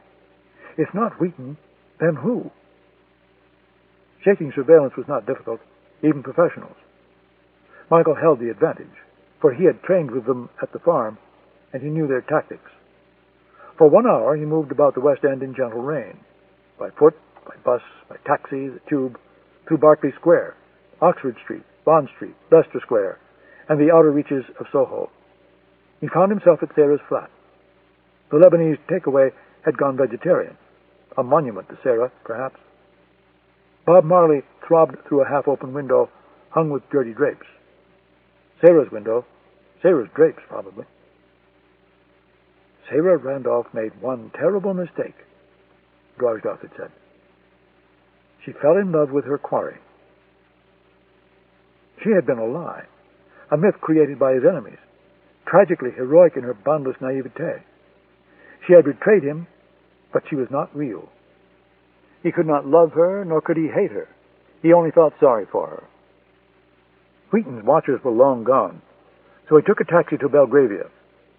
Field men, like thieves, develop clandestine ways of penetrating their own homes for the inevitable day when a lifetime of betrayal comes calling.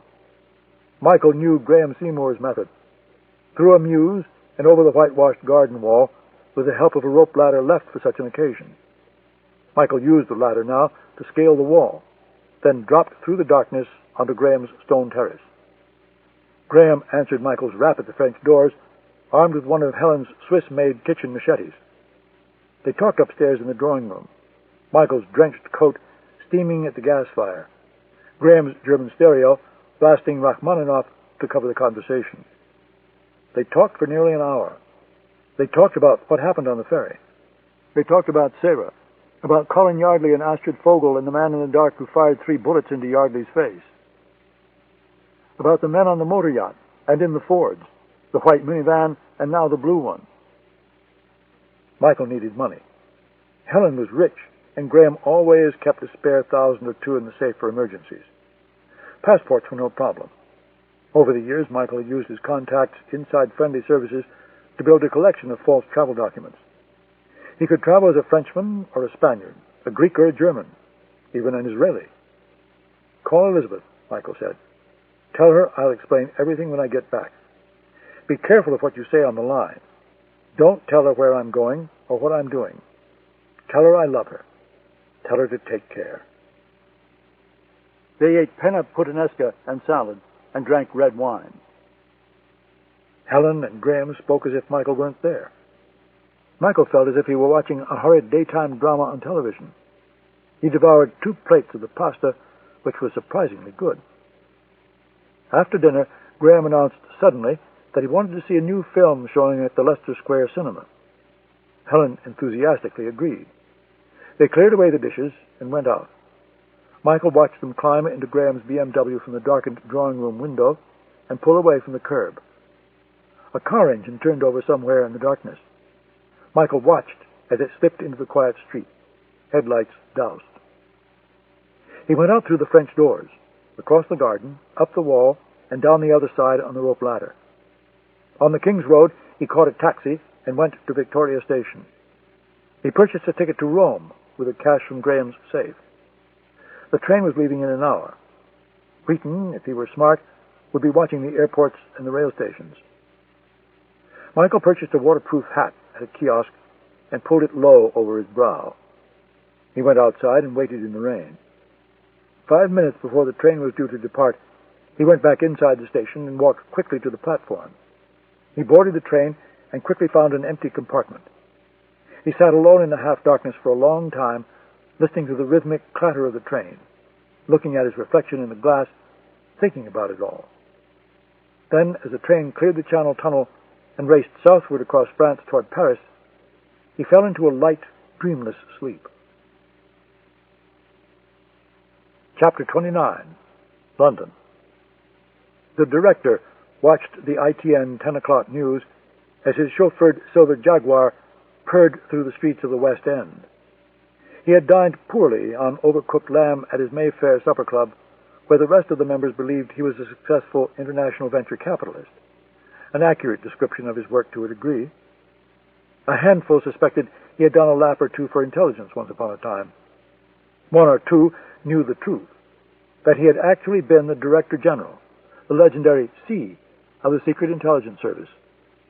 Thank God he had worked for the service in the old days, when the department officially did not exist, and directors had the good sense to keep their names and photographs out of the newspapers. Imagine the head of the service granting an interview to The Guardian. Heresy. Lunacy. The director believed spies and intelligence services were rather like rats and cockroaches. Better to keep up the pretense they don't really exist. Helps a free society sleep better at night. The attack on the Dover to Calais ferry dominated the news. The director was furious, though his tranquil face projected nothing but bored insolence. After a lifetime in the shadows, his dissembling was art. He was narrow of head and hips, with sandstone hair gone to gray, and bleached surgeon's hands that always seemed to be holding a smoldering cigarette of a length fit for a glossy magazine advertisement. His eyes were the color of seawater in winter, his mouth small and cruel. He lived alone in St. John's Wood with a boy from the Society for Protection and a pretty girl who did paperwork and looked after him. He had never married, had no children, no known parentage. The office gestures at the service used to say he had been found in early middle age in a basket on the banks of the Thames, dressed in a chalk-striped suit, guard's tie, and handmade shoes. He switched off the television and looked out his window, watching the London night sweep past. He detested failure more than anything else, even betrayal. Betrayal required intelligence and ruthlessness. Failure only stupidity or lack of concentration. The men he had dispatched for the job on the ferry had been given every resource needed to guarantee success, yet they had failed. Michael Osbourne clearly was a worthy opponent, a man of talent, intelligence, and ingenuity. Osbourne was good. His killer would have to be better. The car drew to a stop outside the house. His driver, a former member of the elite Special Air Service Commandos, escorted the director to the front entrance and saw him inside. The girl was waiting, a toffee-colored Jamaican sculpture called Daphne. She wore a white blouse, unbuttoned to the ledge of her ample breasts, and a black skirt that fell midway across bare thighs. Sun-streaked brown hair lay about square shoulders. "Mr. Elliot is on the line from Colorado, sir," she said. There was a trace of East Indian lilt in her voice that the director had spent thousands of pounds in speech therapy to eliminate. Names were permitted inside the Mayfair residence, for it was swept for bugs regularly, and the walls were impermeable to outside directional microphones. The director went into the study and punched the flashing light on his black multiline telephone. Daphne came into the room, poured a half-inch of 30-year-old scotch into a tumbler, and handed it to him. She remained in the room as he spoke, for there were no secrets between them. "What went wrong?" Elliot said. "Mr. Awad brought protection, and so did Mr. Osbourne. And on top of that, he's damned good. It needs to be eliminated, especially after what he learned this morning on that ferry." "I'm well aware of that, Mr. Elliot." "When do you plan to mount another attempt?" "As soon as possible," the director said, pausing for a nip of the scotch. "But I want to make a substitution. Osbourne is rather good. Therefore, the opposition needs to be very good indeed. I'd like to give the task to October." "His price is very steep." "So are the stakes at this point, Mr. Elliot. I hardly think now is the time to quibble over an extra $1 or $2 million, do you?" "No, you're right. I'll prepare a detailed dossier on Osbourne and send it to October via encrypted electronic mail. If he chooses to accept the target, the game will be on. And I anticipate Mr. Osbourne will be eliminated in short order." "I hope so," Elliot said. "Count on it, Mr. Elliot. Good night." The director replaced the receiver. Daphne stood behind him and rubbed his shoulders. "Will there be anything else this evening, sir?" she asked. "No, Daphne. I'll just see to a little paperwork, then turn in." "Very well, sir," she said, and went out. The director worked in his study for 20 minutes, finishing the scotch, watching American news accounts of the ferry explosion on his satellite system. He shut off the television and went upstairs to his bedroom suite. Daphne lay on her back on the bed, blouse unbuttoned, one long leg crossed over the other, twirling a strand of hair round a stiletto forefinger. The director undressed silently and put on a silk robe. Some wealthy men amused themselves with horses or motor cars. The director had his Daphne. She had removed her clothing. It lay next to her on the bed. She was gently stroking her nipples, her stomach, the tops of her thighs. Daphne was a tease, even with herself. The director climbed into the bed and trailed a finger at her throat. "Anything, my love?" she asked. "No, Petal." The director's ability to make love to a woman had been severely impaired, the byproduct, he assumed, of a lifetime of lies and betrayal. She reached beneath his robe, taking him inside her long hand. "Nothing at all?" "Afraid not, my love." "Pity," she said. "Shall I?" "If you're in the mood." "You are a silly boy, sir. Want to help or just watch?" "Just watch," he said, lighting a cigarette. Her hand slipped between her thighs. She gasped sharply. Her head rolled back, her eyes closed. For the next 10 minutes, he took her the only way possible, with his eyes. But after a while, his mind drifted. He thought of Michael Osbourne, of the failed assassination on the ferry, of the man called October. It would be an interesting fight. One would not survive. If it was Osbourne who died, the society would endure, and Mitchell Elliott would make his billions. If it was October. The director shuddered at the thought. He had worked too long, too hard for it all to fall apart. Too much at stake, too much invested for failure now. He turned his gaze on Daphne once more, and found her brown eyes fixed on him. She had the straight, unobstructed gaze of a small child. "You went away for a few minutes," she said. Surprise flickered across his face. Daphne robbed him of all his old defenses. "I watch too, you know. I want to know if I'm making you happy." "You make me very happy." "Is everything all right, love?" "Everything is fine." "You sure?" "Yes, quite sure." Chapter 30. Cairo. My God, this fucking city. Astrid Fogel stood at the French doors, open to the cool winter's dusk.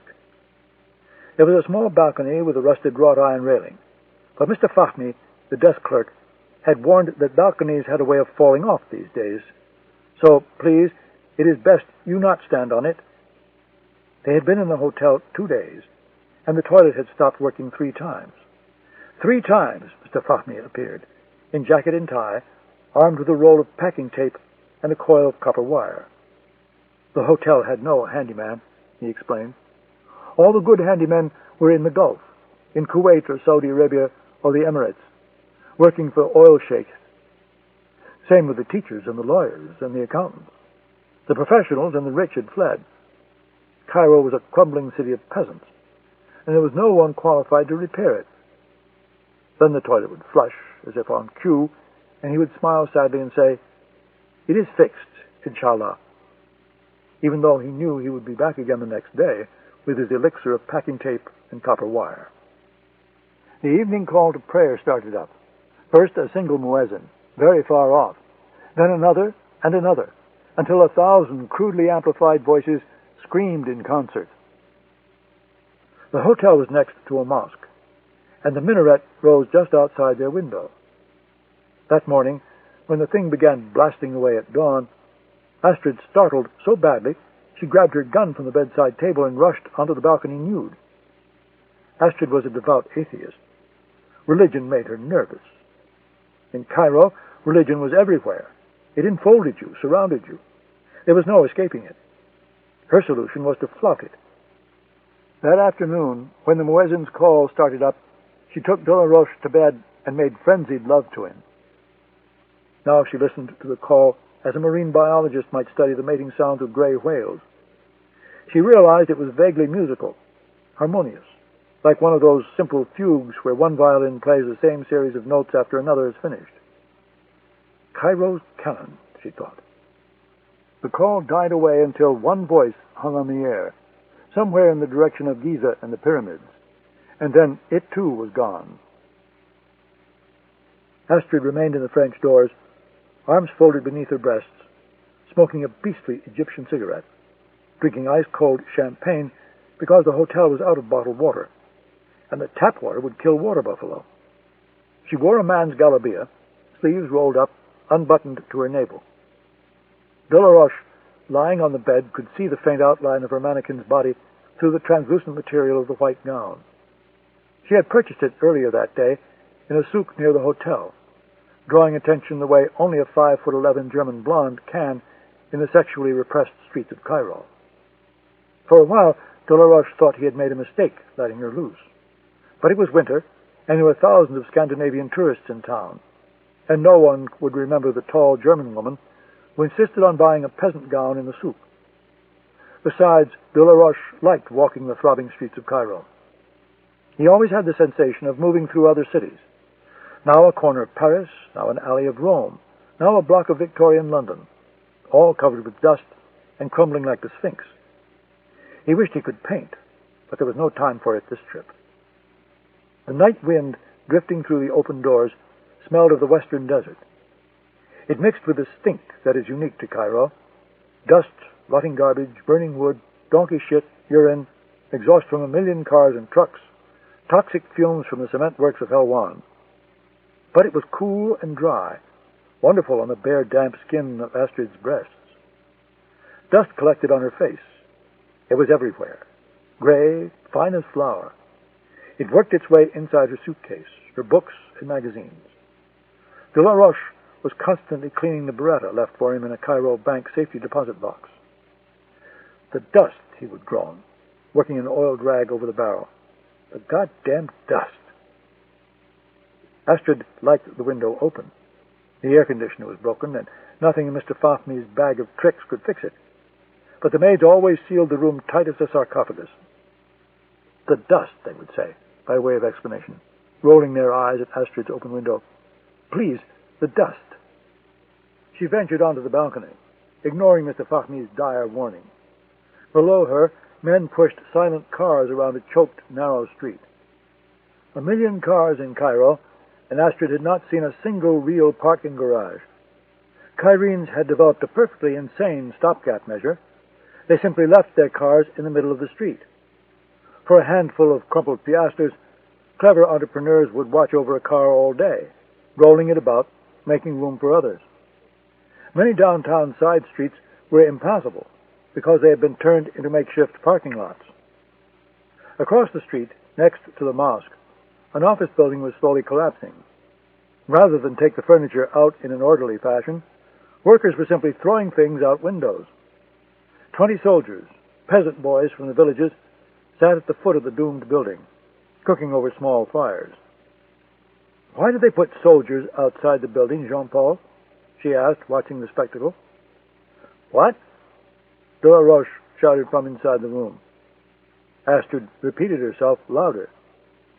Conversation, Cairo style. Because of the deafening cacophony of street noise, most conversations were conducted by shouts. This made planning Erich Stoltenberg's assassination difficult. De la Roche, for reasons of security, insisted they talk on the bed, face to face, so they could speak softly, directly into each other's ears. "They put soldiers there to keep pedestrians away from the building, in case it goes without warning. But if the building goes without warning, the soldiers will be killed. That's insanity." "No, that's Cairo." A cart entered the street, pulled by a lame donkey. The driver was a small boy, blond, green eyes, dressed in a filthy robe. Garbage spilled from the bed of the cart. The soldiers taunted the boy and threw scraps of bread at the donkey. For an instant, Astrid thought of getting her gun and shooting one of the soldiers. She said, "Jean-Paul, come here quickly." "Zabaline," de la Roche said, stepping onto the balcony. "What?" "Zabaline," he repeated. "It means the rubbish collectors. Cairo has no sanitation, no official system of trash removal. For years the garbage was simply thrown into the streets or burned to heat water in the baths. In the 30s, the Coptic Christians migrated to Cairo from the south. Some of them became the Zabaline. They earn no money, only the garbage they collect. They live in a village of garbage, on the Makadam Hills, east of Cairo. Jesus Christ, she said softly. Time to get dressed, de la Roche said. But Astrid remained on the balcony, watching the boy and his garbage. I don't like him, she said. And for a moment de la Roche wasn't certain if she were talking about the Zabaline or Eric Stoltenberg. He's a cruel bastard, and smart, too. Do it just the way we planned it, and everything will be fine. Don't let him hurt me, Jean-Paul. He looked at her. She had killed 12 people, lived her life on the run, and yet she still became as frightened as a small girl at times. He touched her face, kissed her forehead softly. I won't let anyone hurt you, he said. They looked up. A large wooden desk teetered on a 10th-floor balcony of the condemned office building. It hung there a moment, like a passenger clinging to the rail of a sinking ocean liner, then crashed to the street, shattering into 100 pieces.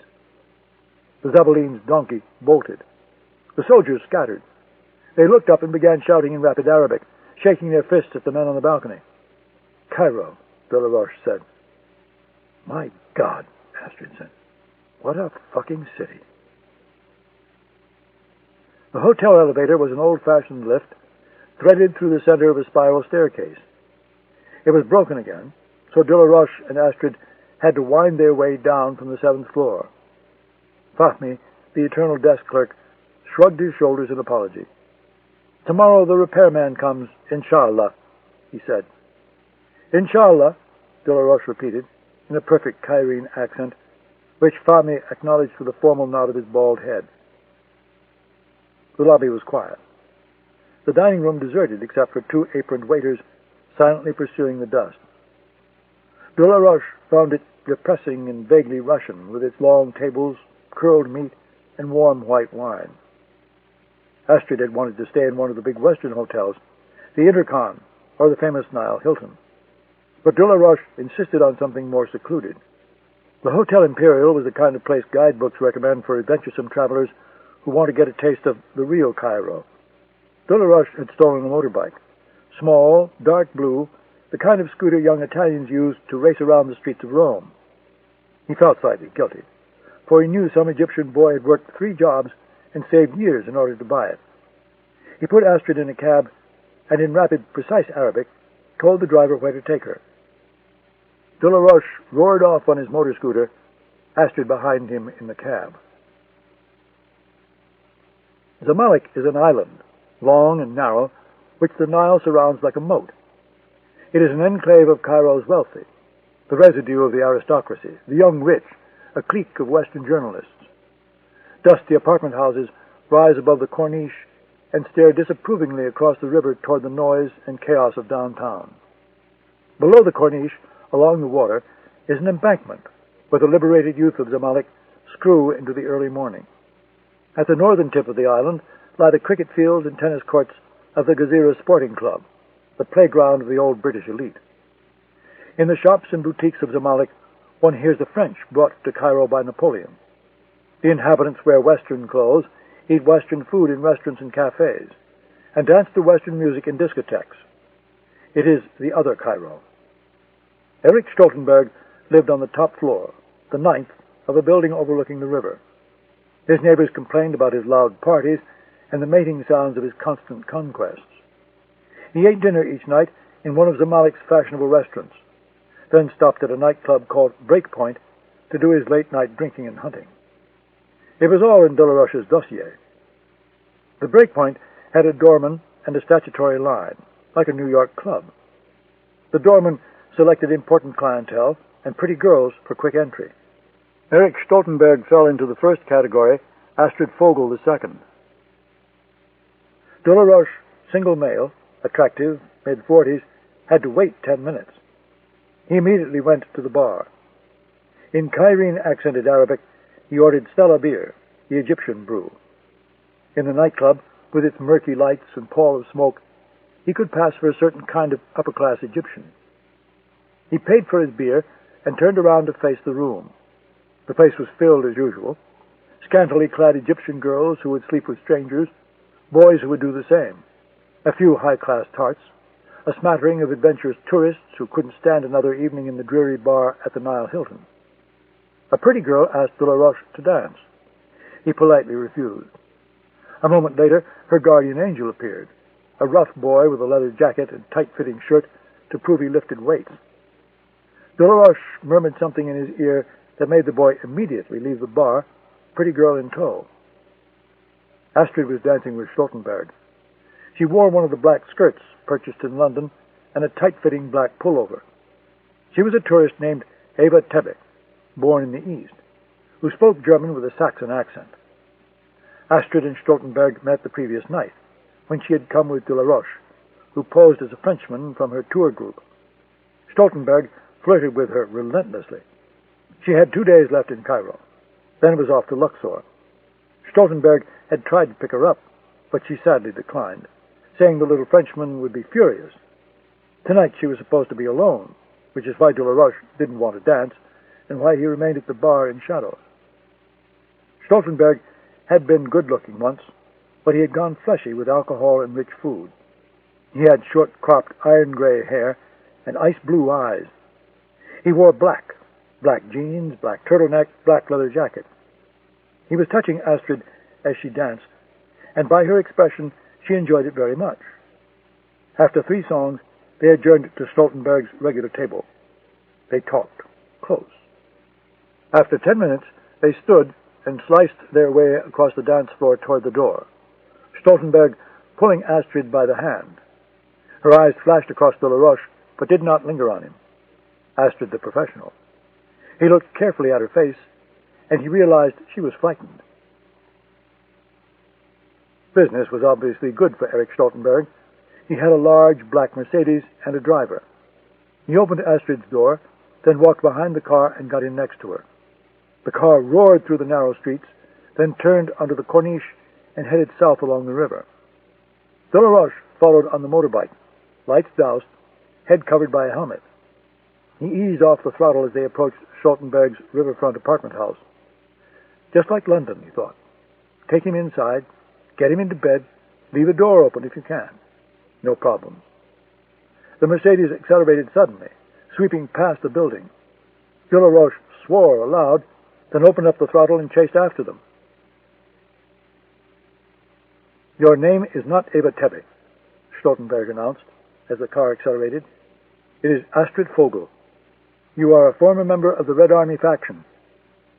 What the hell are you talking about? My name is Eva Tebbe, and I am a tourist from Berlin. Take me back to the club now, you crazy bastard, or I'm going to scream for the police. I knew it was you 5 minutes after we met.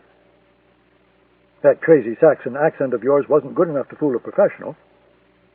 Professional what? Take me back to the club now. I work for the Stasi, you idiot. I handle the RAF.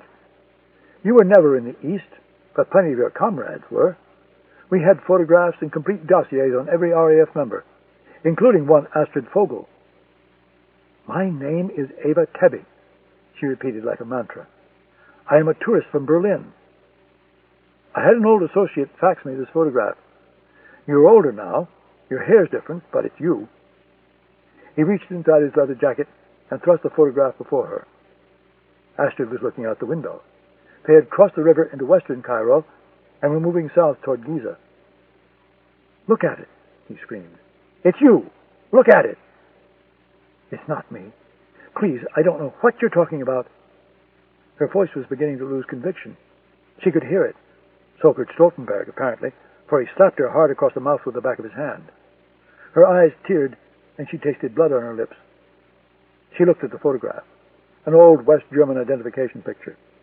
She was revolutionary gaunt, a how dare you take my fucking picture expression on her face.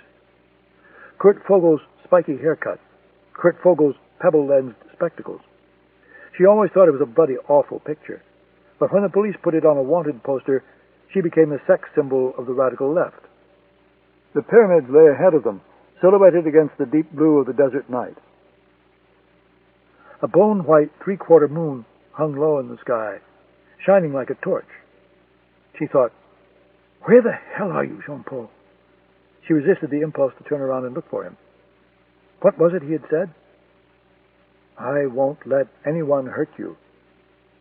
You better do something quickly, darling, she thought, or this man is going to make a liar of you. For some reason, he had not searched her body or her handbag. Her gun was there, a small Browning automatic, but she knew she could never get it out in time in the confined space of the back seat. She had no choice but to wait and stall and hope to God that Jean-Paul was there somewhere in the darkness. The pyramids disappeared. They turned onto a narrow, unpaved track, stretching into the desert. Astrid said, "Where are you taking me? If you want to fuck, we can fuck right here. You don't have to take me to the desert and play these stupid games." He slapped her again and said, "Shut up." The Mercedes bucked and pitched wildly. "Who hired you?" "No one hired me. I'm not who you say I am. I want to go back to my hotel. Please don't do this." He slapped her again, harder. "Answer me. Who hired you?" "No one. Please." "Who's the man? Your partner, the Frenchman?" "He's just a silly man from my tour group. He's no one." "Did you kill Colin Yardley in London?" "I didn't kill anyone." "Did you murder Colin Yardley in London? Did the Frenchman?" "I don't kill people. I work for a magazine in Berlin. I do graphic design. My name is not Astrid Vogel. It's Eva Tebbe. Please, this is insane. Where are you taking me?" "A place where no one will hear you scream, and no one will find you after I've killed you." He reached inside his coat again, and this time brought out a gun. He pushed the barrel against her neck and pulled her hair. "Now, one more time," he said. "Who's the Frenchman? Who hired you?" "My name is Eva Tebbe. I am a graphic designer from Berlin." She thought of her old RAF indoctrination lectures. If you are arrested, give them nothing. Defy them, berate them, but give them nothing. They will play games with you. Fuck with your head. That's what policemen do. Give them nothing.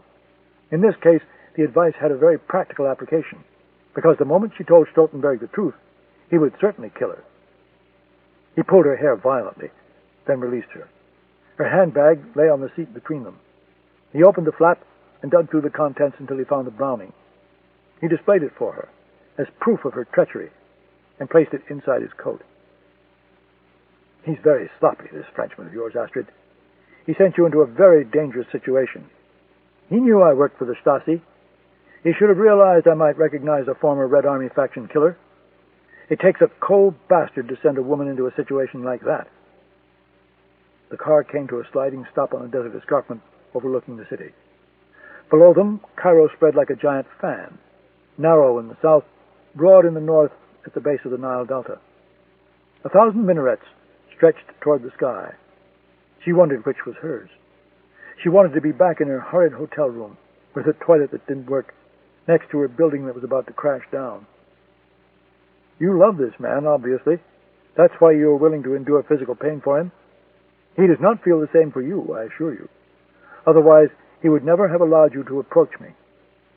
He's using you, just like those bastards in the RAF used you." Stoltenberg said something to the driver in rapid Arabic that Astrid did not understand. The driver opened the door and got out. Stoltenberg shoved the gun into her throat again.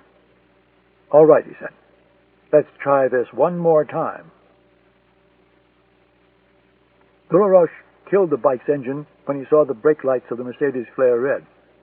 He silently coasted to a stop, pushed the bike off the track, and approached the car on foot.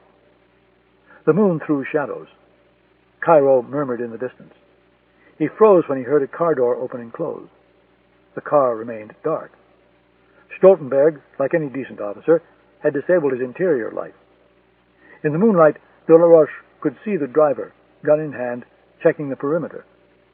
Delaroche crouched behind a jagged outcropping of rock and waited for the man to draw nearer.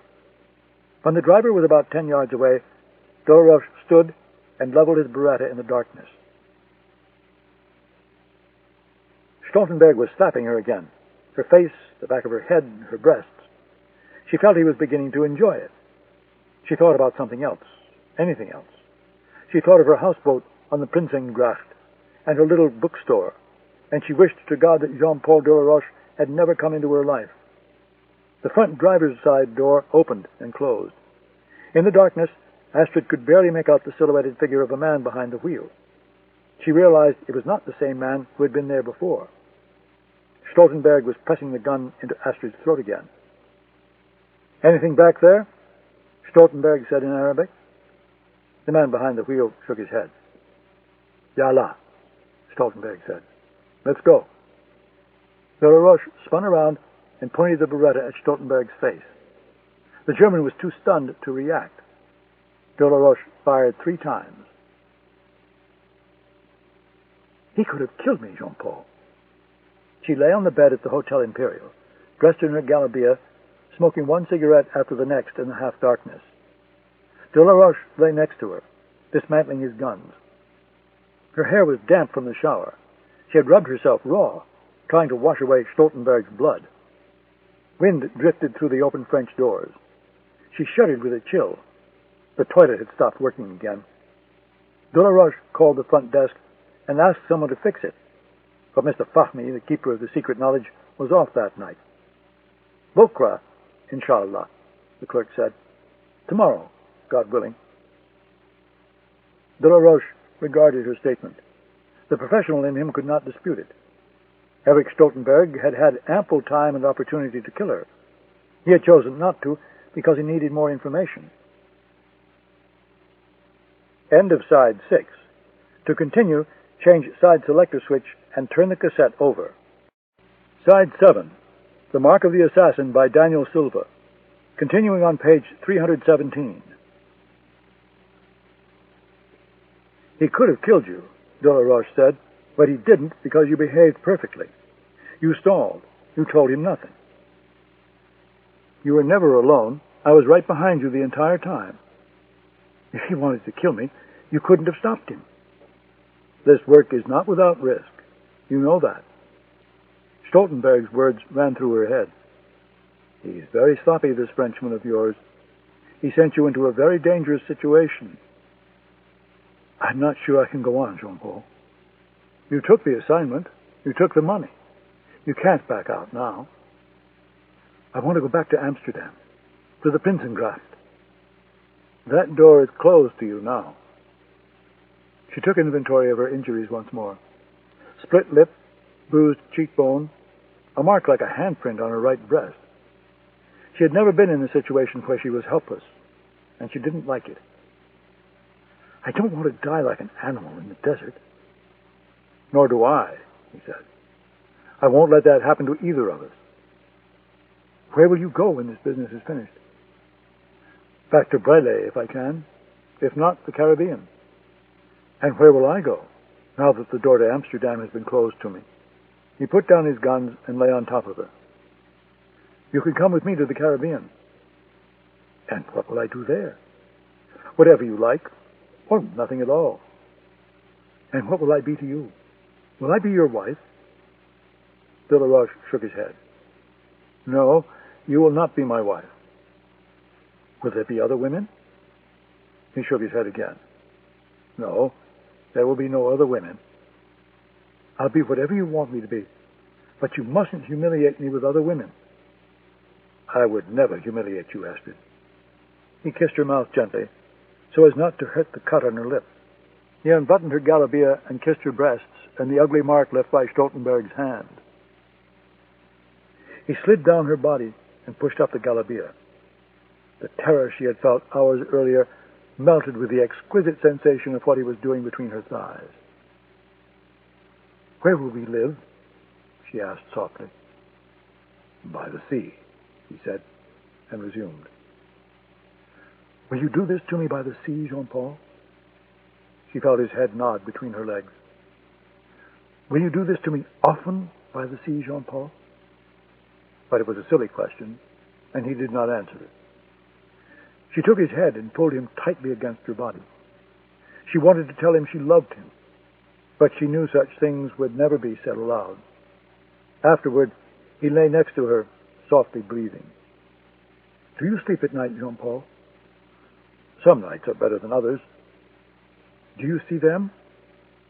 "I see them for a while, and then they go away."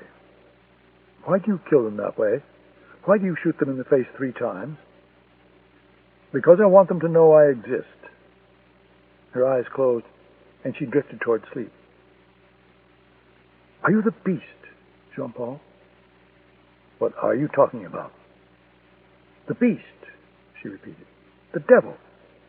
Perhaps you leave your mark on their faces because you're the beast. The people I kill are wicked men. If I don't kill them, someone else will. It's just business, nothing more. It's more than business with you, Jean-Paul. She hesitated, and for a moment he thought she was finally asleep. It's art, Jean-Paul. Your killing is like art. Go to sleep, Astrid. Wait for me to fall asleep before you do, Jean-Paul. I'll wait, he said. She was quiet for another moment. Then she said, when you retire, what will become of Arbatov? I suppose he'll have to retire too, Delaroche said. He's an old man, anyway. Are you the devil, Jean-Paul? Astrid said, but she was asleep before he could answer. She dug it from her bag in the moments before dawn. The little item from Le Monde about a retired Russian diplomat killed by street thugs in Paris. Delaroche was sleeping, or pretending to sleep. She was never sure. She carried the clipping to Fami's treacherous balcony and read it once more in the beige dawn. Perhaps it wasn't Jean-Paul, she thought. Perhaps it really was just a robbery. Cairo stirred beneath her. As Abeline entered the alley, a little girl, dressed in rags, sleepily flicking an ass with a switch. The muezzin screamed. 1,000 more joined in. She touched a match to the clipping and held it aloft until flame engulfed it.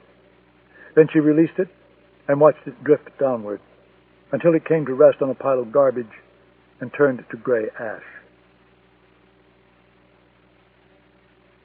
Chapter 31. Cairo. The taxi ride from the airport had taken nearly as long as the flight from Rome. It was hot even for November, and there was no air conditioning in the well-worn little Fiat. Michael sat back and tried to relax.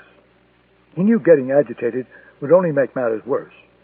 Cairo was like a trick knot that became tighter the more you struggled. The driver assumed Michael was a rich Egyptian back from a Roman holiday, and he prattled on about how bad things had become. He had the modest robe and unkempt beard of a devout Muslim. The road was choked with every conceivable type of transport. Cars, buses, and trucks belching diesel fumes, donkey carts, bicycles, and pedestrians. A wispy boy shoved a live chicken in Michael's face and asked if he wanted to buy it. The driver shouted him away. A colossal image of the Egyptian president smiled down benevolently from a roadside billboard. He wouldn't be smiling if he were stuck in this traffic with the rest of us, the driver murmured. Michael had never lived in Cairo, but he had spent a great deal of time there. He had served as the control officer for an important agent inside the Mukhabarat, the all-pervasive Egyptian security service. The agent didn't want to be debriefed by an officer from Cairo station. He knew the embassy and the CIA residents were well monitored. So Michael slipped into Egypt from time to time, posing as a businessman, and did the debriefing himself. The agent provided valuable intelligence on the state of radical Islam in Egypt, the most important U.S. ally in the Arab world. Sometimes the information flowed the other way. When Michael learned of a plot to assassinate the Egyptian interior minister, he passed the information to this agent. The plot was foiled, and several members of the Al-Gama at-Ismailiyah were arrested. Michael's man received a big promotion that gave him access to better intelligence. The Nile Hilton is located on Tahrir Square, overlooking the river. Tahrir means liberation in Arabic, and Michael always thought it was the most inappropriately named place on earth. The immense square was jammed with traffic well into the night. The taxi hadn't moved an inch in 5 minutes. The blare of traffic horns was unbearable. Michael paid the fare and walked the rest of the way. He checked into the room, showered and changed, and went out again. The Mukhabarat had one of the most extensive monitoring operations on Earth. Michael knew his room telephone was certainly bugged, even though he was traveling as an Italian businessman in town for a round of meetings. He went into the Tahrir Square metro station and found a telephone kiosk. He spoke quietly into the receiver for 2 minutes, raising his voice once to shout over the clatter of a train entering the station. He had 2 hours to kill. He would put the time to good use. He boarded the next train, got off at the first station, and doubled back. He walked. He went to the Egyptian Museum. He was lured into a tourist shop that specialized in fragrant oils. The shop boys plied him with tea and cigarettes while he sampled several oils. Michael rewarded their hospitality by purchasing a small bottle of vile sandalwood oil, which he tossed in the nearest rubbish bin as soon as he left. He was clean. No surveillance. He flagged down a taxi and climbed inside. Cairo is a city of lost elegance. Once there were fine cinemas and an opera house and walled villas that spilled chamber music into the warm nights. Little is left, and what remains has the quality of newspaper left too long in the sun. Many of the villas have been deserted. The opera house is gone, and the theaters stink of urine. The restaurant Arabesque has a feel of old Cairo, rather like an old man who putters around the house all day dressed in a suit and tie. It was mid-afternoon, the quiet time between lunch and dinner, and the dining room was nearly deserted. Michael actually had to strain to hear the din of traffic noise, so thorough was the restaurant's insulation. Yusuf Hafez was seated at a corner table far from anyone else. He looked up and smiled as Michael approached, flashing 2 rows of perfect white teeth. He had the look of an Egyptian film star, the fleshy type, in his 50s with thick graying hair, who attracts younger women and beats up younger men. Michael knew it was not far from the truth. They ordered cold white wine. Hafez was a Muslim, but he thought strict adherence to Islamic law was for the crazies and the peasants.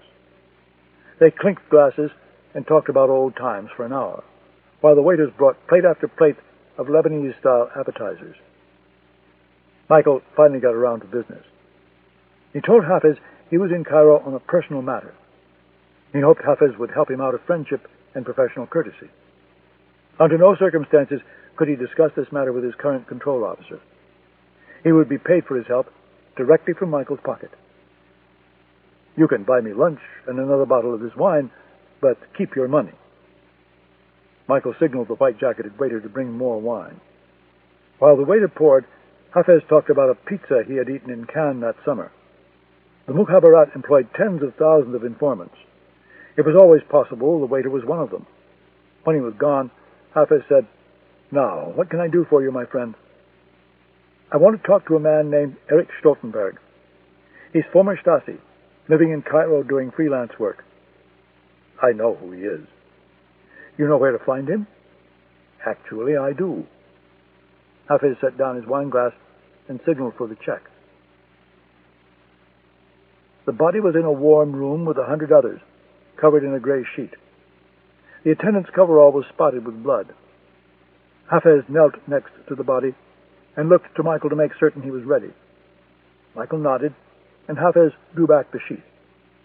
Michael looked quickly away and retched once, the lunch at Arabesque rising in his throat.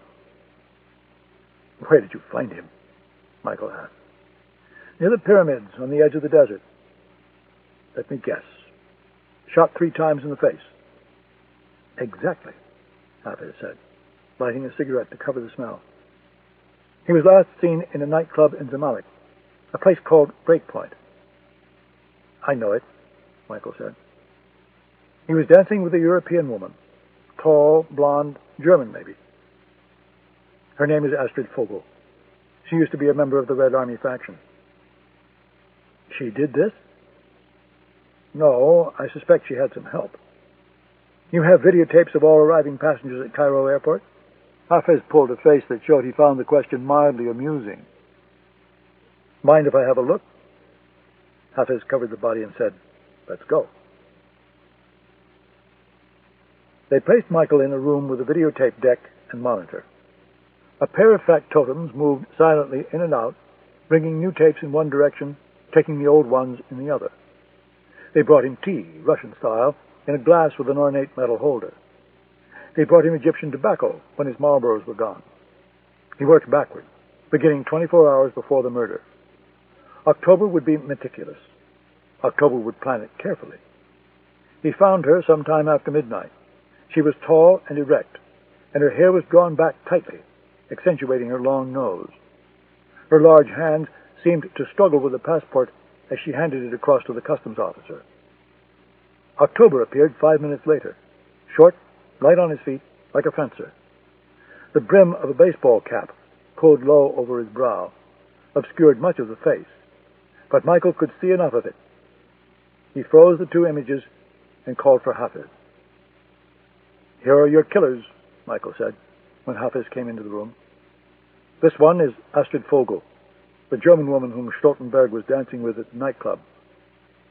Hafiz pointed to the second image. "And that one?" Michael stared at the screen. "I wish to Christ I knew." Chapter 32. Amsterdam. It was a bitterly cold dawn when de la Roche and Astrid returned to the houseboat on the Prinsengracht. For 20 minutes, de la Roche inspected the vessel carefully to make certain no one had been aboard. He checked his telltales. He tore through the cabinets in the galley and the drawers in Astrid's bedroom. He prowled the frozen deck. Astrid was no help to him. Content to finally be aboard her beloved Christa, she collapsed fully clothed on the bed and watched him with one eye as if he were mad. De la Roche felt alert and refreshed, despite the long journey. The previous morning they had flown from Cairo to Madrid, having first explained to Mr. Fahmy that they were cutting short their stay at the Hotel Imperial because Madame was very ill. Fahmy feared it was the toilet that had driven them away. He offered the hotel's best suite to entice them to remain, but de la Roche assured him it was the water, not the toilet, that had forced them to leave. From Madrid they had taken the train to Amsterdam. De la Roche spent the journey hunched over his laptop like a businessman, planning his next assassination. Astrid sat fitfully next to him, reliving the last. The canal had frozen again, and once more the Christa was filled with the joyous shouts of skaters. Astrid took sleeping pills and covered her head with a pillow. De la Roche was too wired to sleep, so at mid-morning, when the sun burned away the clouds, he went onto the foredeck and painted, bundled in a heavy sweater and fingerless gloves. The light was good, and so was the subject matter. Skaters on the canal, gabled houses in the background. And when it was done, he thought it was the best work he had produced in Amsterdam. He had a curious desire for Astrid's approval, but when he went below and tried to wake her, she just mumbled that her name was Eva Tebbe, and she was a graphic artist from Berlin, and to please stop slapping her. He left her in the early afternoon, pedaling her bicycle through Amsterdam with his laptop computer slung over his back. He locked the bike outside a telephone center near the Rijksmuseum and went inside.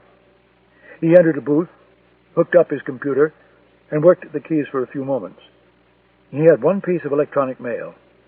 He opened the mail, and it came onto the screen as gibberish. He entered his code name, and the message appeared in clear text. "Congratulations on the successful completion of your mission in Cairo.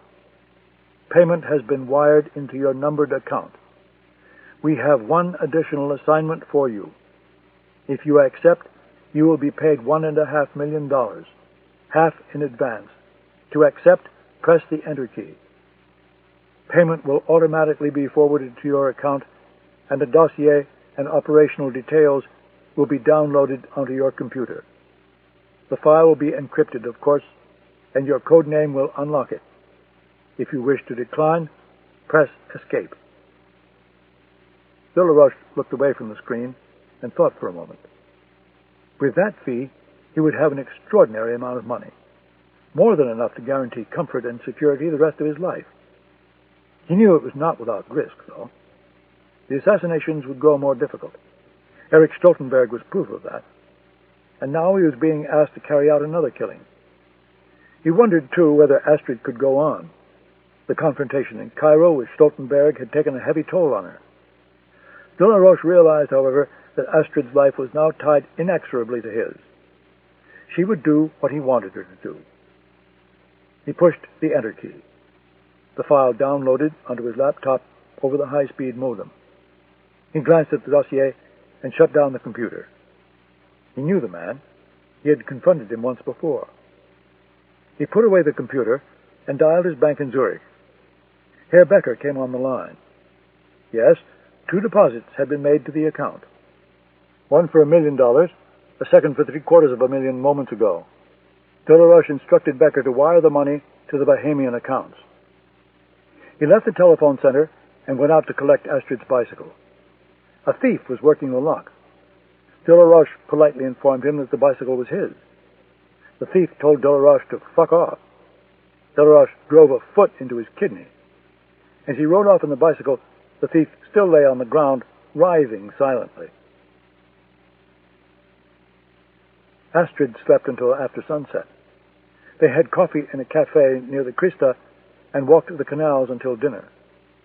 Astrid inhaled the cold, clear air of Amsterdam, trying to cleanse her lungs of the dust and smoke of Cairo. Her nerves were brittle from sleeping pills and coffee. A man with gray-blonde hair bumped into her. Astrid was reaching inside her bag for her gun before Delaroche put a hand on her arm and whispered that it was nothing, just a stranger in a hurry.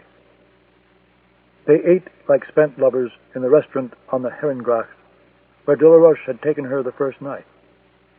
She had eaten nothing in Cairo, so she devoured her own food and most of Delaroche's. Her complexion, bone white with exhaustion and nerves, took on color with the food and the wine and the night air. He told her over dessert. Her face registered nothing more than mild annoyance, as if Delaroche had informed her he would be working late at the office that evening. "You don't have to do it," he said.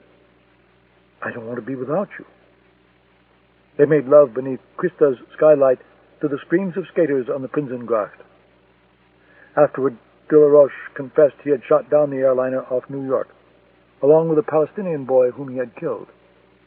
He told her he believed the men they had killed were involved in the attack as well, or that they somehow knew the truth. "Who are the men that hired you?" she asked, touching his lips. "I honestly don't know." "You must know they will kill you, Jean-Paul. When you finish the contract, they'll come after you. And me, too." "I'm aware of that." "Where will we go?" "To our house on the beach." "Will it be safe there?" "It will be as safe as anywhere else." She lit a cigarette and blew a slender stream of smoke at the skylight. He reached for his laptop, turned on the power, and punched a few keys. The hard drive whirred. Then the image of a dark-haired man appeared on the screen. "Why does this man have to die?" "I suspect he knows too much." Another image appeared. Elizabeth Osbourne. "His wife is beautiful." "Yes." "A pity." "Yes," Delaroche said, and he closed the laptop. Chapter 33. Shelter Island, New York.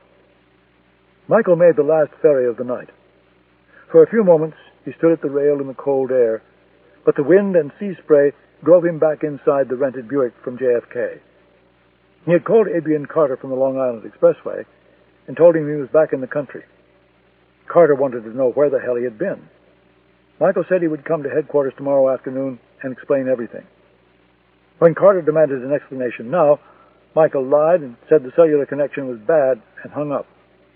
The last thing he heard was Adrian Carter uncharacteristically screaming obscenities as he replaced the phone in its cradle. Rollers broke over the prow, dousing the windshield. Michael flicked the wipers. The lights of Cannon Point burned across Shelter Island Sound. The images of the last weeks played out in his mind. Flight 002, Colin Yardley, Heathrow, Gorgedorf, Mohammed Awad, Erich Stoltenberg, Astrid Vogel, October. They were like pieces of a melody he could not complete. He was certain the Sword of Gaza had not carried out the attack. He believed it was the work of another group, or individual, which did it in the name of the Sword of Gaza. But who? And why? October was a contract killer only. If he were involved, it would be at the behest of others. The same was true of Astrid Vogel. The Red Army faction had neither the resources nor the motive for staging the attack. Michael suspected he knew the truth, or at least part of it. The man called October had been hired to eliminate the team that carried out the attack. The ferry docked at Shelter Island. Michael turned over the engine and drove off. Shelter Island Heights was deserted, shops and Victorian cottages dark. He sped along Winthrop Road, through a tunnel of leafless trees, and skirted the edge of Daring Harbor. In the summer, the harbor was filled with sailboats. Now it was deserted except for the Athena, bobbing at her mooring in the Whitecaps off Cannon Point. Michael also suspected he had been the target on the Channel ferry, not Muhammad Awad. Who was the man beneath the balaclava? Was it October? He had seen October use his gun in person on the Chelsea embankment and on videotape, and it didn't appear to be the same man. He had to assume he was still a target, and he had to consider the possibility they now would send October, one of the world's best assassins, to do the job. He would have to tell Carter and Monica Tyler everything. He needed their protection. He would tell Elizabeth everything too, but for very different reasons. He loved her more than anything else, and he desperately wanted to regain her trust. Cannon Point appeared before him. Michael stopped at the security gate, lowered his window, and entered the code. The gate rolled open, and lights came on in the caretaker's cottage. Michael drove slowly up the long gravel drive. A clan of white-tailed deer, snacking on the dead grass of Cannon's broad lawn, looked up and eyed Michael warily. He saw a shaft of light and heard dogs barking. It was only Charlie, the caretaker, walking toward him, retrievers yapping at his heels. Michael shut down the engine and got out. Lights came on in the main house, and the door swung open.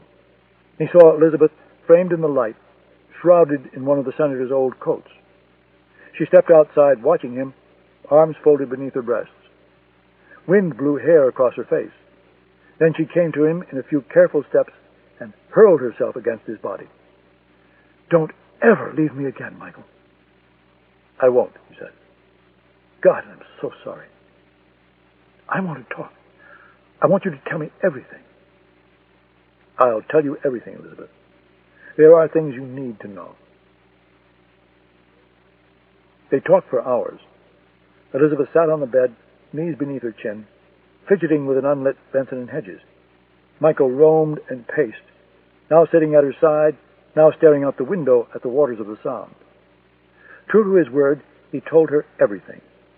He felt the tension release with the unburdening of each secret. He wished he had never kept things from her in the first place. He always told himself it was for Elizabeth's protection, but he realized now that was only part of the truth. He had lived a life of secrets and lies so long he knew no other way. Secrecy was like a disease, an affliction. His father had caught it, and it had driven his mother mad. Michael should have avoided the same mistakes. She was silent for a long time after he finished.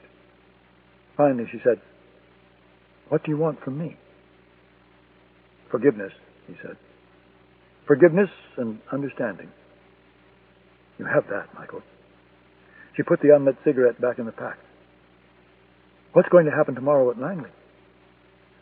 "They're probably going to put a loaded .45 in front of me."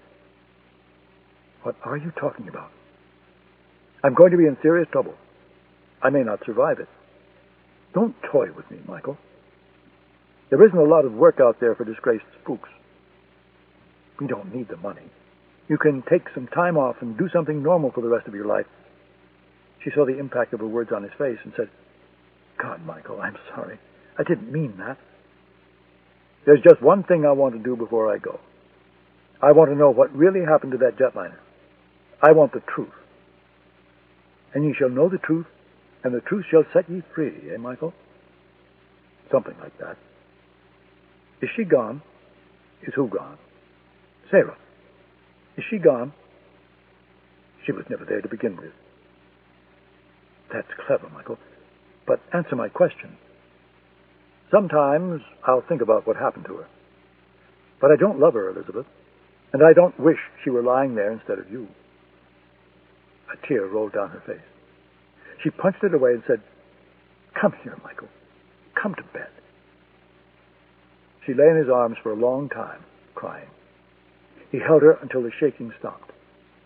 She looked up at him, face damp, and said, "Mind if I tell you a little about my day now, darling?"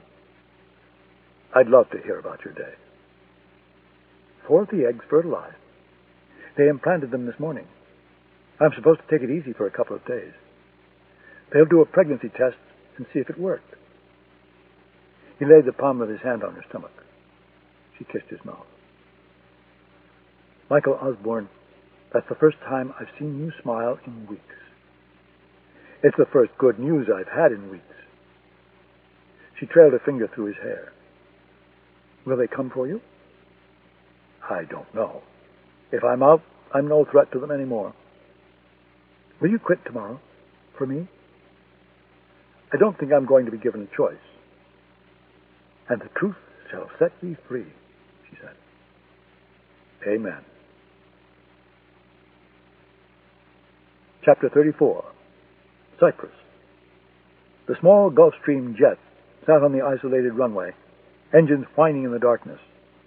The pilot was named Roger Stevens, a former officer of the Royal Navy's Fleet Air Arm, who was decorated in the Falklands War. He now worked for the transport section of the Society. As he mechanically went through the pre-flight checks, Stevens was missing one crucial piece of information: a flight plan. The passengers, a man and a woman, were supposed to supply that on boarding. He assumed it would be a long flight, though. He had been ordered to take on a full complement of fuel. 30 minutes later, a black Range Rover turned onto the runway and headed toward the Gulfstream at high speed, headlights dark. It stopped at the foot of the stairway, deposited 2 people, and sped quickly away. Stevens had flown several missions for the Society, for which he was well compensated, and he knew the rules. He was not to look at the faces of the passengers, nor was he to speak to them. The arrangement suited Stevens fine. The Society and the men they employed were a rough lot, and he wanted as little to do with them as possible. The passengers boarded the plane and took their seats. A black nylon duffel bag had been left on board for them, and the refrigerator was well stocked with food and wine. Stevens heard the rip of a zipper, the metallic crack of an experienced gunman checking the action of an automatic weapon, the pop of a champagne cork, the murmur of a woman speaking German-accented French. A moment later, the man entered the cockpit and stood behind Stevens. "The flight plan," he said simply. The language was English, with a vague accent Stevens could not quite place. The flight plan was thrust before his face, along with a silenced Beretta handgun.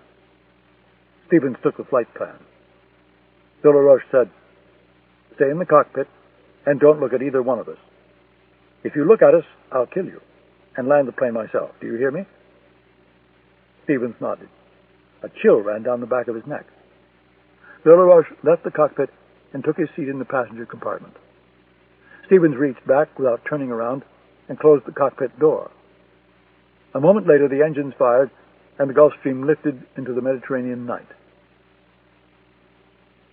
Chapter 35. CIA Headquarters, Langley, Virginia. Michael always thought environmentalists would have a field day with Monica Tyler's office. Perched on the 7th floor, it was large and airy and overlooked the trees along the river. Monica had scoffed at the idea of decorating her lair with government furniture and had brought her own from her New York office instead. A large mahogany desk, mahogany file cabinets, mahogany bookshelves, and a mahogany conference table surrounded by cozy leather chairs. Trinkets of ivory and silver were scattered about, and fine Persian rugs covered much of the ugly gray-blue government carpeting. One wall was dedicated entirely to photographs of Monica with famous people. Monica with James Beckwith, Monica with director Ronald Clark, Monica with a famous actor, Monica with Princess Diana. In the notoriously camera-shy world of intelligence, Monica was a veritable cover girl. Entering the room, Michael smelled coffee brewing, a rich, dark Italian or French roast, and from somewhere he could hear quiet orchestral music. Adrian Carter arrived next, looking very hungover. He sniffed at the air, smelled the coffee, and frowned. Monica arrived last, 5 minutes late as usual, followed by Tweedledee and Tweedledum, each clutching a leather folder. They sat at the conference table, Monica at the head, the factotums at her right hand, Michael and Carter at her left. A secretary brought a tray of coffee and cream and a plate of dainty cookies. Monica gavelled the proceedings to order by tapping the tip of her stiletto gold pen on the polished surface of the table. "Where's McManus?" Carter asked. "He had to go downtown to the Hoover building on an urgent matter," Monica said tonelessly. "Don't you think the FBI's representative to the Counterterrorism Center should be sitting in on this meeting?" "Anything the FBI is required to know will be passed on to them in due course," she said. "This is an agency matter, and will be dealt with as such." Carter, unable to hide his anger, gnawed on the nail of his forefinger. Monica looked at Michael. "After the incident on the ferry, you were ordered to return from London immediately and report to headquarters. You disobeyed that order and went to Cairo instead. Why?" "I believed I could uncover valuable information concerning an active investigation," Michael said. "I didn't go because I wanted to see the pyramid." "Don't be a smartass. You're in enough trouble as it is. What did you learn in Cairo?" Michael placed the photographs given to him by Mohammed Awad on the table and turned them so Monica could see. "Here's Hassan Mahmoud, the man found dead in the whaler, meeting with a man named Erich Stoltenberg in Cairo a few weeks before the attack on the jetliner. Stoltenberg is former Stasi. He worked in the department that supported national liberation and guerrilla groups around the world. He's freelance now. Mohammed Awad, before he was shot on the ferry, said Mahmoud had joined forces with Stoltenberg. Two men having coffee in a Cairo cafe is hardly proof of a conspiracy, Michael." Michael held his temper. Somewhere during her ascent to the top, Monica had mastered the art of derailing her opponent in mid-thought with a barb or a shallow contradiction. "I went to Cairo because I wanted to talk to Stoltenberg." "Why didn't you pass on the information to Carter at the center and let someone from Cairo station handle it?" "Because I wanted to handle it myself." "At least that's honest. Continue." "By the time I got to Cairo, Stoltenberg was dead." Michael dropped a photograph of Stoltenberg's ruined face on the table. Carter looked away and winced. Monica's face remained placid. "He was shot 3 times in the face, just like Hassan Mahmoud, just like Colin Yardley." "And just like Sarah Randolph." Michael looked down at his hands, then at Monica. "Yes," he said, "just like Sarah Randolph." "And you believe these killings are all the work of the same man?" "I'm certain of it.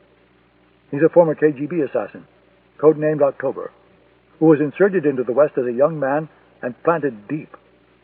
He's a contract killer now, the world's most expensive and proficient assassin." "And this you learned from Ivan Drozdov?" "That's correct." "Your theory, Michael?" "That Mohammed Awad was telling the truth. The Sword of Gaza did not carry out this attack. It was the work of some other group or individual, done in the name of the Sword of Gaza. And now October has been hired by this group or individual to liquidate the team that carried out the attack." Michael paused for a moment, then said, "And eventually he will come after me. Would you like to explain that?" "I think they tried to kill me once already, on the ferry during the meeting with Awad. They failed. I think they'll try again, and this time I think they'll give the job to October." There was a long pause. Conversations with Monica were always punctuated by moments of silence, as though she were receiving her next lines from a stage prompter in the wings. "Who's they, Michael? What they? Where they? How they?" "I don't know. Someone blew up that jetliner and did it for a very good reason. Look what's happened in the interim. The Mideast peace process has collapsed. Arms are pouring into the region like never before." Michael thought. "And a wounded president came from behind and won re-election, and this country is about to build a costly missile defense system." "Good God, Michael. Surely you're not suggesting any kind of linkage." "I don't know all the answers. What I'm suggesting is that we seriously consider the possibility other forces were involved in the attack and broaden our investigation accordingly." Adrian Carter finally spoke. I thought Michael was off the mark when he raised this with me the first time, but now I believe I was mistaken. I think the agency should do as Michael suggests." Monica hesitated a moment. "I reluctantly concur, Michael, but I'm afraid the investigation will go forward without your involvement." She treated herself to a long sip of her coffee. "You have uncovered potentially valuable intelligence, but your means and methods have been inexcusable and, frankly, unbefitting an intelligence officer of your experience. I'm afraid I have no choice but to place you on suspension, pending the outcome of a disciplinary review. I'm sorry, Michael, but you've left me no other option." Michael said nothing. He had expected it, but still a shock wave shot through him when Monica spoke the words. "As for your concerns about your personal safety, you can be certain that the agency will take every step necessary to protect you and your family." "Thank you, Monica," Michael said, and immediately regretted it. Assurances from Monica Tyler had the permanence of a sonnet written on the surface of a lake. The chauffeured car bearing Mitchell Elliott arrived at his townhouse on California Street shortly after 8 p.m. It had been a very long day, much of it spent on Capitol Hill twisting arms. Elliott had been around politics long enough to realize euphoria has a tendency to wear off rather quickly in Washington. Promises made by presidents often die the death of 1,000 cuts in committee. It would be many months before the National Missile Defense came before Congress for a vote. The tragedy of Flight 002 would be a distant memory by then, and Beckwith would be a lame duck president. It would be left to Elliott to make sure the program didn't fall by the wayside. He had spread millions of dollars around Capitol Hill. Half the members of Congress were indebted to him. Still, he realized it was going to take every ounce of his influence and imagination to see the project through to the end. The car stopped at the curb. Mark Callahan got out and opened the door. Elliott went inside the house and walked upstairs to the library. He poured himself a glass of scotch and went into the bedroom. The bathroom door opened, and a woman entered the room, dressed in a terry cloth robe, hair damp from the shower. He looked up. "Hello, Monica, darling. Tell me about your day." "He underestimates me," she said, lying next to him in bed. "He praised me for the idiot. He thinks he's smarter than me, and I detest people who think they're smarter than me." "Let him underestimate you," Elliott said. "It's a fatal mistake, in this case literally." "I had to reopen the investigation today. I had no other choice. Osbourne has managed to uncover quite a lot of your little game." "He's only scratched the surface, Monica. You know that as well as I do. And besides, there's no way he'll ever see the whole picture. Osbourne is trapped in a house of mirrors. He knows the identity of your assassins, and he thinks he knows why they're killing. He doesn't know who's behind them, and there's no way he ever will. I had to put out a worldwide alert for them, Mitchell." "Who controls the distribution at Langley?" "Everything comes to me eyes only," she said. "Theoretically, no one else in the building will see it. And I sent McManus out on an errand, so the Bureau is completely in the dark. And Michael Osbourne will never know what hit him. Good girl, Monica. You just earned yourself a nice bonus." "I had something else in mind, actually." December. Chapter 36, Northern Canada. The Gulf Stream dropped below radar cover over the Davis Strait and landed on a remote flare-lit road along the eastern shores of Hudson Bay. Astrid and De La Roche ambled down the stairway, De La Roche with a nylon duffel slung across his back. Astrid with her hands over her face against the cruel Arctic air. Stevens never shut down the engines. As soon as Astrid and De La Roche were clear of the aircraft, he raced down the road once more, and the Gulf Stream lifted into the clear Canadian morning. A black Range Rover waited for them on the shoulder of the road, filled with cold-weather outdoor gear, snowshoes, backpacks, parkas, and dehydrated foods, and a packet of detailed travel instructions. They climbed in and closed the doors against the bitter air. De La Roche turned the key. The engine groaned, struggled, then died. De La Roche felt his heart sink. The jet was gone. They were completely alone. If the truck didn't start, they could not survive long. He turned the key once more, and this time the engine started. Astrid, typically German for an instant, said, "Thanks, God." "I thought you were a good communist atheist," Delaroche cracked. "Shut up and turn the heat on." He did as she asked. Then he opened the packet and tried to read the instructions, but it was no good. He removed a pair of half-moon reading glasses from the breast pocket of his coat and thrust them onto his face. "I've never seen you wear those before, Jean-Paul." "I don't like to wear them in front of people, but sometimes it can't be helped." "You look like a professor instead of a professional killer." "That's the point, my love." "How do you kill people so well if you can't see?" "Because I'm shooting them, not reading them. If there were words written across their foreheads, I'd need my glasses." "Please, Jean-Paul, drive the bloody car. I'm freezing to death." "I have to know where I'm going before I drive." "Do you always read the instructions first?" He looked at her quizzically, as if he found the question mildly offensive. "Of course you do. That's why you're so bloody good at everything you do. Jean-Paul Delaroche, methodical man."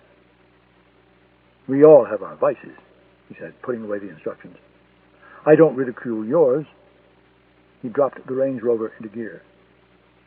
"Where are we going?" Astrid asked. "A place called Vermont." "Is it near our beach?" "Not quite." "Shit," she said, closing her eyes. "Wake me when we're there." Chapter 37, Washington, D.C. The first day of Michael's exile was appalling. At dawn, when the alarm awakened him, he rushed into the shower and turned on the water before realizing he had nowhere to go. He went downstairs to the kitchen, made toast and coffee for Elizabeth, and brought it up to her. She had breakfast in bed and read the Post. A half hour later, Elizabeth was letting herself out the front door, dressed for work with her 2 briefcases and 2 cell phones. Michael stood in the front window, waving like an idiot, as she drove off in her silver Mercedes. All he needed was a cardigan and a pipe to complete the picture. He finished the newspaper. He tried to read a book, but couldn't concentrate on the pages. He tried to put the time to good use by checking all the door locks and replacing batteries in the alarm system. That took a total of 20 minutes. Maria, the Peruvian housekeeper, came at 10 o'clock and chased him from room to room with her industrial-strength vacuum and toxic furniture polish. "It is a beautiful day outside, Senor Miguel," she said, shouting at him in Spanish over the roar of the vacuum. Maria spoke to him only in her native language. "You should go out and do something instead of sitting around the house all day." Michael understood his own housekeeper had just dismissed him. He went upstairs, dressed in a nylon warm-up suit and running shoes, and went back downstairs. Maria thrust a piece of paper into his hand, a list of cleaning supplies she needed from the store. He stuck the list in his pocket and went out the front door onto N Street. It was a warm day for early December, the kind of afternoon that always made Michael think there was no neighborhood in the world more beautiful than Georgetown. The sky was clear, the air breezy and soft, and scented with wood smoke. N Street lay beneath a blanket of red and yellow autumn leaves. They crunched beneath Michael's feet as he jogged lightly along the red brick sidewalk. Reflexively, he looked through the windows of the parked cars to see if anyone was sitting inside. A van bearing the name of a Virginia kitchen supply store was parked on the corner. Michael committed the name and number to memory. He would call later to make certain the place was real. He ran down the hill to M Street and crossed Key Bridge. Wind gusted high on the bridge and made rippled patterns on the surface of the river below. It was like 2 different rivers. To Michael's right, a wild river stretched northward into the distance. To his left lay the waterfront of Washington, the Harbor Place complex, the Watergate, the Kennedy Center beyond. Reaching the Virginia side of the river, he looked over his shoulder for any sign of surveillance. A thinly built man in a Georgetown baseball hat was 100 yards behind him. Michael put his head down and ran faster, past Roosevelt Island, through the grass along the George Washington Parkway. He climbed up onto the Memorial Bridge and looked over his shoulder down the parkway. The man with the Georgetown cap was still there. Michael stopped and stretched, looking down from the bridge at the footpath below. The hatted man continued running south along the river, toward National Airport. Michael stood up and resumed running. During the next 20 minutes, he saw 6 men with caps and 3 men he thought might be October. He was jittery, he knew. He ran hard the rest of the way back to Georgetown. He stopped in Buoymonger's, a sandwich shop popular with students from the university, and ordered a coffee to go. He sipped it as he walked along N Street and let himself into the house. He showered and changed and went out. He telephoned Elizabeth at the office from his car. "I'm going to Langley," he said. "I have a little housekeeping I need to take care of." There were a few seconds of silence on the line, and Michael said, "Don't worry, Elizabeth. I wouldn't miss this afternoon for anything in the world." "Thank you, Michael. See you in a couple of hours." Michael crossed Key Bridge once more and turned onto the George Washington Parkway. He had made this drive thousands of times before, but now, as he headed to Langley to clean out his desk, he saw it all as if for the first time. There were giant poplars, tributaries leaking from the rocky hills of Virginia, sheer bluffs overlooking the Potomac. At the front entrance, the guard punched in Michael's identification, frowned, and told him to pass. Michael felt like a leper as he walked through the harshly lit corridors toward the CTC. No one said a word to him. No one looked in his direction. Intelligence services are nothing if not highly organized cliques. When one member contracts a disease, the others stay away, lest they catch it too.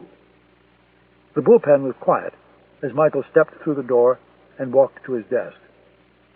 For an hour, he picked through the contents of his drawers, separating the personal from the official. A week earlier, he had been feted because of his actions at Heathrow. Now he felt like the kicker who had just missed a game-winning field goal.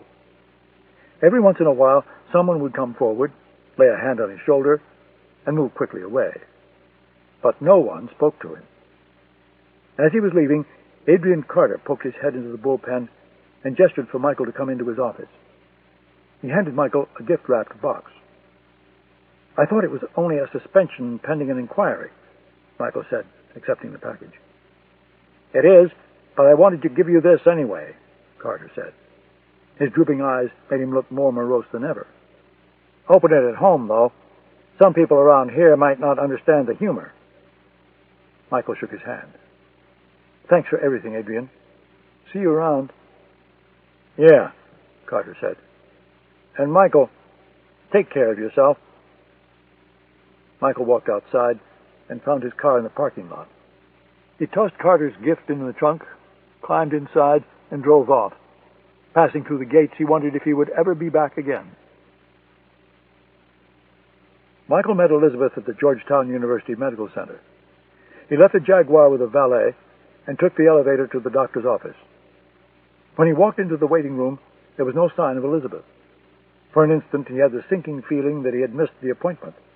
But a moment later, she walked through the door, clutching her briefcases, and kissed him on the cheek. A nurse showed them to the examination room and left a gown on the table. Elizabeth unbuttoned her blouse and skirt. She looked up and noticed Michael staring at her. "Close your eyes." "Actually, I was thinking about locking the door." "Animal." "Thank you." Elizabeth finished undressing, slipped into the gown, and sat down on the examination table. Michael was fooling with the knobs of the sonogram machine. "Would you knock that off?" "Sorry, just a little nervous." The doctor came into the room. He reminded Michael of Carter. Sleepy, disheveled, a look of perpetual boredom on his face. He wrinkled his face as he read Elizabeth's chart, as though torn between the mahi-mahi and the grilled salmon. "The beta count looks very good," he said. "In fact, it's a little high. Why don't we have a look with the sonogram?" He raised Elizabeth's gown and covered her abdomen with a lubricating jelly. Then he pressed the wand of the sonogram against her skin and began moving it back and forth.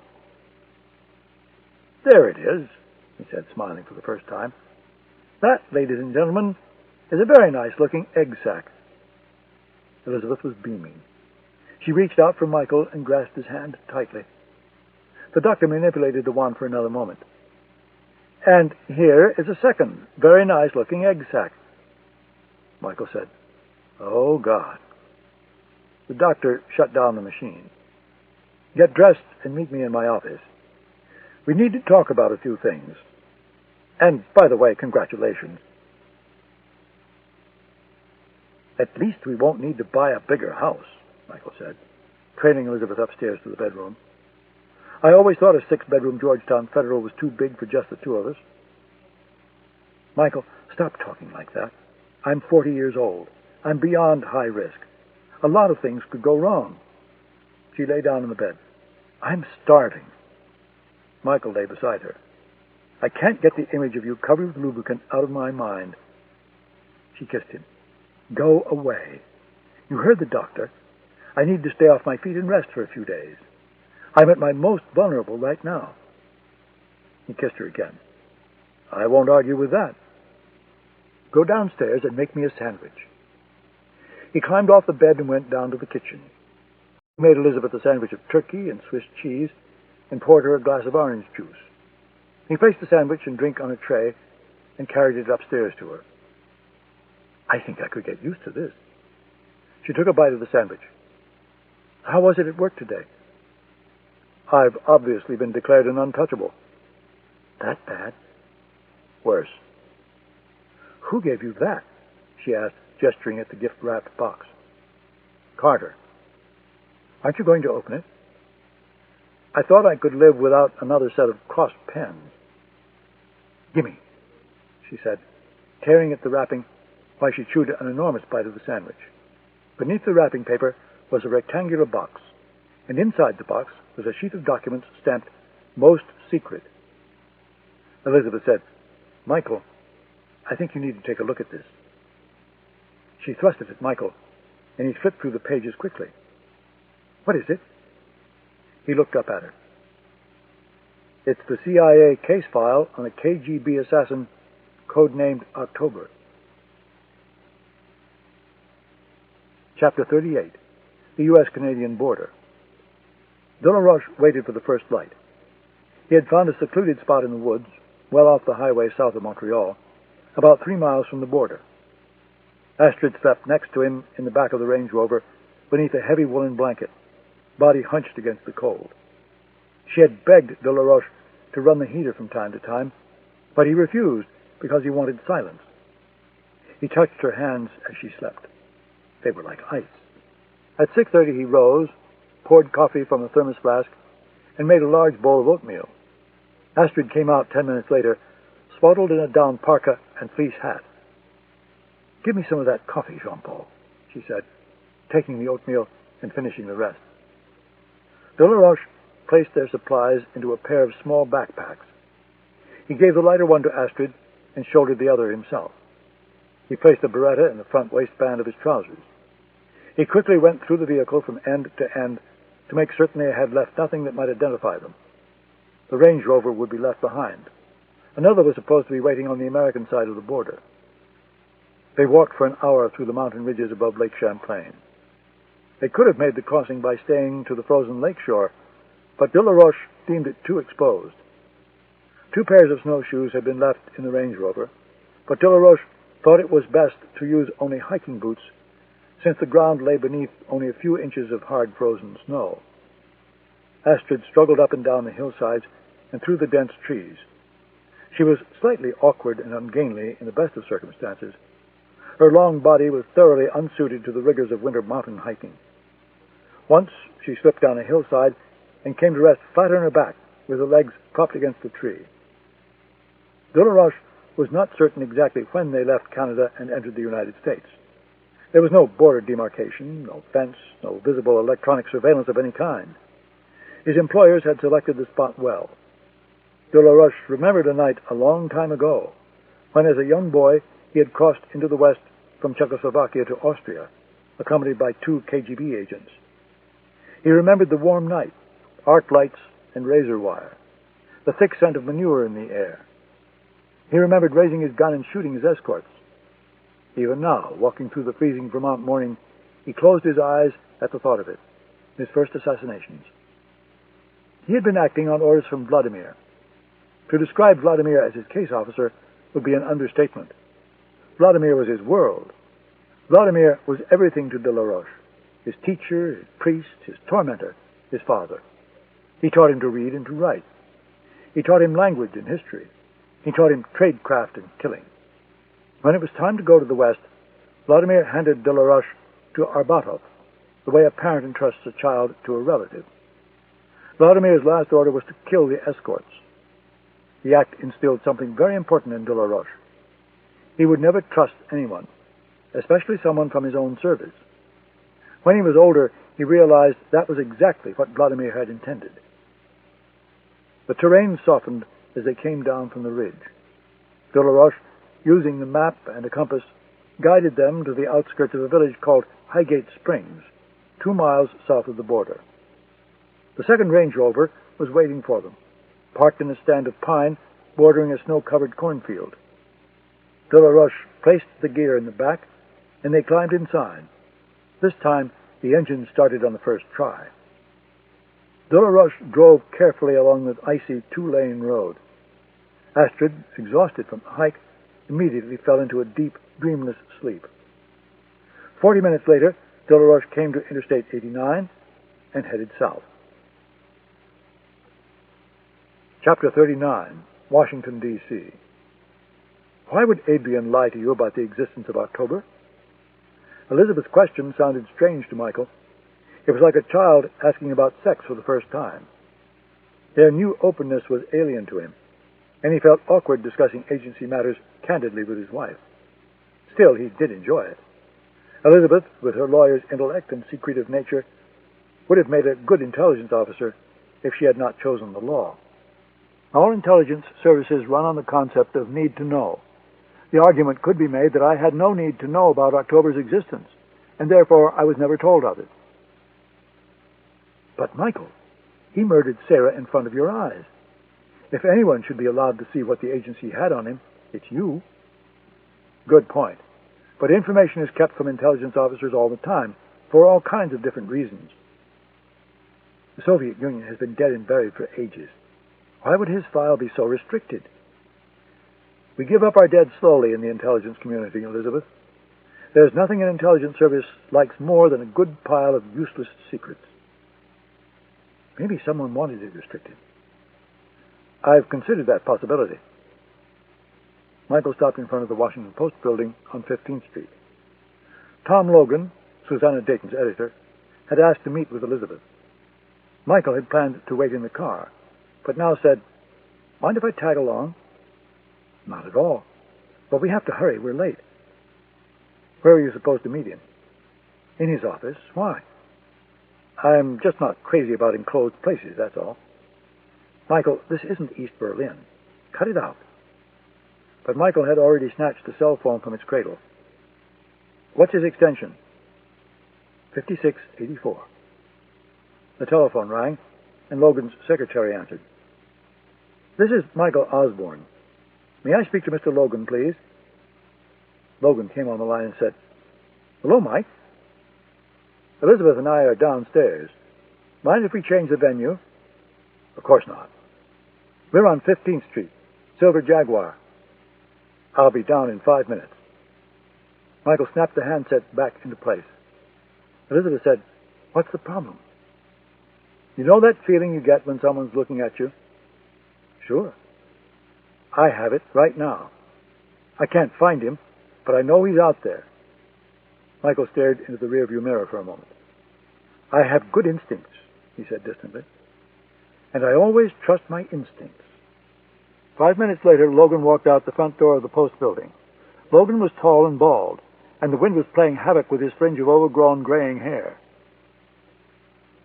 He wore no overcoat, just a crimson scarf wrapped around his thin neck, and his hands were jammed in the pockets of wrinkled gray flannels.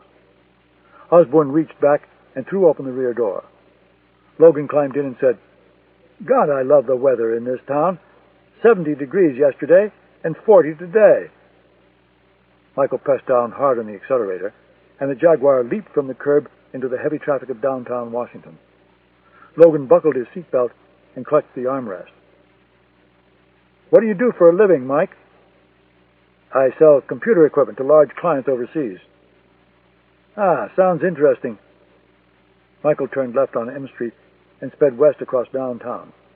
He turned right on New Hampshire, raced around DuPont Circle, and accelerated west along Massachusetts Avenue. He expertly weaved in and out of traffic and spent more time looking in his rearview mirror than at the road ahead of him. Logan had by now nearly torn the armrest from the rear door. "I didn't catch the name of the company you work for, Mike." "That's because I didn't tell you. And I prefer Michael, Tom." Elizabeth turned around and took a long look over her shoulder. "Anything?" she asked. "If anyone was there, they're gone now." He slowed down and fell into a pace with the rest of the traffic. Logan let go of the armrest and relaxed. "Computer salesman, my ass," he said. Henry Rodriguez had been assigned to watch Elizabeth Osbourne that day, but he broke off the chase along M Street. Michael Osbourne, a former field officer, was trained to recognize sophisticated physical surveillance. One person, crudely disguised as a Chinese food deliveryman, could be spotted in a matter of minutes. He pulled to the curb and telephoned Mark Callahan at the command post in Colorama. "He was definitely trying to shake a tail," Rodriguez said. "If I tried to hang with him, he would have made me." "Good call. Go back to Georgetown. Wait for them to show." Callahan walked into the library to break the news to Mitchell Elliott. "Logan must need help," Elliott said. "Why else would he be meeting with her now?" "She's in a position to do serious damage. Perhaps we should tighten things up a bit." "I agree," Elliott said. "I think it's time Henry went back to work. He's not going to like being a janitor again. He feels we're discriminating against him because of his Hispanic heritage. If he doesn't like it, let him file a complaint with the EEOC. I pay him well to do what he's told." Callahan smiled. "Yes, sir, Mr. Elliott." Michael found a parking spot on East Capitol Street. He dug an old windbreaker from the trunk for Tom Logan, and they walked in Lincoln Park beneath cold, slate-gray skies.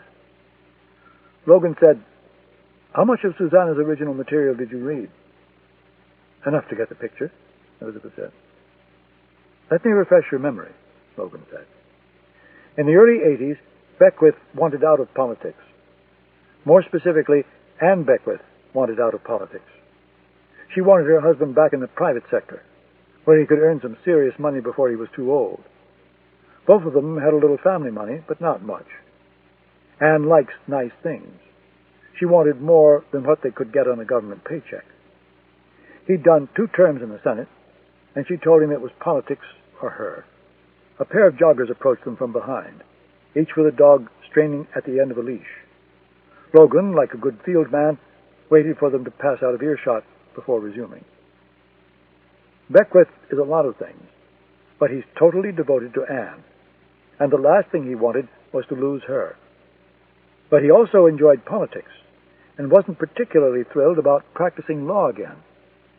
He called his advisors and money boys together in San Francisco one night and broke the news. Needless to say, Mitchell Elliott was apoplectic. He'd invested a lot of time and money in Beckwith over the years, and he didn't want that investment to go to waste. He telephoned Anne the next morning and asked to meet privately with her. That night over dinner, Anne took it all back and encouraged Beckwith to run for governor. He won, of course, and the rest, as they say, is history." Michael said, "What happened in that meeting between Anne Beckwith and Mitchell Elliott?" Elliott assured Anne that if her husband remained in politics, they both would be well cared for financially. The first stage was simple stuff, and in the overall scheme of things, it was chump change. Elliott got his powerful friends in the business community to place Anne on more than a dozen boards of directors. She earned money as a consultant, even though she had almost no business experience. She also invested very wisely, with help from Elliott, we suspect, and she made a killing in the financial markets. Within 3 years, Anne had a substantial war chest, a few $1,000,000. She took almost all of that money and bought several hundred acres of what was then worthless desert south of San Diego. 2 years later, a developer announced plans to build a new community of condominiums, single-family homes, and a strip mall right on Anne's land. Suddenly, her worthless land was worth a great deal of money. Mitchell Elliott was behind it all? Elizabeth asked. We think so, but we can't prove it, and therefore we can't print it. Elliott needed help to devise all these schemes. He had big plans for Beckwith, and he didn't want him tarnished by scandal. He needed someone who understood Washington, and, more importantly, understood how to circumvent campaign finance laws. He turned to a high-powered Washington lawyer. Samuel Braxton, Elizabeth said. That's right, Logan said. And finally, after years of waiting, Elliott's investment paid off big this year. The National Missile Defense was dead in the water. But 24 hours after Flight 002 went down, Elliott was inside the White House for a meeting with Beckwith. Susanna saw it. She also saw Elliott and Vandenberg together later that same night. The next evening, Beckwith goes before the nation, announces strikes against the Sword of Gaza, and proposes building a national missile defense. Capitol Hill is suddenly all for missile defense. Andrew Sterling is pinned to the wall because he's on record against it. Beckwith pulls out the election, and Elliott's Electron defense system is in line to earn several $1 billion. So why haven't you gone with Susanna's story? Michael asked. Like I told your wife before, on a story like this, we go over every fact, every quote, every piece of information with the reporter before publication. In this case, the reporter is dead, and we had to start over, using her original copy as a road map. We've got most of it, but we're missing a very important piece of the puzzle. Somehow, Susanna got hold of original financial and real estate documents. We suspect she had a source inside Braxton, Allworth, and Kettleman who gave her the documents. We've been through Susanna's files, and we can't find them. We've tried to find our own source inside the firm, but we haven't been successful.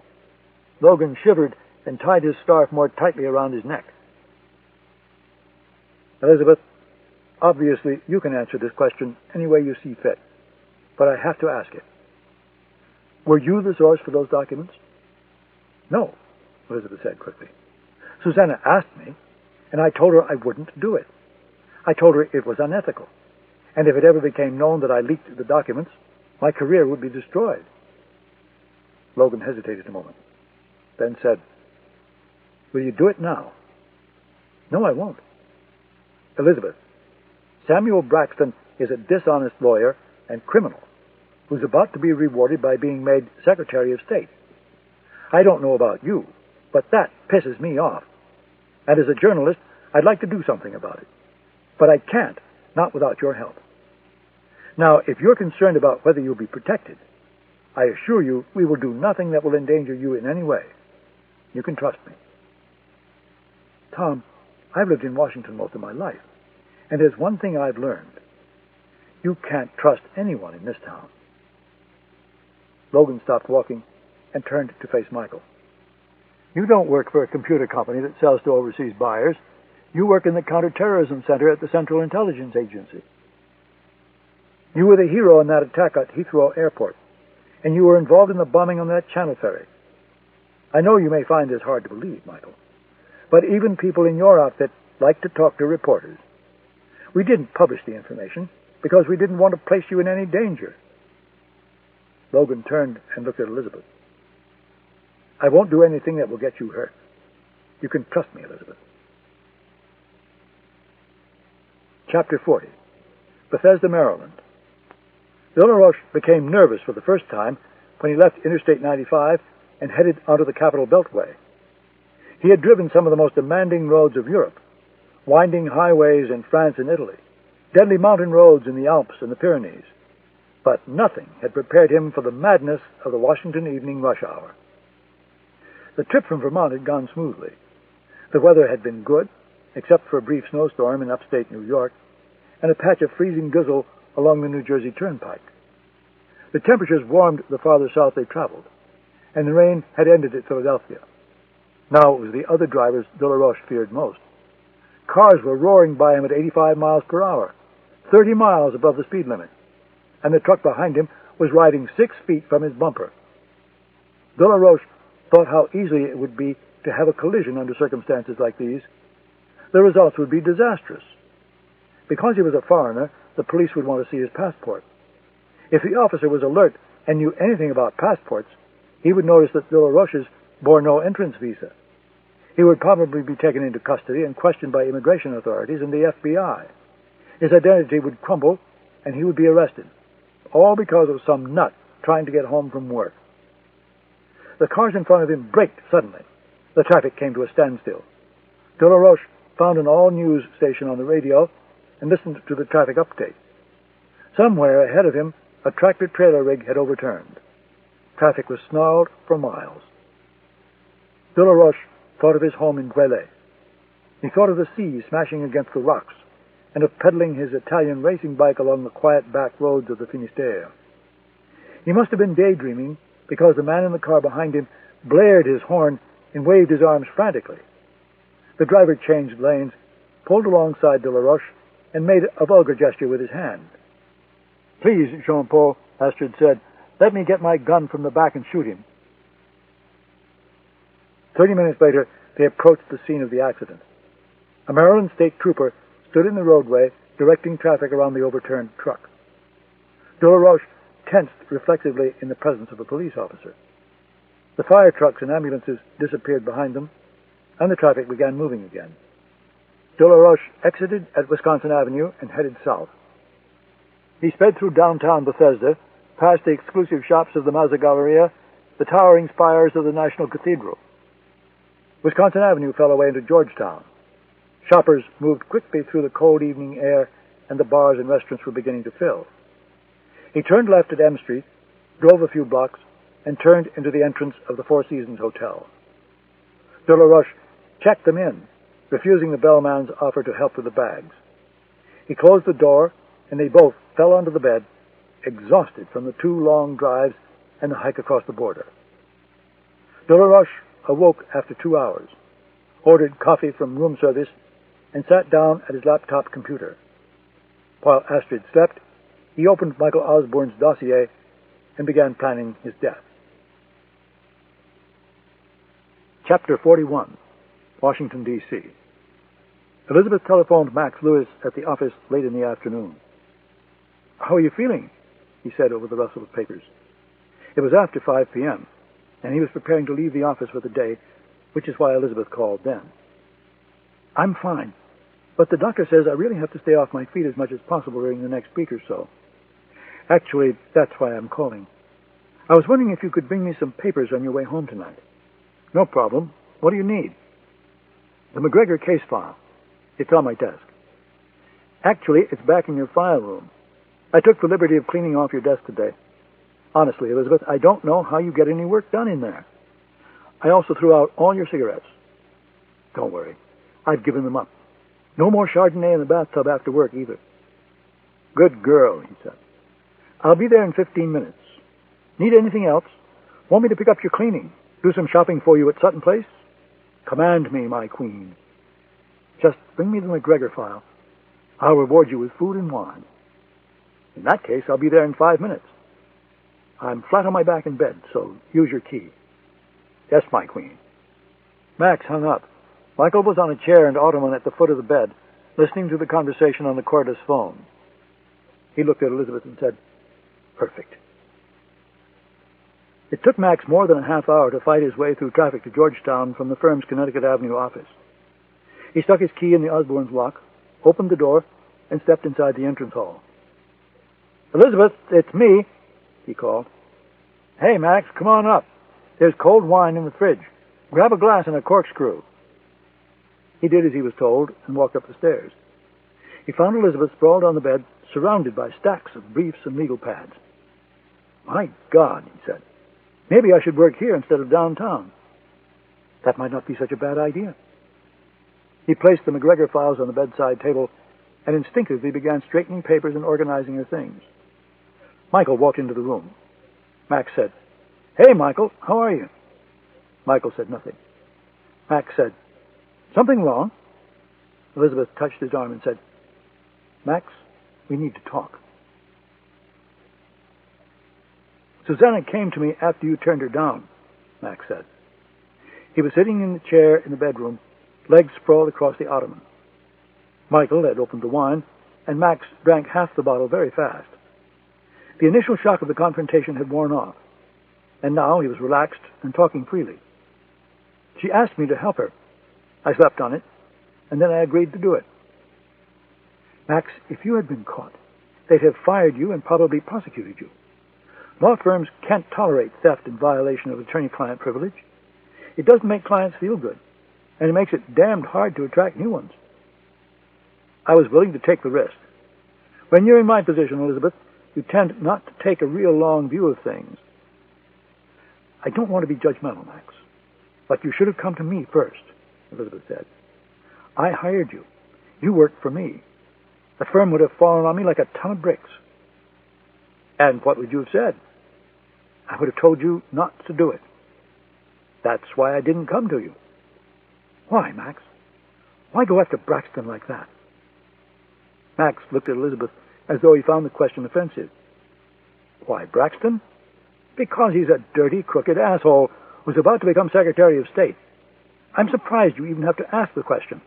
I've heard the way he talks to you in the partners' meetings, and I've heard the way he talks about you when you're not around. He hesitated a moment, looked at Michael, and said, Can I bum one of those from you? Michael handed him the pack and a lighter. Max smoked for a moment and drank more of the wine. It's personal, too, he said finally. Someone told Braxton I was HIV positive. He was working behind your back to get me fired as one of the last acts before leaving the firm. I wanted to make his final week so fucked up he wouldn't have time to deal with me. And Susanna gave me the opportunity to do it. Michael said, How did you get the documents? I stole one of the keys to his file room and copied it. That night I went into the office on the pretense that I had some work to do. I went into the file room, took the documents, and headed over to Susanna's place. End of side 7. To continue, turn the cassette over. Side 8. The Mark of the Assassin by Daniel Silva. Continuing on page 376. I laid down only one ground rule. She wasn't allowed to photocopy the files. I stayed at her house all night while she worked. Then I went into the office early and put the files back in their original place. Nothing to it, really. You still have the key? Elizabeth asked. Yeah. I thought about throwing it off Memorial Bridge, but I kept it instead. Good. Why? Because we're going to go in there tonight to get those files again. Chapter 42, Washington, D.C. Officially, there was a lid in place at the White House, which meant the press office expected no more news that day, and the President and First Lady had no public events and no plans to leave the residence. But at 8 p.m., a single black sedan slipped from the south gate of the White House and entered the evening traffic of downtown Washington. Anne Beckwith sat alone in the back seat. There was no bomb-proof presidential limousine, no black Chevy Suburban chase vehicles, no police escort, just a White House driver and a single Secret Service agent seated in the front seat. For years, Anne had been escaping the White House in this manner at least once a week. She enjoyed getting out into the real world, as she liked to put it. For Anne, the real world was not far removed from the opulence of the executive mansion. Usually, she took a short ride to the wealthy enclaves of Georgetown or Colorama or Spring Valley for drinks and dinner with old friends or important political allies. The car headed north up Connecticut Avenue, then turned west onto Massachusetts after navigating the heavy traffic of DuPont Circle. A moment later, it turned onto California Street and slowed outside the large brick mansion. The garage door opened, and the black sedan slipped silently inside. The Secret Service agent waited for the garage door to close again before getting out of the car. He walked around the back and opened the First Lady's door. Her host was waiting when she stepped out of the car. She kissed his cheek and said, "Hello, Mitchell. So good to see you." Anne Beckwith did not come for an evening of pleasant conversation and good food. This was business. She accepted a glass of wine, but ignored the plate of cheese and pâté one of Elliot's drones placed on the coffee table between them. "I want to know if the situation is under control," she said coldly. "And if it's not under control, I want to know just what in the hell you're doing to get it under control." If Susanna Dayton had lived to publish that article, It could have been very damaging. Her unfortunate murder bought us some time, but I don't think we're in the clear yet." "Unfortunate murder," Anne repeated, derision in her voice. "Why hasn't the Post published a story?" "Because they're trying to reconfirm all her reporting, and they're not quite there yet." "Are they going to get there?" "Not if I can help it." Anne Beckwith lit a cigarette and exhaled a slender stream of smoke sharply between her tense lips. "What are you doing to prevent it?" "I think it would be unwise for you to know about any of this, Anne." "Don't bullshit me, Mitchell. Just tell me what I want to know." "We think Susanna Dayton's best friend is working with the Post now. A lawyer named Elizabeth Osbourne." "Isn't she Douglas Cannon's girl?" "Yes, she is." "Cannon hates Jim. They were on armed services together. Cannon was the chairman, and Jim was the ranking Republican. They were barely on speaking terms at the end of it." Anne finished her wine. "Aren't you going to offer me another glass? California, isn't it? God, we make wonderful wine." Elliot poured more wine. Anne said, "Mitchell, we go way back. Jim and I owe you a great deal. You've been very generous over the years. But I will not let Jim be tarnished by this in any way. He's run his last campaign. He has nothing to lose now except his place in the history books." "I understand that." "I don't think you do. If this becomes public in a bad way, I will use every ounce of power and influence I possess to make sure you're the one who takes the fall. I won't let Jim be hurt, and I don't give a damn about you at this point. Do I make myself clear?" Elliot poured down the rest of his scotch. He didn't appreciate being lectured by Anne Beckwith. If it hadn't been for Anne's greed and Anne's insecurities, Elliot would never have been able to establish his special financial relationship with her husband. Anne always called the shots, even when it came to graft. He stared at her coldly for a moment, then nodded and said, "Yes, Anne, you've made yourself quite clear. If this thing blows up, Jim will survive it. But your little missile project will go down the crapper. It won't be built, or they'll award the contract to a less controversial company. You'll be finished. I know the stakes." "Good." She stood up and collected her coat. Mitchell Elliot remained seated. "I just have one question for you, Mitchell. Did the same people who killed the reporter shoot down the airliner?" Elliot looked at her, astonishment on his face. "What the hell are you talking about?" "Answering a question with a question. That's a bad sign." "Good night, darling. Oh, and don't bother to get up. I'm only the First Lady. I'll see myself out." Elizabeth dressed the part of a busy Washington lawyer returning to the office for some late-night work. Jeans, urban cowboy boots, a comfortable beige cotton sweater. Max Lewis lived near DuPont Circle, and his daily work attire reflected the trends of his neighborhood. Black jeans, black suede loafers, black turtleneck shirt, dark gray jacket. The law offices of Braxton, Allworth, and Kettleman stood on the corner of Connecticut Avenue and K Street. Michael waited in the car. Elizabeth and Max walked into the lobby together, checked in with the security guard, and took the elevator up to the 11th floor. Elizabeth's office was on the north end of the floor, overlooking Connecticut Avenue.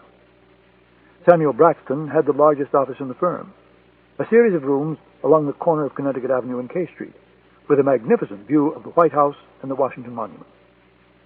Elizabeth unlocked her office, switched on the lights, and went inside. She spoke to Max in a loud, clear voice. She wanted everything to appear normal. Max loaded some extra paper in the copier and made a pot of coffee. Elizabeth could hear the distant drone of vacuum cleaners from somewhere on the floor. She took the keys and walked down the length of the hall to Braxton's office.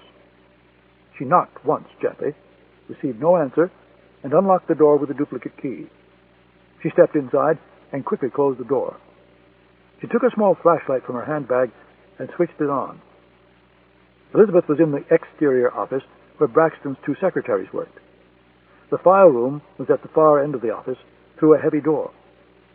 Elizabeth switched keys and opened the door. She closed it behind her and switched on the light. Max had told her where to find the Elliot and Beckwith files.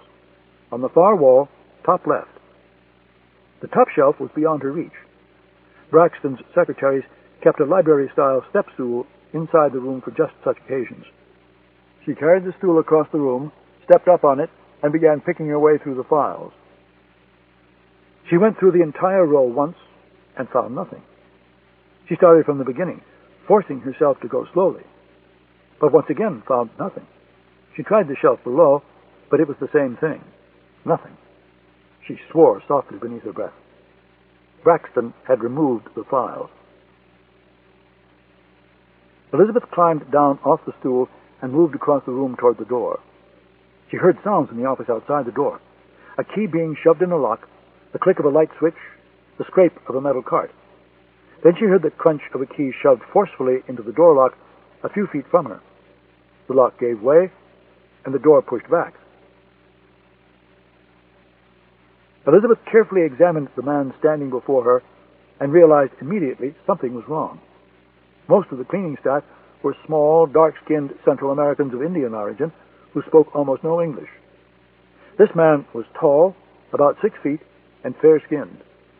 His dark hair obviously had been cut and styled by an expensive professional. His coverall was new and unsoiled, his fingernails clean. But it was the ring on his left hand that caught Elizabeth's attention. It bore the insignia of the Army Special Forces, the Green Berets. "Can I help you?" Elizabeth said.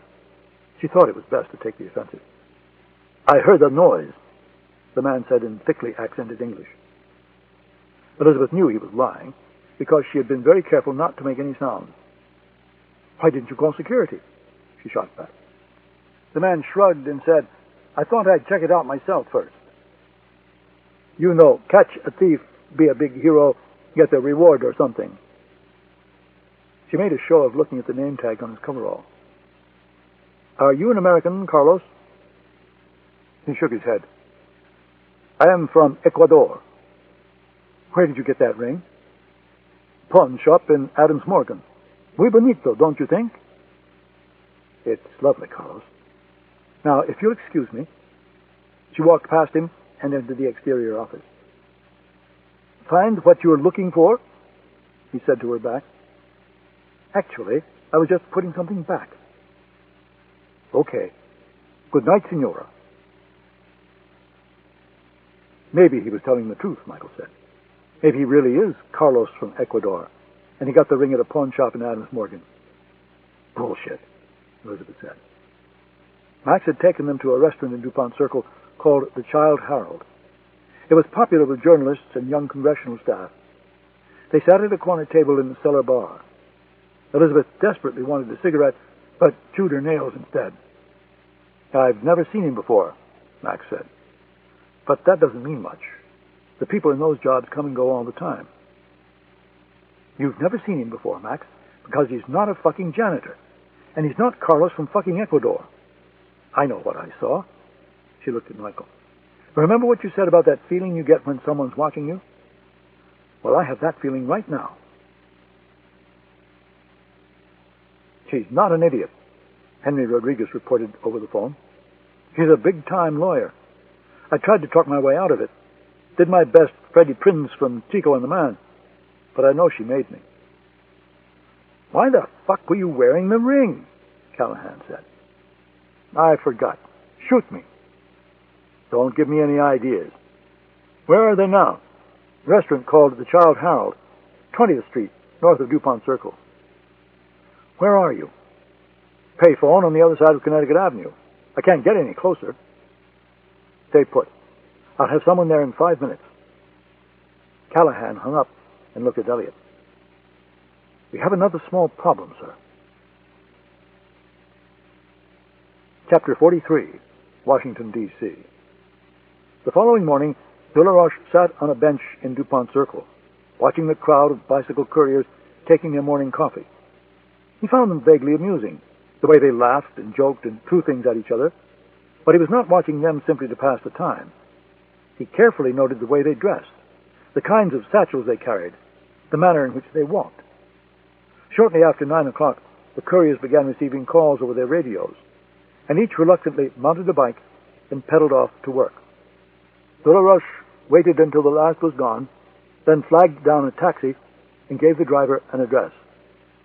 The taxi took De La Roche along M Street into Georgetown and deposited him at the base of T Bridge. He entered the shop. The salesman asked if he needed help, and De La Roche shook his head. He started with the clothing. He selected the most flamboyant and colorful jersey and riding breeches he could find. Next, he selected shoes, socks, a helmet, and a backpack. He carried everything to the front of the store and stacked it on the checkout counter. "Anything else?" the salesman asked. De La Roche pointed to the most expensive mountain bike in the store. The attendant lifted it from the display rack and wheeled it toward the service counter. "Where are you taking that?" De La Roche asked quietly, conscious of his accented English. "We need to check out the bike, sir. It's going to take an hour or so." "Just put air in the tires and give it to me." "Suit yourself. Will this be cash or charge, sir?" But De La Roche was already counting out $100 bills. The next hour, De La Roche went shopping along Wisconsin Avenue in Georgetown. In a clothing store, he purchased a bandana for his head. In an electronics store, a small battery-powered tape player with headphones. In a jewelry store, he purchased several gaudy gold chains for his neck and had both his ears pierced and hoop earrings inserted. He changed in the gas station toilet. He removed his street clothing and put on the long cycling breeches and winter-weight jersey. He tied the bandana over his head and put the gold chains around his neck. He attached the tape player to the waistband of his breeches and placed the headphones around his neck. He stuffed his street clothes into the backpack along with a silenced Beretta and looked at himself in the mirror. Something was missing. He put on his Ray-Ban sunglasses, the same glasses he had used to kill the man in Paris, and looked at his reflection once more. Now it was right. He stepped outside. A man in a leather jacket was about to steal his bike. "Hey, motherfucker," De La Roche said, mimicking the dialect of the couriers on DuPont Circle. "The last thing you want to do is mess with my ride." "Hey, be cool. I was just checking it out," the man said, backing rapidly away. "Peace and love and all that bullshit." De La Roche climbed on the bicycle and pedaled toward Michael Osbourne's home. De La Roche reviewed his plan to kill Osbourne one last time as he pedaled along the leafy streets of West Georgetown. Killing him would be difficult. He was a married man with no serious vices. He would not succumb to a sexual advance from Astrid. He was a professional intelligence officer who had spent many years in dangerous situations. Instinctively, he would be personally vigilant at all times. De La Roche considered simply knocking on Osbourne's door, on the pretense of delivering a package, and shooting him when he answered. But there was a chance Osbourne would recognize De La Roche. He had been on the Chelsea embankment, after all, and shoot him first. He considered trying to enter Osbourne's home by stealth, but surely a large, expensive home in a crime-ridden city like Washington was protected by a security system. He decided he would have to kill him by surprise, somewhere in the open, which is why De La Roche was dressed as a bicycle courier. N Street presented De La Roche with his first serious problem. There were no shops, no cafes, and no telephone booths. No place for De La Roche to kill time inconspicuously. Just large federal-style brick homes set tightly against the sidewalk. De La Roche waited on the corner of 33rd and N Streets, outside a large home with a grand pillared porch, thinking about what to do. He had but one option: ride back and forth along N Street and hope he spotted Osbourne entering or leaving the house. This was alien to De La Roche. Whenever possible, he preferred to kill by being in exactly the right place at exactly the right time. But he had no other choice. He mounted the bicycle, pedaled to 35th Street, turned around, and pedaled back to 33rd Street, watching Osbourne's house as closely as possible. After 20 minutes of this, a man emerged from the house, dressed in a gray and white tracksuit. De La Roche looked carefully at the face. It was the same face as the photograph in the dossier. It was the same face he had seen that night on the Chelsea embankment. It was Michael Osbourne. Osbourne bent over and stretched the back of his legs. He leaned against the lamp post and stretched his calf muscles. De La Roche, watching him from 2 blocks away, could see Osbourne's eyes flickering over the street and the parked cars. Finally, Osbourne stood and broke into a light run. He turned left on 34th Street, right on M Street, and headed across Key Bridge toward Virginia. Delarush dialed Astrid at the Four Seasons and spoke to her as he pedaled steadily in Osbourne's wake. Michael reached the Virginia side of the Potomac and headed south on the Mount Vernon Trail.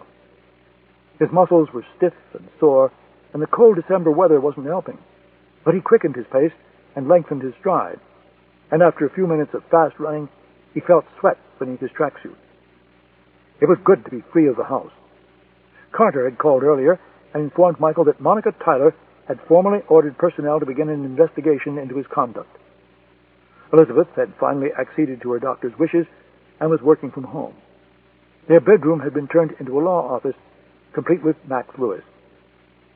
The clouds broke, and a warm winter's sun shone along the banks of the river. Michael passed the entrance to Roosevelt Island. A wooden footbridge stretched before him, running over several hundred yards of marsh and reed grass. Michael increased his pace, feet thumping on the crossed boards of the bridge. It was a weekday, and he was alone on the trail. He played a game with himself, running an imaginary race. He broke into a sprint, driving his arms, lifting his knees. He rounded a corner, and the end of the bridge appeared, about 200 yards away. Michael forced himself to run still faster.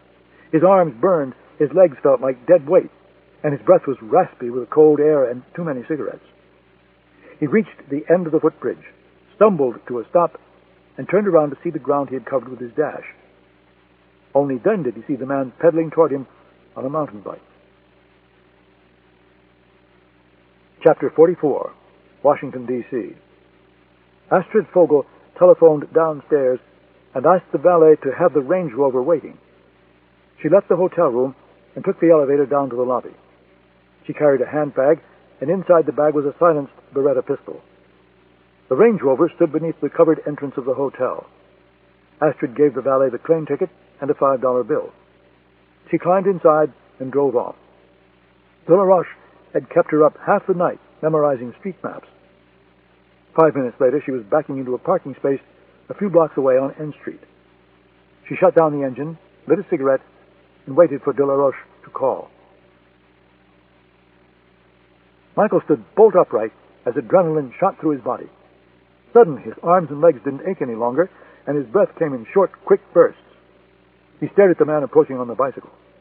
A helmet covered the head, sunglasses the eyes. Michael stared at the exposed portion of his face.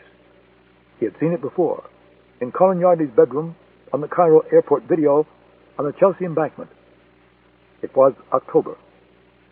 The assassin was reaching inside a nylon bag mounted on the handlebars of the bike. Michael knew he was reaching for his gun. If he turned and tried to run away, October would easily overtake and kill him. If he stood his ground, the result would be the same. He sprinted directly toward the oncoming bicycle. The move took the gunman by surprise. He was 20 yards away. The two men were approaching each other rapidly on a collision course.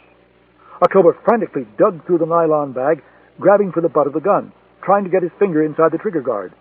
He took hold of the gun, gripped it from the bag, and tried to level it at Michael. Michael arrived as the silenced Beretta emitted a dull thud. He lowered his shoulder and drove it into October's chest. The blow knocked October from the bike, and he landed on the wooden footbridge with a heavy thump. Michael managed to stay on his feet. He turned around and saw October lying on his back, still holding the gun. Michael had two options: rush October, try to disarm and capture him, or run away and get help. October was a ruthless assassin, trained in the martial arts. Michael had gone through rudimentary training at the farm, but he realized he would be no match for someone like October. Besides, he was holding one gun and probably had a second hidden somewhere on his body. Michael turned, ran a few yards along the footbridge, then leaped over the side into the mud and reed grass at the river's edge. He scrambled across a hillside slick with wet autumn leaves and disappeared into a stand of trees. Delarush sat up and collected his bearings. The blow had knocked the breath from him, but he had escaped serious injury. He stuck the Beretta inside the waistband of his riding breeches and pulled his jersey over the butt. Two men with army sweatsuits rounded the corner as Delarush was bending to pick up his bike. For an instant, he considered shooting them both.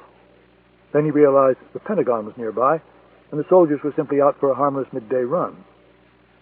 "You all right?" one of them asked. "Just a ruffian who tried to rob me," Delaroche said, allowing his French accent to come through. "When I explained to the man that I had nothing of value, he knocked me from my bicycle."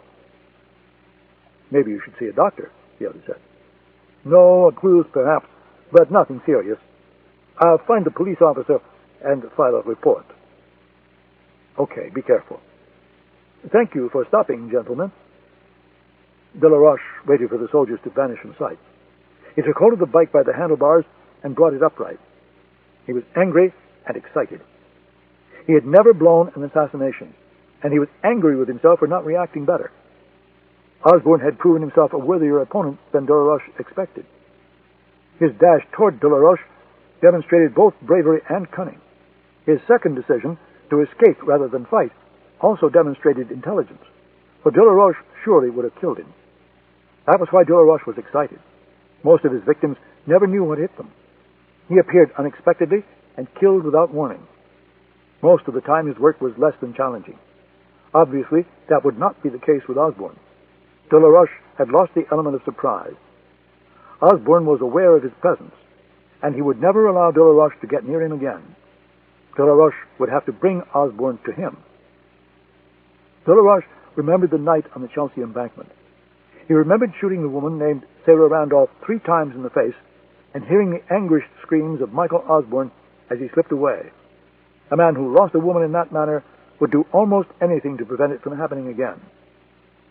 He mounted the bicycle and pedaled north toward Key Bridge. He dialed Astrid's number. She answered on the first ring. Delaroche calmly told her what to do as he cycled over the bridge toward Georgetown. Michael reached the shoulder of the George Washington Parkway. At midday, there was little traffic. He crossed the parkway and ran up another hillside. The glass and steel office buildings of the Roslyn section of Arlington stood before him. He found a public telephone outside a convenience store and rapidly dialed his own number. Max Lewis answered the phone. "Get me Elizabeth, now." She came on the line a few seconds later. "Michael, what's wrong?" "They're here, Elizabeth," Michael said, gasping for air. "October just tried to kill me on the Mount Vernon Trail. Now listen very carefully and do exactly as I say." Chapter 45, Washington, D.C. Elizabeth rushed into Michael's study and threw open the closet door. The briefcase was on the top shelf, a brown rectangular box so ugly it could only have been created by the agency's Office of Technical Services. The shelf was beyond her reach, so she ripped Michael's chair away from his desk and rolled it into the closet. She stood on the chair and pulled down the briefcase. Max was in the bedroom. Elizabeth sat at the foot of the bed, pulled on a pair of brown suede cowboy boots, and then went to the closet and put on a thigh-length leather jacket. For some reason, she looked at her face in the mirror and ran a hand through her uncombed hair. Max looked at her. "Elizabeth, damn it, what the hell's going on?" Elizabeth forced herself to be calm. "I can't explain everything now, Max, but a man just tried to kill Michael while he was running.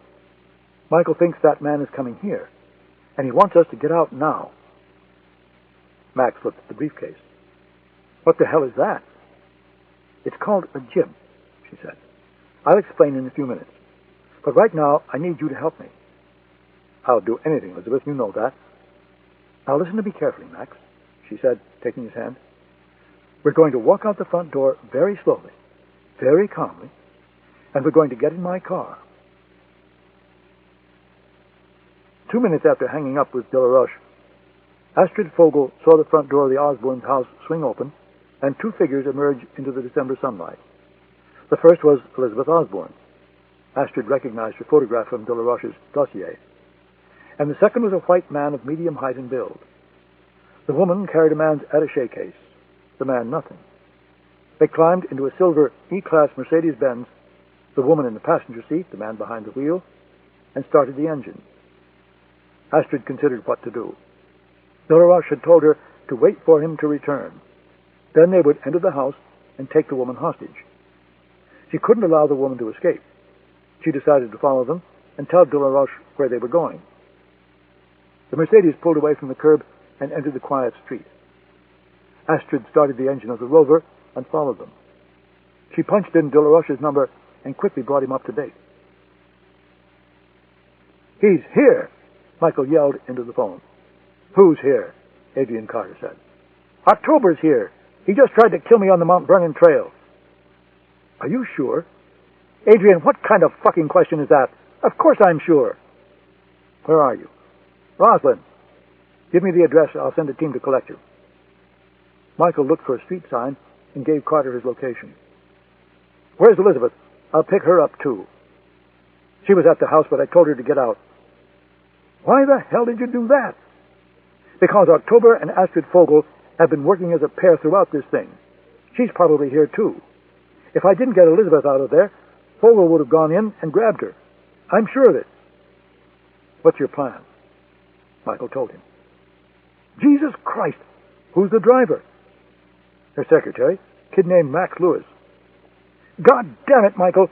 You know what October's going to do to that guy when he finds out?" "Shut up, Adrian. Just hurry up and bring me in." Elizabeth pulled down her sun visor and glanced into the vanity mirror as they headed south on Wisconsin Avenue. The black Range Rover was there, a woman behind the wheel, talking on a cellular telephone. Max said, "Who are we running from?" "You wouldn't believe me if I told you. At this point, I believe just about anything. Her name is Astrid Fogel, and she's a terrorist from the Red Army faction." "Jesus Christ." "Make a left and drive normally." Max made a left onto M Street. At 31st Street, the light changed from green to yellow when he was 50 feet from the intersection. Elizabeth said, "Go through it."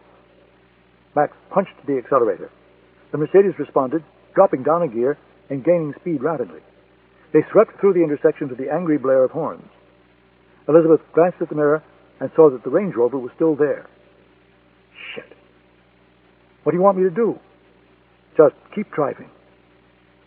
At 28th Street, Max had no choice but to stop at a red light. The Range Rover pulled directly behind them. Elizabeth watched the woman in the vanity mirror, and Max did the same in the rearview mirror. "Who do you think she's talking to?" "She's talking to her partner." "Is her partner Red Army faction, too?" "No, he's a former KGB assassin, codenamed October." The light turned green. Max pressed the accelerator so hard the tires squealed on the pavement. "Elizabeth, the next time you ask me to come to your house to work, I think I'll decline if that's all right with you." "Shut up and drive, Max." "Where?" "Downtown." Max headed east on L Street, the Range Rover shadowing them. Elizabeth toyed with the handle of the briefcase.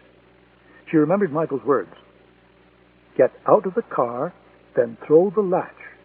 Make sure the case is right side up. Walk calmly away. Whatever you do, don't run." The traffic thickened as they moved deeper into downtown Washington. "You sure that thing is going to work?"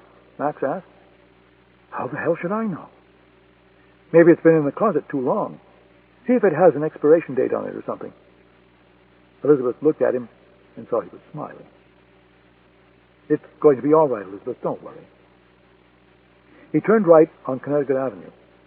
The midday traffic was heavy. Cars rushing at high speed along the broad street. Big trucks double-parked outside the exclusive shops.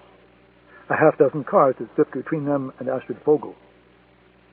Elizabeth said, "I think this is our spot.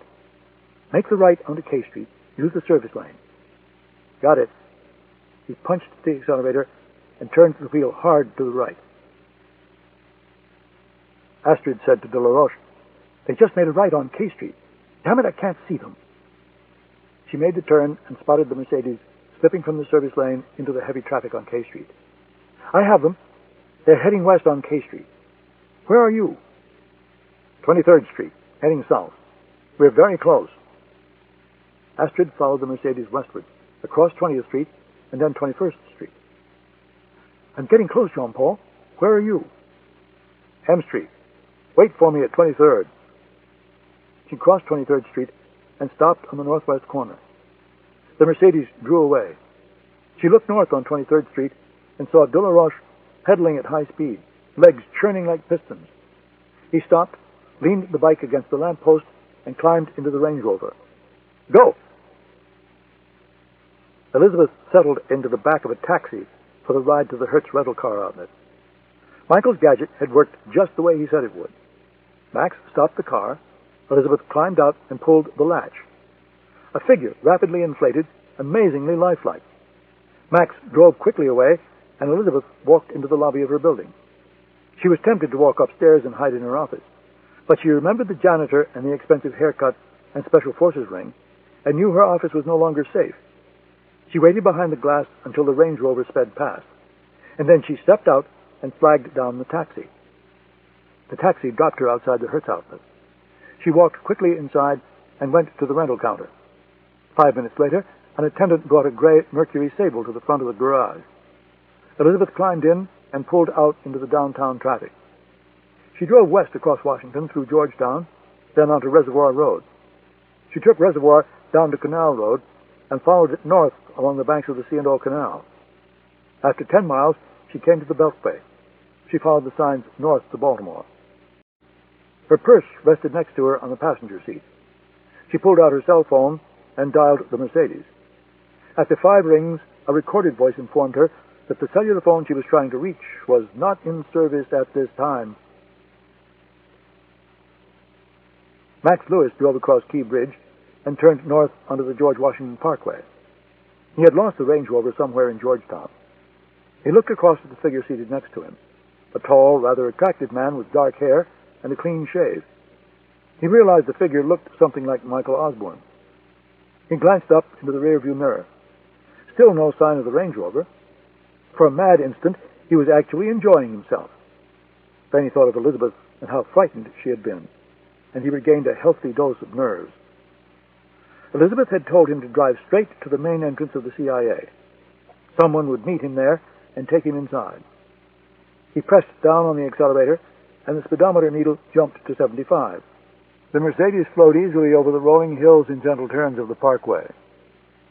The Potomac sparkled below in the brilliant December sunlight. Max looked at the mannequin again. "Listen, Mr. Jibb, since we're going to be spending some time together, I think now would be a good opportunity to get to know more about each other. My name is Max, and yes, I'm gay.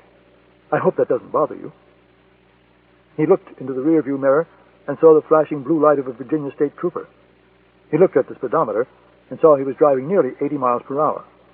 "Oh, shit," Max said, gently pressing the brake and pulling into a scenic river overlook. The trooper climbed out of the car and put on his hat. Max lowered the window. The trooper said, "You were driving well over 70 back there, sir, and probably closer to 80. May I see your driver's license, please?" Then he noticed the inflatable figure on the passenger seat. "What's that, sir?" "It's a very long story, officer." "Your driver's license, please." Max beat the breast pockets of his coat. He had rushed out of the Osbourne's house so quickly he had forgotten his briefcase and his wallet. He said, "I'm sorry, officer, but I don't have my license on me." "Shut off the engine and step out of the car, please," the officer said in a dull monotone. But at that moment, he was distracted by the sight of a black Range Rover pulling into the overlook. Max said, "Officer, you're going to think I'm nuts, but you'd better listen to what I have to say." De La Roche climbed out of the Range Rover and walked toward the trooper. Astrid got out and stepped to the front of the Mercedes. The trooper unsnapped his holster and was reaching for his weapon. "Get back in the car, sir, now." De La Roche reached beneath his cycling jersey and took hold of the silenced Beretta. His arm swung up and he fired twice. The first shot struck the officer in the shoulder, spinning him around. The second struck him in the back of the head, and he collapsed under the shoulder of the road. Astrid stood in front of the Mercedes, gun in outstretched hands. She looked first at the man behind the wheel, then at the mannequin sitting where Elizabeth Osbourne had been. She was overcome with rage. She had been taken in by one of the oldest tricks in the book. The engine started, and the Mercedes dropped into gear. Astrid calmly fired 3 shots through the windshield. The glass shattered and was instantly red with blood. The body collapsed forward onto the steering column, and the afternoon was filled with the blaring of the car's horn. Michael maintained a tense vigil in Adrian Carter's office, pacing and smoking cigarettes. Carter putted golf balls to relieve his nerves. One of Monica Tyler's factotums waited outside Carter's office like a schoolboy in detention. Michael closed the door so they could talk. Why was I never allowed to see the file on October? Because it was restricted, Carter said tonelessly, head bowed in concentration. He stroked the ball, but missed the target by 6 inches. Shit, Carter murmured. Pushed it. Why was it restricted? This is an intelligence agency, Michael, not a Christian Science reading room. During the time October was an active KGB agent, you probably had no need to know of his existence. Carter stroked another putt. This one landed on the mark. Michael said, why was the information on October so tightly held? To protect the identity of the source, I assume. That's usually the case. Damn it! He killed Sarah Randolph right in front of me. Why couldn't someone in this fucking place just show me the file at some point and help me put it to rest? Because that would have been the sensible thing to do. But sensibility and intelligence work rarely go hand in hand. Surely you've learned that by now. How did you get it? We had some evidence a couple of years ago that October was working again on a freelance basis, Carter said. The file was dusted off and put back into circulation on a very limited basis. Were you allowed to see it? Carter nodded. Damn it, Adrian. While I was trying to piece Sarah's murder together with half-clues and conjecture, you had the answer all the time. Why didn't you tell me? Carter pulled a face that said sometimes intelligence work required lying to one's friends. These are the rules by which we live, Michael. They protect the people who risk their lives by betraying their own country. They protect people like you who work undercover in the field. So why did you break the rules now and give me October's file? Because in this case, the rules sucked. It made no sense. Who wanted October's file to remain restricted? Carter jerked a thumb at the factotum outside his door and whispered, Monica Tyler. Elizabeth finally telephoned, and the emergency switchboard put the call through to Carter's office. What happened? Are you all right? I'm fine, she said. I did everything you told me. That suitcase of yours worked perfectly. It even looked a little like you. I'm in the car now. I'm going where you told me to go. Osbourne smiled in utter relief. Thank God, he said. Have you heard from Max yet? No, not yet. He should be here any minute. Carter's secretary poked her head in the door and said there was another call. Carter took it on an extension outside. Osbourne said, Elizabeth, I'm so proud of you. I love you so much. I love you too, Michael. Is this nightmare over yet? Not quite, but soon. Keep driving. We'll figure out how and when to bring you in. I love you, Michael, she said, and the connection was broken. Carter came into the office, face ashen. Michael said, What's wrong? Max Lewis and a Virginia State Trooper were just shot to death on the George Washington Parkway. Michael slammed down the telephone. Chapter 46, Washington, D.C. Villaroche crossed Key Bridge and headed back into Georgetown. He drove quickly along M Street and pulled into the drive of the Four Seasons Hotel. He waited outside in the Rover while Astrid went to get their things from the room. It gave him a moment to collect his thoughts and plan their next move. The easiest thing to do was abort, call for an extraction, and get out of the country before they were captured. Villaroche felt confident the shootings on the Parkway had gone unwitnessed. The killings took seconds, and they were gone before another car passed the scene. But he had tried once to kill Michael Osbourne, and Osbourne obviously knew he was here. The stunt his wife pulled with the inflatable dummy was proof of that. Fulfilling the terms of his contract, killing Osbourne would be very difficult now. Villaroche wanted to continue, though, for two reasons. One was money. If he failed to kill Osbourne, he would forfeit $750,000. Villaroche wanted to live out his days with Astrid free from financial and security concerns. That would require a great deal of money. Money to buy a large house with property and sophisticated surveillance systems. Money to bribe local law enforcement officials so he could remain hidden from the security services of the West. He also wanted to live a comfortable existence. He had lived like a monk in Brele for years, unable to spend his money for fear of attracting attention. It had been even worse when he was with the KGB. Arbatov had made him live like a pauper in Paris on the little bit of money he earned from his paintings.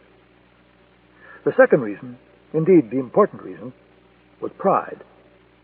Osbourne had beaten him on the footpath along the river, outsmarted de la Roche at his own game.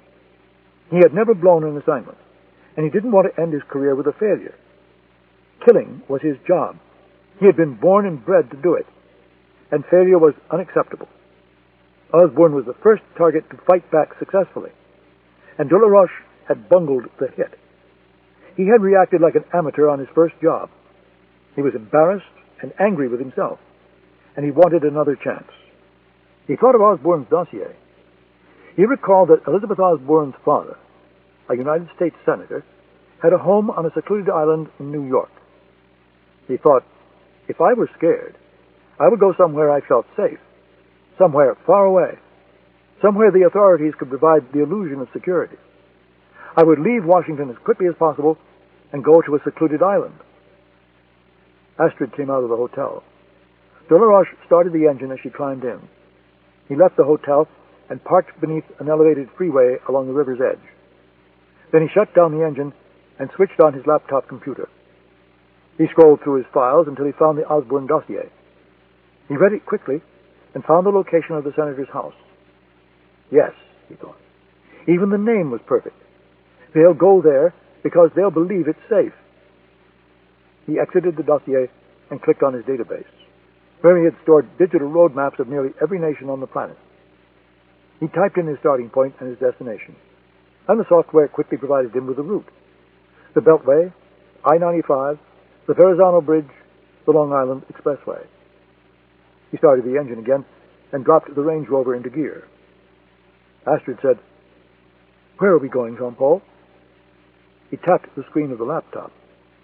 She looked down and read, Shelter Island. He picked up the cellular phone, dialed the number given to him by the contractors, and spoke quietly into the mouthpiece as he drove out of Washington. The helicopter touched down at the Atlantic City airport. Elizabeth had taken I-95 north, then cut across to the Jersey shore. Airport security officers were waiting when she pulled into the Hertz rental car return area. They took her into protective custody and kept her in a small holding room inside the terminal for 10 minutes. When the helicopter's rotor had safely stopped, Elizabeth was taken in an airport van from the holding room to the tarmac. A heavy rain was falling. The last thing she wanted to do on a night like this was fly in a helicopter. But she wanted to be home. She wanted to feel safe. She wanted to smell familiar bedding, see cherished things from her childhood. For a while, she wanted to pretend that none of it had ever happened. The van door opened, and a blast of cold rain beat against her face. She climbed out and walked toward the helicopter. The door opened, and Michael stood there. She ran into his arms and held him tightly. She kissed him and said, "I'm never going to let you out of my sight again." Michael said nothing, just held her. Finally, she asked, "Where's Max?" "Somewhere safe, I hope." He held her more tightly. She read something in his silence and pulled away, staring wide-eyed. "Damn it, Michael, answer me.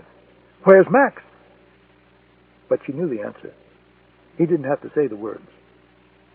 "God, no!" she screamed, and beat her fists against his chest. "Not again! God, no, not again!" "It seems our man made quite a mess of things in Washington," the director said. "He failed to kill Osbourne, and in the process he managed to kill a secretary and a Virginia state trooper," Mitchell Elliott said. "Perhaps his reputation as the world's finest assassin was undeserved. Osbourne is a very worthy opponent. We always knew eliminating him would be difficult." "Where's our man now?" "On his way north. He believes Osbourne and his wife will seek safety at Senator Cannon's home on Shelter Island." "Well, he's correct." "Your source inside Langley confirms this?" "Yes." "Very well. So this unfortunate business will all be over soon. October will finish what he started. I have an extraction team on standby.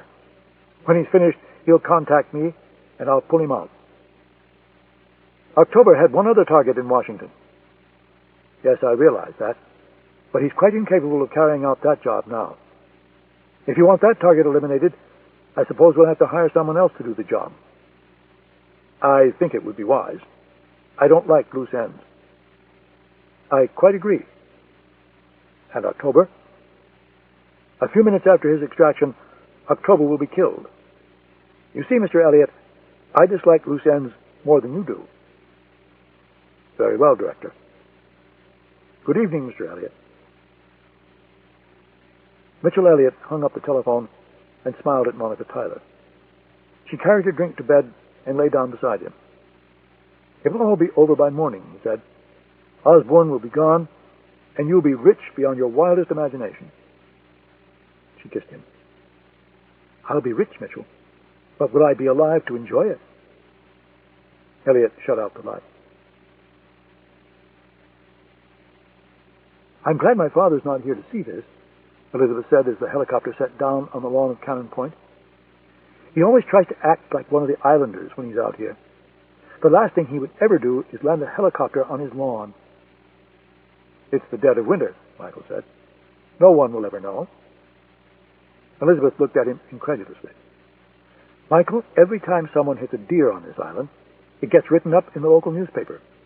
Believe me, people will know. Adrian Carter said, I'll take care of the newspaper. The helicopter's rotors stopped turning. The door opened, and the three of them climbed out. Charlie came out of the caretaker's cottage, flashlight in hand, retrievers scrambling at his ankles. Sea wind tore at the leafless trees. An osprey screamed and broke into flight over their heads.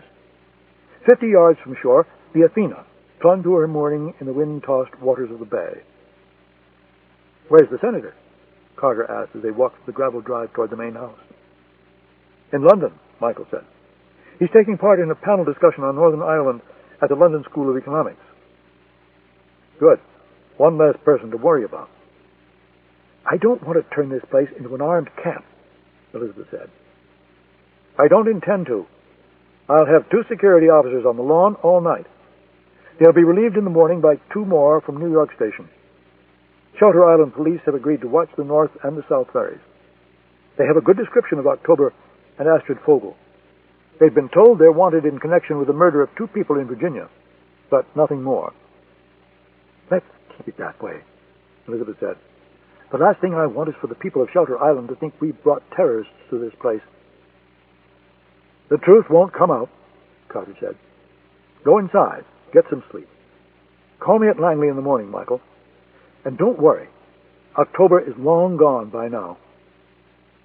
Carter shook Michael's hand and kissed Elizabeth's cheek.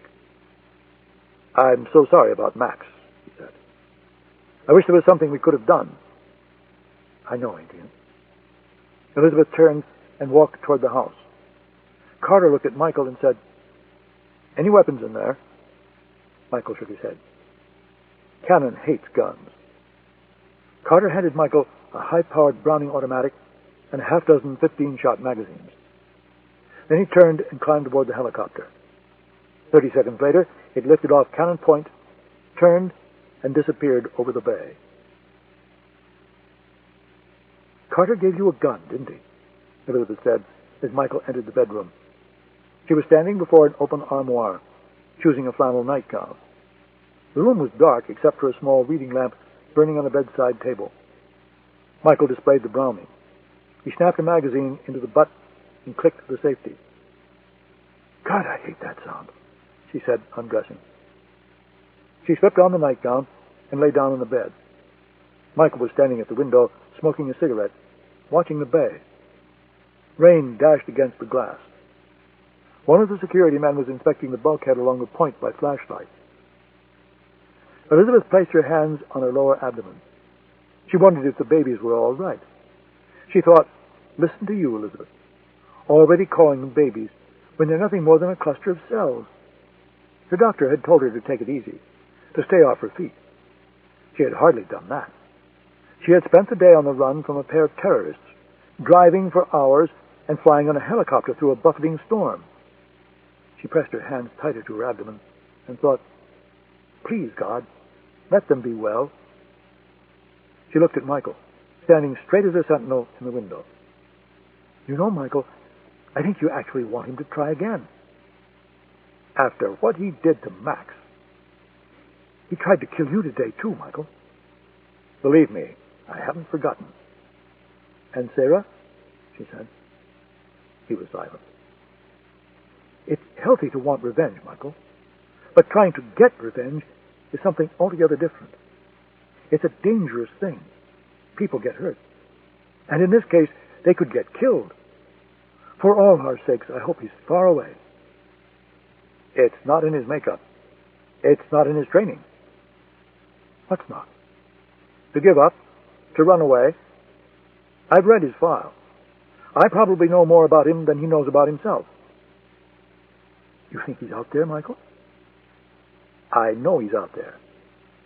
I just don't know where." Chapter 47. North Haven, Long Island. De La Roche climbed out of the Range Rover and steered across the narrow channel toward Shelter Island. It was nearly midnight. It had taken 8 hours to make the drive from Washington because De La Roche had meticulously kept to the speed limit the entire way. He turned up the collar of his coat against the cold, wind-blown rain. A ferry plowed toward him, 2 cars on the deck, beating against a heavy current rushing through Shelter Island Sound toward the open water of Gardiner's Bay. Outside the small ferry office was a tan 4-wheel drive vehicle with police markings. It was possible the officer was just making rounds or had stopped for a cup of coffee. De La Roche doubted that was the case, though. He suspected the police were watching the ferry because Michael and Elizabeth Osbourne were on the island.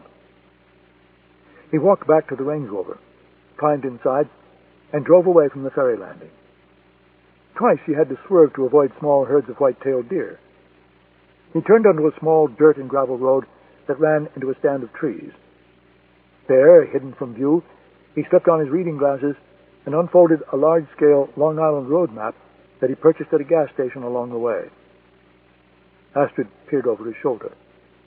North Haven was a small thumb of land jutting into Shelter Island Sound. To the southeast lay the historic whaling port of Sag Harbor. "The police are watching the ferry landings," De La Roche said. "That means the Osbournes are probably on the island. The South Ferry shuts down at 1 a.m. The police will go home because they'll conclude we haven't tried to make the crossing. If the ferries are shut down, how do we get onto the island?" De La Roche tapped the map at Sag Harbor. "There will be boats in the harbor and on the docks. We can steal one and make the crossing after the ferries stop running." Astrid said, "The weather is terrible. It's not safe to go out in a boat on a night like this." "This isn't so bad," De La Roche said, removing his eyeglasses and slipping them back into his pocket. "In Brelay, they would consider this a fine night for fishing." De La Roche entered Sag Harbor and parked along the marina. He climbed out of the Range Rover, leaving Astrid behind. The town was quiet. The shops and restaurants along the waterfront closed. After 5 minutes, De La Roche found what he was looking for: a 26-foot Boston whaler with a large Johnson outboard motor. He walked quickly back to the Range Rover and collected the things he needed: the cellular phones, the Berettas, the waterproof clothing. He locked the doors and pocketed the keys. They walked along the marina and along a wooden dock, slick with rain. De La Roche climbed into the whaler and helped Astrid onto the deck. There was a standing bridge and seating compartments forward and aft.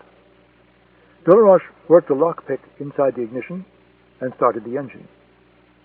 He leaped onto the dock and untied the line, then jumped in the boat again and backed out of the slip. He cruised slowly through the harbor, boat throbbing beneath his feet. 20 minutes later, they entered the waters of Gardiner's Bay. 5 minutes into the journey, De La Roche feared Astrid had been right. On the bay, the wind was ferocious, beating down from the northwest at 40 miles per hour with stronger gusts. The temperature was 40 degrees, but the rain and wind made it feel much colder. The cockpit of the whaler was open, and within minutes, De La Roche and Astrid were soaked. De La Roche's hands were frozen to the wheel, despite his gloves. Astrid clung to his arm and buried her face in his shoulder against the rain. The night was pitch black. No moon, no starlight, nothing by which to navigate. Delaroche kept his own running lights doused to avoid being spotted from shore. Swells of 4 to 5 feet beat against the port side of the whaler, tossing the shallow draft little boat about. Delaroche moved to within 200 yards of the shoreline and headed due north. The seas calmed slightly. Off the port side, he could see the very faint outline of trees and land. Delaroche knew from his maps that it was Mashomack Preserve, a giant nature conservancy. He continued north, past Sachem's Neck and Gibson's Beach. He nearly ran aground at Nichols Point, so he turned a few degrees to stern and moved farther offshore. After a few minutes, he spotted Reel Point, a thin finger of land at the mouth of Creakles Harbor. He knew he was getting closer. They rounded Ram Head and set the whaler on a northwest heading toward Cornelius Point. The course change placed them directly into the path of the wind. Their speed slowed to a walking pace as the rollers grew larger. The little boat rose skyward as each wave passed beneath the hull. Then the prow would slam down into the next trough, and seawater would crash into the seating compartments. Once Astrid lost her grip and fell forward onto the dash. She regained her footing and stood up, blood on her forehead.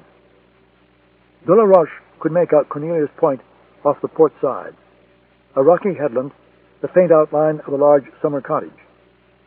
He rounded the point and turned a few degrees to port. Off the starboard side, he could see the lights of Greenport, blurry with sea fog and rain. A few moments later, he passed Hay Beach Point. Delaroche turned to the southwest and ran along Hay Beach for about a quarter mile. Then he turned sharply to port and reduced power, running toward the shoreline. Cannon Point was about 400 yards farther down. Delaroche knew he could approach the shoreline in virtual silence because the high winds would carry all sound in the opposite direction. He killed the engine and raised the propeller. A few seconds later, the boat grounded itself on a shoal a few yards from the beach. Delaroche leaped into the icy, knee-deep water and waded ashore. He pulled back the sleeve of his jacket and glanced at the luminous face of his watch. It was just 2 o'clock. The whaler had made the journey from Sag Harbor in about 90 minutes. But as Delaroche tied the bowline to the limb of a fallen tree, he felt as though he had been behind the wheel fighting the sea for half the night. He waded back to the whaler, collected the backpack, and helped Astrid over the side into the water. On the beach, he unzipped the backpack, dug out the silenced Berettas, and gave one to her. The rain beat down on them as Delaroche took his bearings. The beach ran directly to Cannon Point. It was rocky and narrow, only a few feet wide in spots. Beyond the high water mark rose a sheer bluff about 20 feet high, tangled with brush and dune grass. Delaroche pulled the slider on the Beretta, chambering the first round. Astrid did the same. Then he took her by the hand and led her down the beach toward the house. Matt Cooper and Scott Jacobs had both worked in CIA security for nearly 20 years. Their government sedan was parked just inside the main gate of the compound on Shore Road. They took turns walking the perimeter of the grounds every half hour. Matt Cooper handled the 2 a.m. round. Delaroche and Astrid lay on the bluff, overlooking the water, hidden behind the thick, thorny brush. Delaroche took in the layout of the compound. The large main house, close to the water, 2 guest cottages, a separate 3-car garage. Lights burned in the main house and in one of the cottages. Delaroche assumed that the Osbournes were in the main house, and the security detail or a caretaker was in the cottage. He studied the layout of the grounds. A flat, well-tended lawn, dotted with tall trees. A gravel drive leading from the buildings to the front gate. Just inside the gate, Delaroche glimpsed the outline of a sedan. The security man appeared a few minutes later. He carried a powerful flashlight in his right hand and played it across the grounds as he walked. As the man approached their position, Delaroche took Astrid firmly by the upper arm and held a finger to his lips. She nodded. A shaft of light shone over their heads, then played across the bulkhead and the beach below. Delaroche stood suddenly, rattling brush. The beam of light played frantically for several seconds before it settled on him. His Beretta was drawn and leveled. Using the light as a target, Delaroche adjusted his aim to the right an inch or two in order to compensate for the fact that the security man held the light in his right hand. He fired rapidly 3 times. The security man collapsed onto the sodden turf. Delaroche crept forward and knelt beside the fallen man. The shots had struck his chest. Delaroche reached down, felt the neck for a pulse, and found none. He gestured for Astrid to join him. They walked along the eastern edge of the property, keeping to the trees until they were about 30 yards from the front gate and the security car. Delaroche could see the second man inside the car, sitting behind the wheel, rainwater streaming down the windows. Certainly the man could see very little. It would be an easy kill. The challenge would be killing him silently. He crossed the lawn, passing behind the car, and approached from the rear passenger side. Cooper had been too long in checking in. Usually, each man gave continuous updates of his progress by radio. Cooper had checked in from the west guest cottage and from the back of the main house, but Jacobs had not heard from him since he started toward the bulkhead in the beach. Jacobs snatched up his radio and tried to raise Cooper, but there was no response. He was about to get out and go look for him when he heard the passenger door open. He turned and said, "What the hell happened to you?" Then he looked at the face. Short-cropped hair, very pale skin, 2 pierced ears. Jacobs didn't even attempt to go for his gun, just said softly, "Oh, Jesus Christ." Delaroche raised his Beretta and shot him 3 times in the face. Then he reached across the seat and took the radio from the dead man's hand. Astrid stayed in the trees. Delaroche climbed out of the car and softly closed the door. They retraced their route along the eastern boundary of the property, keeping to the trees once more. Delaroche ejected his half-spent ammunition clip and inserted a full one. There were 2 entrances to the main house, a front door overlooking the gravel drive and a large screened porch overlooking the water. Delaroche planned to use the rear entrance. The trees twisted in a gust of sea wind. Delaroche used the loud rushing noise to cover the sound of their approach. He took Astrid's hand and hurried through the treacherous ground between the trees. They passed behind the cottage, where a porch light burned. Delaroche considered entering the cottage and killing the occupants, but there had been no activity on the grounds, no sign that their presence had been noticed, so he passed behind the cottage and started across the rear lawn. A dog barked, then another. He turned and saw a pair of large golden retrievers running toward them. He chambered the first round in his Beretta and raised the gun at the advancing dogs. The dogs awakened Michael. His eyes opened wide, and he was suddenly alert. He heard the first dog, then the second. Then both fell silent. He sat up in bed and swung his feet to the floor. On his bedside table was a Browning automatic, a portable radio, and a multiple-line telephone. He snatched up the radio and said, "This is Osbourne. Anyone there?" Elizabeth stirred. "This is Osbourne. Is anyone there? I heard dogs barking." The radio crackled and the voice said, "The dogs are fine, sir. No problem." Osbourne set down the radio, picked up the telephone, and dialed the number in the caretaker's cottage. He let the phone ring 5 times before slamming the receiver back into place. Elizabeth sat up in bed. Osbourne quickly dialed a special emergency number at Langley. A calm voice answered. "This is Osbourne. Shelter Island Security Detail is off the air. Call the local police and get some more men out here now. Move it!" He hung up the phone. Elizabeth said, "Michael, what's wrong?" "He's here," Osbourne said. "He's killed the security team, and he's got their radio. I just spoke to the bastard. Get some warm clothes on. Hurry, Elizabeth." Charlie Gibbons had been the caretaker at Cannon Point for 20 years.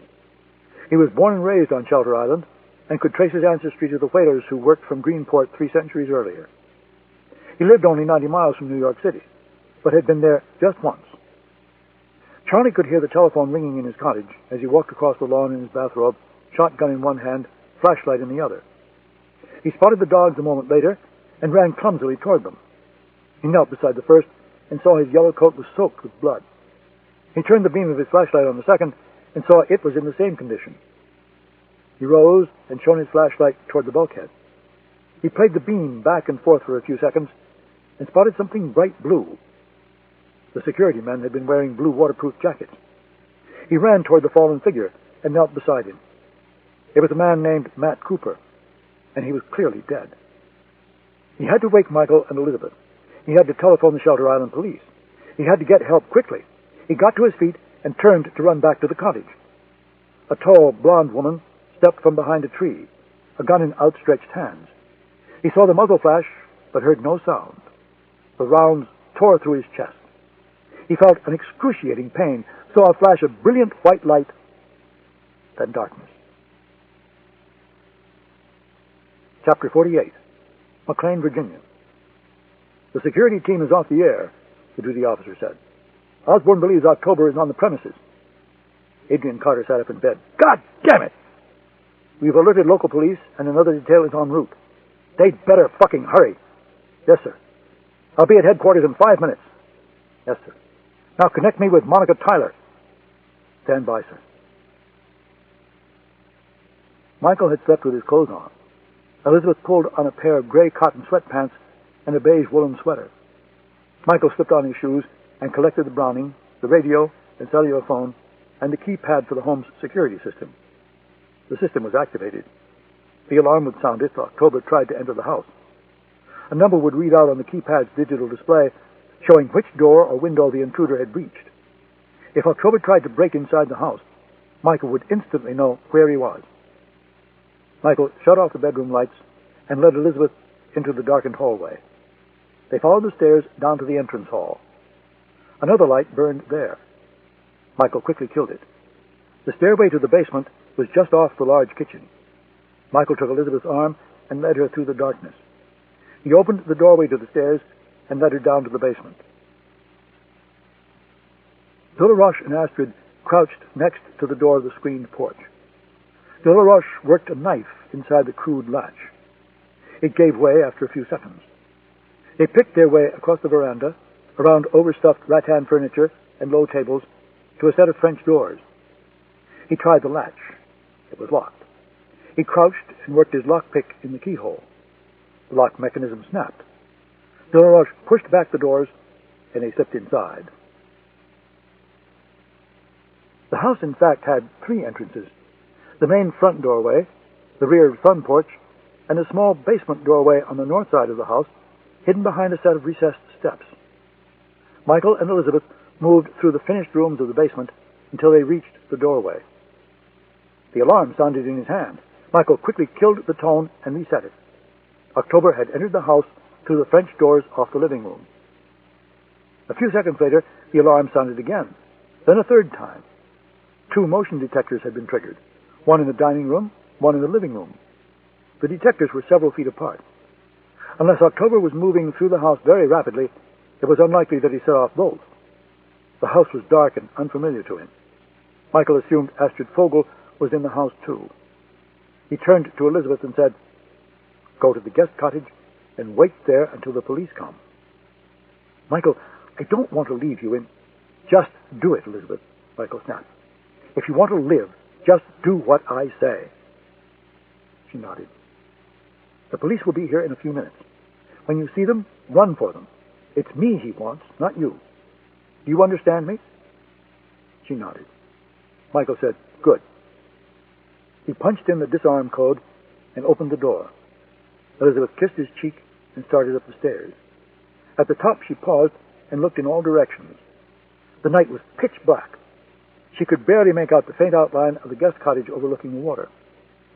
She ran across the lawn, wind-blown rain beating against her face, until she reached the door of the cottage. She opened the door, stepped inside, then turned and took one last look at Michael. The basement door closed, and he was gone. She closed the door and locked it, leaving the lights on. Then she went to the window and looked in the direction of the front gate. There was Astrid Fogel standing in the living room, who spotted something moving across the lawn toward the guest cottage. A light-colored sweater. A woman, judging by the slightly awkward stride. "Jean-Paul," she whispered, and gestured toward the lawn. "The woman." "Take her," Villaroche whispered. Then he laid a hand on her arm and said, "Alive, Astrid. She's no good to us dead. And hurry. We don't have much time." Astrid slipped out the French doors, crossed the veranda, and set off across the lawn. Michael reset the alarm system. He found a rechargeable flashlight plugged into an outlet. The senator had flashlights positioned throughout the house because of the island's frequent power outages. Michael switched on the light and played the beam back and forth across the walls until he found the fuse box. He opened it and shone the light inside. The master switch was the largest. He threw the switch and killed power to the entire house. The alarm system ran on batteries, so it would remain functional. He set the alarm on silent. He followed the beam of light up the stairs and returned to the kitchen. On the wall next to the telephone was an intercom box for the front gate. The intercom operated on the telephone system, and the gate had a separate power source.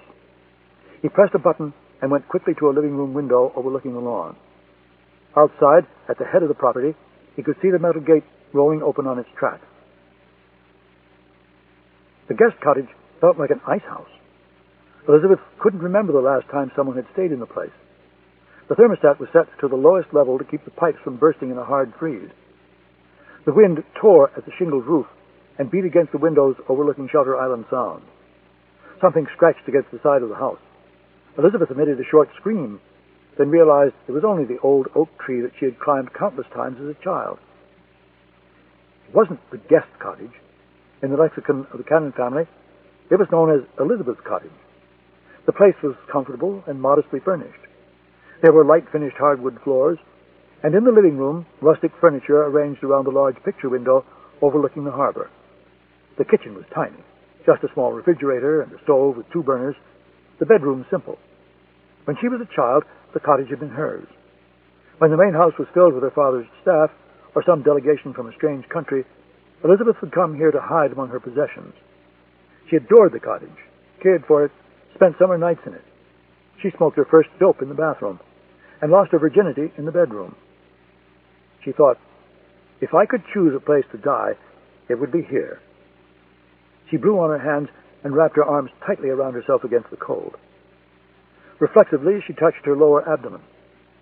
She again thought, are the babies all right? God, let them be all right. She went to the window and looked out. A tall woman was running toward the cottage, gun in hand.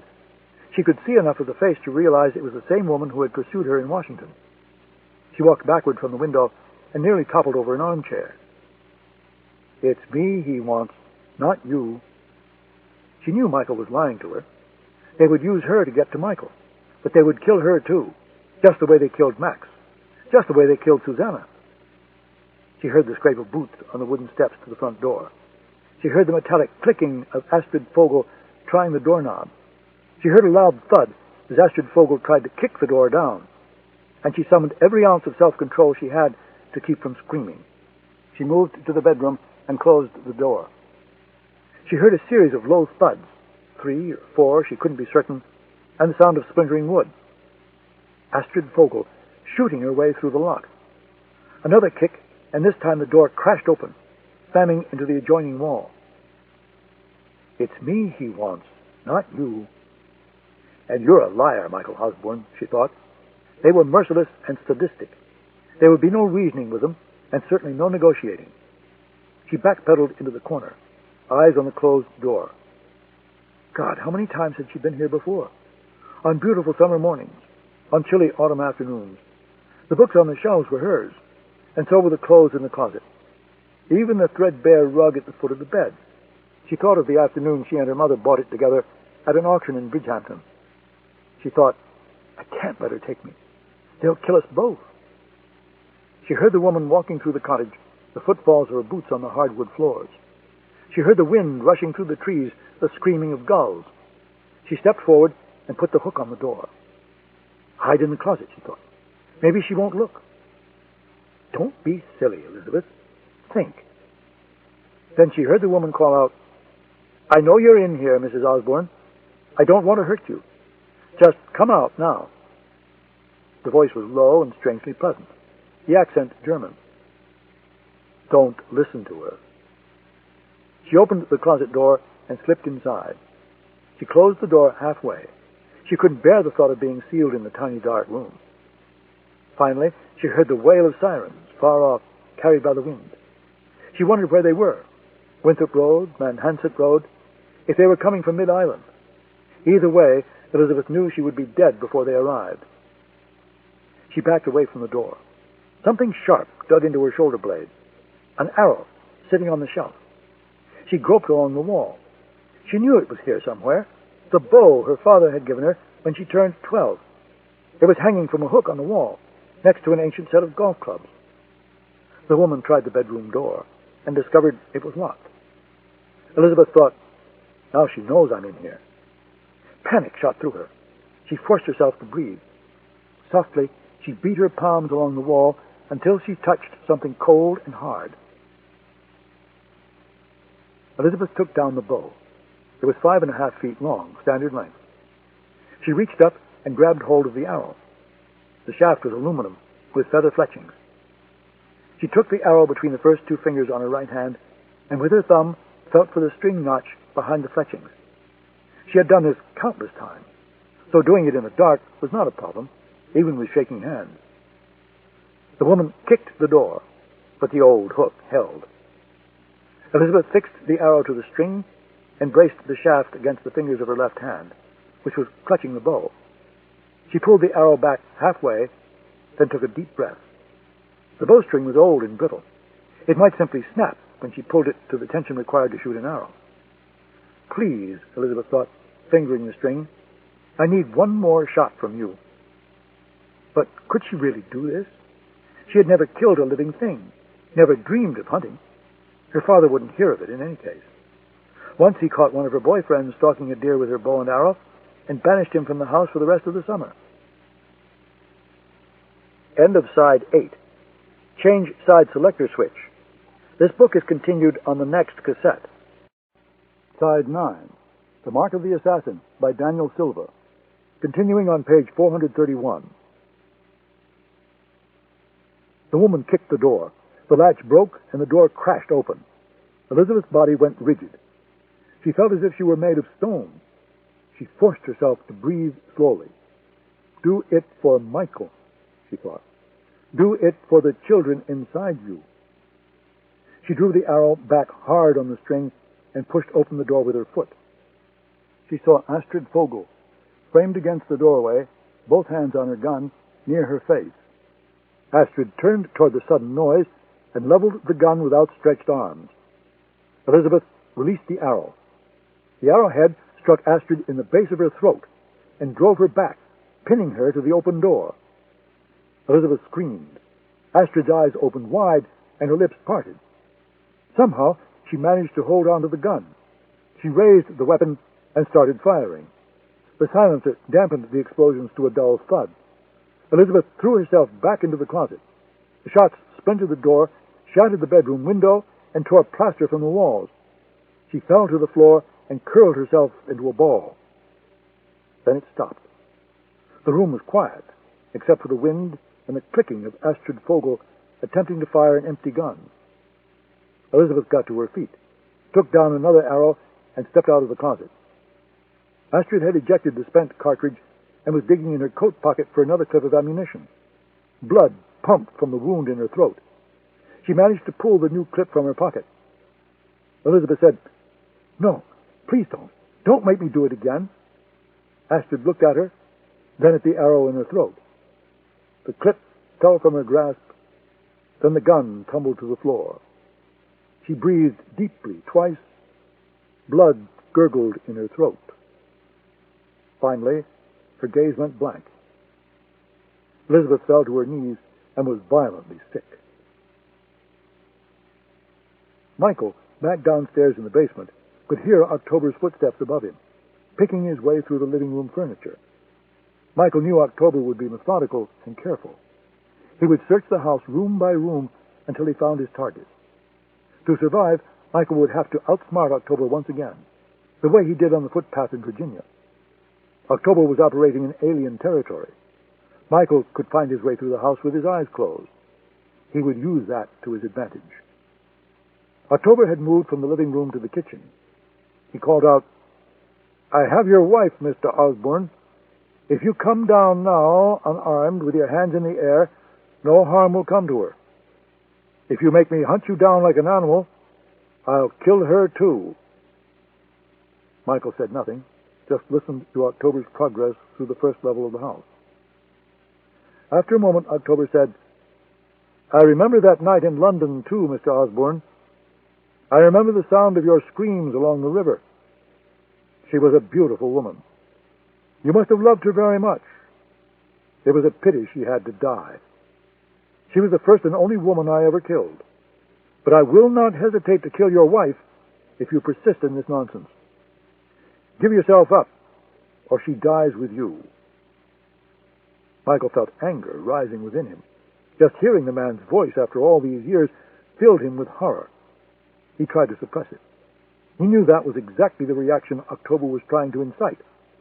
If he lost his composure, if he acted with emotion instead of intelligence, he would die. He also knew October had no intention of allowing Elizabeth to live.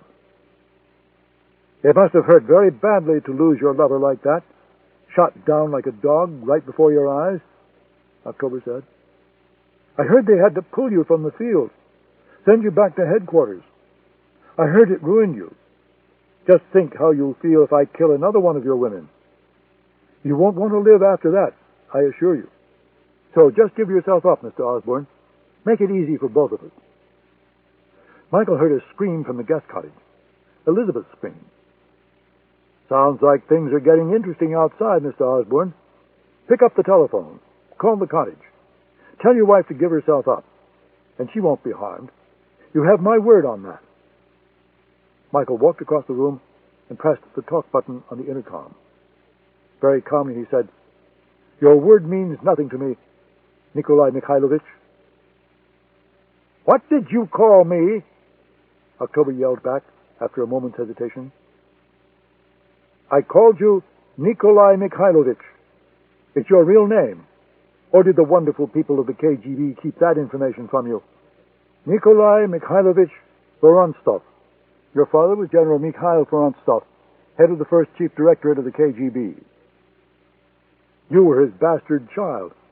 Your mother was his mistress. As soon as you were old enough, your father gave you to the KGB to raise. Your mother ended up in the Gulag. Would you like me to continue, Nikolai Mikhailovich?" Michael released the button and waited for October's reaction. He heard a door being kicked open, a ceramic lamp crashing to the floor, the dull thump of a silenced weapon being discharged. Michael was getting to him. "Your teacher was a man you knew only as Vladimir. You treated him like a father. For all intents and purposes, he was your father. When you were 16, you were infiltrated into the West through Czechoslovakia. You were ordered to kill your escorts. One of them was a woman, which makes you a liar as well as a murderer. You buried yourself in the West. 10 years later, when you were a man, you started killing. I could name most of your victims if you'd like, Nikolai Mikhailovich." Michael heard a window shatter and more rounds embedding themselves in the wall. He heard an empty cartridge fall to the floor and a fresh one rammed into place. Then he heard sirens a long way off and another scream from the cottage. He pressed the intercom again and said, "Who hired you?" More shots. "Who hired you, goddammit? Answer me." "I don't know who hired me." "You're lying. Your entire life is a lie." "Shut up. You're trapped here. You'll never get off this island alive. Neither will you, and neither will your wife.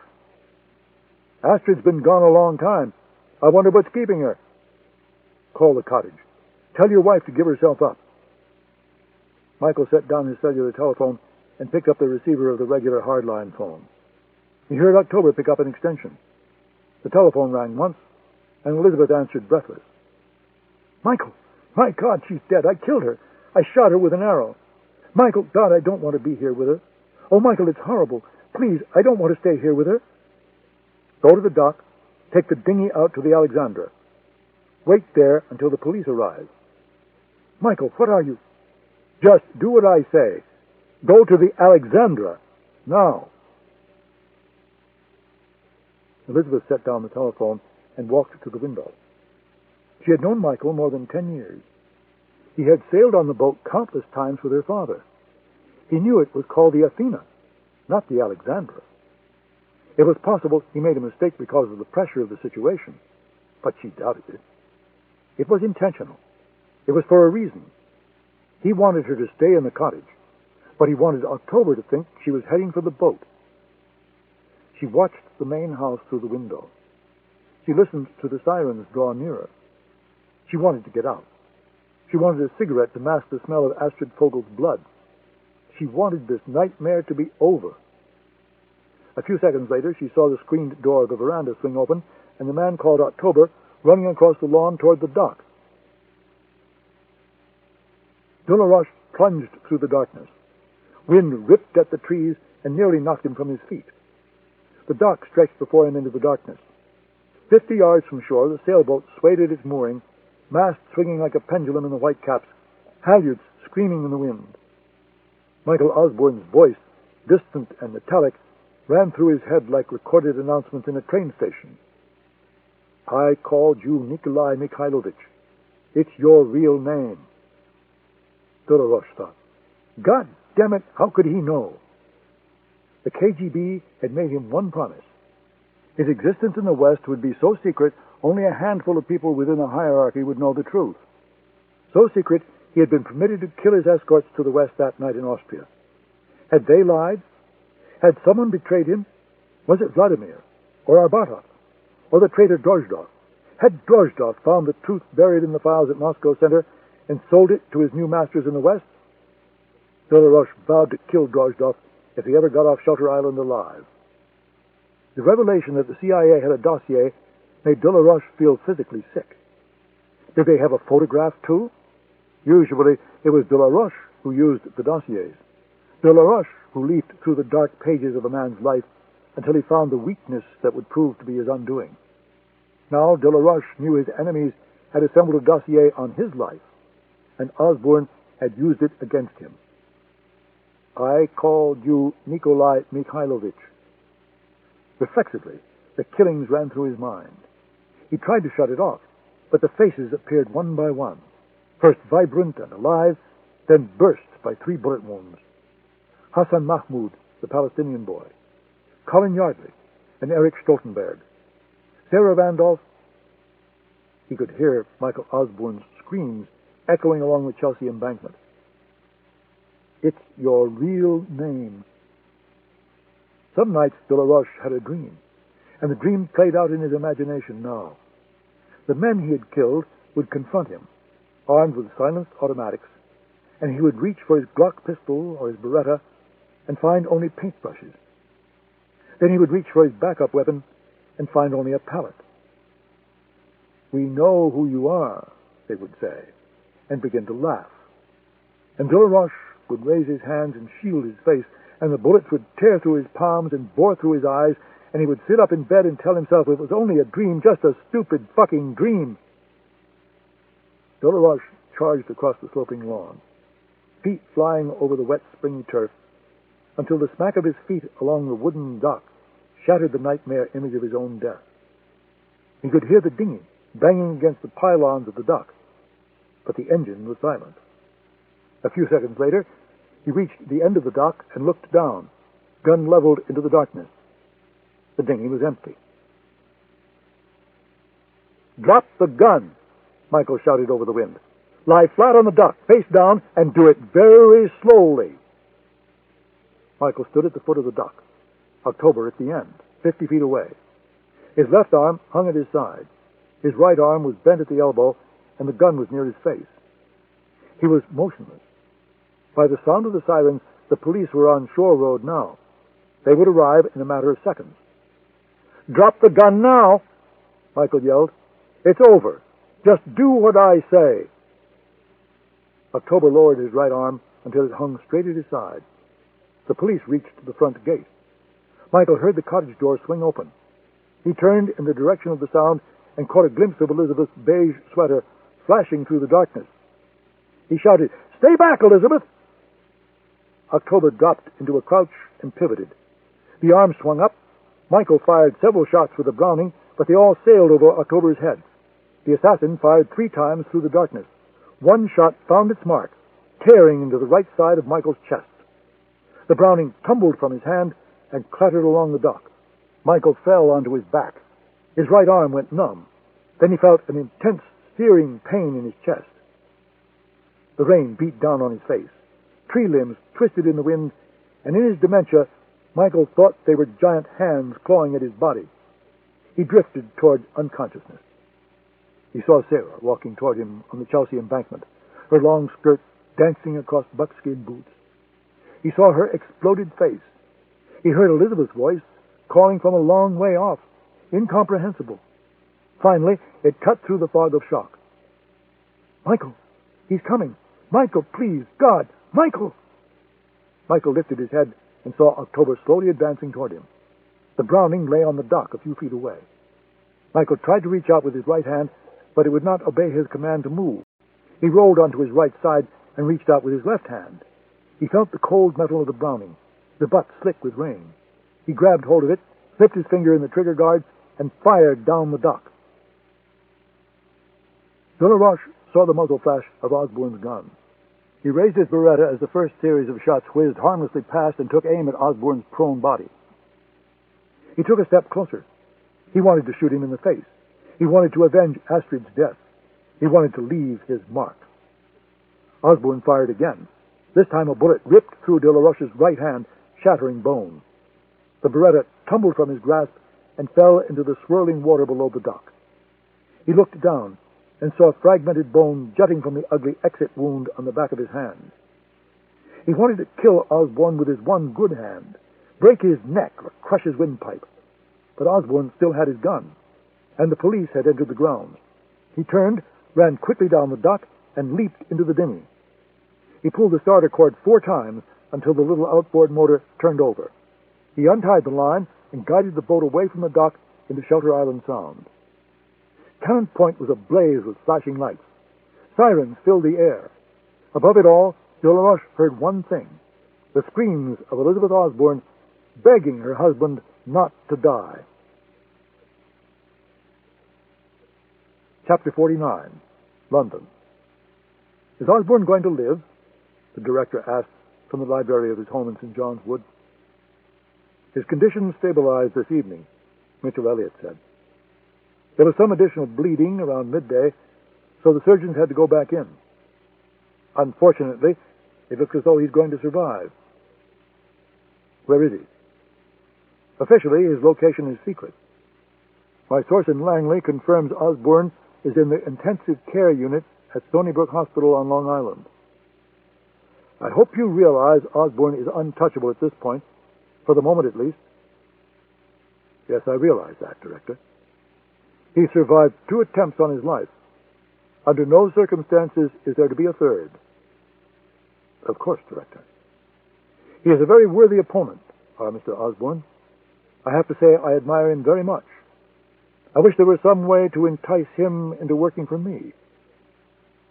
He's a Boy Scout, Director, and Boy Scouts don't fit well into your organization." "I suppose you're right."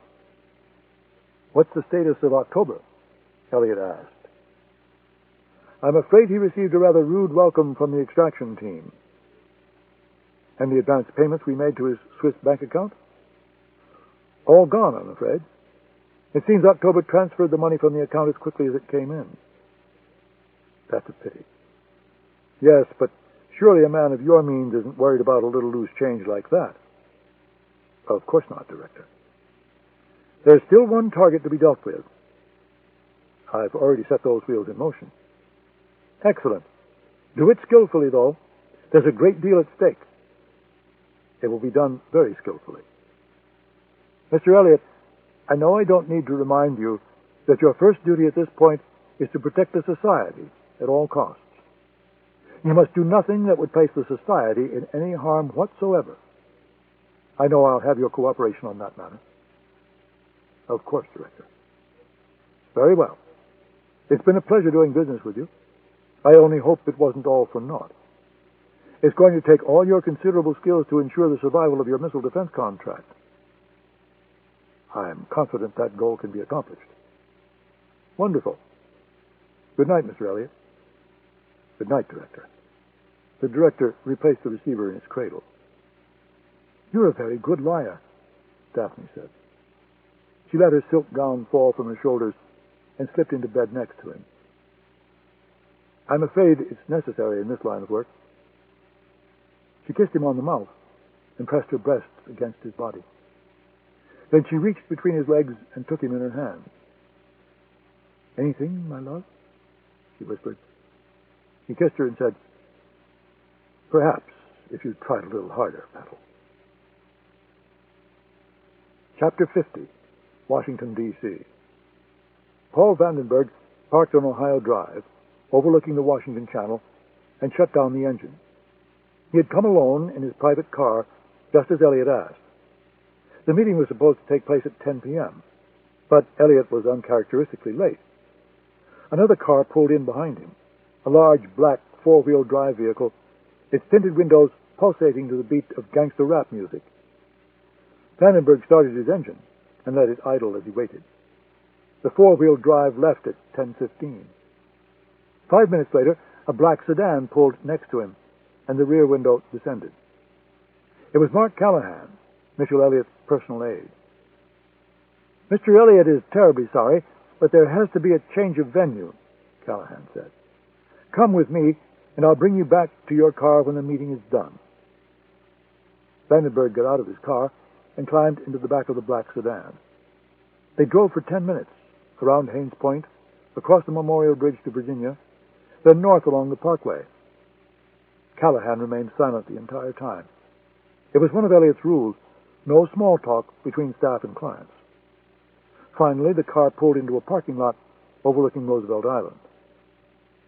Mr. Elliott is waiting for you on the island, sir, Callahan said politely. I'll take you to him. The two men climbed out. The driver, Henry Rodriguez, waited behind the wheel. 2 minutes later, Rodriguez heard the snap of a single gunshot. A jogger found the body at 7:15 the following morning. It lay next to a marble bench at the memorial to Theodore Roosevelt, which the media deemed fitting, since Paul Vandenberg had always admired T.R. The gun had been placed in the mouth. A large section of the back of Vandenberg's head was gone. The slug was embedded in a tree trunk 60 feet away. The suicide note was found in the breast pocket of his woolen overcoat. It bore the hallmarks of all good Vandenberg memos: concise, economical, to the point. He had taken his own life, the note said, because he was aware the Washington Post was preparing a devastating account of his fundraising activities over the years on behalf of James Beckwith.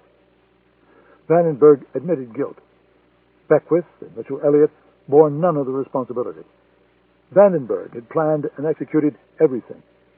He had taken his own life, the note said, because death by gunshot was preferable to death by independent counsel. The shaken James Beckwith appeared in the White House briefing room late in the afternoon, in time for the evening newscasts. He professed profound shock and sadness at the death of his closest aide.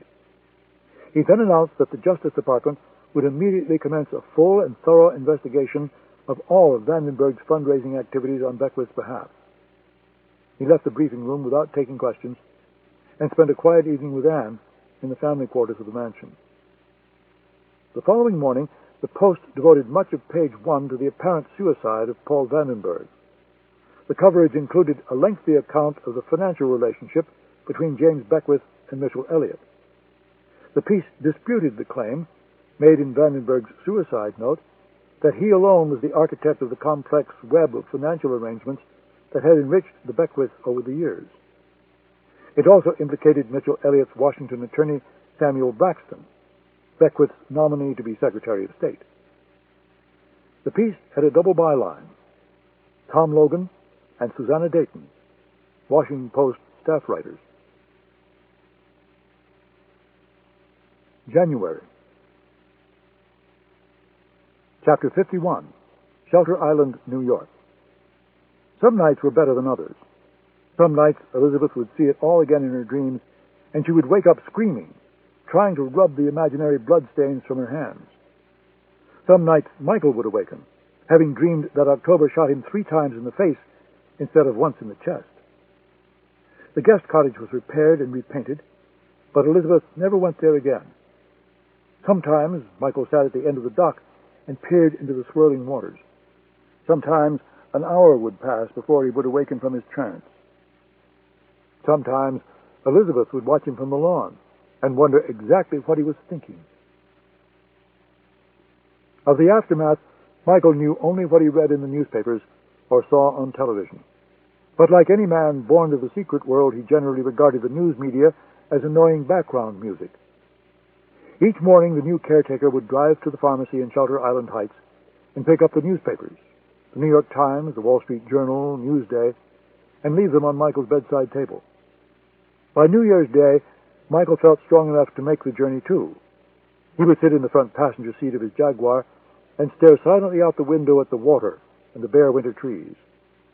His interest receded as January wore on, and by Inauguration Day, he had stopped reading the papers altogether. Beckwith successfully weathered the storm. Credit was given to his wife, Anne. Anne had become the president's most important advisor since the death of Paul Vandenberg. Newsweek put her on the cover of Christmas Week. Inside was a glowing article about her political acumen. Anne would have to play a critical role from the shadows if the second Beckwith term was to succeed. It was Anne, according to Washington's chattering class, who goaded the president into pressing for sweeping campaign finance reform. With the fervency of the newly converted, Beckwith called for a ban on unregulated contributions to the parties, the soft money, and pressed broadcasters to give candidates free airtime. By Inauguration Day, his approval ratings had reached 60%. 2 of Beckwith's closest friends and supporters did not fare as well. Samuel Braxton was forced to withdraw his nomination to be Secretary of State. He denied all wrongdoing, but said he did not want to tie American foreign policy in knots by engaging in a long and divisive confirmation fight. It was Anne, according to the media, who pushed Braxton off the cliff.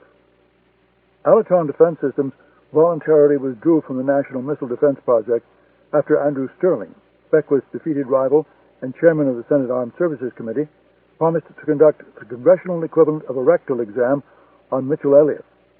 The contract was awarded to another California defense contractor, and Sterling gave his reluctant support, ensuring the system would be funded and deployed.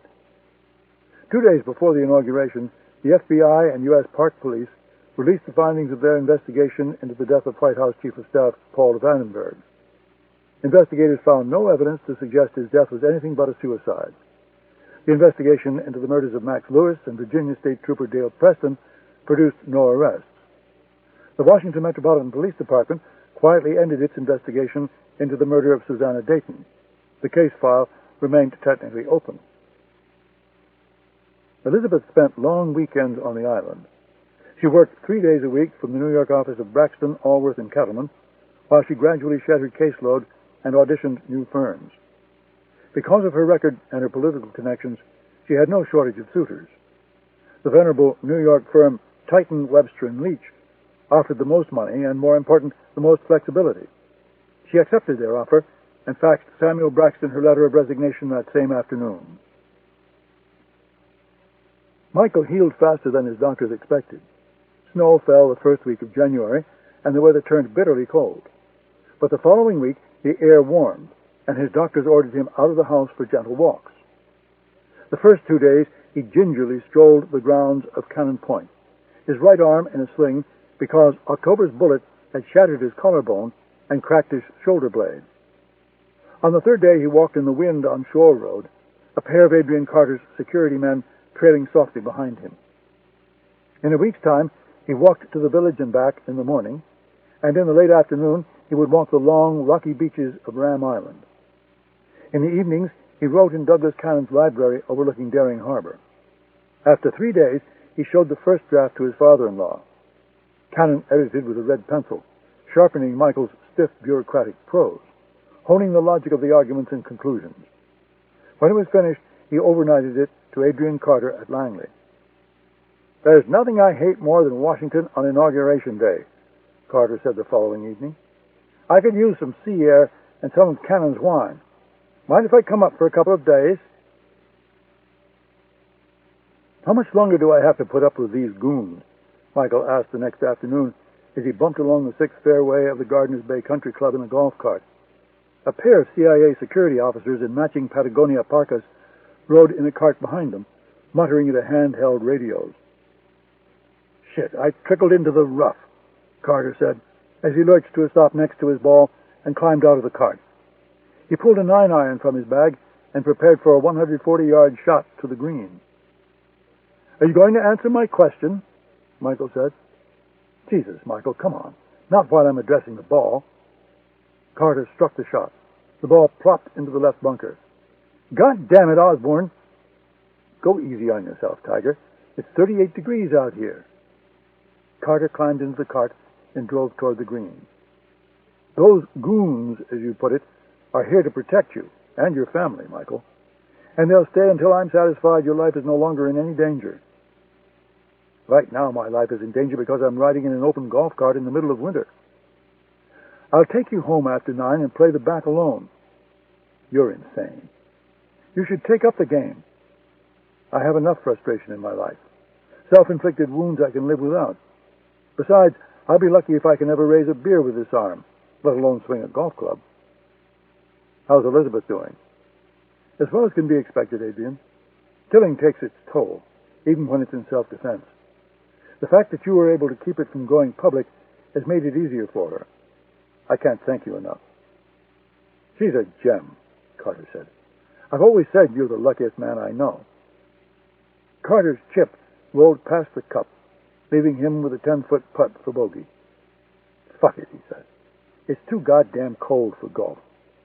Let's spend the afternoon by the fire getting drunk." "Did you read it?" Michael asked, as Carter pulled the cork from an Italian Merlot and poured 2 glasses. "Yes, I read it. I had one of 2 choices. Shit-can it or pass it up the line." "Which choice did you make?" "I chose the coward's route. Passed it up the line with no comment." "You're a chicken shit." "It's called the bureaucratic shuffle, protecting one's flank."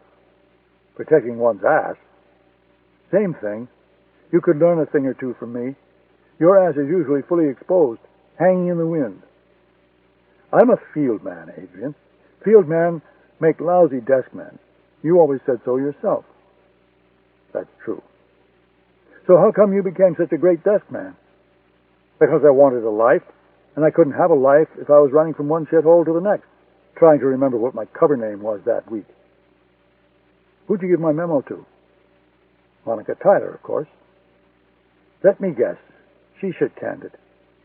"In the New York Minute." "I didn't expect her to do anything else." "So why did you write it?"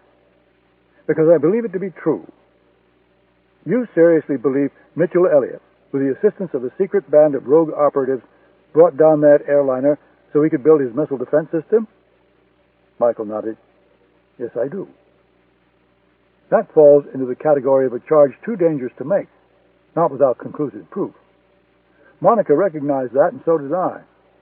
Frankly, what bothers me is why an officer of your experience can't see it." Elizabeth knocked and entered the room. The senator had convinced her to take the Athena out on the bay with him for a couple of hours. Her face was bright red with the cold. She stood before the fire and warmed her backside against the flames. Carter said, "I thought you were supposed to be taking it easy." "Dad did all the sailing," she said. "I just drank herbal tea and tried to keep from freezing to death." "Everything all right?" Carter asked. "Everything's fine. The babies are perfect." "God, that's wonderful," he said, and a large smile broke across his usually placid face. "What were you boys talking about?" "Shop," Carter said. "Okay, I'm leaving." "Stay," Michael said. "Michael, some of this is—" "She can hear it firsthand, or she can hear it later in bed. Take your pick, Adrian." "Stay," he said. "Besides, it's nice to have something beautiful to look at. Make yourself useful, Michael, and pour me some more wine. Elizabeth?" She shook her head. "I'm off booze and cigarettes for a while." Carter drank some wine and said, "We received a report from the French service 2 days ago. They believe they've discovered the cover identity of October. He was living along the Breton coast under the name Jean-Paul Delaroche, a village called Brelay." "Jesus, We've been there, Michael. He lived quietly in a cottage overlooking the channel. It seems he was also a talented painter. The French are keeping it quiet, as only the French can do. We have a worldwide alert for him, but so far we've had no sightings. We've also heard from a number of different sources that he's actually dead. Dead? How? Apparently, whoever hired him to kill you wasn't pleased that he failed to fulfill the contract. I hope they tortured him first, Elizabeth said. Michael was looking out the window toward the dock and the white-capped bay beyond. Elizabeth said, "What are you thinking about, Michael?" "I'd just like to see a body, that's all." "We all would," Carter said. "But these things usually don't work like that." He finished the wine and held out his glass for more. Elizabeth opened another bottle. The senator came into the room, face red, hair windblown. "I see you've raided the cellar," he said. "Pour me a vast amount, please." Carter said, "I have one other piece of serious business before we get too drunk." "If you must," Michael said. "Monica has agreed to drop all disciplinary proceedings against you. She thinks they are inappropriate at this point, given what you and Elizabeth have endured." "Oh, isn't that nice of Monica?" "Come on, Michael. She's serious. She thinks the whole thing got out of hand. She wants to put it behind us and move on." Michael looked at Elizabeth, then back at Carter. "Tell her thanks, but no thanks," he said. "You want the disciplinary proceedings to go forward?" "No, I want out," Michael said. "I've decided to leave the agency." "You're not serious." "Dead serious," Michael said. "Sorry, poor choice of words." "Okay, now we can get drunk." Elizabeth crossed the room, leaned down, and kissed Michael's lips. "Are you sure, Michael? Don't do it for me." "I've never been so sure about anything in my entire life. And I'm not doing it for you. I'm doing it for us." Then he touched her stomach. "And for them." She kissed him again and said, "Thank you, Michael. I love you. I hope you know that." "I know," he said. "God, I know." Carter looked at his watch and said, "Oh, shit." "What?" Michael and Elizabeth said in unison. "We missed Beckwith's address." And they all burst out laughing. Epilogue. Mykonos, Greece. It was the villa no one wanted. It clung to a cliff top overlooking the sea, exposed to the eternal wind. Stavros, the real estate agent, had given up on the idea of selling the property. He simply rented it each year to the same clan of young British stockbrokers who pillaged the island each August for 3 drunken weeks. The Frenchman with the injured hand spent just 5 minutes in the house. He toured the bedrooms and the living room and inspected the views from the stone terrace. He paid particular attention to the kitchen, which made him frown. "I know men who can do the work for you if you wish to undertake renovations," Stavros said. "That won't be necessary," the Frenchman said. "I'll do the work myself." "But your hand," Stavros said, nodding at the bandage. "It's nothing," the Frenchman said. "A kitchen accident. It will heal soon." Stavros frowned, as though he found the story unconvincing. "It's a popular rental," he continued. "If you wish to leave the island at the high season, I'm certain I can fetch a good price for it, especially if you make repairs. The villa is no longer for rent." "Very well. When would you like to—" "Tomorrow," the Frenchman said.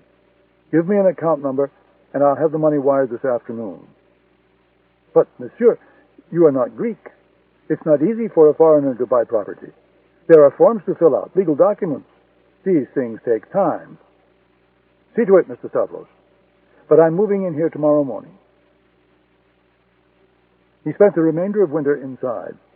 When his hand had healed sufficiently, he went to work, mending the villa with the devotion of a monk copying the ancient books. Christos, the man from the home supply store, offered to find good men to help with the work, but the Frenchman politely refused. He replaced the kitchen appliances and laid a new ceramic countertop. He repainted the entire interior. He carted away the old furniture, ghastly modern pieces, and filled the rooms with rustic Grecian chairs and tables. In March, when the weather warmed, he turned his attention to the exterior. He patched cracks in the walls and put down a coat of gleaming whitewash. He replaced the broken tiles on the roof and the broken stones on the terrace. By the middle of April, the villa no one wanted was the finest in the village. The Italian racing bicycle arrived that same week. Each morning he rode along the winding coast roads and up and down the steep hills in the center of the island. Gradually, as the days lengthened, he spent more and more time in the village.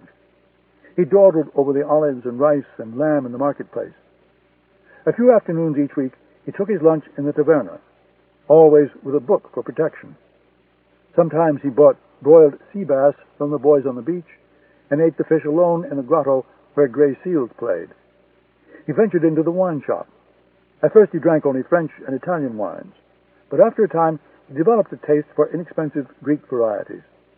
When the clerk suggested more costly vintages, the Frenchman would shake his head and hand the bottle back. The renovations, he explained, had put a dent in his finances. At first his Greek was limited, a few staccato sentences, a vague, untraceable accent. But remarkably, within 2 months, he could conduct his business in passable Greek with the accent of an islander. The village women made gentle advances, but he took no lovers. He had only one pair of visitors, a small Englishman with eyes the color of winter seawater, and a mulatto goddess who sunbathed nude in the May sunshine. The Briton and the goddess stayed for 3 days. Each evening they dined on the terrace late into the night. In May he began to paint.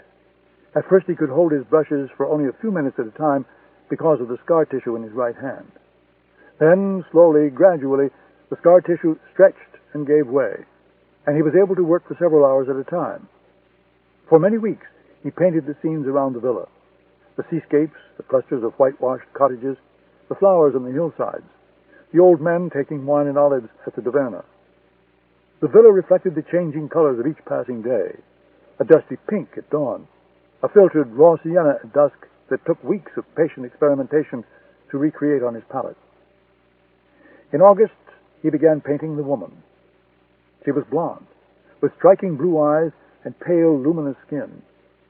According to his cleaning lady, he worked without a model from a handful of crude pencil sketches.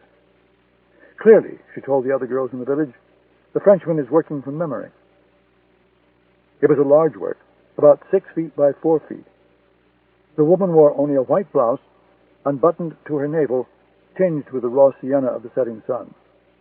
Her long body was draped over a small wooden chair facing backward.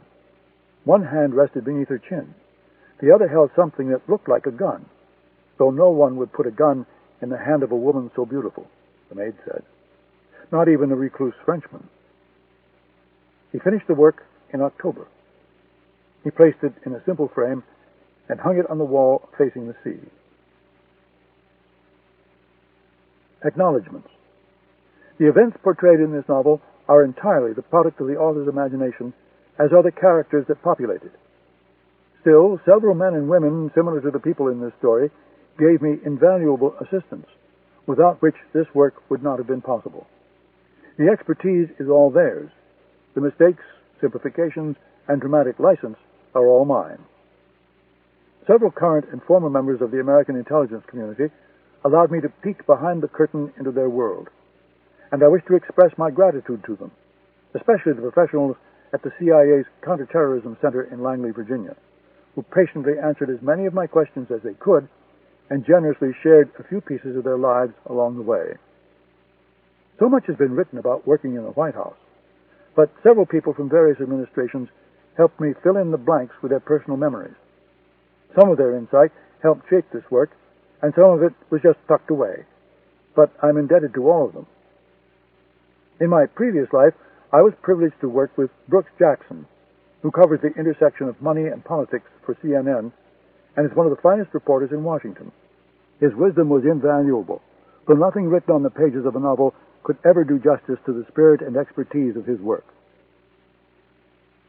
James Hackett and John Pike helped me decipher the Rubik's Cube of national ballistic missile defense, and also argued passionately for and against it. Obviously, I am to blame for the frightening oversimplification of missile defense contained in this book, not them. I also wish to express my profound